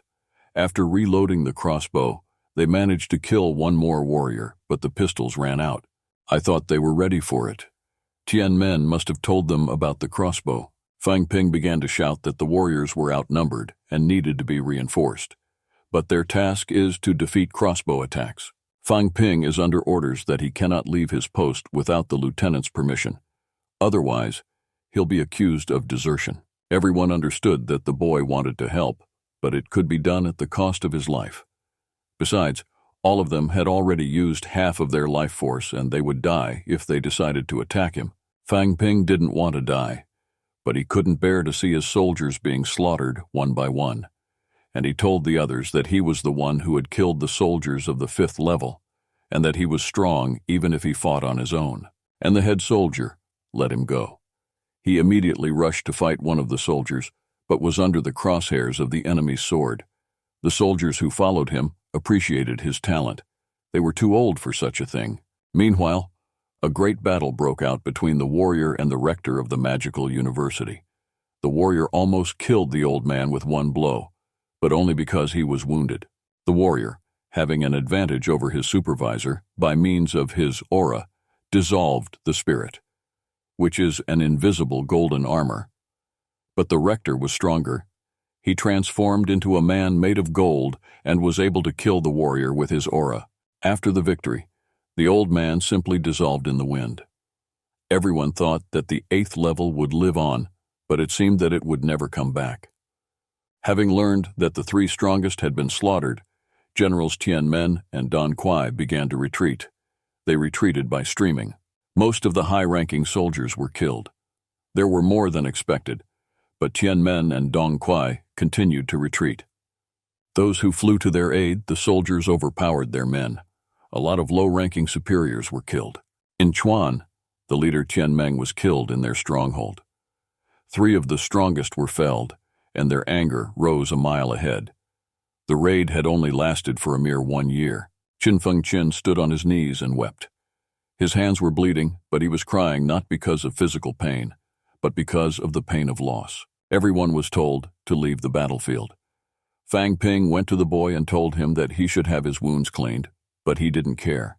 Wu Chuan asked for respect, for they had sacrificed their lives for peace. Mentor Lu cried through the principal's eyes. He told them not to accept death close to their hearts, and now he's gone. To the god of the Golden Warriors, the 8th or the 9th level, there is no difference, because they can also die, and they didn't even find their bodies. Wu Chuan, weeping, said that 7 high-ranking warriors had been killed this time. The Dong Quai were out of the war, but Tianmen would not rest on that. We must gather, for the war is not yet over. After defending the fort, McMahon was ordered to remove the third-grade students from the dungeon. At first, McMahon had 40 students who had reached the top of the third grade, and only 55 of them could return. According to Shiji, they will be able to return to the dungeon for only a few places. Fang Ping asked where the scarred man was. The man who met the students near the exit said he was pulling the women out of the dungeon. Fang Ping wondered if he was still alive, because in such conditions, it was hard to know who was alive and who was not. In the evening, Fan Ping went to the Makmao High School of Martial Arts. His friends met him there. When they saw the kid's injury, they started to worry, but it was just an injury. The dean of the Faculty of Literature asked one of the students about the war. He was unable to shed tears and said that 7 high-ranking soldiers, including the director, had been killed. Yim did not get to know their bodies. 3 of the most powerful have been killed, and the 5 generals who were left behind. The bodies of teacher Wu Jiaping, Lan Yu Wuj, and Zhou Hezhang were left in the dungeon. They couldn't get them back. The dean cried because the chancellor had been at McMahon University for 60 years, and now he's gone. Last year, at this hour, stood under the gates. They looked forward to the future. But now the future was not so bright, but in the depths of their souls, they still had faith. The next day, Fang Ping went to his room in the Gurtojik and realized that he had gone to bed without taking a shower. He thought everything that had happened to him in the dungeon was a dream. After taking a shower, he went for a walk. He met many students who had joined his club. The members of Ping Yuan's team were not strong, so they did not know what was going on in the underground. The only thing they knew was that many students had gone to the task. What they didn't know was that the magical university had lost 7 of its high-caliber warriors. To avoid pandemonium among the students, the military did not publicize their deaths. The deaths were a standard for them and were considered unforgivable. They had to wait for the dungeon to open to tell the truth, but only their names remain. He couldn't wake up from the nightmare. Fang Ping decided to visit Teacher Li in the logic department. He told the kid he wasn't allowed into the dungeon. Even after his own death, he still fears for it, ironically. He knew that the old man wanted what was best for him, that he should make a breakthrough. If he could, he would have done it long ago. He sipped his drink and said there was nothing here years ago when McMahon first opened. Their old mentor was the first director. He was a level 5, and he went underground.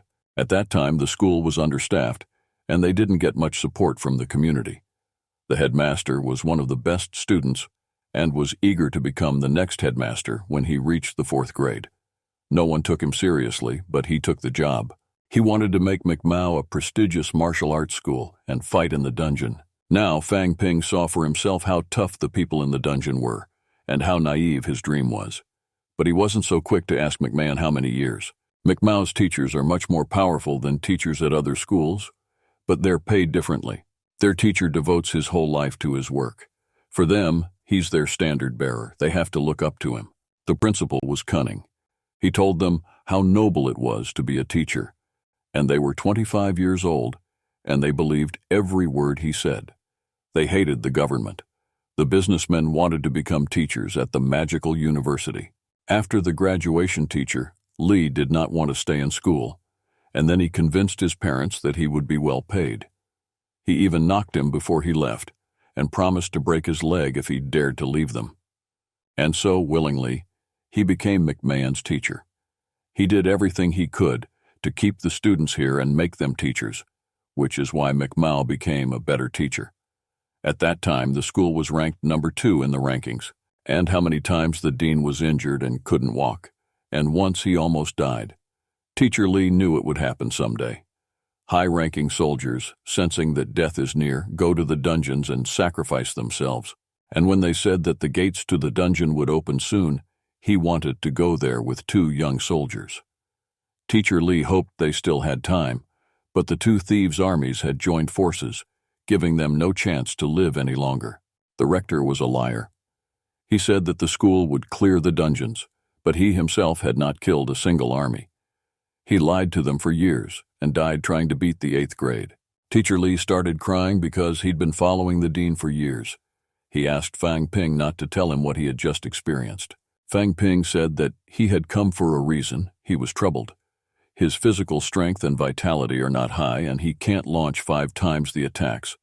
But something is wrong. Teacher Li told him to go to the training hall, know the book Diamond Fist, and start training. If he mastered it, then he would really be at the top of the 3rd level. And in the summer canticule, know someone and fight. If a warrior wants to reach the middle or high level, they must train and become unconverted masters, and all their skills will become interchangeable. In other words, they must fight. He knows that he has beaten level 4 warriors in the dungeon, but they can't match them with warriors of the same level. The average mid-level warriors are trained to fight under duress. They are forced to fight others in order to survive. And the warriors in the dungeon reach the 4th level by using energy stones, so you can't raise the level when fighting them. Fan Ping needs to fight with someone stronger than him. Fight and become a champion. That way, he can become the best among his classmates.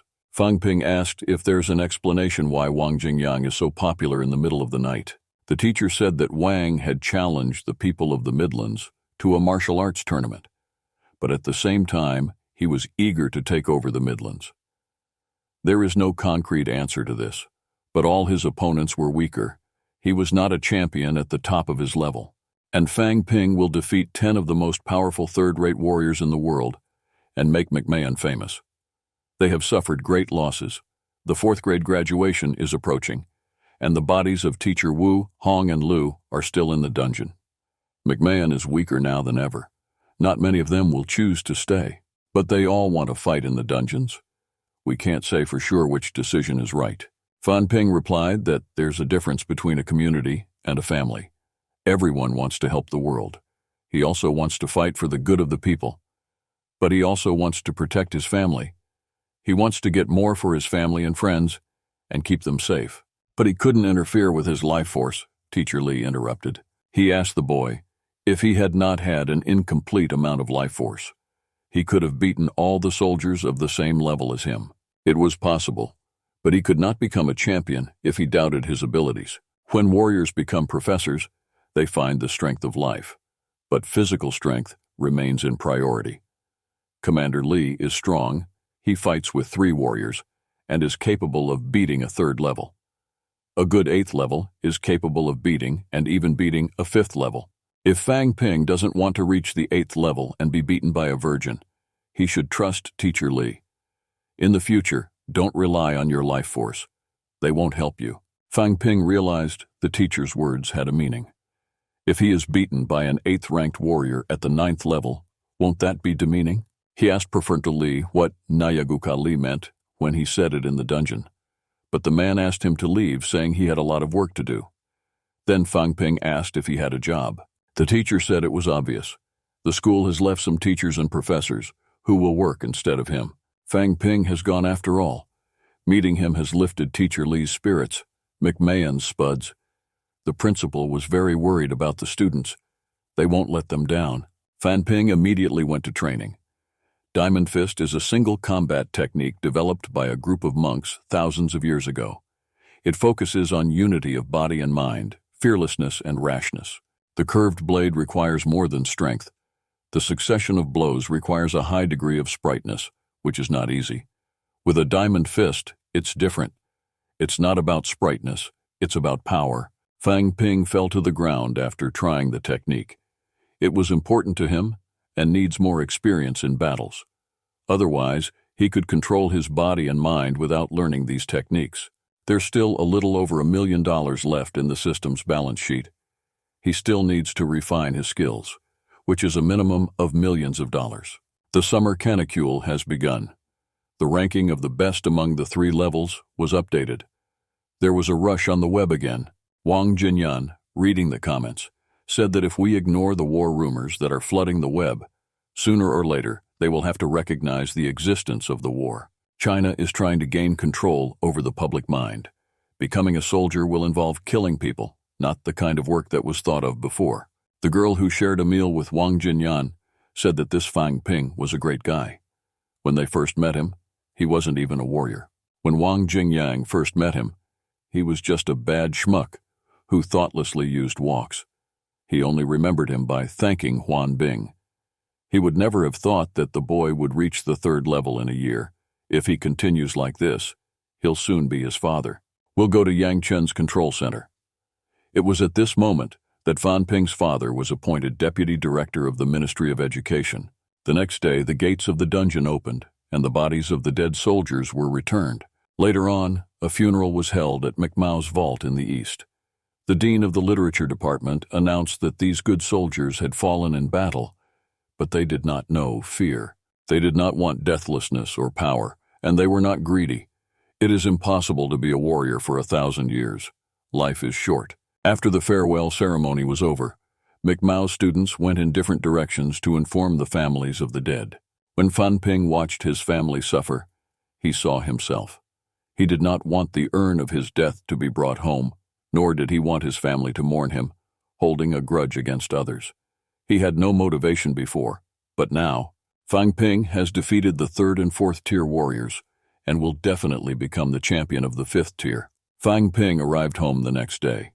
His sister was asking why he had come home, and she said that he didn't pick up the earpiece when she was on the phone, but he just wanted to pull her by the cheeks, as he often did. Mom came to the apartment, and when she saw Fan Ping, she didn't say anything. She just lifted up the sleeves of his sweater and saw a lot of scars. She started crying and said that she should have gone out into the street when she heard about a talented third-rate fighter who was fighting with a 6th. There were enough warriors there without him. He was old enough, but he still played the hero. His sister started crying too. Fan Ping tried to calm her down, saying that injury is a must for a soldier, and the scars will heal soon. And Director Tan is at the 1st level now, when he's already at the top of the 3rd. Maybe in a few years, he can become Nanjiang's commander. Mother said she didn't care about Commander Nanjiang. She thought he was just a normal person. She didn't want Fan Ping to fight the 6th rank. To lighten the mood, Fan Ping asked his mom to make him something nice since he hadn't been home for so long. In the evening, Fan Ping went to meet Wang Jingyang at a cafe. They discussed the fact that the clapper had thrown a call to someone for midnight. The dungeon opens in a couple of minutes, and the kid has to raise his level by then. The opening of the dungeon means danger, but at the same time it offers great potential. Wang Jinyan asked whether the clapper had found a valuable plant or animal from Modu. Fan Ping told him about the beast. Wang Jingyan then added that the old dungeons have been open for many years, and people come to go deep down to find something valuable. As for the new ones, it is easy to reach higher ranks there through resources and average level. He asked if he had chosen his opponent. Fan Ping was about to go to the Yunmeng Academy. Wang Jing didn't recommend that he go there on his own. It would be better to ask his teachers to accompany him. The clans there are very conservative, but that doesn't mean they won't hurt him. But if Fan Ping shows up in front of their gates like that, it'll turn them off, and they won't accept him. Plus, you can get caught up with an extremist. But all the teachers were in the dungeon, and Fan Ping thought maybe Teacher Li could help him. Wang Jing interrupted his thoughts by suggesting a friendly sparring match. But Fan Ping wasn't ready, and Wang had an assignment from McMahon, and soon he'll get points for his performance. He's already a soldier, and he's sure they'll both have the right spirit. Fan Ping said that Wang Jing was the first warrior he had met, and that he was the best example for him through his peers. His strength is growing rapidly, but he needs someone to support him. Wang Jin praised the clapper for reaching the 3rd level in just 1 year. If he has already decided that Wang is his application, he will be waiting. Thanks to him, everything's getting interesting. They said goodbye in the late afternoon. The next day, Fan Ping traveled to Beihu province. China has 3 major military academies, and among them, Yunmeng is the 3rd largest. Despite the fact that it is less well known, the level of education at Yunmeng is no better than at the other 2 academies. In addition to the ranking of each school, China has a national ranking of 3rd-ranked warriors. The places are occupied by warriors with the same level of strength, but it does not mean that they took part in battles. Fan Ping should start with Cheng Jiawan to get an idea of the situation. The objective of this journey is to break through from the 3rd-level peak to the 4th-level peak. Fan Ping approached the guard and asked to be let in.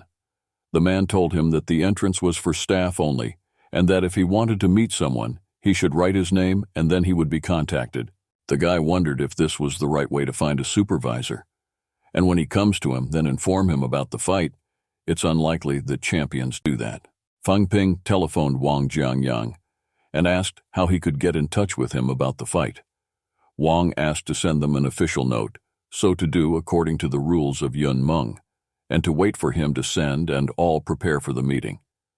But he may also be denied. Not everyone is ready to help him to gain experience, and not everyone is ready to participate in the meetings. Wang Jinyan suggested one option for how to make sure that the soldiers would do the right thing and asked them to trust him. In this way, the soldiers would come to him to fight, and he could gain experience.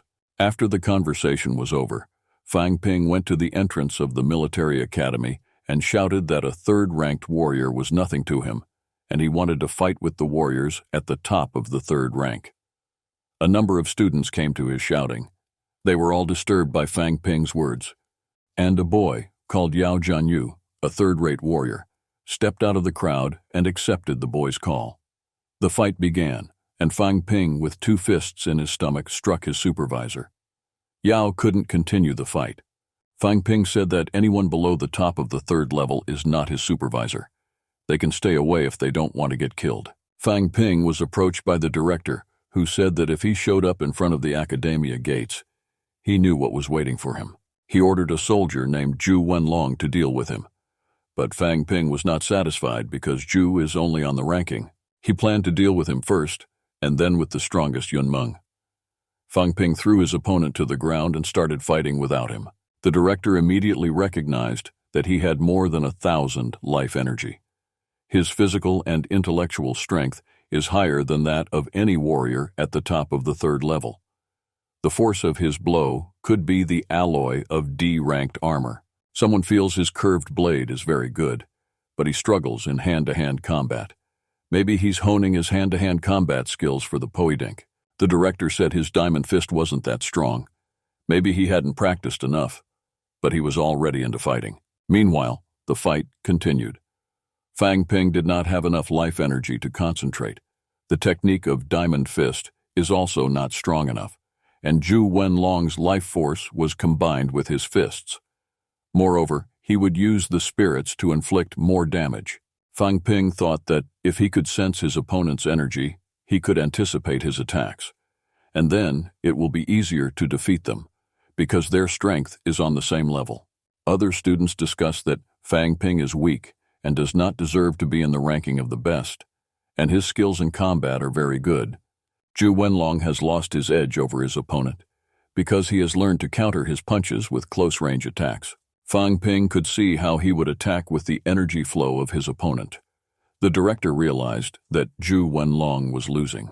He used the diamond fist technique, and his life energy was enough to damage the supervisor's internal organs. Zhu Wenlong's hands began to bleed. No more strength to fight. He let go of the list, which meant he was giving up. Zhu Wenlong said he'd wait until Fang Ping was allowed into the dungeon to see Fang Ping fighting at full strength. Chen Jiangwang, who's at the top of the third level, has emerged from the dungeon. Fang Ping has renewed his life energy with the help of the system to keep on batting. The clapper asked his opponent to fight without equipment, because he needed to perfect his hand-to-hand combat skills and make a breakthrough. Chen Jiangwang quickly threw the first punch. At first, the clapper was able to dodge, but still the supervisor managed to hit Fang Ping in the life of the equipment.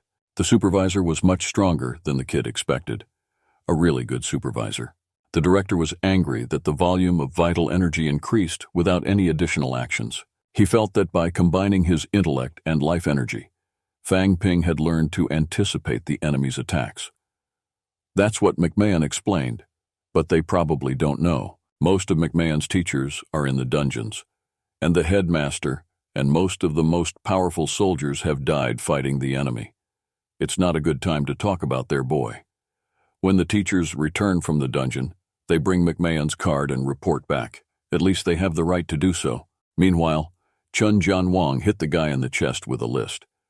Fang Ping couldn't use special attack techniques, but if he relies only on them, the breakthrough can be forgotten. He must concentrate the power of his intellect. Body and spirit must become one. Their fists clenched, But Fang Ping's strength was lacking. He had improved his diamond fist technique, but he was still a long way from his opponent.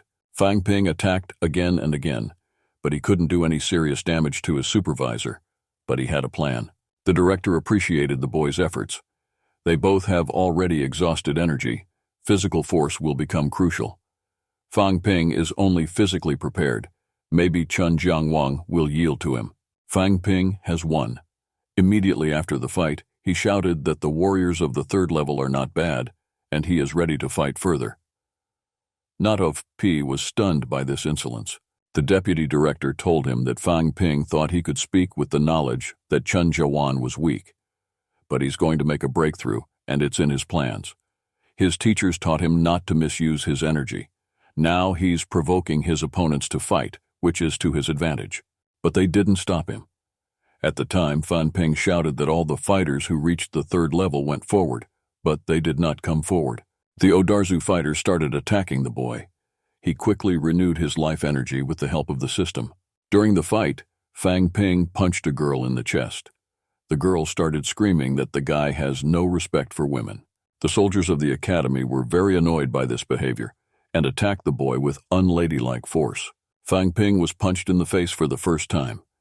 He said there was nothing to write about because he had never punched an academy soldier in the face. One of the academy soldiers gave the boy a spear and shouted that he had given them a call, and now he is not happy about something else. Fang Ping used his aura to throw all the fighters away from him. They fell to the ground and flew away with great force, but they could not fight any longer, and the clown was overpowered. The system received a notification that the third-level summit had been breached. Afterwards, the director ordered them to stop and warned Fang Ping that if any of McMahon's students came back here, they would not be favored. Fang Ping thought he'd reached his energy limit while he was fighting, but there was no use in practicing hand-to-hand combat. First checkpoint, mission accomplished. The bastard still had a place to raise his voice, and he went there. He decided to improve his skills and come back to defeat the strongest opponent. China's martial arts community was formed by 3 groups: majors of martial arts, soldiers, and clans. Clans and soldiers from different regions have similar duties. Their task is to protect the entrance to the dungeons. Fang Ping's next meta is Chengqiu, the place where most clans are clustered. Among the people he wants to fight are 2 clan warriors, one from Changyang village and the other from Wanshan Pagoda. But the clapper decided not to go to the road, because that clapper on the 7th place in the rankings, and his fists are still not strong enough. It will take experience and practice. Fang Ping went to Changyang village, which is divided into 2 parts, the tourist center and the villagers' residence. The residence is hidden from public view, and ordinary people can never find it or enter the territory. Meanwhile, Fang Ping was on the grounds of the Changyang Martial Arts Training Center. He immediately told the men that he had been seen and that he had come to give a call to Zhang Chenghua. The man told him that last year Wang Jianyang from Nan had already seriously injured Chenhua, so he remained at the top of the 3rd level. And then Fang Ping came to give him a challenge. The man made a judgment that the boy thought that Changyang was weak. Fang Ping was surprised that Wang was here. Maybe that's why he told him to go to the clans with his teacher. The boy told the man he wasn't coming to meet them, just for a dinner party.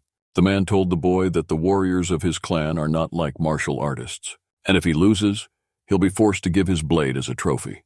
Their clan doesn't have to help him. If he makes a challenge, they have to offer him a price. Fang Ping asked what would go to him if he won. The man was furious because he had come here to fight and achieve his goal. He threatened the boy that if they had his weapons, even the teachers would not be able to return them to him. Fang Ping said that his monthly B-rank blade was worth millions of dollars, and he didn't want to give it up. He has someone who can help him. The man asked them to follow him. They walked around the clan for a long time, and the boy realized that he would never get there on his own. They got to the place where the clan members were training. Their techniques were not bad, but the boy found it amazing that their life energy was much greater than that of ordinary people. The man who escorted Fang Ping went to the head to talk about the match, but when he felt about it, he started yelling at the guy that they don't have time for bad meetings. And the man told him that if the clansmen fought back, he'd give them the blade. The clan chief was interested in this proposition and ordered him to call Manhwa here. Now the boy understood why Changyang was not the most powerful village. Changyang has a good reputation among the clans. They are competent in their work. Fang Ping was able to meet with the 5th-ranked middle-ranked warriors as well as 3rd-ranked warriors. But in Changyang there were no middle-ranked warriors among the thousands of people, except for the students of the center. A lot of wounded, who are about to return from the underground. Unlike academies and schools, clans are not sponsored by anyone. They have to work harder for the sake of resources. A lot harder. A Fang Ping B rank blade is not cheap, so they'll have to pay a lot of money for it. The Yunmeng match was just a warm-up, but it's different here. It's not necessary to kill one, but it's a daily routine for warriors. The 2 girls who were watching from the podium recognized Fang Ping. They had no idea that they would see him alive. One of them said she felt that Fang Ping wasn't interested in girls, and when a nice girl came up to him, he beat her. The kid listened to their conversation. He immediately realized it was about Yak Xiaoman. He sensed something was wrong in Yunmeng. He must have sensed it here. He'll make her pay for it when he returns. Fang Ping was approached by Changyang, the warrior at the top of the 3rd level. He immediately declared that he was not going to lose. Last year, he lost to Yunmeng, but his opponent suffered just as much, so he was forced to take a break. But soon he will reach the 4th level, so Fang Ping should think twice about whether to fight him. But the boy was already trained to fight, and nothing could stop him. The fight began. Superman attacked first. Fang Ping immediately recognized his level. His strength was great. His blows with taunt were heavier than metal weapons, and he put great power into them.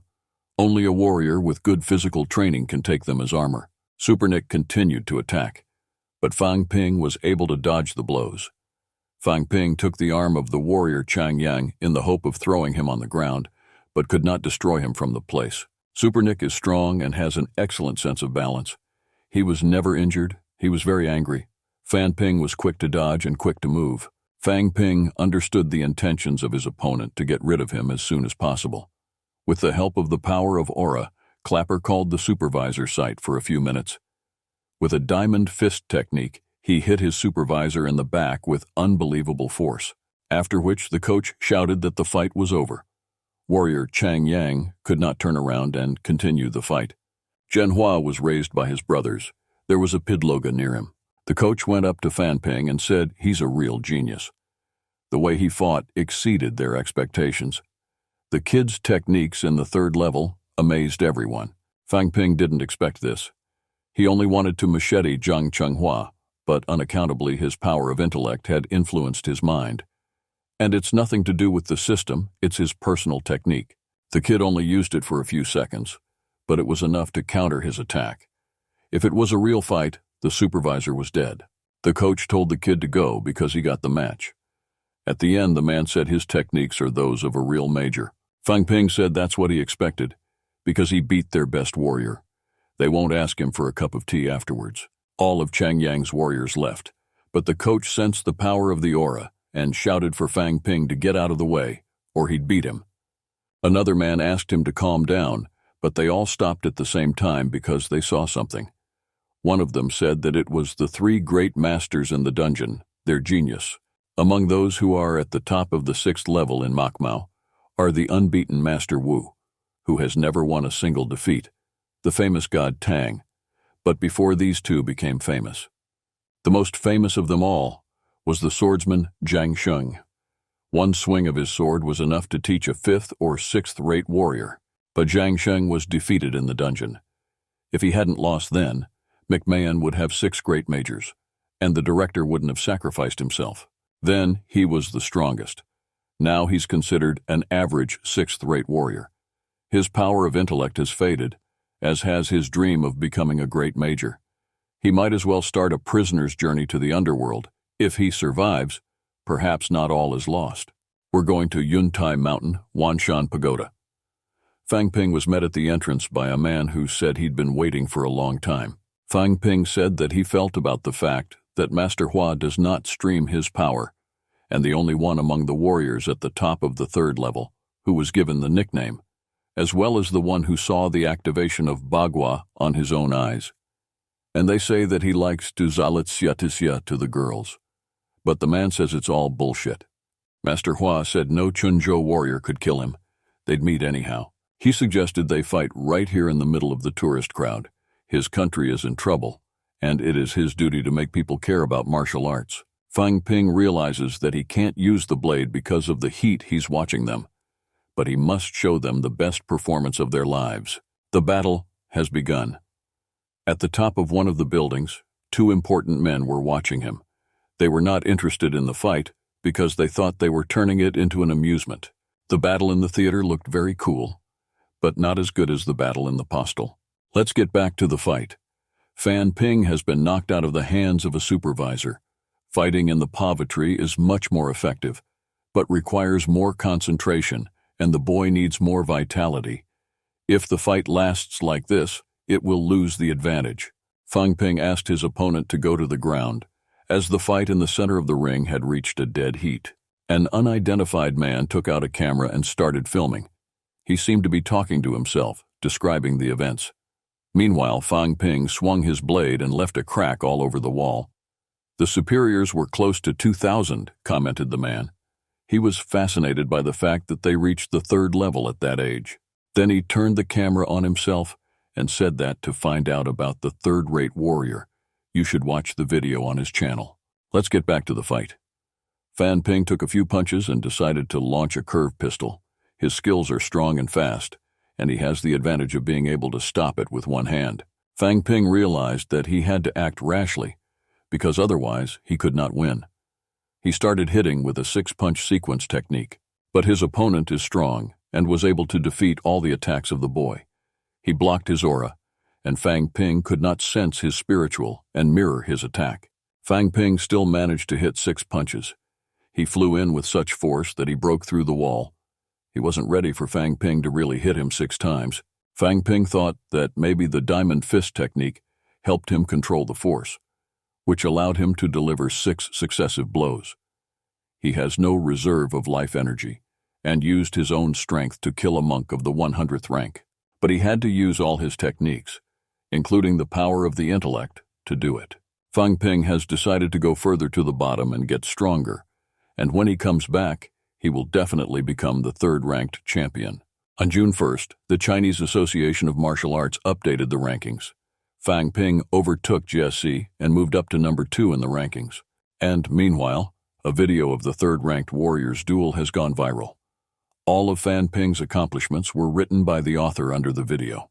The video also said that Fang Ping's next duel will be with Yuzong and Pei He, the only warriors of the Supreme World.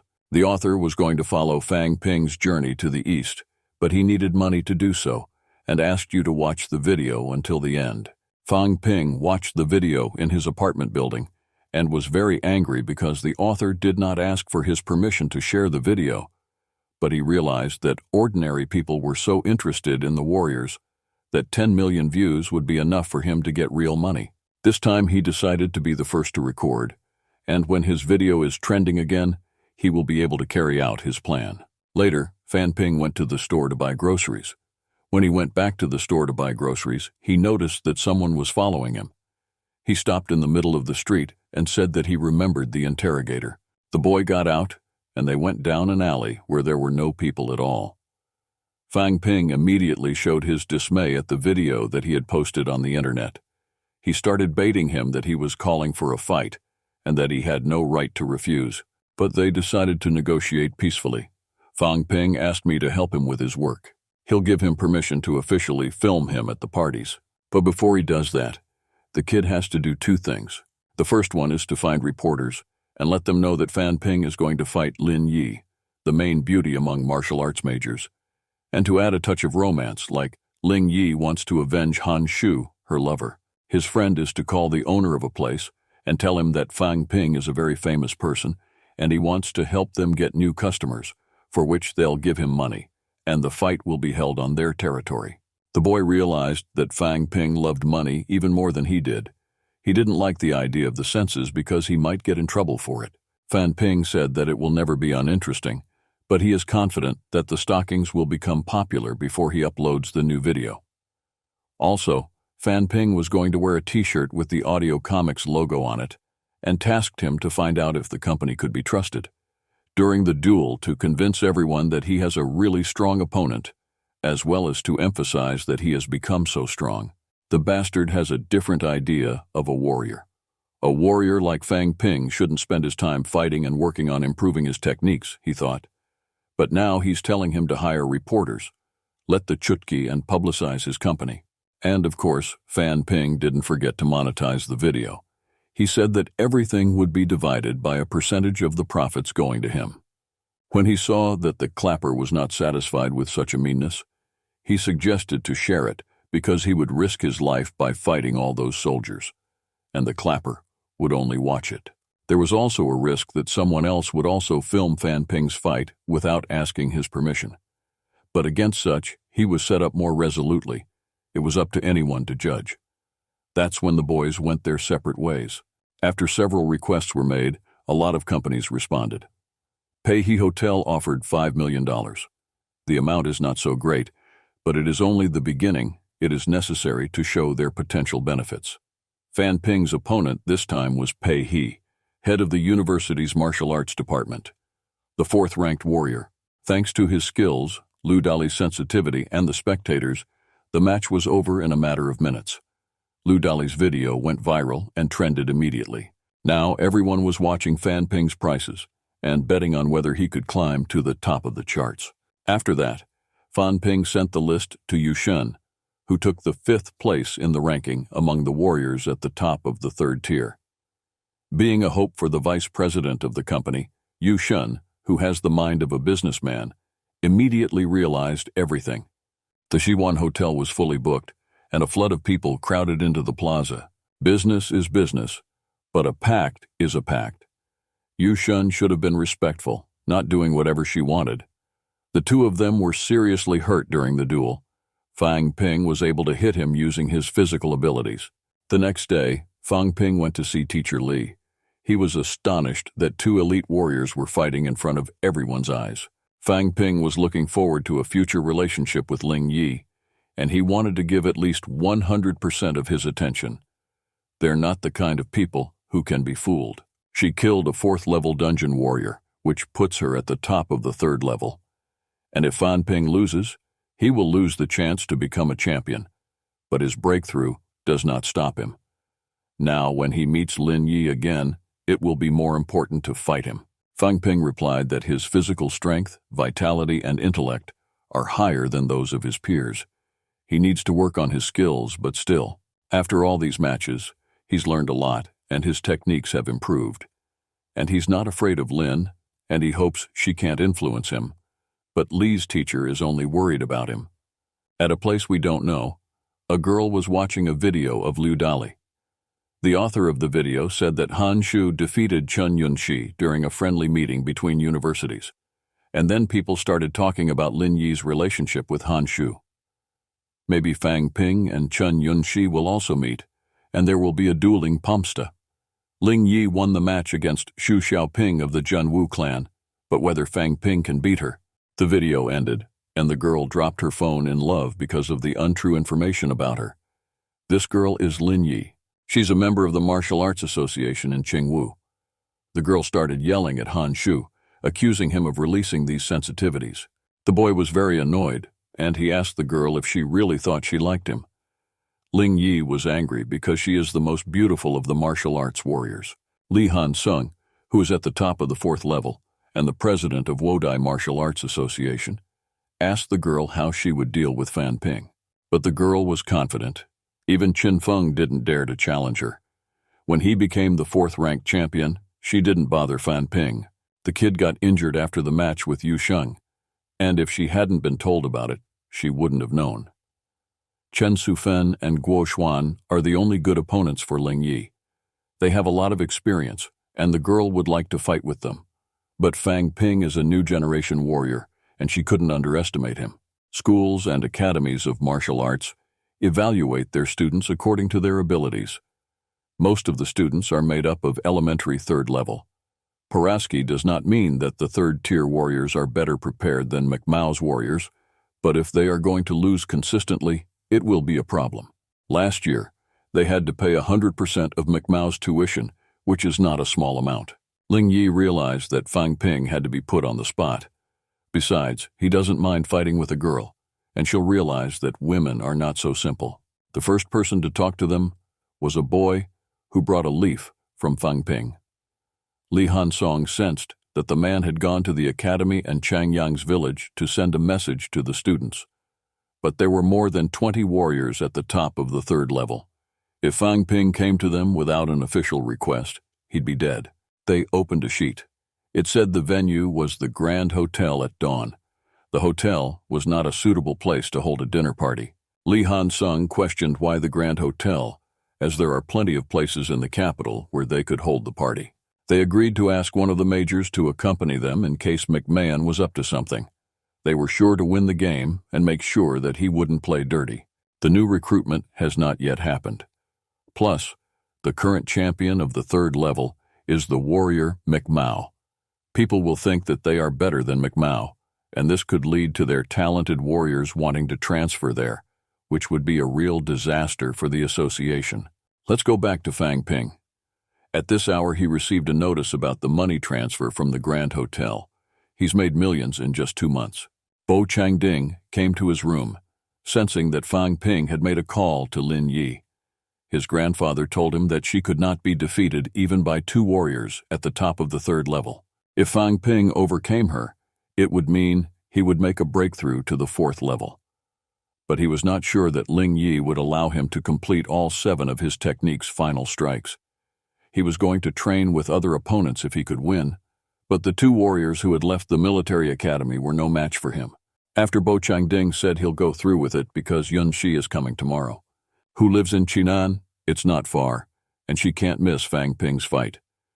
In addition, some media reported that it was a duel for the sake of revenge. Director Chen was very angry. He said as soon as he finds out who released these sensations, he'll kill the bully at the first sign of trouble. Fang Ping, left alone, argued that even though he had landed 6 consecutive punches, it was still not enough to defeat Ling Yi, and more practice was needed. An already damaged bone will cost $1 million. He won't be able to recover during the match, so it's worth saving up for it. Approximately millions of dollars, so you need to save 6 more. The kid called Li Dali and asked him where he was monetizing the video, because the video he had uploaded had gained millions of views. Li Dali started to think of rebates. He thought that part of the views were collected through live broadcasts, and the money from the streams is one time once the streams are over. No money, so the income is not more than $500 million.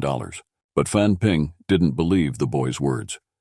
He said that he is waiting for his $10 million, and that he has not spent the money he received from sponsors. And if there is no money, someone is already looking for him, and he may be killed. Fan Ping said Chen Yunqi's grandfather is looking for him. He asked Li Dali to emphasize the relationship between the students, but instead of doing so, he talked about the war between the East and the East. The masters of martial arts of both the East and the East are interested in him, and he can tell them about it, I'm sure. Li Dali grumbled and said he had only $500,000. He offered to take it and leave him to his own devices.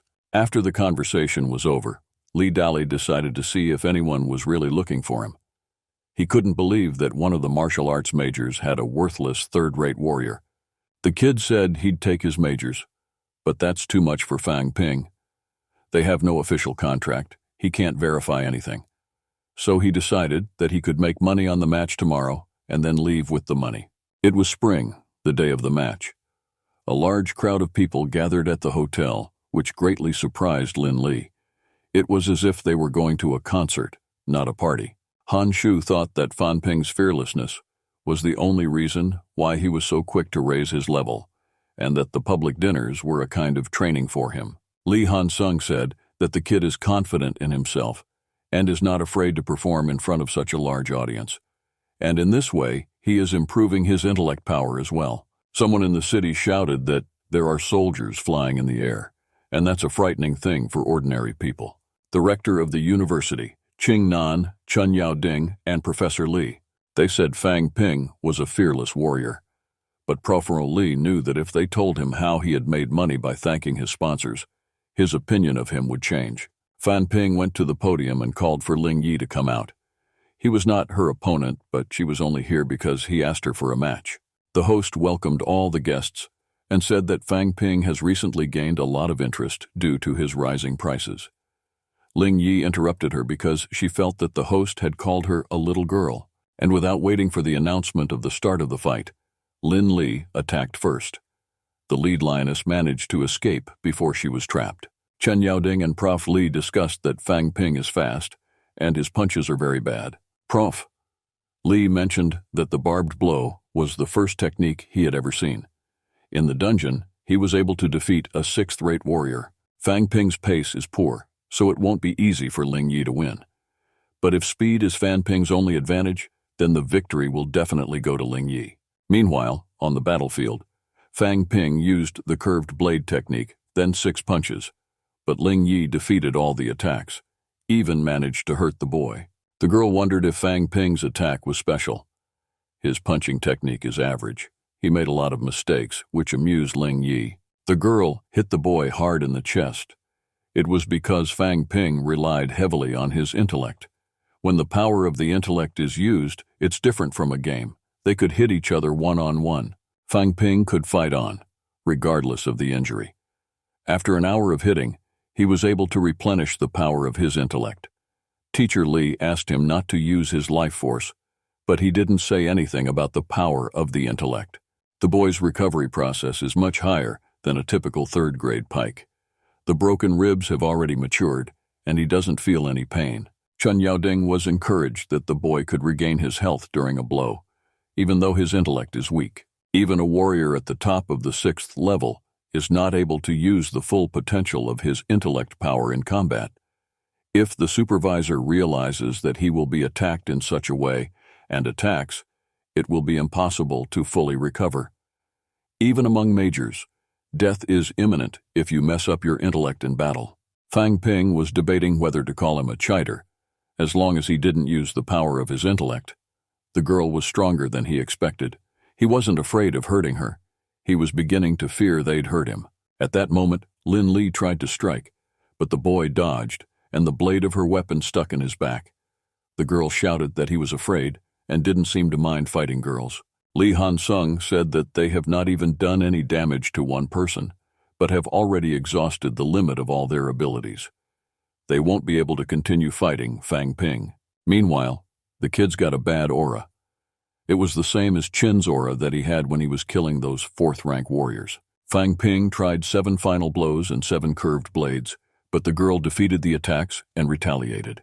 The clapper didn't realize why nothing worked against her, but when he foolishly said 6 blows, it worked.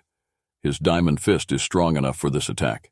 Master Li shouted that the soul and the body must become one.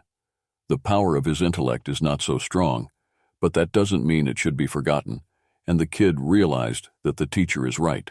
He doesn't have the energy to do all 7 blows, but he can do it. It's not the time to rely on the system. Yoma managed to deliver all 7 blows of the girl.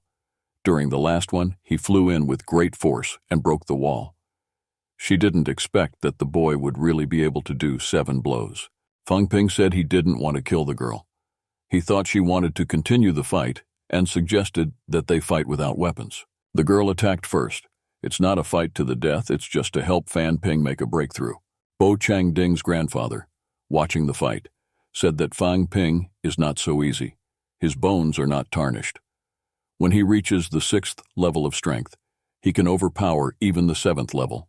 Bo Changding didn't believe that the kid could rise from the 6th level to the 8th. His intelligence is still not strong enough. He's moving up a lot more than other warriors, but it was thought that such a further distribution is unlikely. The difference between the 7th and 8th ranks is only in the intensity of the gold form. To become a warrior of the 8th level, and to get the golden form, it is necessary to refine all the abilities and tarnish every bone of the body, and even the internal organs must be particularly vitriolic. Thus, the body will become a unified system with the over-controllable power of the intellect that controls the system. Fan Ping, all bones are softened, including the bone marrow. The strength of the intellect has reached the average level. Chen Yaoding also noticed that Fang Ping's bones are all fused to a single bone. He only needs to achieve the same result with the skull. Prophet Li began to think and realized that when he had last fought the boy, his body was not so strong. Let's go back to the duel. Fang Ping and Ling Yi continued to beat each other with their fists. The guy managed to hit the girl in the chest, and she stopped and said that she had expected him to be a dork like everyone else. Now he'll have to kill her to end the match. Fang Ping started to think if he hit her in the head right away, he'd be killed. There's no sense in hitting the end. The only place to hit her is the chest cell. Li Han-sung realized that after 7 blows, the girl's internal organs could be very badly damaged. Her vitality is lower than Fan Ping's, and he decided to stop the fight. He went to the girl and told her that he would not continue the fight. If Fan Ping wants to become the 3rd-ranked champion, he will have a lot to learn about death matches. I don't know who this guy is, but I knew right away that he could be the head of the martial arts ensemble. Li Han-sung. He said that if you compare him to the military and even Lin Yi, he is a very ignorant warrior. Although he could have killed the girl about 10 times during this match, he gave up the priority to show her respect. Li Han-sung knew that the only way to defeat Fang Ping in a fight was to move quickly and not allow him to regain his strength during the fight. If he can't be hit during a deadly fight, his opponent risks dying first. Ling Yi said she'll stay away from the boy, but when she reaches her level and becomes a true major, the boy's vitality won't be a problem for her. But no one who Fang Ping has beaten in terms of strength is even close to beating him. If the girl wants a rematch, he'll wait until she becomes a major. After that, the girl and the boys left, and the announcer announced that Fan Ping had won the game, and Bo Chang Ding and Chun Yunxi came to congratulate him. But the kid was modest in accepting the greeting, and even said that he had made a lot of mistakes and was far from being perfect. He was going to continue the meetings, as he had never been in a meeting with a military officer. This practice will help Fang Ping to improve his skills, and he will be able to gain experience and learn how to fight without actually fighting. In the past, he used to kill those who were weaker, or he used to take the world by the eyes of a stronger opponent. He had no time to think about his actions. Fang Ping remembered that Li Dali was taking them off, and he screamed that he was the one who had released those senses. Chen Yaoding went to the clapper and said that he is a kind of media and can realize that fakes are around, but it does not mean that he can create them himself. Professor Li wanted Fan Ping to go to the lab with him, but the kid wanted any kind of refusal or not to do it. Studying his organism could be very useful, and he didn't have to be afraid of the examination. Scientists don't follow him only because they're afraid, and when the old people leave this world, no one can stop them. So it's better to let them study themselves now. Professor Li fell into the ground. It's the fault of the bad aura. He told the boy that he should reach the 6th level and avenge him. Master Chen, because Qin Nanu is very strong, but Qin Wu regularly lures talented warriors to him, and no one can rely on their transition, and the school becomes weaker. In their place, Professor Li would compare their school to the earth, and on that note, they all decided to leave. In parting, Professor Li asked to return to McMahon to be examined. Fang Ping said that when they were in the dungeon, and he had used the control on the 5th-level warrior, he easily lost his mind, while Master Li was at the top of the 6th-level warrior, although he wanted to come. But there was a look of disappointment in his eyes. Later, Fang Ping was in his room in the Gorto Jiku, and looking at the system interface, he thought that since the last upgrade, he had not checked the upgrade costs. Last time, he had to spend 1,000 points to renew 1 unit of life force. He wondered if something had changed, and he increased his life force by 1 unit. His body began to change. This time he lost 10 times more, but the result was worth it. Before that, his body was not sufficiently vitriolic. Now, everything is different. Although the changes are not obvious, he felt he was stronger. He can now fight at the 6th level, being a 3rd-level warrior, and he doesn't even have to build up his internal organs to do it. But you have to remember that the system's support is limited, and it's not certain that the intellect will be the same. Last time, when Fang Ping wanted to break through his intellect power and get an extra unit of power, he was left without memory for a while. This can have a negative effect on the brain, so it's better not to risk it. Fan Ping's thoughts were interrupted by a message on his cell phone. The video with Chu is not enough to reach only 1 million, and the clapper telephoned Li Dali to solve the problem, but the caller is unavailable. Then Fan Ping decided to call the tech support to check the video monetization statistics. The operator informed him that his video had been bought by Mr. Liu for 6 million, and in total, the video had earned 1 million. The kid realized that they had no contract, and he authorized the use of the video himself. There's no way to prove it. But Fan Ping was not relieved. He was very angry with Li Dali. It's better not to let him get in his face. He's probably collecting money to make a breakthrough on the 3rd level. That means he'll soon be heading to the dungeons as well. At that time, Mr. Liu bought a pair of walkers for strengthening the bones, 2 walkers for protecting the lungs, and 3 walkers for increasing the vitality of the 3rd level. He planned to make a breakthrough and have a duel with Fang Ping. Let's go back to Fan Ping. He was at a meeting with a man who told him that he had been opened the road to becoming a true major. The main method in winning the title of champion is the purpose of tanning the body and spirit, learning to control them. If at this rate he reaches the top of the 6th level, it will be much easier to become a major. No one refused to let him join. They all agreed to work together. All because they also want to become champions of the 3rd level and also try to pass the way of the most important support. Teacher Fan Ping is trying to do the same, but one try is not enough. Not everyone can become a champion. A champion can be called anyone who has no failures. And if someone does lose, they remember their title and become even more old. A guy asked a guy if he knew why Bai Yasi brought Yun Shi to Li Fengzhou. Chen Yunxi is Chen Yaoting's granddaughter. Director Han has figured it out. Chen Yaoting's granddaughter reminded Chen Yunxi of her family's character and even talent. She wanted Feng Zhou to ask her to find out the truth about her daughter's death and help her find peace. Fang Ping remembered that Lu's teacher told him that McMahon's teachers were not very eager to break through. McMahon has 4 great masters. Now that the principal's dead, there's only 3 left: Wu Qiushan, Han Jin, and Lu Halo standing between them. Wu Qiushan wants a natural selection. He wants to organize a deadly competition among the newly arrived students who have just reached the 1st level, and the only one who survives will become the new major. Huang Jin is of the same mind as the director. Those who are strongest are sent on missions, and the lower-ranking soldiers gain experience and strength. He wants Lu Fengzhou to make the breakthrough because he believes in her, but she's still thinking about it. All the president said to Fang Ping was because he's from Nanjiang. If he wants to survive in Macmao, he can't tell anyone about his plans. Fang Ping is about to reach the 4th level. His bones are all strengthened, and his life force is endless, so he's no longer a flameless warrior. Even Lu Fengzhou, Li Jiangsheng, and other majors have a lot to fear from him. Fang Ping asked the president what he expects from him. He replied that he hoped the boy would have more privileges and respect when he became a major of the Macmao Fighting Arts Association. The association will represent the interests of the students and the soldiers, and teachers will listen to the words of their leader.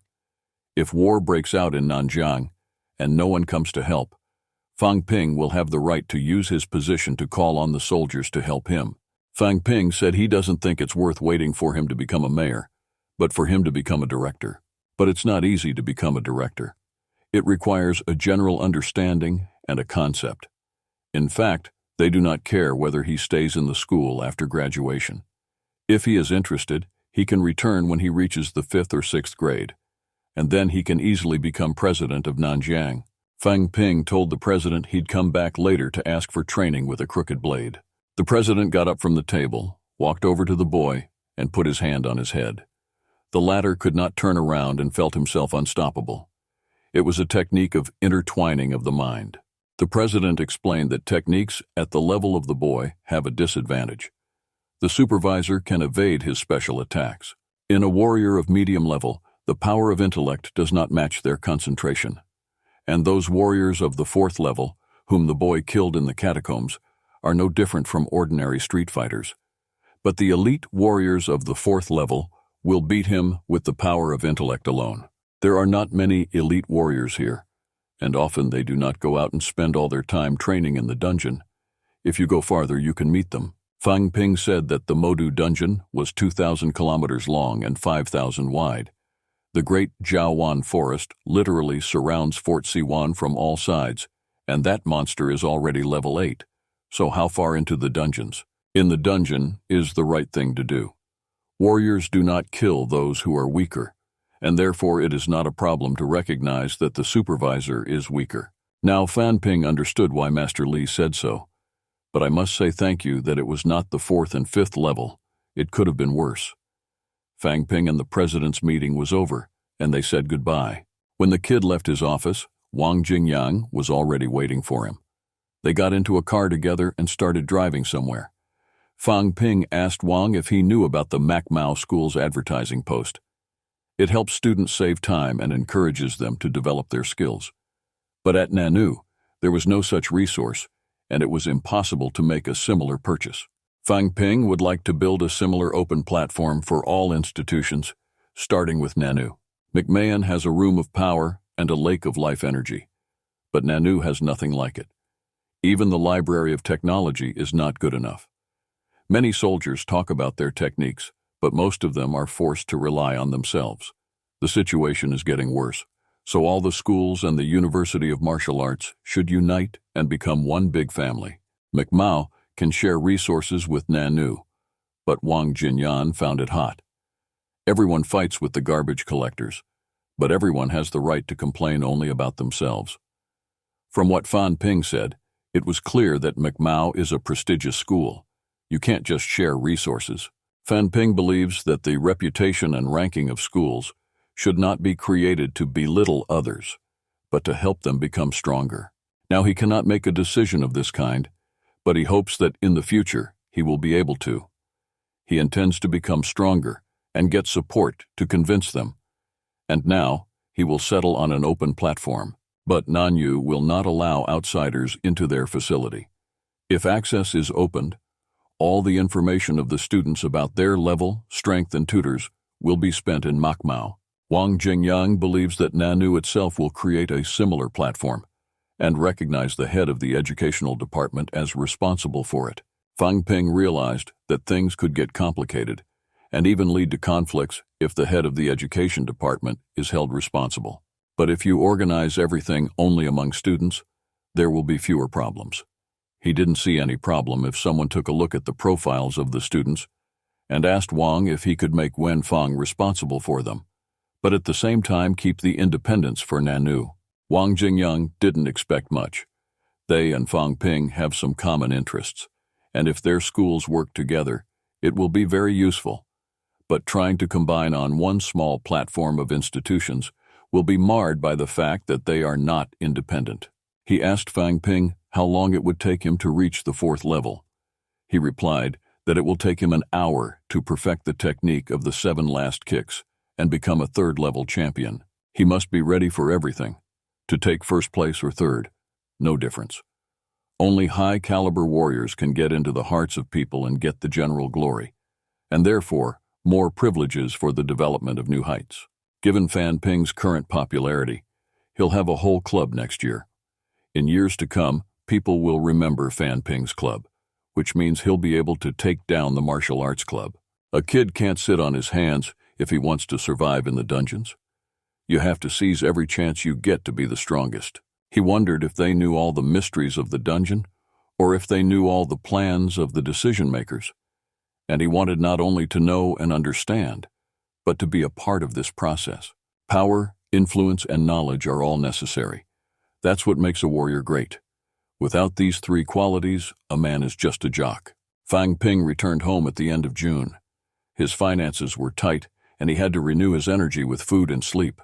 He was lucky that life energy can be renewed with energy particles and my power of intellect. He began to train to perfect the technique of 7 final blows. It took a lot of time, but it was not too long. On the 5th of September, there was a minor disaster in the outskirts of Juyang.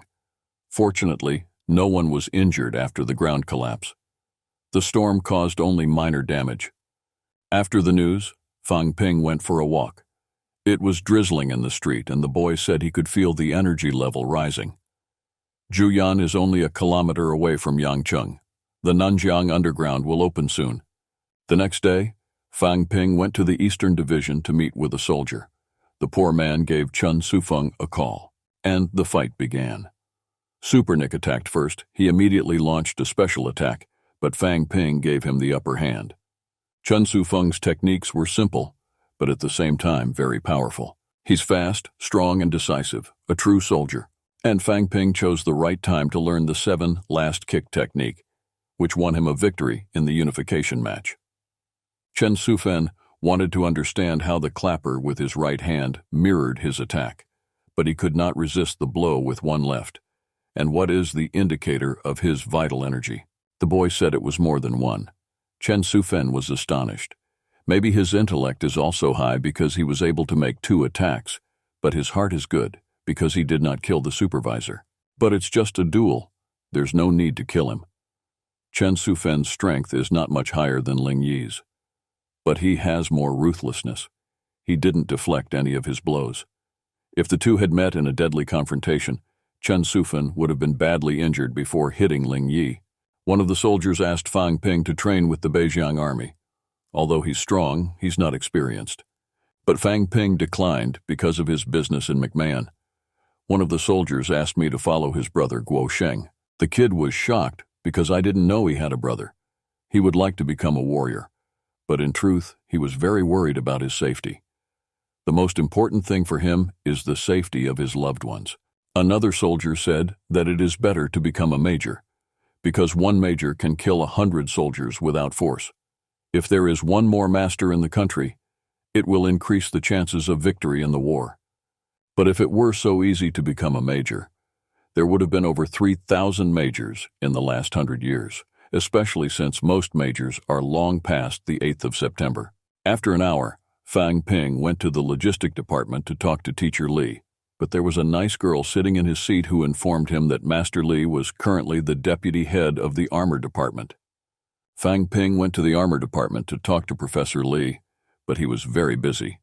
He asked the boy to take the samples to the lab and go. All soldiers of the 8th, and 5th level should take blood samples to the laboratory after the breach.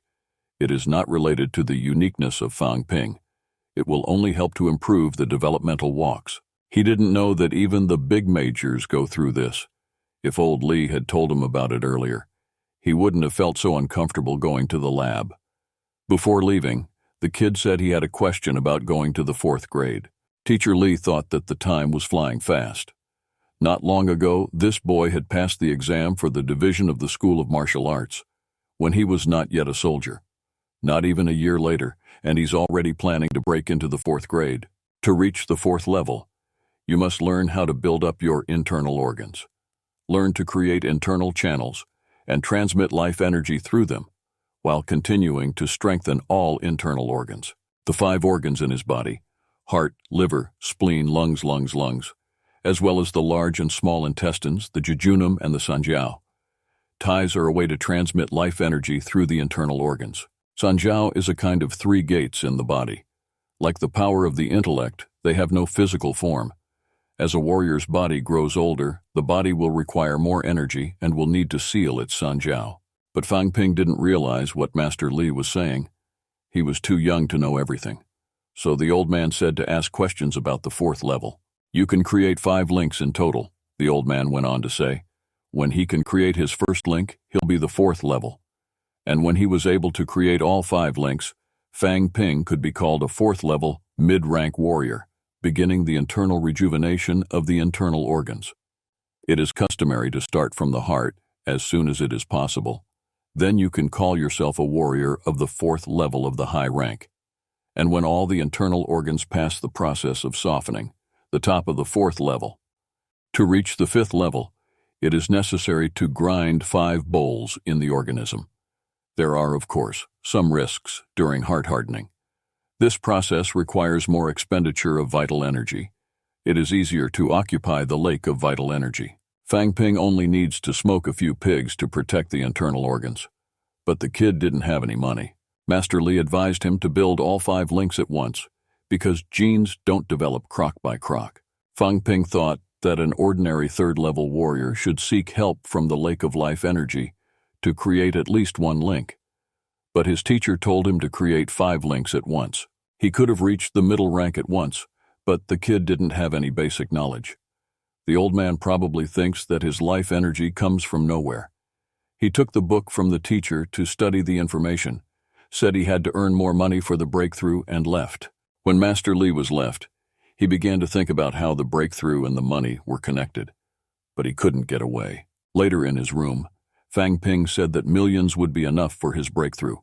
But old Li urged him to make all 5 links at once and go to the 4th level of the middle rank at once. If he succeeds in this task, he will be able to challenge Jiang Yu as a 4th-tier mid-rank warrior. But the most important thing was to fight Wang, who was now a 4th-rate high-ranking warrior. But the only problem was where Fan Ping could get the money. There's no suitable job for him, and he can't get any more income from the video. So he decided to do commercials. His first video was about hitting a monster with a single unit of damage. When Lin Li saw it, she was shocked. She couldn't believe she lost to this guy. It was so strange that a 3rd-ranked champion was running around to beat the evil monster. When Fan Ping's sister saw the video, she immediately realized that he needed money badly. She still has some money left, but it's nowhere near millions of dollars. Chen Yunxi also watched Fan Ping's commercials and was even more fascinated by him because he didn't care that he was making Ganaboni things. The next day, in the eastern part of the magical university, Li's teacher pulled Fan Ping's ears because he had also seen his commercials and videos. He was embarrassed that a kid who was a 3rd-ranked champion was starring in another commercial. Fang Ping began to explain to the old man that his reputation was nothing compared to the money the company paid him. He's already made millions for 2 commercials.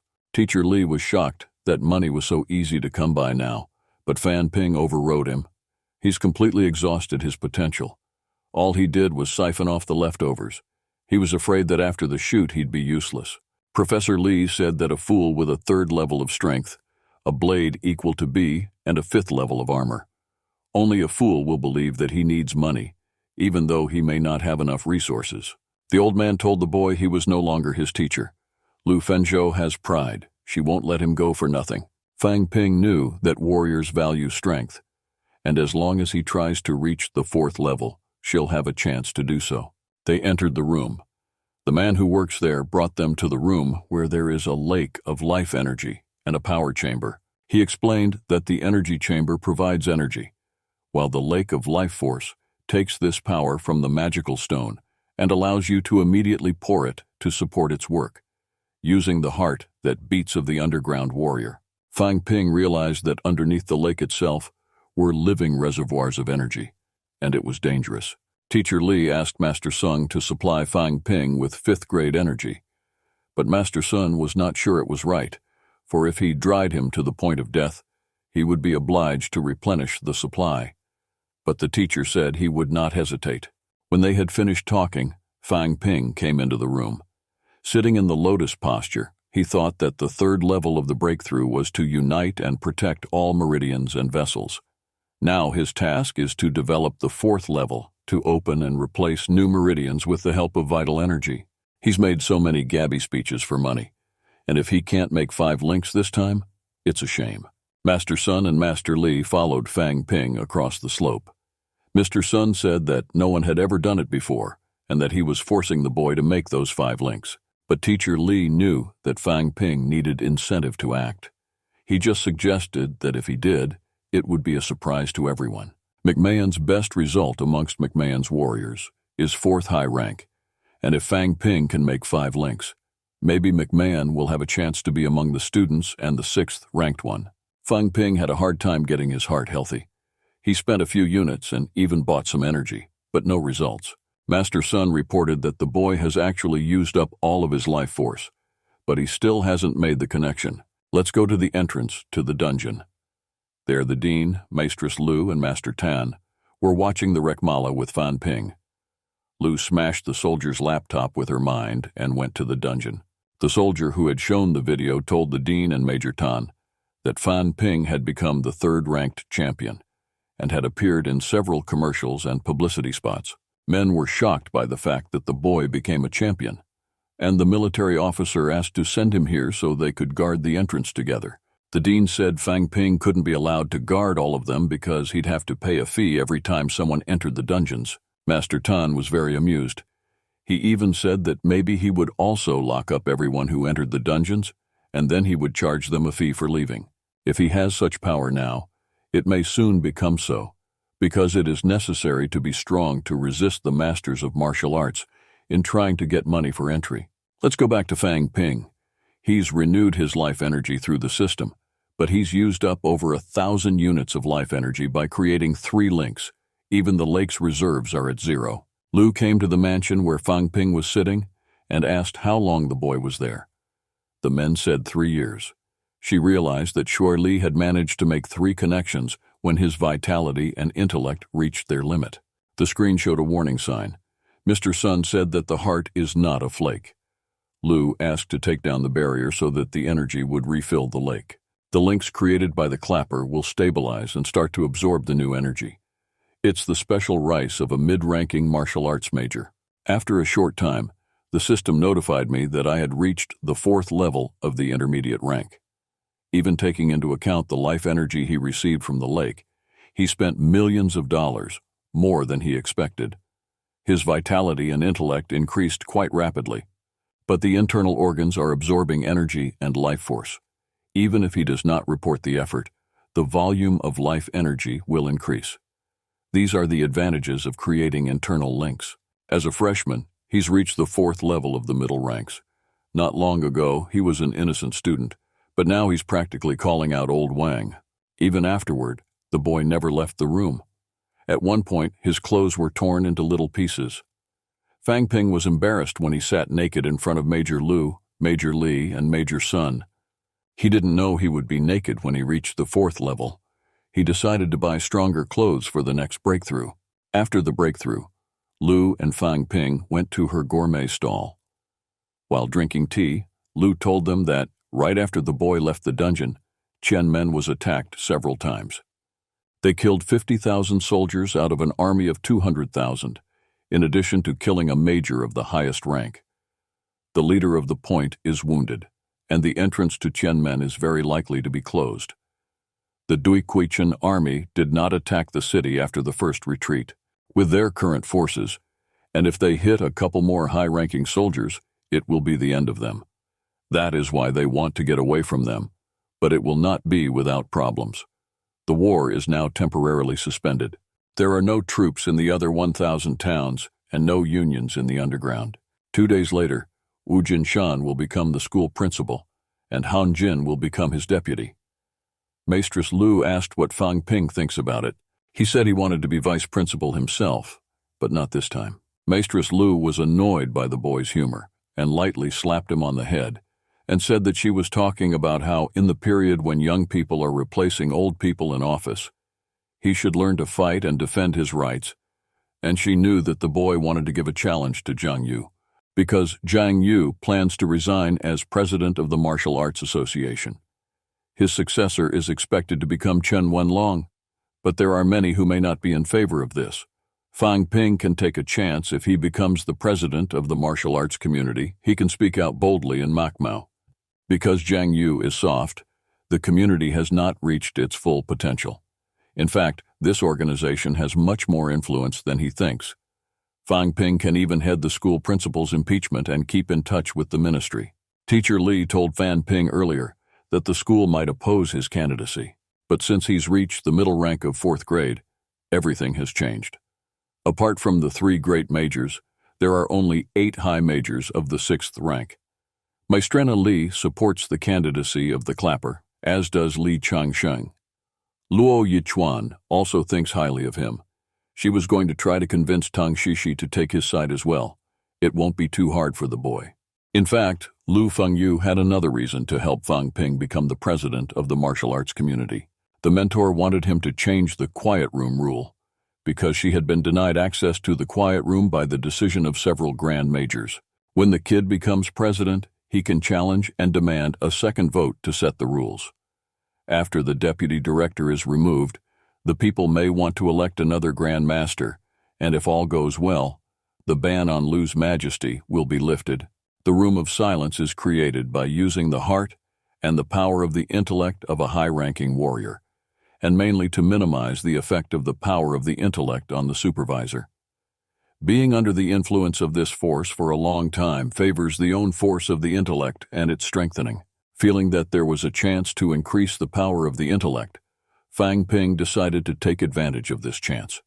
He asked if it would be enough to defeat Zhang Yu, but it's only a possibility.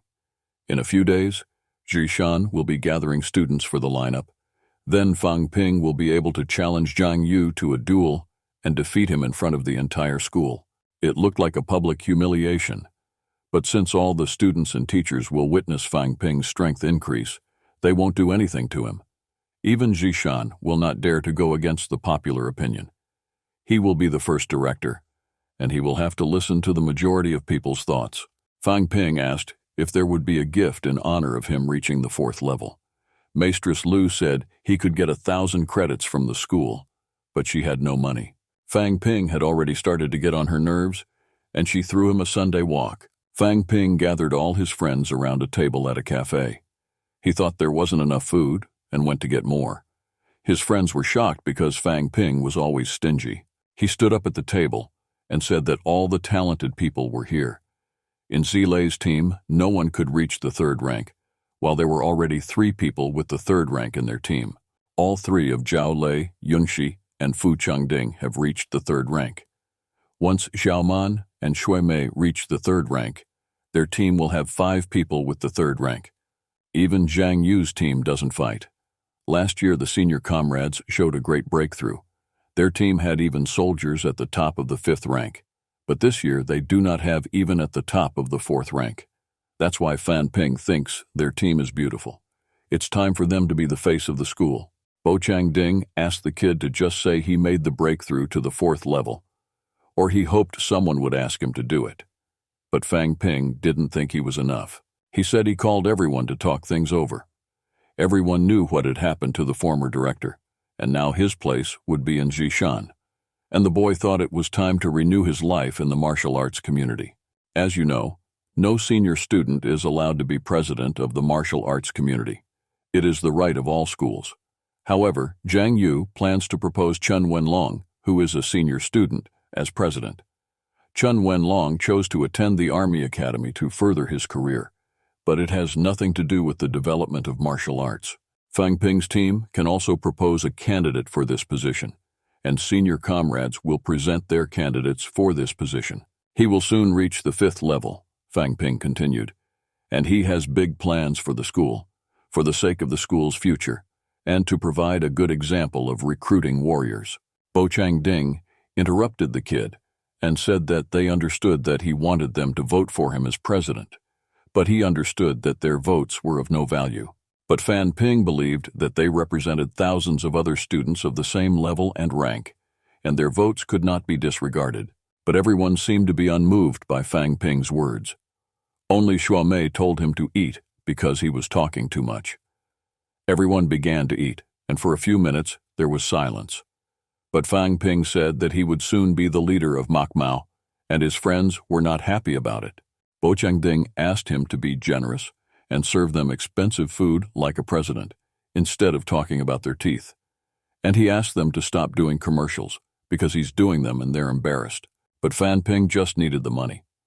He did not steal this money, but simply found a pidrobit. He did not think it was bad. A simple walk for the 4th level costs a few $100,000, and he has no money. Chen Yunxi supported Fang Ping in the fact that he earns money on his own. Besides, she thought the kid was talented in advertising. She even wrote to a magazine. They told her that Fang Ping had spread the news about her, but Yunxi didn't believe it was him, even though everyone else knew that Fang Ping had done it. The next day, the students were discussing who would be the president of the martial arts community. I don't know why this community exists. The school announced that the election of a new president will be held soon. At that time, there was a meeting in the martial arts community. They were discussing who would become the new president. Zhang Yu said that the students should not be the president of the martial arts community. Zhou Yan, Minister of Foreign Affairs of the martial arts community, said the community does not need a new president. Another martial arts championship is planned, and if the participation in it is limited to members of the community, the president will not be able to participate, and this will undermine the power of the organization. Mr. Qin Fengqing, a member of the martial arts community, said that if the issue is not discussed, it is a matter of force. In his opinion, Fang Ping has been interfered with by the fact that he is going to nominate himself for the presidency. He's also taking part. Zi Lei, vice president of the martial arts community, said that they should talk to him before running for president. Zhang Yu asked what all members of the community think about Fang Ping's plans to become president of the martial arts community. Liang Fenhua, vice president of the martial arts community, said that now the presidents of the martial arts community are students, and at the same time, he cannot concentrate on his studies or the work of the community. In such a case, there is nothing serious in the change of the president. Zilei asked Liang what he knows about Fang Ping. He should not treat him so badly, just because he is also a disciple of Maestri Lu. Looking at his actions, trading in strollers and appearing in commercials, Zi concludes that Fang Ping is a Hisakast, and that he is only interested in achieving his own goals. Moreover, he's in violation of the school's statute. But Fang Ping's family is unavailable, and the catacombs are now closed. Thus, he has no money to develop his skills, and one member of the community sees no harm in earning some money, and his trading platform helps the students with their development. Zi Lei has achieved a body that's only a level above Fang Ping, but he's not even close to as good as him, so maybe he'll be a pain in the ass. The game is for publicity or personal goals, but Zi Lei is clear as day. Qin Fengqin interrupted the dispute and said that if Fang Ping wants to become the president of the martial arts community, he will trust his strength and skills and hope that he can be an example for others. All this discussion started because for a year in the role of president, Zhang Yu has not been able to reach the people's admiration.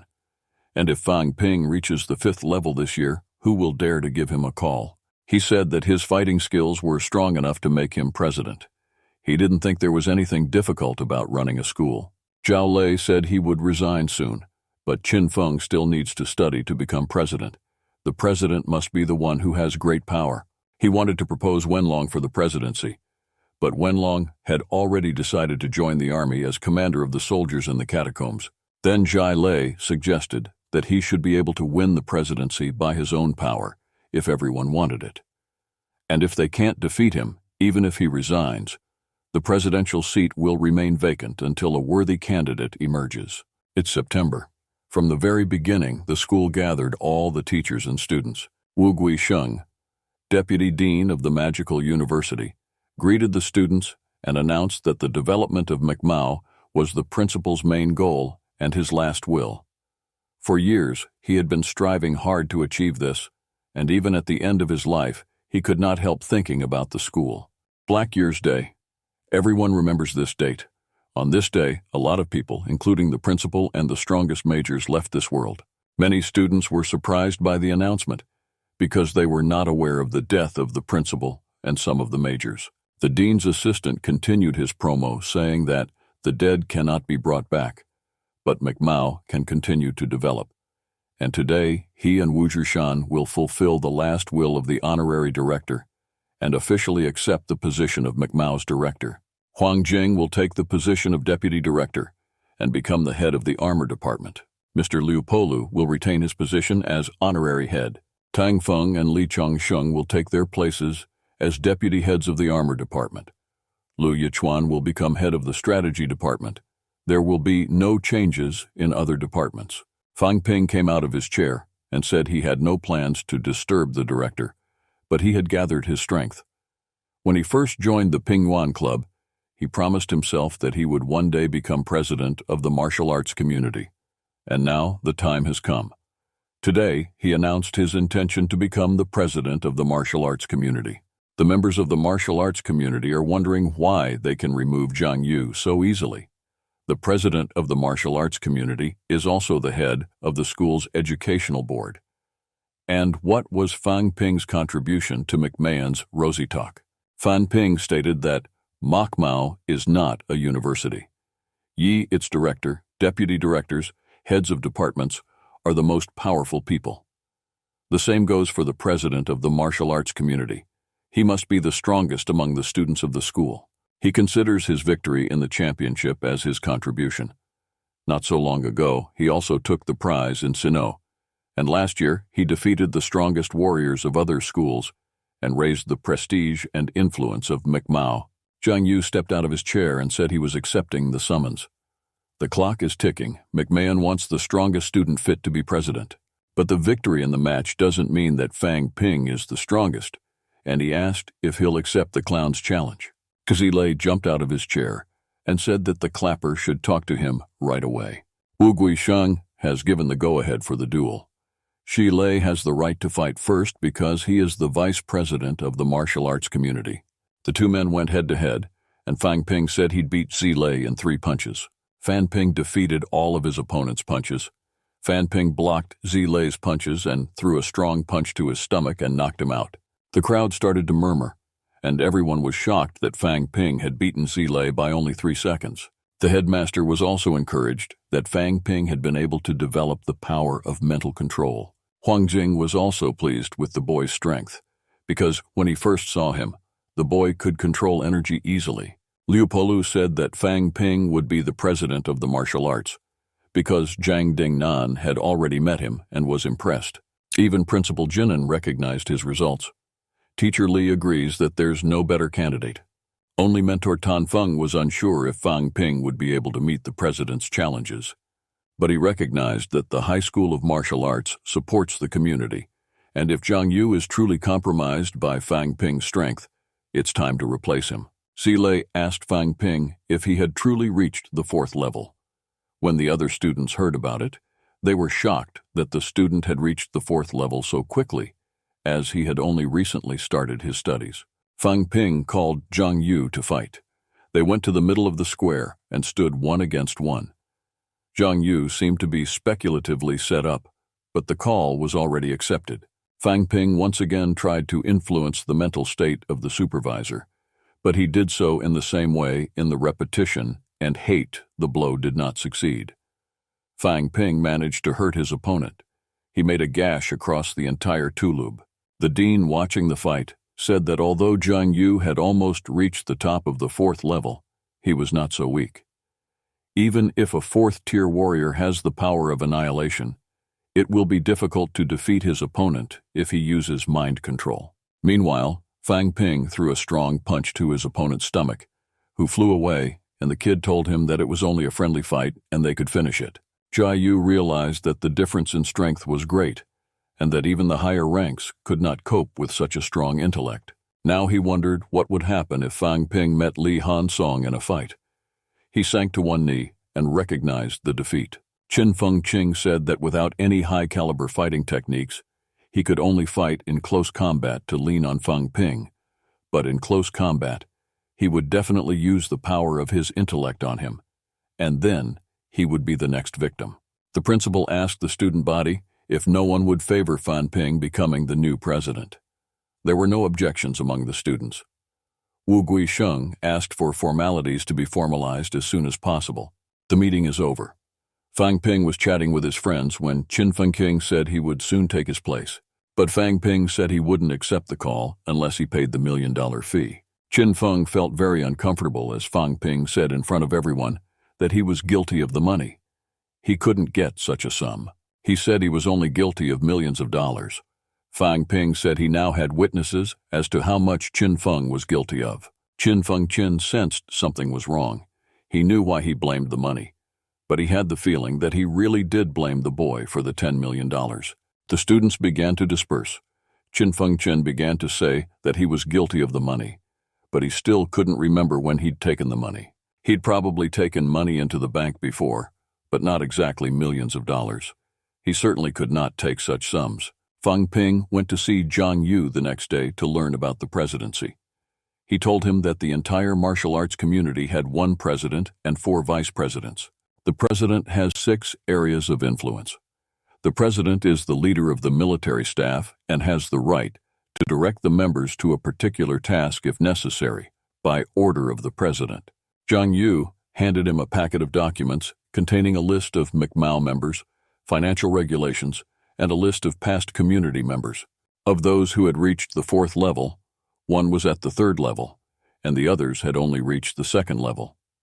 As for finances, the community has millions of dollars, a number of strollers and weapons, and an additional allowance for thousands of credits. Zhou Yan added that the list of past community members is very important and asked not to lose it.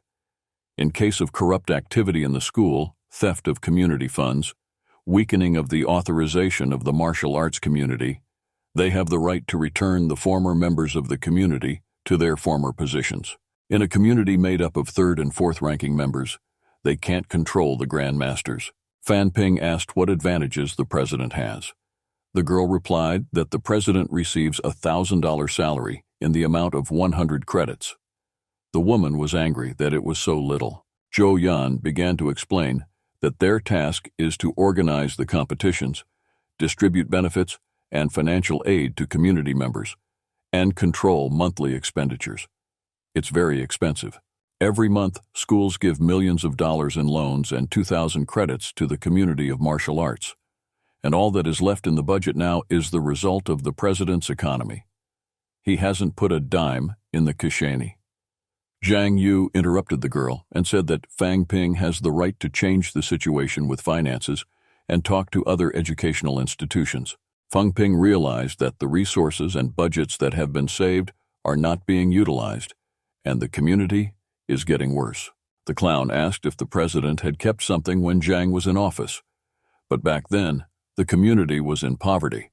Zhang Yu asked what Fang Ping planned to do as president. He replied that instead of reducing expenditures, he would increase revenues. Their meeting is over. Zhang Yu and Zhou Yan looked out the window to see Fang Ping walking. The girl said that if it wasn't for the martial arts community pulling him down, he would be the strongest of them all. Zhang said he was the one who pulled McMahon down. Over the past few years, McMahon's influence has weakened considerably. He has already decided that after his resignation, he will go to the underground to develop his power. The old director died, Director Wu took his place, and Fang Ping became the president of the martial arts community. On the same evening, Fang Ping gathered all the members of the community in the hall and announced that from today onwards, he would become the president of the martial arts community. This will allow Brother Zhang to develop himself and his strength. Sister Zhou will be unable to fulfill her duties as vice president of the headquarters and internal affairs department due to the necessity of completing her internship. The vice president Say will also relinquish his position on an hourly basis and will no longer be recruiting students. Since the head of the finance department, Hu, has been very busy, he resigned, and Liu Mengyao will take his place. The head of the disciplinary committee will be Ye Qing. Chun Yunxi will be recognized as a staff assistant, and Fu Changding will be appointed head of the Department of Internal Affairs. President Zhang was previously in charge of the military headquarters. Fang Ping, in addition to the presidency, will be in charge of the military staff and will be in charge of recruiting students. Fu Changding whispered to his neighbor that Fang Ping did not give the past leaders a chance and that he might cause problems in the future. Students, all the top students, all the top warriors, all removed from their posts. The clapper said that the wisdom and strength of young people now rests on the strength of the one who speaks. Similarly, Zhao Lei, who was about to enter training this year, was beaten up by Fang Ping. Fang Ping continued his promo by saying that the change of commanders is the initial meta. The other is to increase the income of the community. In the future, cross-sectional members of the community will be able to receive loans every month. Those at the 3rd and 4th levels will receive loans for leaders, vice presidents, and the president. Zhou Yan jumped up from his seat and shouted that the school only gives 2,000 credits per month to the community, and his system will lead to a waste of more than 7,000 credits. And he'll take 3 positions, and he'll get credit for a lot of money. The suspicions that Fan Ping took the presidency with ulterior motives, but Fang Ping doesn't disagree. He just wants to increase everyone's income, not just his own. In the past, each member of the community received 1 walk and 3 loans per month. In the community of martial arts, everyone has something to do, but the income is only decreasing. He asked if all members of the community are satisfied with it. The girl didn't have an answer. Jia Yu asked how Fang Ping would deal with the budget constraints, because according to his idea, the budget of the martial arts community should be at least $2.5 million. The clapper said that, first of all, it is up to the school, and if the prices go up, it will be easy to get more millions of dollars. On the other hand, many people are interested in learning martial arts. They will open additional courses in the city, so they will find something to do for those who have only reached another level. Just 2 educational groups will be able to bring an annual income of hundreds of millions of dollars. Thirdly, nowadays the places in the housing estate are divided in the following way. Part of the rooms are given to successful students, part to those who are ready to pay for a room. From now on, the fee for a room for scholarship students will increase. He has no plans to go out on his own to recruit new students. This also falls on the shoulders of senior students. A lot of underclassmen suffer from the lack of work and don't give them credit. Even when really talented freshmen enter the school, and the school provides them with all the conditions for life, for unknown reasons, they remain at the first or second level. Fang Ping decided that the places in the Ruditku will be given to talented students, but they will have to fight for them. From another room to a room will be given to students of advanced courses and to rich students with a yearly payment of thousands of dollars. If someone doesn't want to pay, they can return to the school's rent-free housing program. Under his plan, if the rooms are paid for, that's millions more in revenue, which means the total income will increase by more than 200 million. Also, Fang Ping planned to hold singles. The training sessions that are currently held at the base of the martial arts community are not the best in terms of training, but this year they will return McMahon to his former glory. The boy took a book in his hand and said that it described all the school's expenditures over the past few years. Often competitions and events for sharing experience rank first in terms of the number of expenses. He was angry because he believed that it was not possible to spend money through own financing by organizing events on the basis of the school. He wanted to find sponsors and hold competitions once in 3 places. Introduce a sponsorship fee, advertising fee, broadcasting fee, and entry fee.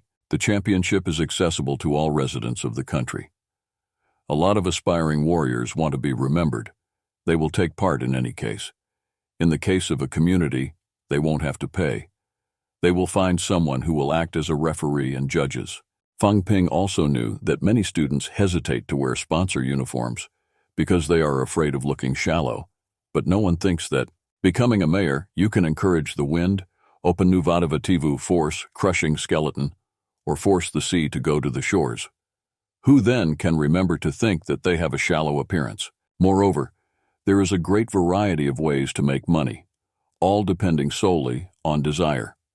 That's how they can earn millions of dollars, which is not enough for the budget, for the students.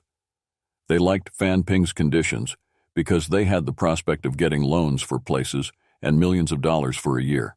Zhou Yan stood up again and said that paying thousands of dollars to the president was too much for the president, as Fang Ping will hold 2 posts and is entitled to 2 salaries. And Zhou Yan promised to pay her a loan during her term, but she refused. Then he moved on to the topic of increasing strength. For students who have not yet reached the 3rd level, the community will conduct a regular talent assessment. The community will not be insulted under the phrase, "Once you join the community of martial arts, you will always remain a member." Those who are still below the 3rd level, most of those who are stuck on the other level, and some of them reached the top of the other level, Fang Ping gave exactly 1 year. Those who fail to reach the 3rd level during this time will be excluded from the martial arts community. There are a couple of non-simple ways to reach the 3rd level. Fang Ping was going to tell them about them and give them time to practice. Take part in other schools and universities' competitions, fight one-on-one, challenge warriors of different martial training to a duel. If you win, they can start their own martial arts department at the base.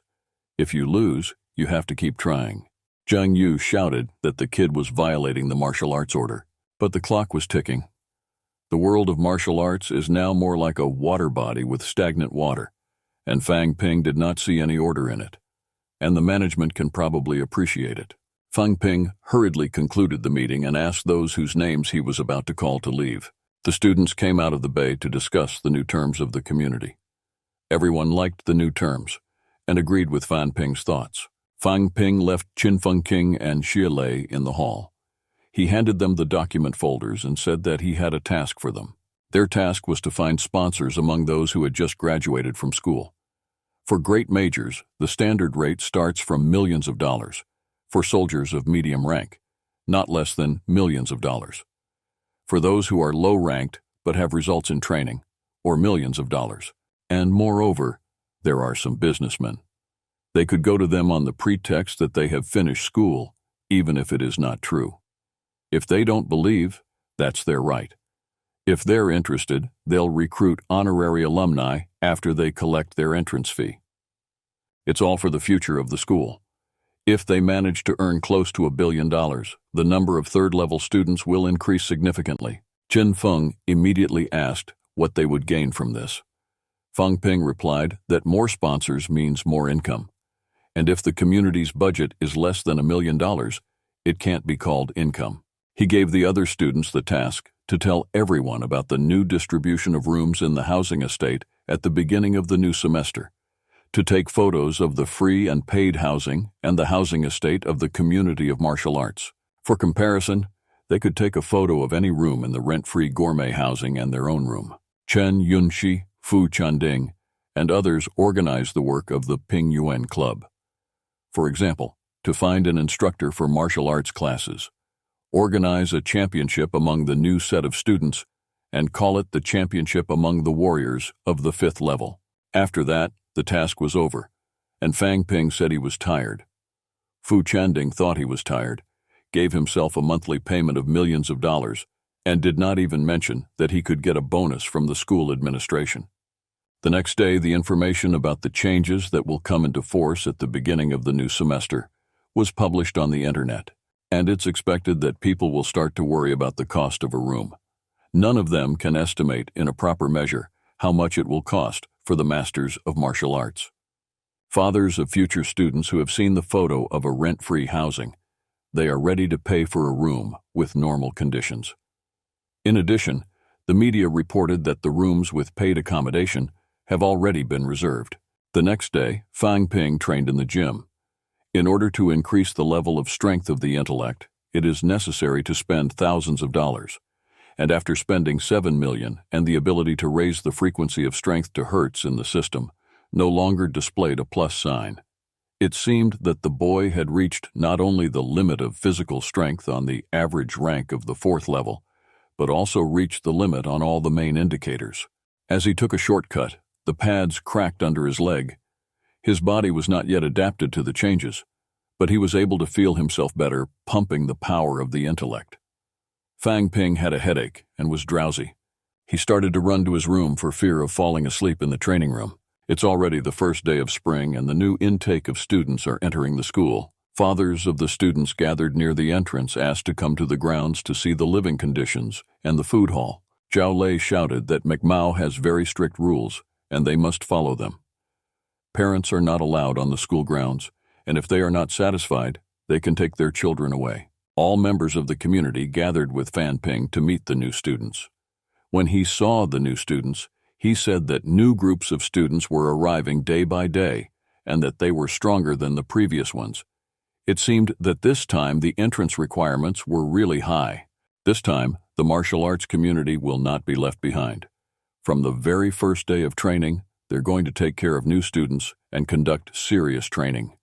In addition, they will not forget about the top warriors, thus increasing the strength of the school. Fang Ping asked to inform the new enrollment students that they have 2 years to sort out all the documentation and gather in front of the main building. Liang Fenghua, who was standing beside Fang Ping, said that the president has no plans to let the new students rest and settle in, as they will have a lot to go through this year. But Fang Ping didn't think he was too fussy. Liang took out a paper tag, stating that for the good of the school, the president would have to pay a fine of millions of dollars for a few weeks. McMao has a lot of students in need. No one cares about the fines, and the compensation for embezzlement of state property must be high, But as president, it is impossible to avoid fines. Otherwise, he risks losing his influence.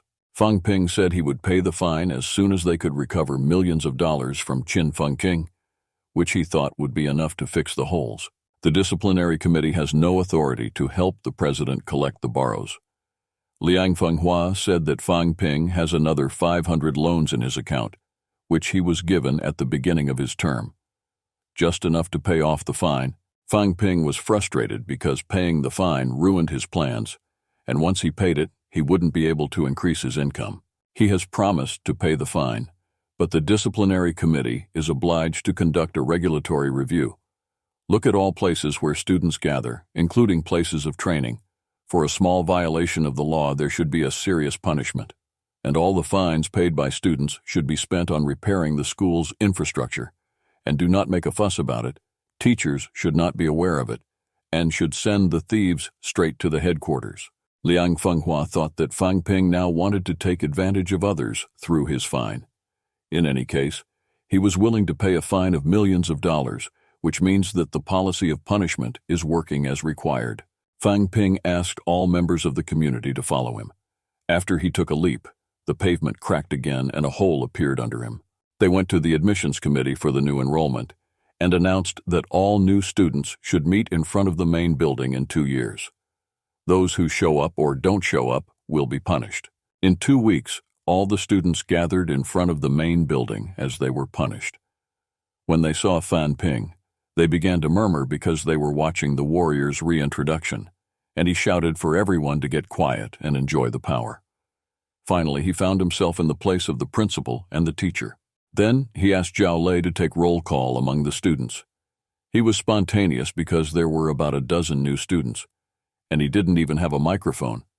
But there was no way out. He began to shout the names of students, and they replied that they were present. And so, for 2 years, all the newcomers were confused. Some of them hadn't even seen their classmates yet, but they had to stand on the roll call for 2 years. Fang Ping has asked everyone to calm down, and anyone who continues the bazooka will be expelled.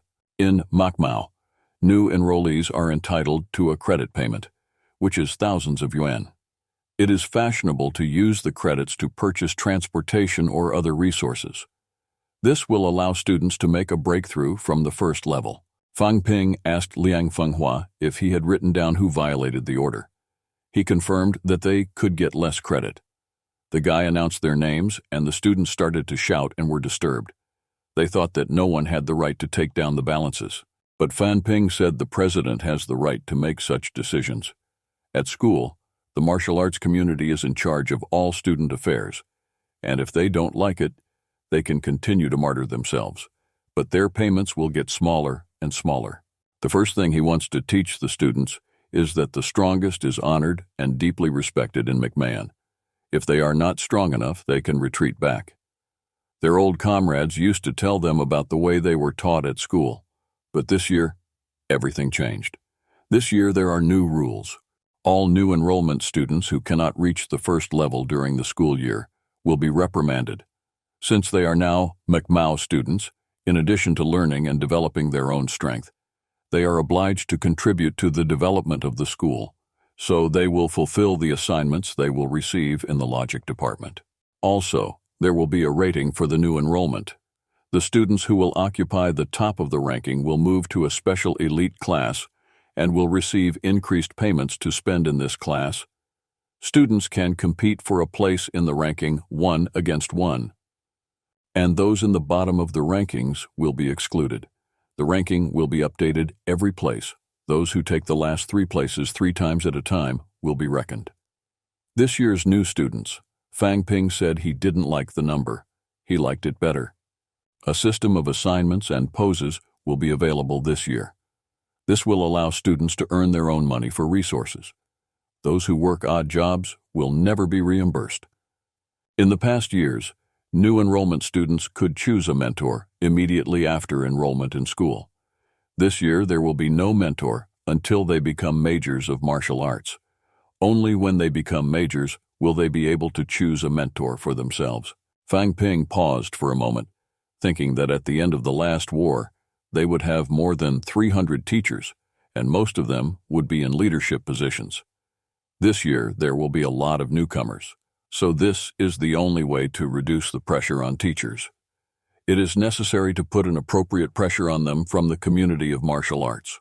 He continued his promo and said that's all the rules. Now, all the students need to gather in the training hall for the rostering. Fang Ping turned back to the community members and told them not to be too relaxed, because they are the leaders for the new students, but they are not the strongest.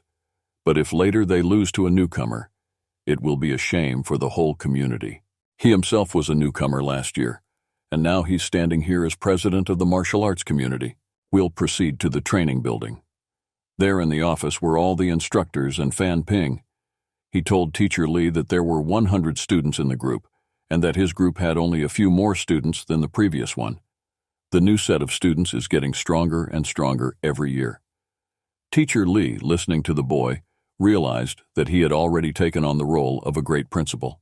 Then the boy told the teacher that he felt that Tan Wen was the daughter of one of the teachers, so that it would not appear that one of the teachers was overstepping his authority. He asked that Tan Wen not be assigned to the armor department. Master Tang was angry when he felt this, because he thought the boy was sticking his nose where it didn't belong. Fang Ping realized from the man's reaction that she was his daughter, and said that Tan Wen was a miniature and lovely. She insanely praised her mother's genius and promised to fight about her. But Mentor Tan did not like it. He ordered not to get close to his daughter. After the conversation was over, Fang Ping raised his hand and turned to Director Wu, and said that his previous request for a waiver of restrictions had not been considered. He said that Teacher Lee was one of the strongest warriors who had not reached the level of a Grand Master, and suggested that we discuss the possibility of lifting the restrictions for her. Director Wu immediately asked for a show of hands for all those who agree that the restrictions should be lifted, and then for those who oppose it. But Fang Ping jumped up from his seat and said that he had prepared the ballot papers that could be stamped and thrown into the box. Huang Jing thought that Fang Ping had done the right thing, and that everyone could vote without fear of being judged. Everyone hoped that a new great master would emerge in Makmao. The removal of restrictions is necessary, and Fan Ping collected the ballots. After tallying the votes, he realized that the people voted in favor of removing the restrictions. But the director said that the restrictions cannot be removed. He also added that the exclusionary rule is not applicable.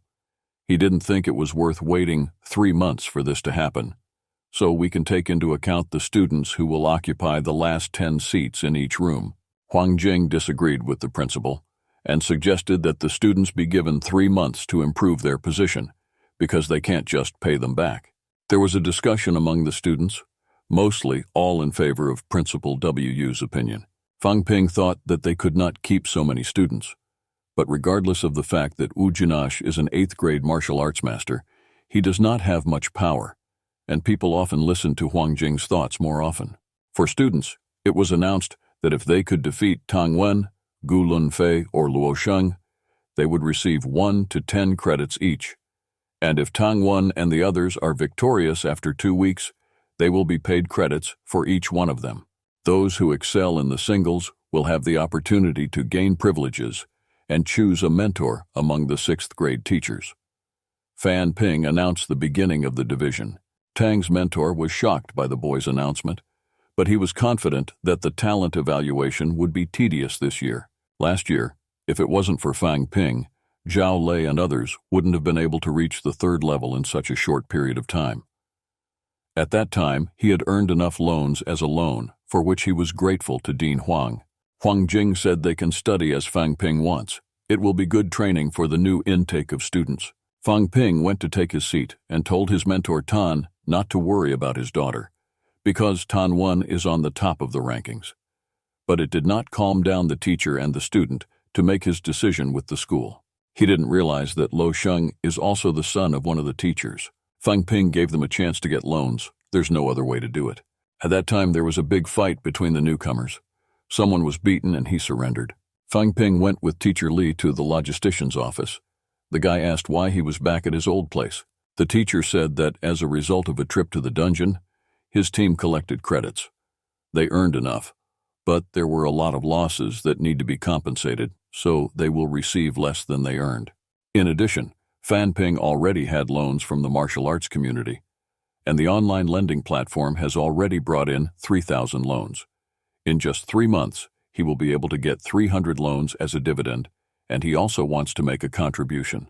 The teacher thought the kid knew how to make money, considering he'd only been in the dungeon once.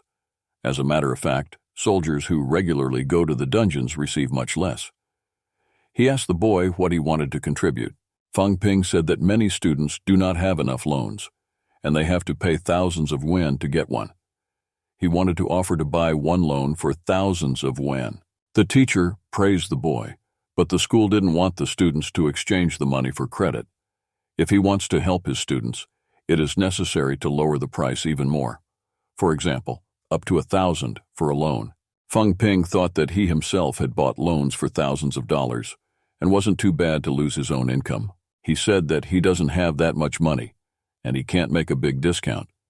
He needed money for the community to support the platform and to buy resources, and Fan Ping wanted to go to the catacombs to get new items. Teacher Li doesn't understand why the kid is so eager to go to the catacombs, but the kid had no other option. Wang Jinyan and the others are already at the top of the 4th level, and he only has a middle rank of the 4th level. As president of the martial arts community, he felt he was losing. Teacher Li thought the kid was asking too much of himself since he had reached the average rank of 4th grade in his first year of school. Probably no one else will be able to repeat such a leap.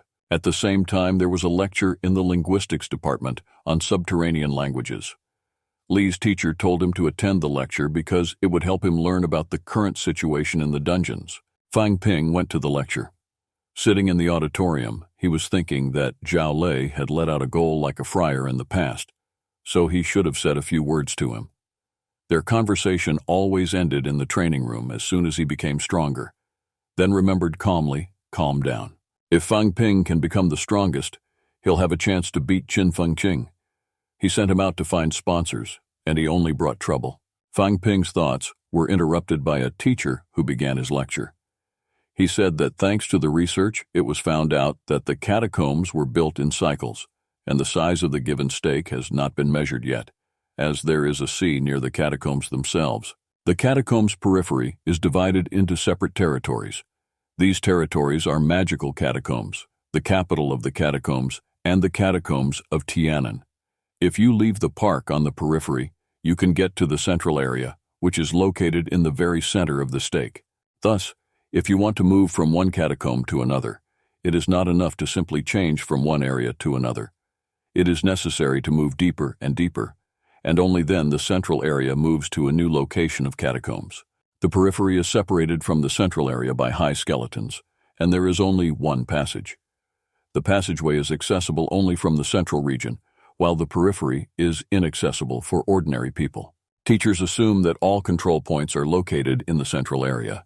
Fang Ping raised his hand and asked the professor if those who had gone deep into the catacombs were so strong, or if the ones they had met were weaklings from the periphery. They could not reach the central part, and did not want the people of the central region to have power over them. That's why they attacked the land and tried to establish their columns here. The professor replied that Fan Ping's point of view is interesting and similar to theirs. However, if the catacomb dwellers had invaded the earth and killed its inhabitants, they would not have gone so far in their plans for invasion and servitude. Maybe there is something on the land they need. They may be killing earthlings for sacrifice. Moreover, the earth itself is very important to them. There are plenty of planets and stars in the universe, but only on earth is there life. On earth there is life, and there is a time for this life, while in the catacombs there is nothing of this. The inhabitants of the catacombs may have reached the final stage of evolution. Fang Ping asked the professor why humans can't negotiate with the catacomb rulers, but they won't negotiate with the catacomb rulers. The catacomb dwellers' first reaction when they meet humans is to kill them. They don't want power. They see humans as objects for training. The desire to become stronger and get into the central region. Bo Changding asked the professor if a spy was sent to the catacombs, who could get into the catacombs and get reliable information. But the people and the catacomb dwellers look alike, but they are of different races. not to mention the language. Aura is the main rice that distinguishes them. The low-level warriors of the catacombs develop a flow of energy, while humans are focused on life energy. However, these changes are disappearing if we only reach a high level. There are ways to recognize these discrepancies, but only in the human world. If an unknown great master appears, we can say that the authorities have already tried to solve them. But the hierarchy of the catacombs is very strict. Most of the forces are just hanging around the entrance to the catacombs, so the information they receive is not confidential. Fang Ping thought that this professor was not so competent, saying a lot of information without truth. Perhaps the government is trying to prevent mass disturbances. Similarly, the masters of martial arts keep information about catacombs from ordinary citizens. The most important information from this lecture for Fang Ping is about catacombs. The next time he goes into the catacombs, he will be able to talk to the inhabitants of the catacombs in a respectful way. Fang Ping met Qin Fengqing after a lecture at the martial arts community. When he entered the office, Qin Feng was already waiting for him, who was furious because Chun Yunxi had brought him cold tea. Fang Ping said that her grandfather was waiting for her on the street. He felt that the big masters could hear even the sound of an ants running hundreds of meters away from him. He told the girl not to take Qin Feng's images, for she had reached the 3rd level, and if Vice President Chun sensed this, he would not take these words to heart. The girl went to meet her grandfather, even though she thought it was strange that he arrived without waiting for her. Qin Fengqing realized that if Yunxi's grandfather was really here, he was finished. Though the great master might not beat him, but just in case, he shouted after the girl who was on fire. He also started to confess to Fang Ping, saying he had good intentions and wanted to encourage the girl to suffer more. Then Chun Yunxi came back and said there was no grandfather on the street. Qin Fengqing was very angry because he realized that Fang Ping had deceived him. Zilei joined them, and they sat down at the table to discuss the results of the task Fang Ping had given them earlier. Zilei said he had contacted companies and received offers totaling millions of dollars. Qin Fengqing made millions more than Zilei's offer, but Fang Ping didn't praise the boys, saying that some conglomerates are run by big majors, and the companies are run by Chinese martial arts majors, and they couldn't raise even $1 million from the sponsors. Fang Ping thought that they had already spent most of the budget collected under Zhang Yu on social benefits. $1 million would be insufficient. He thought he was still on his feet as president. Qin Fengqing was dismayed by Fang Ping's reaction, as he had said that big majors would not ask for less than $1 million. Mid-ranking martial arts majors could ask for $10 million. And he did as the boy said. Fang Ping took the list of sponsors Qin Feng had passed through and checked who had paid how much. Many of the children of the sponsors study in Manhwa, and Fang Ping decided that those children whose fathers had not paid enough would be sent to the catacombs upon reaching the 3rd grade. He wasn't afraid to convert people if he did that. Many teachers and students died in the battle, but their children continued to study at Manhwa. In his opinion, they should have given their all to the school. Otherwise, they are entitled to privileges. Fang Ping picked up the phone and wrote down the list of sponsors, and called and thanked them for their donation of millions of dollars to the school. And, as a sign of gratitude to the school, decided that the Department of Armor will not cooperate with them. This is due to the fact that there are losses. The man on the other end of the phone asked for millions more donations. Zilei said Mr. Zhang doesn't even have anyone studying at Manhwa or earning money at the school. According to Fang Ping, it wasn't like that. He was using McMahon's reputation as an alumnus. That's why he works with McMahon's armor department, and his income often amounts to several $1 million per year. He gave a new list of the kids' sponsors and said no phone calls were necessary, just to spread the news about Mr. Zhang and tell him about the additional contribution of millions of dollars. In addition, he instructed that McMahon is ready to return everything he's owed. For example, McMahon's gun and ammunition companies. Martial arts majors go into the catacombs, gather resources, and sell them to these 2 companies.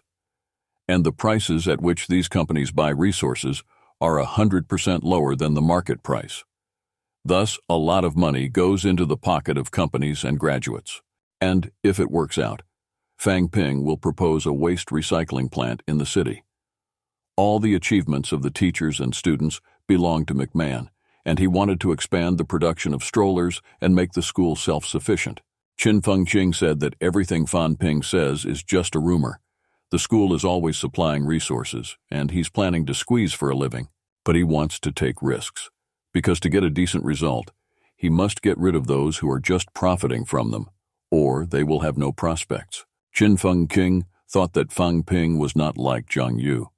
He wanted to keep abreast of all the processes in Macmao, and if his plans come to fruition, he will earn money for the community's budget. But if not, it will be a stinging defeat. Fang Ping didn't intend to act on his own. He was going to propose the plan to the director. Moreover, he has a gold armor at the 8th level, and if he can't do it all, he can't control McMahon either. 2 days passed. Fang Ping went to the main building to meet with Director Wu Ta Hung Jin to talk about the fundraising. The school has provided financial support for the graduates, and now the school's budget amounted to 1 million yuan. Hung Jin said he knew that Fang Ping was threatening to send their children to the catacombs to lure more donations. But Director Wu was in favor of Fan Ping. These people are profiting from McMahon's name, and they should pay for it. Hong Jin asked about the resubsidization and expansion of the McMahon-named strollers and ammunition production for the first 3 levels of strollers, the only way to rapid development. However, the number of these walks is not enough to provide them for all school children. According to the statistics and flow budget, each student can only use a particular walk once a month, and in order to achieve a quick result, it is necessary to live these walks at intervals of days. In other words, the school must increase production to thousands of walks per month.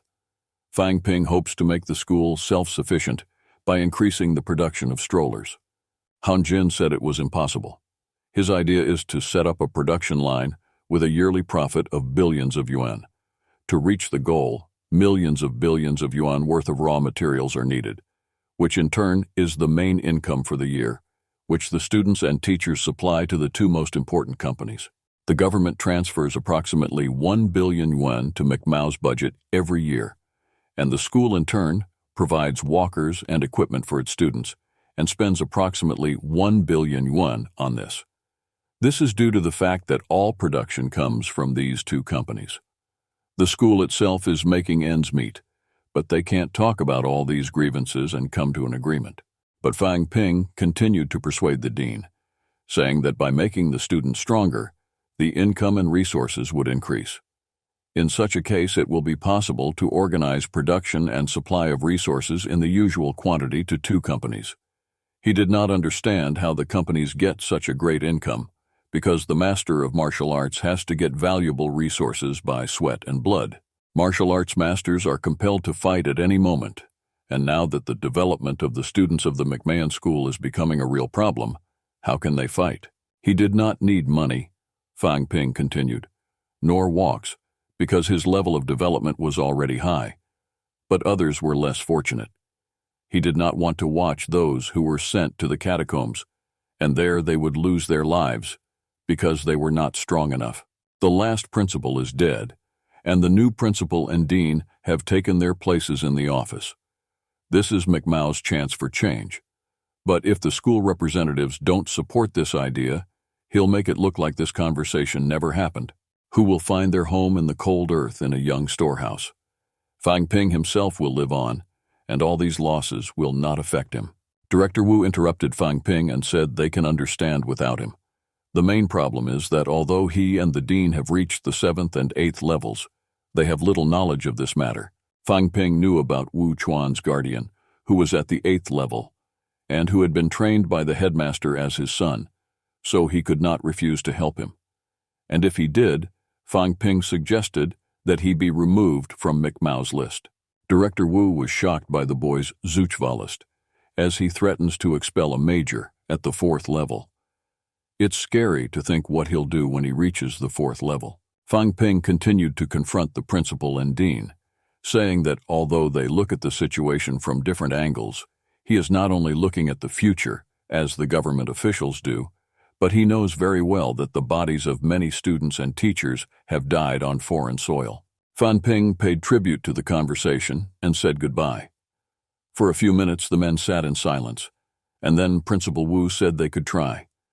It's their only chance to change McMao. But the dean didn't want the students to be the center of attention and said he had another suggestion. Later on, 3 great majors flew over the magical city, and in the meantime, Teacher Li boiled Fang Ping down for being able to fight mid-ranked warriors to gain experience.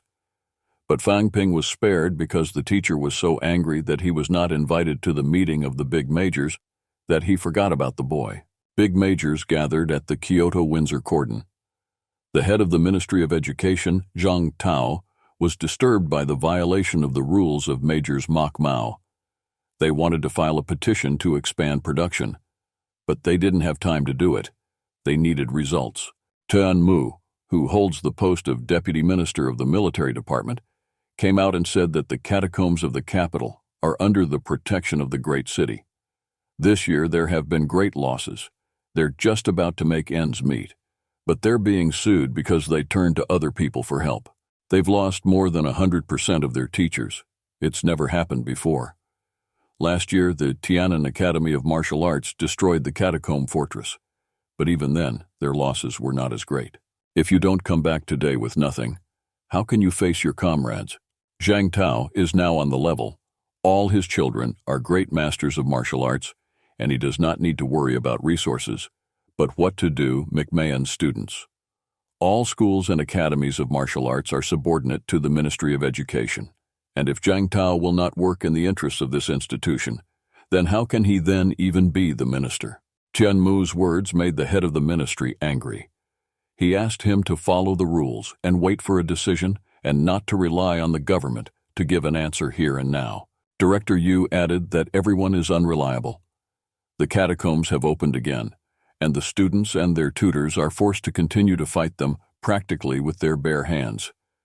If this continues, soon there will be no one to give advice.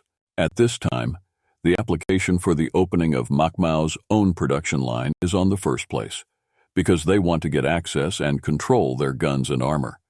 In addition, they need teachers, and the director expects that the Ministry of Education will help them hire 100 teachers of average rank. Over the past few years, the level of education in McMao has become much higher than in other charters. At the same time, the school's finances are still in need of improvement. Last year, one was charged 1 billion yuan, while McMao was charged only 1 billion yuan. The director recognized that he was not competent enough to meet the expectations of his senior mentors and asked the ministers to find the most suitable person to manage McMahon. Zhang Tao replied that they have the same goal, but one cannot exclude the fact that some contribute more and some contribute less. But in Director McMahon's opinion, McMahon is contributing enough. The others don't know how hard it is to get medicine and armor in the catacombs, how much blood is spilled to get these resources, but the others use them with reluctance. Tian Mu pointed his finger at Jun Ming Hong, the head of the pharmaceutical company, and shouted that Director Wu was talking about him, because he's the head of the company, so he can't have any legs to stand on. And if it's really him behind it, Tian Mu won't give him a fatal blow. Jun Ming Hong was distraught at the accusations that he had killed a large number of enemies in the catacombs. But Tian Mu said that he did not respect the man now, because all his merits were in the past, and now he was worthless. Zhang Tao thought that if Director Wu's application was reviewed according to the rules, nothing good would come of it. If their application is also reviewed with the same application from another institution, and then the companies producing strollers and weapons will be finished. But as for the warriors who don't go to the catacombs and just train at the Academy of Martial Arts, then he said that, on a yearly basis, the warriors are expected to give more than 10 billion yuan worth of resources to armor and walking companies. This is all he was willing to settle for. In the opposite case, the country could be called a country, and the soldiers would not learn anything. Director Yu paid tribute to the minister, and together with his team, departed. The team of the Minister of Education remained spontaneous with the minister's decision, but he explained that McMao ranks first not only in terms of mortality rate, but also in terms of the number of enemies killed and resources provided. So he went to compromise with them, but for the first and last time. The principal and the supervisors returned to the school and immediately announced a new policy of conducting business in McMao. In short, it became easier to get loans. Once the mission was complete, the resources for growth were doubled. For a while, the whole school was happy to be rejuvenated. The atmosphere was exciting. Sitting in his office, Fang Ping boasted that McMahon was lucky to be president of the martial arts community. Because he's modest, he won't take all the credit, but he thinks most of it belongs to him. He'll let old Wu and his team enjoy themselves. At this point, Chun Yun-shi interrupted the kid and said she had great news. The new set of loans sold to students totaling millions of yuan. Actually, Fang Ping already knew about it because he saw the balance in the system. He was glad to have sold everything before the new school policy was enacted, because the value of the loans had decreased, and then he would have lost the money he had bought. Qin Fengqing came into the office shouting about the grants promised to Fang Ping, which he never received. Fang Ping replied that they needed to increase the organization's income and asked what the budget was. At that time, the budget of the committee was already 5 billion yuan, and he couldn't get enough. Fang Ping changed the subject and asked about the catacombs. Qin Feng said that on a mountain about 300 miles to the east-west stood a great building, and he looked around for herbs. That's where he was with Wang Jingyang. If there was someone nearby, they'd try to kill them. Qin Feng didn't understand why the boy was looking for a safe place in the catacombs, why it was easier to fight for a cause than to search blindly for resources. In fact, his skills in finding the loot should be highly appreciated. He didn't even ask Fang Ping for extra money. And when they found these energy mines, Wang Jinyan didn't even pay him for the information. Fang Ping spat on Qin Fengqing, because most martial arts majors can't walk miles in the catacombs. But he could walk hundreds of miles and come back in one piece. And even if someone lives like that, Fengqing continued, it is the middle-ranking warriors, because the high-ranking warriors do not need any valuable creatures. And now, when the value of resources has increased and they will be able to collect the whole field, then there will be no need to worry about the rise of the 6th level. And, as he said, Wang Jinyan also knows about this place.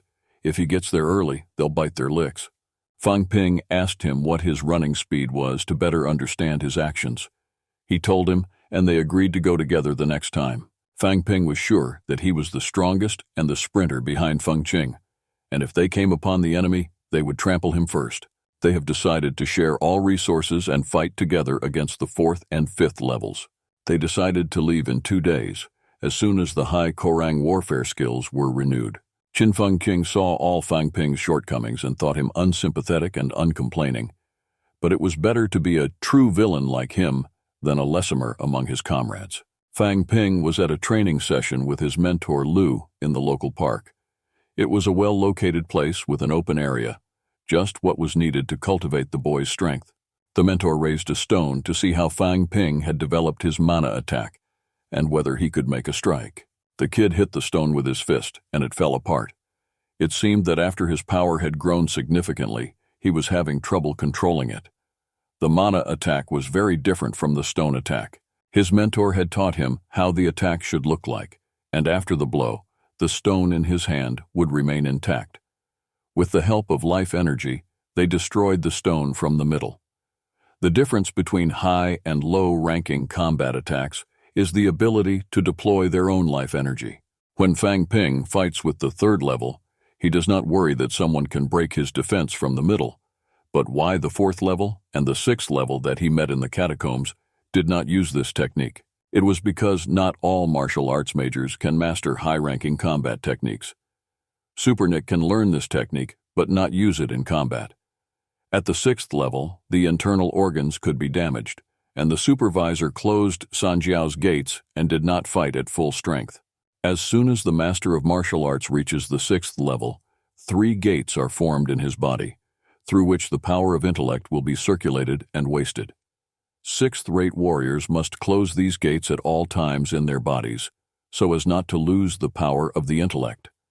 Each time when closing the Sanjiao gate, a great amount of intellect power is used, and if the gate is not closed to the end, it will open wide again and lose intellect power. Fang Ping's internal organs are not weak, and his body is protected by armor, so the supervisor will not risk his own strength to beat him. Thanks to that, he survived. The mentor gave the boy the task to concentrate on refining the mana blows and controlling the force, which is perceived as the introduction of vital energy into the body of the supervisor.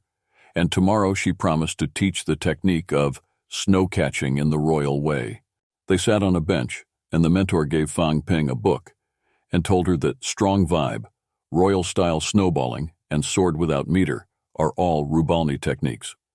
Sword without a meter, a technique that is used by the power of the intellect, which requires the highest level, but still has not reached thoroughness. But the king's snow catching is a high Korang martial arts technique that Fang Ping needs. Looking at the book, the kid thought that snow catching in the royal way is too much. Zhang Dingnan, the author of the book, a general from the government. But it wasn't the only technique. The royal snow trapping and violent shock were designed by Zhang Dingnan. They're from the same area and he can easily learn them, but Fang Ping didn't want to learn them. To properly learn martial arts, he needs a lot of practice. Lu's teacher has a very unusual sword, and the kid wanted to practice with it. He asked if there were any techniques other than the curved sword that he could learn. The mentor, 2 years ago, developed a technique called unstoppable blow.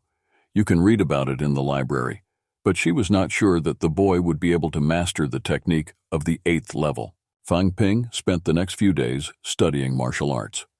As his body has already developed divine bridges, even without training, his body and organism will improve and change. And at the same time, McMahon himself began to change. The manufacture of guns and armor had finally taken off. 2nd and 3rd level soldiers took part in the exchange program and participated in some martial arts competitions. The strongest 3rd-tier warriors traveled to the northeast to issue a challenge to other strongest 3rd-tier warriors. And the international martial arts competition among the 1st tier, hosted by the McMaws, was on everyone's radar. The capital's TV station offered millions of yuan for the right to broadcast live during the competition. Fang Ping is coming out of training. Chen Yunxi was waiting for him on the street because he didn't take his hearing aid and there's no one in the administration. He can no longer train on the school grounds. He will be forced to pay a fine for the loss. So he trained on the eastern side of the street. Chen Yunxi said that the TV stations had set up an auction for the international competitions among the 1st tiers, and the TV stations offered them 100 million for the purchase of the live broadcast of the competitions. And Fang Ping has to make a decision. The girl was very surprised that they were willing to pay such a large sum for the live broadcast. But it was too early for Fang Ping. Today, there are so many online platforms that would like to broadcast live, but do not have the money. He can't sell something for millions of dollars and get 100. Such a sum was only allowed as a redemption of rights. He asked me to tell you that 100 million yuan is the amount for the purchase of the rights, and that the broadcasting license is not included in that amount. Now the McMao are preparing for the international competitions in the 1st level. Chen Yunxi wondered what benefit they would get. Fang Ping didn't think it was enough to stay afloat. Not even McMao can follow all the trends without problems. But this time they came out on top in the race, and others, pro-Grishimi. Sisimao is under the control of a bunch of old people and is more inclined to politics. This topic is interesting. Until the government announces that the competition at McMao base will be held in the future. In the future, if they encounter such problems, it will be necessary to turn for help to the School of Social Sciences. Besides, all the strongest students of the 1st level are seniors, so they were not even given a chance to participate. Moreover, it's easy to get loans now, even if they don't get better. In the next semester, Fang Ping plans to get rid of all the 1st ranks among both freshmen and sophomores. Chen Yunxi asked whether it was normal, because the 1st level is the main core of any martial arts school. Among the young and senior courses, there are about 2,000 warriors of the 1st level. The brass won't be happy with the kid, but he was going to talk to the teachers. Now, it is necessary to go around 3 installations, and although the armor department has created all the conditions, even there are still 300 soldiers of the 1st level, and it was fighting Fang Ping. The guy said he had to go and didn't even let the girl get a word in edgewise. Meanwhile, on the McMao campus, students were discussing that Fang Ping was going to conduct a sweep of young and old students, and that all those who did not reach another level in the next year would be reprimanded. They've all trained hard and have been well equipped. Fang Ping even sent someone to attack the Gertogitok, motivated by the fact that the students would be able to hone their skills and improve their reactions. Fang Ping went to the logic department to talk to Teacher Li. He wanted to buy something like spacious equipment or inventory rings, but all the equipment is only related to the theory of space. In order to get it, it was necessary to wait until the higher orders did not reduce the space emptiness. It was impossible, but the entrance to the catacombs. There is behind the catacombs and behind the earth as a whole.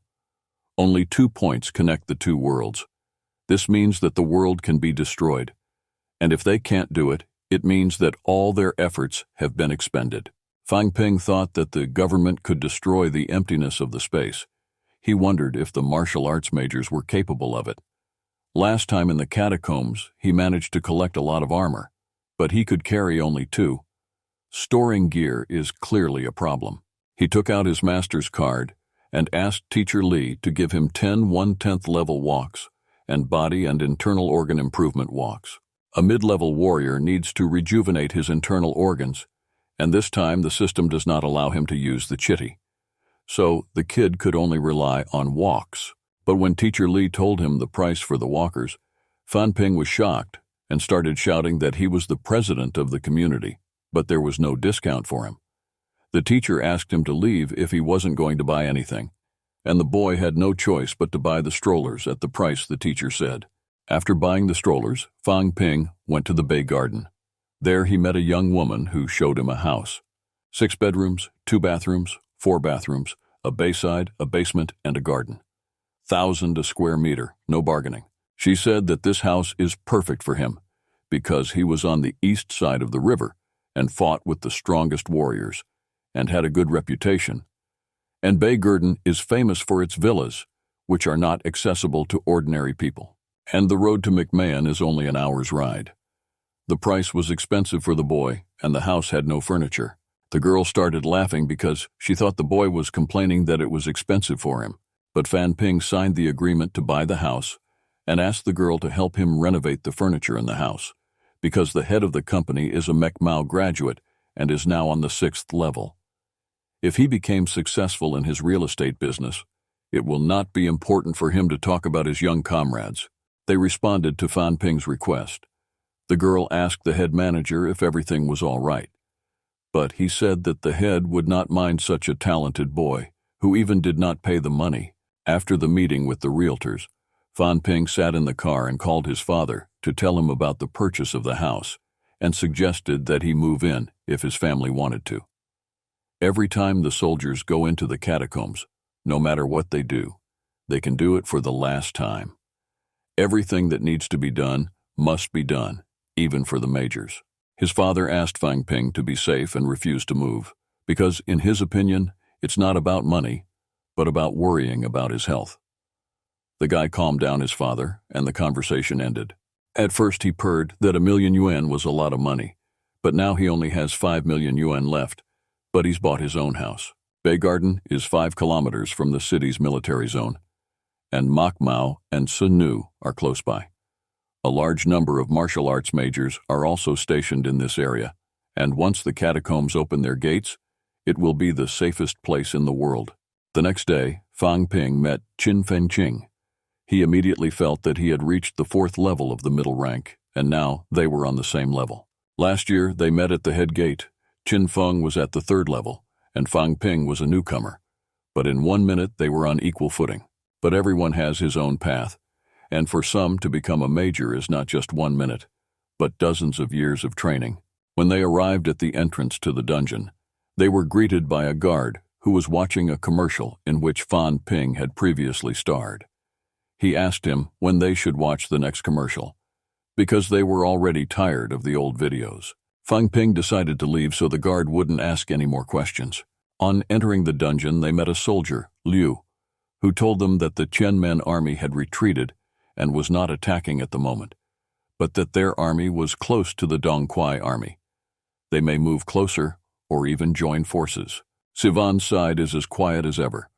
Now the soldiers are keeping a watchful eye on every point of operation, and if there is any suspicious movement, they will remember it immediately.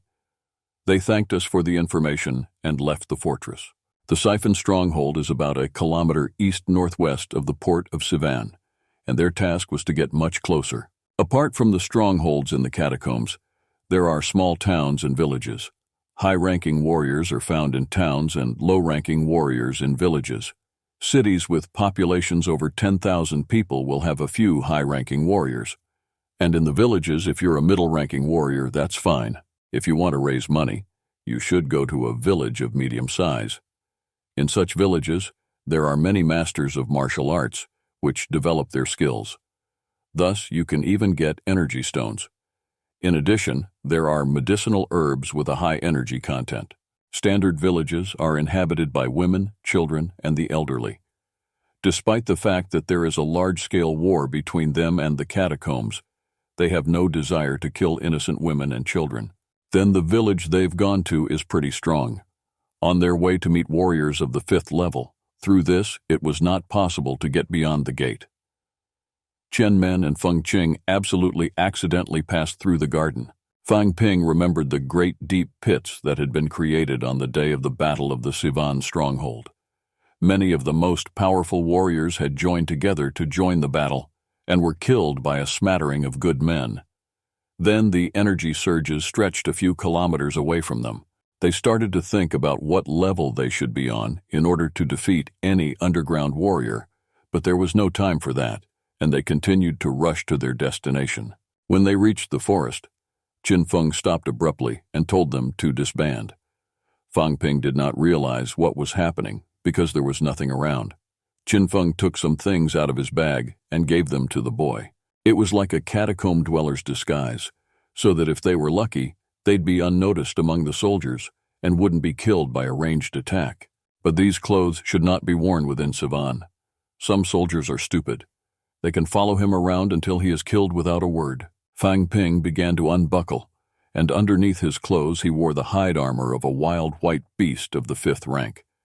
Qin Feng asked to wear it for a few days, but the boy wouldn't let him. He couldn't let him buy one for himself because they're so expensive. But if Fang Ping becomes dead, Feng Qing will ask for his armor in return for his payment.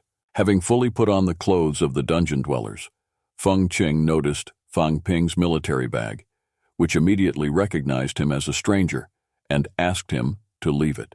It was night. Qin Feng found something on the ground and put it in his purse without even bothering. It was generating energy, and he thought it would be good for him. They reached the Mountain of Wolves. Qin Feng Qing did not warn Fang Ping that they would pass it. He was frightened by this because there are many wolves near the mountain, which are fighting in a game and can be dangerous. But Qin Feng calmed the boy, saying that the mountain is small and it will be important to bump into even one wolf. And then Fang Ping saw the wolves approaching. By the time they got to the place where the boys were standing, they were already gone. After 2.5 kilometers, Qin Feng Qing tried to defend himself by saying that it was only a small village of wolves and they could have killed them. But Fang Ping was not appeased by such arguments, and he said that if they encounter the 4th-ranking wolves again, they will kill them immediately, and they will do the same with the 5th-ranking, and if he enters again, they have seen the eyes that they bought. Eat, even if you want to see. But they were given to the man they came here for. There were energy lamps, and those who have them in the catacombs are supposed to be rich. There was a herb garden on the grounds of the building. Although it was foggy, Fang Ping sensed a lot of energy. Last time Fang Ping had a run-in with a high-ranking warrior in the catacombs, but this time he was with Qin Feng Qin, and there was nothing to fear. Qin Feng was too tired to sit and watch, so he went first to the courtyard of the building. When they looked behind the pumpkin, they realized they were being robbed. On the way here, they did not encounter a single wild grass, but here all the grasses grew. At least a minimum of 1,000 species of herb, which is about 1,000 credits. They climbed across the park and started picking herbs, but immediately they heard a noise. The intruder alert went off, and they decided to flee. A group of soldiers ran out of the house, saw that their beds were empty, and rushed to overthrow the villains. 4 of them were of the 4th grade and 1 of the 5th. Those of the 4th rank are not fast enough to capture the villains, and they are far behind. Now that the 5th level is as close to them as possible.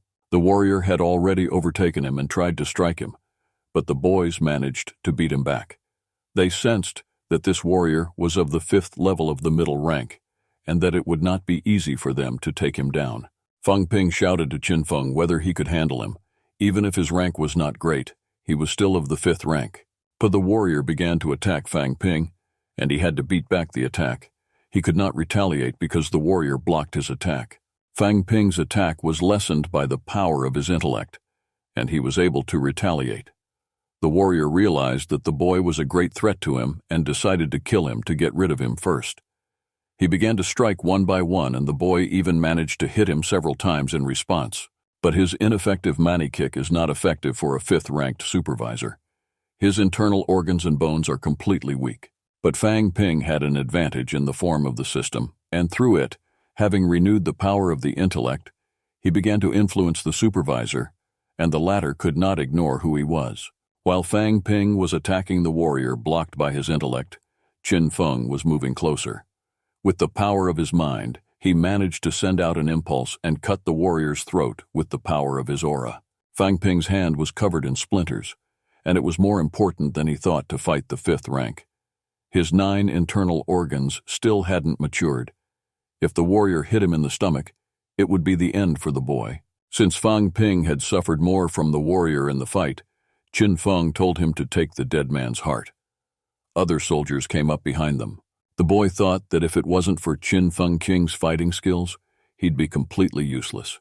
Besides, he shares his profits with him, and he's always using them. And he rushed to attack the soldiers who came. Having blocked their attacks with the power of his intellect, he was able to put them down with only a few blows. From the warrior's speeches, they were able to obtain 3 items of rank D armor, 5 energy hearts. Feng Ping took them all for himself because he had killed them. But Feng Qing didn't like them, and they started to boil. Then the boy gave him the warrior medallions. Medallions are a symbol of a warrior's virtue, an indicator of his glory among the other warriors of the catacombs. Among them there is a medal of Piatogo level, so they are not small value. And in the Department of Military Affairs they can be exchanged for balls of military glory. But Qin Feng didn't like it, and asked for at least a couple of 4th-rate hearts, or their agreement would be cancelled and Feng Ping had to tear it up. For a few minutes they walked together, and then realized that someone of the 6th level could follow them. But if he was really in the house, he would have killed them long ago. And if the enemy had come home to him, they would have all rushed to his defense. They decided to go back to the house to get what was left. When they entered the house, they saw 3 soldiers. The wife asked who they were, but they just walked towards them without saying anything. The woman shouted that if they killed her, the chief would not forgive them or let them go alive, because they were soldiers of the Sivan stronghold and did not want to drag it into the war.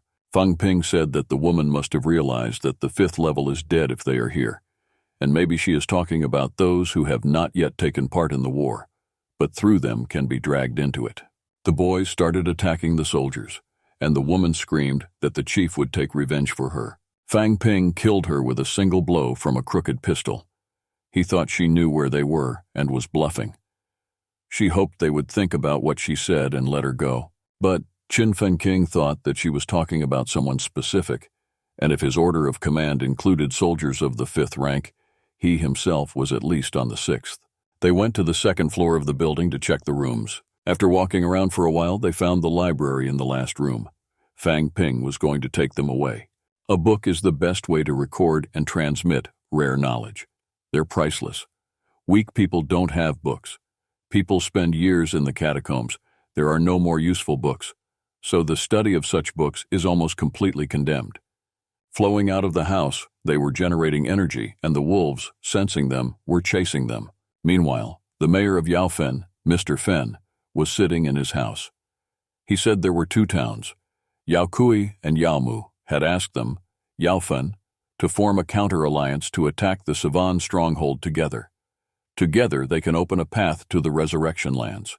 But in the head's opinion, they couldn't do that, because Yaoma had already entered the land of resurrection once, but had never been able to harvest the revival plant. He thought it was all idle talk. These sensations came to them from the Forbidden Lands, but there was no official news. Even if the resurrection seat is real, it's for him, Yao Ji, not them. And they do not only want to open one way, they are trying to create tracks in other areas. So the resurrection plant is not a single meta. And unless they know what they really want, they cannot join the war. Then the mayor called the commander of Tianlang and asked his thoughts, because he had been in the mountains for a long time to establish contact with Yaomu. I think it's worthwhile to forge a mutual alliance. The last time the Yaomu suffered a miserable defeat at the walls of the Sivan stronghold, 3 generals, Hu, Bao, and Lan, died in the battle. Maybe they will have a chance to overpower the Yaomu and take over their capital. The dead General Lan was the young brother of the commander of Tianlan, and he thought he was trying to form an alliance for the sake of Sivan. There are still many warriors in the lands of the resurrection who can show their strength, and Yaomu has an unheard-of number of dead and maimed. Radnik asked the commander why he had stayed so long in the mountains, and when he found out about the alliance, he returned immediately. Tianlan replied that the time spent in the mountains was spent in defense of the closed cordons of Yaofen. The Golden Horn Volodar from the Wanderings went to them and invaded all the new lands. That's why he returned to Yaofen.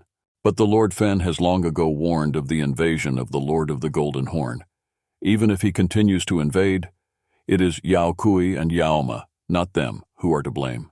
Their conversation was interrupted by a soldier who ran into the room and shouted that he had a term message. He said that the beautiful people in the Tianlan Mountains were roaring without stopping, and it seemed that it was about to start. Tianlan's commander went out of his room to sort things out. The commander said that Tianlan's heart is no longer tied to Yao Feng, even though he has the title of general of their town. But the Tianlan Mountains have long since fallen to Yaom. Let's turn to Fang Ping and Qin Feng. They have been traveling from the wolves for a long time and realized that they have got that part of the forest in which they have never been. Qin Fengqing said that this was the place of Jiao, which meant that in a few kilometers they would return to Siwan. They decided to run through the knot so as not to go into the forest. There's a beast in the forest that Fang Ping used to eat when he got lost in the dungeon and took the wolf's energy. She didn't like it as much as he did, because low-ranking animals had an ogitic flavor. Zwir sumoed for the clapper. He not only gave him life energy, but also cooked it with relish, and it was not necessary to cook it. An odor began to come, which pleased the starling, and he remembered that he had smelled it before. The flock of wolves that was following the boys stopped, but they could not understand why. After a minute, all the wolves fell to the ground and never stirred again, and a beast stood in front of the boys. The last time Fang Ping had seen him, he was already strong, but his current form was as mesmerizing as at least an 8th rank. Qin Fengqing already thought they would die now. When he went to the dungeon, there were no such inconveniences. He calmly robbed the catacombs, but as soon as he went with Fang Ping, all went scarabirdy. Fang Ping bowed to the beast and said that he had a gift for him and gave him energy. The beast was satisfied, and Qin Fengqing was reassured that the beast had succeeded in breeding him. Fang Ping looked at the balance of the system while the beast slept. The beast really had a beastly appetite, and he could feed him for $5 million, and if his appetite did not diminish, he would only last 3 days. Qin Feng asked if they could go, but the boy had told the wizard all the same, so he would not eat them. But if they decided to flow, they would be his fear. When he becomes hungry again, they will wait again until they run out of life energy, and then they will become his dinner. Tianlan, the commander, called out in the courtyard and saw the beast, which was a golden horn, with the boys.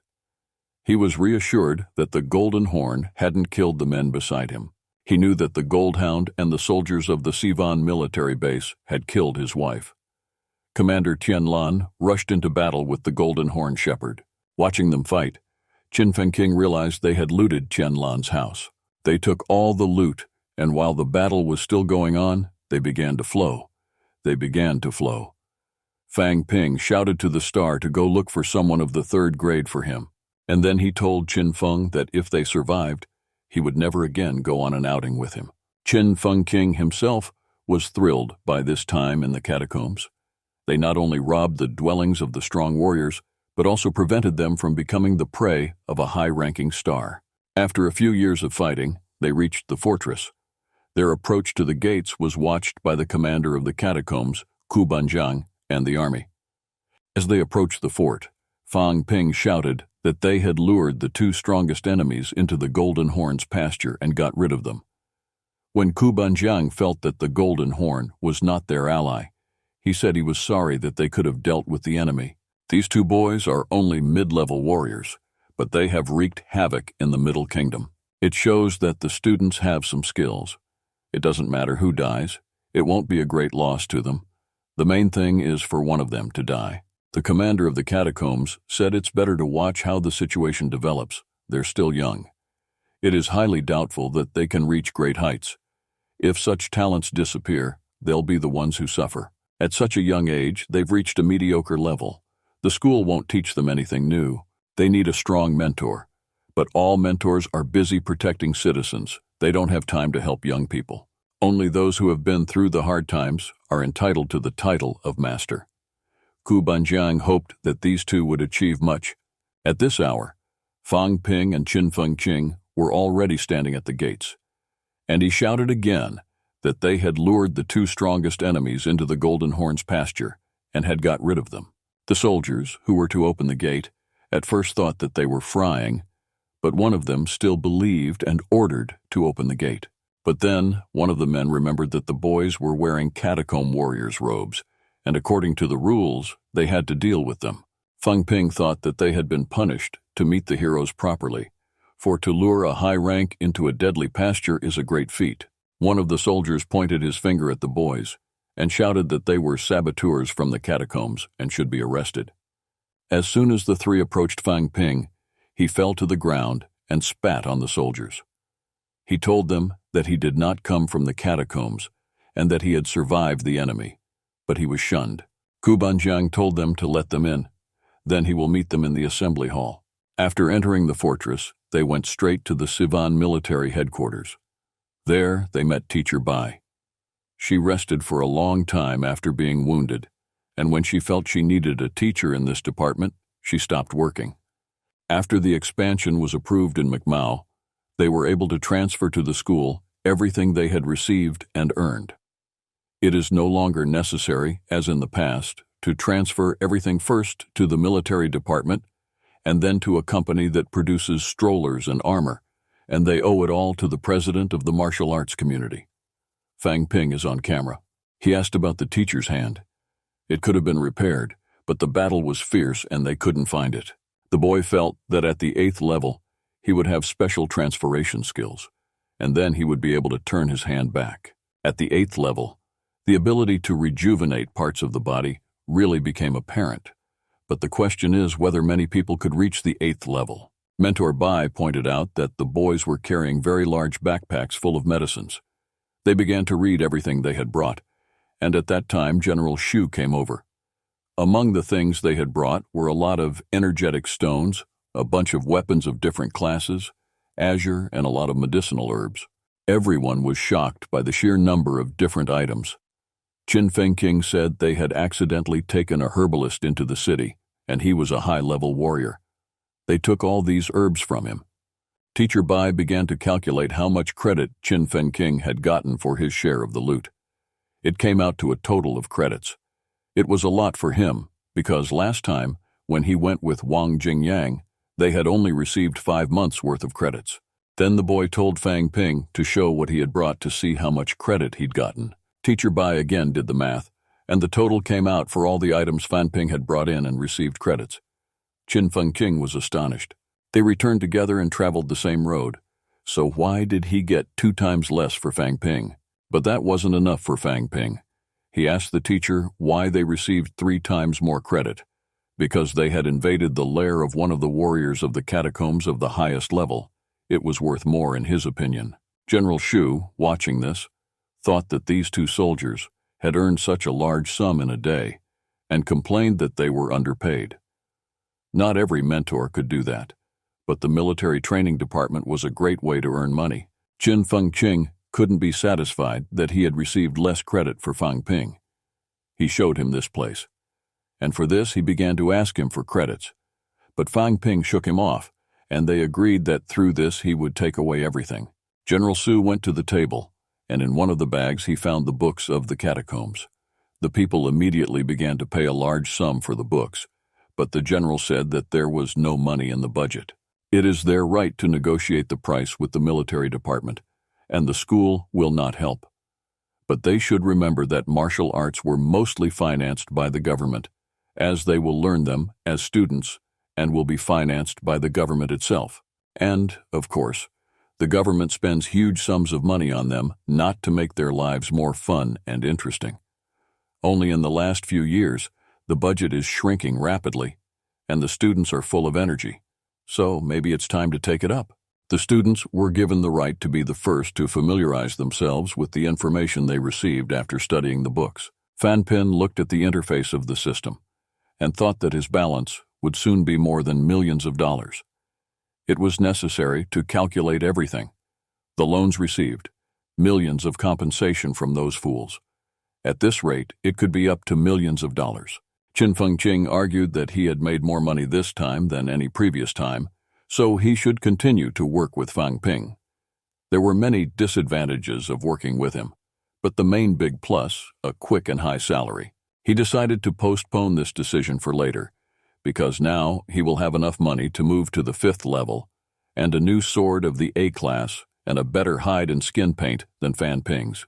The boys traveled to the operations division of the War Department. There they met Tian Mu, a graduate of the School of Military Arts, a general of the military department, and a top 8th-ranked soldier who was even stronger than Wu Kuishan. There's been a lot of casualties here lately, so the general has been transferred from midnight to here. Ku Banjiang asked to get to the point, and asked the soldiers where they were. Fang Ping replied that they were on a mountain in the middle of nowhere. It was a surprise to everyone that there were 6th-rate warriors on the high mountain. At that time, Commander Yu came to the office. He knew that the soldiers of the 6th level were hiding on the mountain because there had been several big ones, but they did not show themselves. They began to discuss what had happened to the boys in the dungeon and found out that the gold torch had reached the 8th level and through this time was rapidly expanding. Before arriving here, Commander Wu thought that he should contact the head of Qianmen Municipality and stop the expansion, but Deng Qi had instilled fear in him all the time, and if it were not for the immediate help, people would have been eaten by beasts. The inhabitants of Catacomb have their own hierarchy of ranks. The 7th rank is usually addressed as a commander, the 8th as an honorable, and the 3rd is called a Voladar. And the Golden Horn is called a Voladar as usual. All monsters of the highest level are called Voladars. Fang Ping understands why he was so calm when he called him a Voladar, and everyone realized that Fang Ping talked to Voladar the Golden Horn. But the boy said that he had known him for a long time. He told how he had been raping his life energy and blood, and everyone was shocked that the beast had not killed him. When Fang Ping was still at the middle level, he lured many warriors of the 4th and 5th levels to him, whose life energy and blood the beast had plenty of. Through some mutations, its life energy and blood renewed imminently fast, and it can be continuously provided with blood and energy for growth. It seems he regarded the boy as his own personal food supplier. Qin Fengqing jumped up from the table and shouted that Fang Ping himself had not killed the 4th and 5th ranked warriors, but the boy did not deny it. He said earlier that he had lured them into a deadly pasture. The commander said that the actions of the head of the town of Tianmen proved that the warrior from the eastern mountain is related to them. If so, the number of high-ranking majors has risen to 8 men. Qin Fengqing took out the medallions they had taken from the slain warriors. They looked at them and saw that there was a medallion of a Sifan warrior. This gave them the opportunity to realize that now the city would be not 2, but 3. The commander had no time to report this to the Highlander, but it was necessary to begin to closely monitor the actions in Sifan. After that, the meeting ended and the boys were thrown out into the street. Fang Ping said that when Qin Fengqing had a case, he would not forget about him. His chances of survival are better with him. He felt that once he and Wang Jingyang had been beaten up badly, and in addition, they had taken a large amount of money for medical expenses. They decided to reach the 6th level, and only then go again. According to Qin Fengqing, the path was about 1 kilometer long, but he didn't say where it was. Feng Ping thought that 1 kilometer to the east is already the territory of Qianmen. It is unlikely that they will need to go there. To the east, the sea is probably lower for them. On the east side of the sea is the town of Dunqi. On the east-west side of the sea, there is a well-built and large garrison. If there were diggers there, everyone would have known about it long ago. If it's not the right place, then it's the right place to go. Then he asked Qin Fengqing if he had seen large murs with human heads in the wasteland. He said that he had not heard of them, and Feng Ping concluded that he had not been in the wasteland, for they are found there. Thus, he knew that the diggings were about 1 kilometer away, and he decided to go without Qin Fengqing, but not until the next time. The two men returned to the entrance of the dungeon. There they were met by a guard who asked them how things were going in the dungeon. They told him that they had completed their mission and received their loans, which made the man very happy. Fang Ping said that they had not received even $1,000 for the two of them, and that if they did not receive $100,000 next time, they would not come back again. The guard did not realize what the boys were doing in the catacombs to earn such large loans. It's not so easy to earn them nowadays. It appears that the catacombs are relatively safe, and he thought of going there himself. But then the wounded soldiers came out of the dungeon. One of them said that the situation in the catacombs had deteriorated, and at every crossroads one could fall into the clutches of a middle-ranking warrior. If it continues like this, they will not go there anymore. Meanwhile, the first-year students were glad that Fang Ping had gone to the catacombs. They thought it would be a minimum of a day, and they would be able to rest. But one of the students saw Fan Ping at the edge of the lake.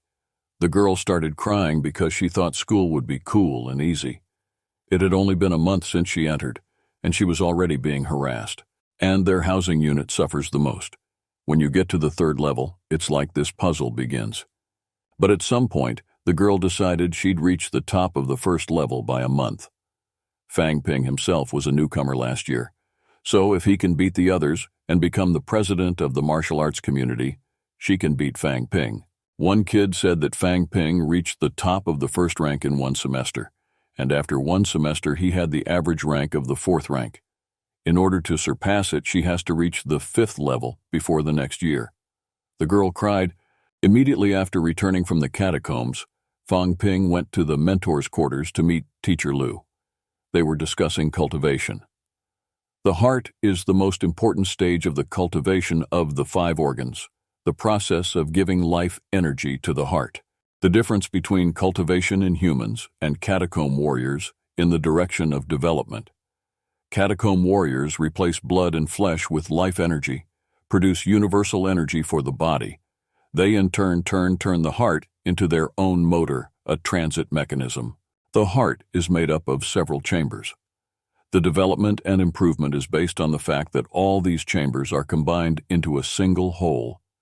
Such a perfected heart will quickly absorb energy from the outside world and then convert it into the energy they need for life. But the complex structure of the heart is like that of a fish. For example, it's simpler, the cameras are smaller. Fang Ping asked his mentor if combining the heart like this is not degradation.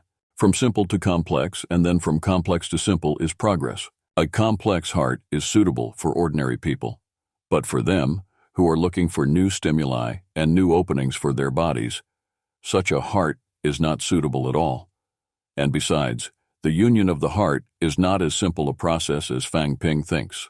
There are a large number of capillaries and nerves in the heart, and each of them must be handled with the utmost care and then joined together where the walls of the single heart will be, so that the complex system becomes simple and easy to use. At the end of the day, we'll have to create a new pathway for energy transfer. It sounded too important. If you mess up an artery, you could die. Fang Ping, now it's clear why everyone is so slow in the middle of the 4th level. The work here is a pip. The boy has a steady flow of energy and blood. The process itself will be very simple, But most of the risks are in stopping this flow, so Mentor Lu is willing to easily delay the process of maturation, so it will be safer than repeatedly killing the guts with the other 4 organs, because the heart is the key and the foundation. After the conversation with his mentor, Fang Ping immediately went to the east side of McMao's curve, where the training room was located. He stayed there for 3 days. Teacher Sung had to stop the boy's training because his loans were about to expire. Even though Tian Feng has a history of revenge, he's always picking on his daughter, and if the teacher transfers him now, he'll want to get even with him. Bo Changding came to the teacher and asked if Fang Ping was out, because the international competition among top-level warriors is about to start, and he is expected to attend the opening ceremony. Thousands of first-rate warriors have signed up for the competition. The government demands that they start the competition promptly. Fang Ping, as community president, has to compile a nationwide list of first-tier warriors and has scheduled the second- and third-tier competitions for next semester. Teacher Sun thought Fang Ping had great ambition. Since Fan Ping became the president of the martial arts community, everyone in Macmao has had a lot on their plate. If the ranking of the top 100 is not at least 10 students, every first-ranked student will go to the mines. Chen Yunxi was sent to Jingnan for the exhibition competition. Zhang Chao is now in Beijing and Huang Zhao in Donglin. But Bo Changding himself has never been called, because Fang Ping told him that the 3rd level is not enough. He should at least go to the 4th level first. Now there are more people on the 3rd level, and more warriors on the 2nd level, and more people on the 4th level now, more than 2 more than before. Bali has become easier to earn money, and loans can be saved, and Fan Ping is now training the 1st level. All in all the conditions are in place for everyone to move up to the 2nd level as soon as possible. Bo Changding knew what he was up to and said goodbye to Teacher Sun. Wang Jinyan and another representative of their university, Nanwu, escorted the students to the international competition, which was held in front of Macmao School among the freshmen, and has become the biggest and most popular event in the country. Everyone who is in the top rating gets a walk of energy and blood of another level, a walk of strengthening of bones of another level, whose market value exceeds 1.5 million. Those who made it to the top warriors also get a body armor. Those who made it to the top also get additional D-class armor. The warriors who ranked first, in addition to all the above-mentioned charges, will be allowed to undergo a session of body toning. It's also an opportunity for students to become stronger. All they have to do is just do their best. The prom was over. The students got on the buses and drove off. The student asked Wang Jingyang why McMao High School was doing this. Wang replied that it was not the school, but Fang Ping himself. By the end of the year, there will be another great competition, and Nanwu School will have to do a good job. Macmao School is being advertised as the top school, but if Fan Ping can't beat Li Hansong, all efforts will be wasted. The higher you go, the harder it is to fall. As for Nanwu, everything depends on the time when the catacombs will be opened on their territory. If they are opened after the competition, then they will take part. If they are opened before the competition, then they won't be able to take part again. There are only 4th-ranked warriors in Stolichnaya and McMao schools. There are no 5th-ranked warriors anywhere, but that's enough. Wang Jinyan knew he had to try. If he could win over the 2 famous schools, he would be able to buy resources for his school. That's what happened last year with Macmao, and they can do it too. While Fang Ping was at home, his young sister told her father that she wanted to go to Magic Noa Municipality to watch the competition. But her father knew that they would last a long time and suggested that she wait until the top races were over and then return to this conversation. My brother could not take part this year, and she was not on the 1st rank. She was disappointed that someone else would take the 1st place. Her father thought that Yuan Yuan was very proud. She's already thinking about how to get to the top. He thought she was very self-confident, because she was sure that she would reach the 1st level. The daughter said that the prize for 1st place was millions of dollars, and Fan Ping told her that the main prerequisite for development was money. Her father said it was too early for the girl to think about earning money. At first, she should do well in her studies, not fall behind in class, and then she would probably be asked to participate in the top competitions. Fang Ping bought a house, and they're going to see it at the same time. But before that, the girl wanted to let the union go to the people and return all the money she'd collected. Yun Yun started telling the truth, that there were only thousands, but dozens. The monthly installment is only yuan, and she has to pay rent, which is all she earned last year. Let's go back to Fang Ping. He was still in the training room when the system notified him that he had reached the top of the 4th level. He realized that it had already been 6 days and 6 nights. If it were not for the system, which constantly renews his strength to stay in his mind, he would have long ago disconnected himself. When he came out of the bay, he saw Lu's mentor. When she saw the Visnajeno boy, she told him that he should rest well after such a long process of curing.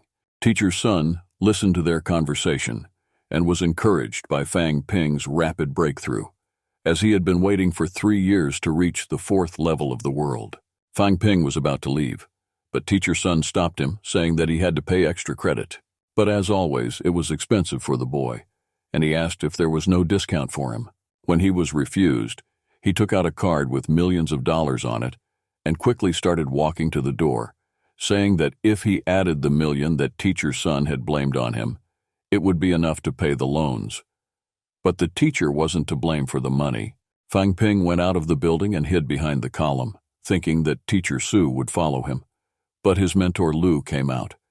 He was very angry that the teacher had saved him money, but the teacher said it was not so, and asked why the boy did not want to spend the money he had saved.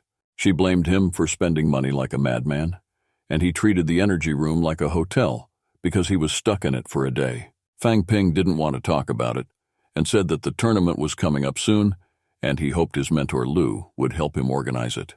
But she didn't want to help him, because the martial arts community had already accumulated $5 or $6 billion, and if they weren't going to spend it, they should give it to the school. Fang Ping thought the community's money was his, and thought the principal wanted to take it from him. He said he would first pay all members of the community a year's worth of material aid.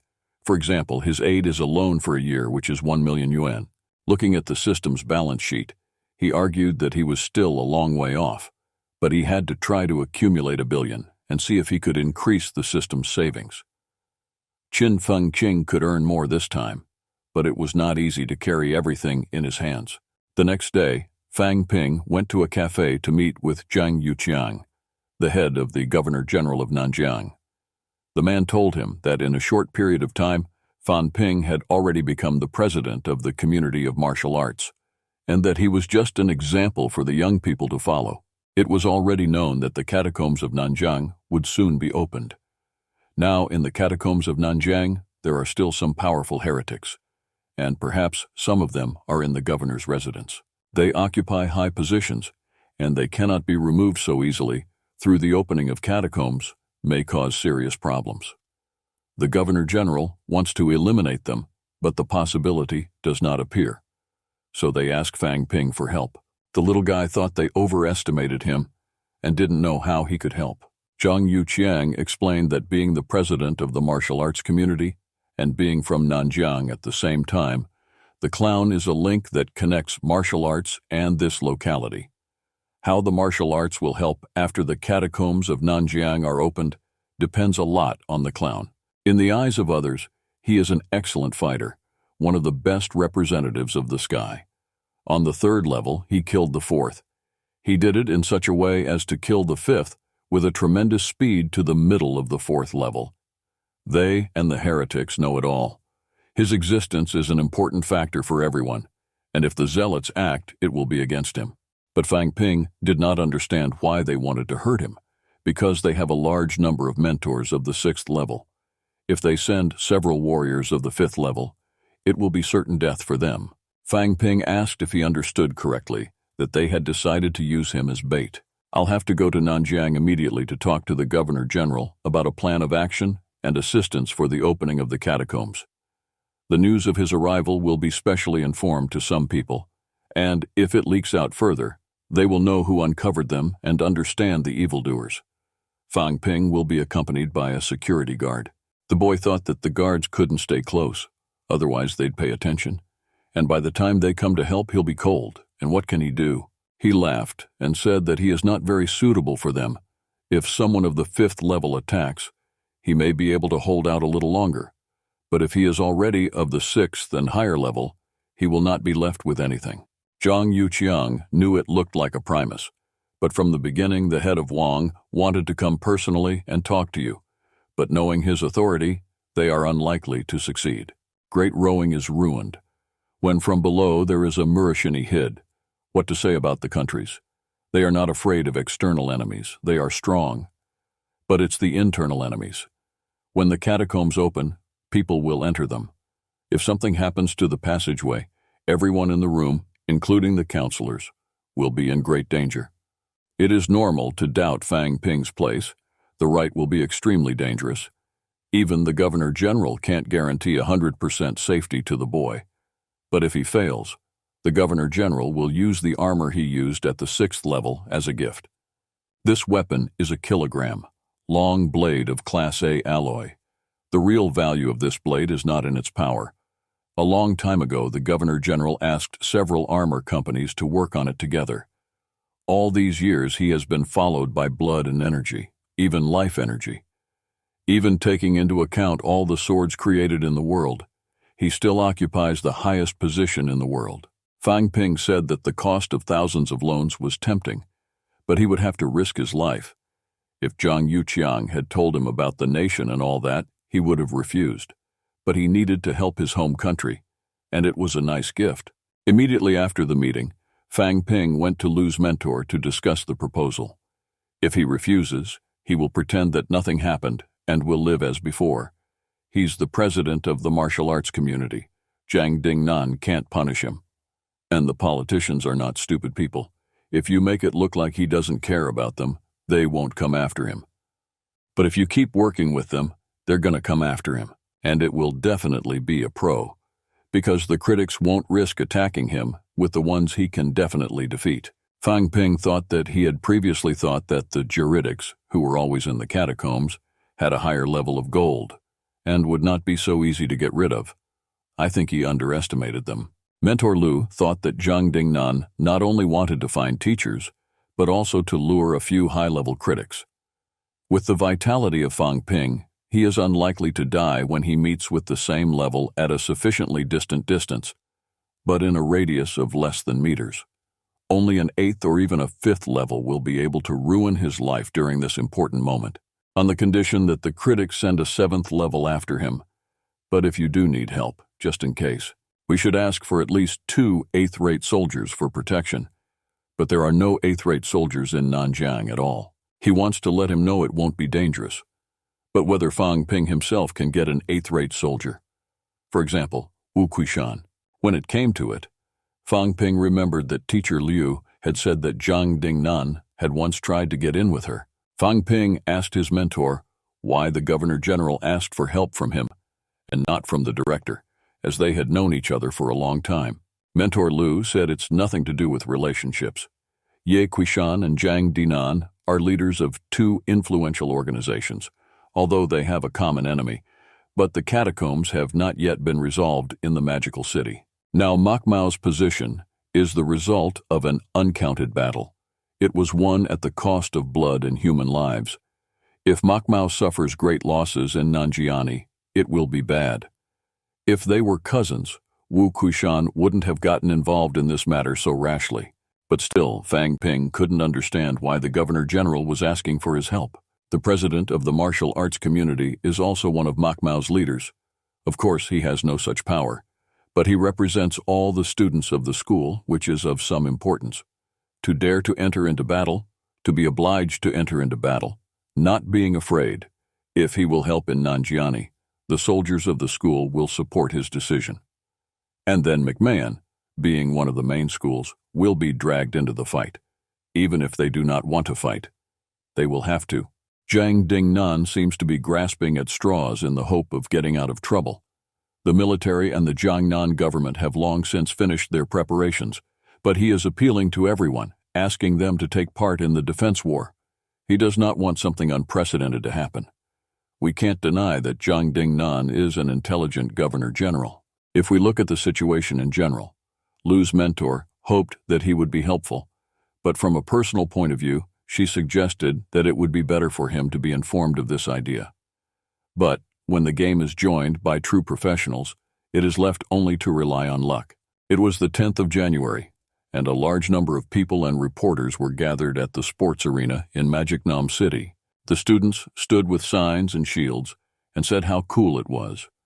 Who would have thought that the president of the community of martial arts and they, who had never been in combat, were given the opportunity to take part in the opening ceremony? And as Fang Ping is a generous president, they must do their best not to dishonor his honor. The levitation majors appeared in the sky and aroused a lot of emotion in the people. Everyone was already at their seats, but Fan Ping was not there. In the morning, he told Teacher Tan to pull up his hat with a lion's mane, as if it was more dangerous, and he slapped him for it, so he might be sitting in a compress right now. Teacher Lee saw that from the very early morning, the boy went to all the teachers, asking them to take part in the ceremony for a bigger audience, but whether it would help him. Another mentor guessed that the kid just wants to build his brand, to let all others know that McMao is strong, but a good product and advertising is not necessary. If they want to be strong, they need to develop young people. It will be more useful. But they have their advantages. McMao is making a lot of noise. It will not end well. At the end of the year in Jingwu, at the competitions, will not be easy. Now there are trained there, Majors Martial Arts 4th level, 4 at the top of the 4th, and 1 close to the breach. And in Macmao, only 1 on the 4th, and no one is not at the top. Then he wondered if Chen Wenlong had reached the top, but whether he was a worthy supervisor for Li Hansun. Li's teacher was positive. He was confident that Fang Ping would reach the top by the end of the year. And Zhang Yu has not yet returned from the catacombs. Qing Fengqing has earned a large sum of money, but it is still not clear where and how it develops. When the time comes, they'll have bad soldiers too. But if they eventually lose in the tournament, all the forces will go to the Nivets. Whoever overcomes them will be in the eyes of others even stronger. And then all the talented students will choose the Pivden school over them. The teacher's conversation was interrupted by Fang Ping. He arrived dressed in all white. Teacher Li thought he had specifically told them to wear all black so that he could be seen against their backgrounds. Fang Ping came down to earth and began his vital promo, saying that McMao spent a lot of effort and time on the organization of the tournament. They are not after glory and profit. They want only to achieve success and prosperity for martial arts in the country. The road to the top is very long. The first level is just a foundation for a long development, and only on a solid and good foundation you can build something great. Not everyone will survive, but ambition is not the main thing. The main thing is that the very martial arts will win from this tournament. He hoped that all the students will be fully trained. Only after overcoming the supervisor, they show respect to all fighters and martial arts in general. The politicians are trying to get into their hearts. They want to destroy their state. That's who is the fearsome enemy. McMao will give a positive recommendation to everyone who will perform well in the course of the competition for fighters who want to join the army or the investigative bodies and fight the enemy. There will come a day when all of them will unite against the enemy, will be on the road to greatness. The international tournament of first-level warriors is officially open. Everyone was excited, as they thought that the ceremony would last for several years. Among the guests in the crowd was also Liu Dali. He thought that when he had seen Fang Ping for the last time, he could only make a few steps, but now he was flying like a plane. If he remembers him here, he won't be too happy. Fang Ping went up in the air and announced that the competitors had to go to the competition venue, and the selection round would soon begin. McMao students helped the government to maintain order at the competitions. In case of malicious acts and sabotage, they have the right to kill the offender on the spot. Meanwhile, Director Yu had a meeting at the residence of the governor of Magicni Mest. He said that the world of martial arts is in stagnation. He lacks young warriors. His generation is old. They're no longer useful. It's time to make a ladle of fresh air. In Macmao, they have done it, Kakmao will do it soon if other schools will do it. The government has been promoting martial arts for a long time, but such tournaments do more for them at one time than the government has done for many years. A man from the residence replied that they also hope to see a strong Kakmao, but their reason is that Kakmao did not fall into a real fight with Kakmao. Positive competition is a good thing, and the goal of having so many excellent schools in the country. Every warrior is on the defensive in the face of the enemy. The super nitzvos of the students are the right of the students themselves. Teachers should not take part in this. The man asked why Fang Ping was so involved in all of McMahon's cases. The boy has good ideas, and the director doesn't want to take the path he suggests. He's not strong enough, but words of writing, being a bit more creative wouldn't hinder his future growth. A man from the residence received a message that Fang Ping announced to everyone that they need to unite in front of their enemies, the Eurydics, which is not good. So say the Charets, so say the mentors, but a talented boy who's just started in combat can be an easy target. By the catacombs, the town of Siphon has not yet announced its position. If they're thinking of going to war, they'll be under more pressure.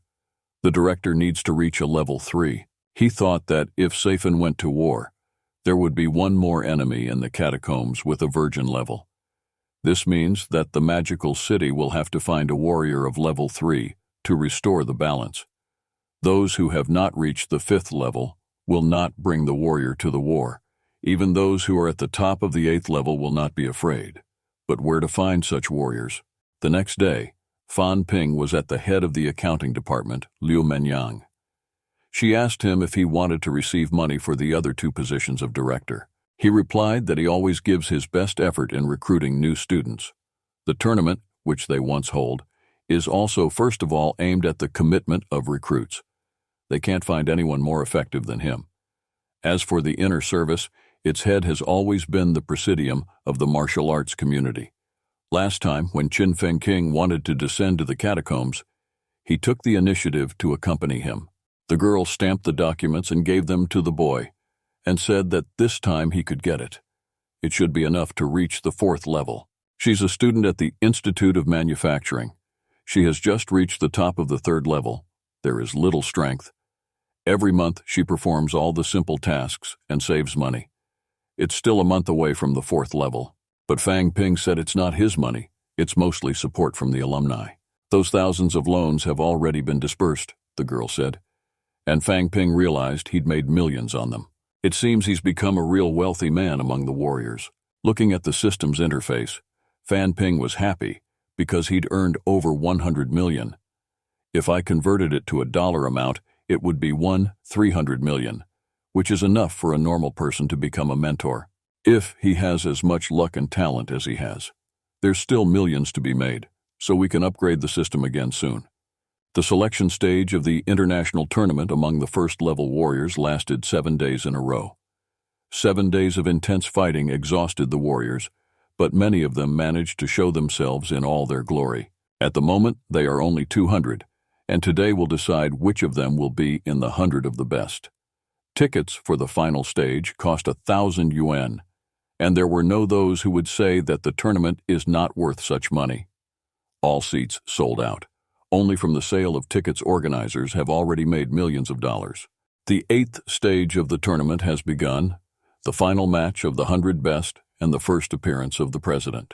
Fan Ping took the microphone and greeted all the spectators of the competition. It is a great feat to make it from hundreds of thousands of warriors to the top 100. But he's not just here to see them. He felt that these days, not a few of them have suffered serious injuries, and they do not have enough money and medicines for treatment. Since they received these injuries in Kakmao, the school will not be left out. Obviously, the fact that they were injured or not injured can't change that, but these medication sills can help. Therefore, it was decided that for those who got injured at the Warriors tournament, they will give 1,000 bottles of healing water, 200 pieces of bone softening walks, and 10 resurrection walks. Liquor water is widely used in the treatment of warriors. The exchange rate in Kakmao is 1 beach for 5 credits. Pihulki zmitsnenya kistok, creditive per piat, pihulku resurrection per piat. The total market value is millions of dollars. The public was shocked. Everyone was happy to be helped. Now they believe what Fang Ping said at the opening ceremony: everything is for the development of martial arts. For some people, this support was their last hope, because due to severe injuries and lack of money, they might not return to martial arts.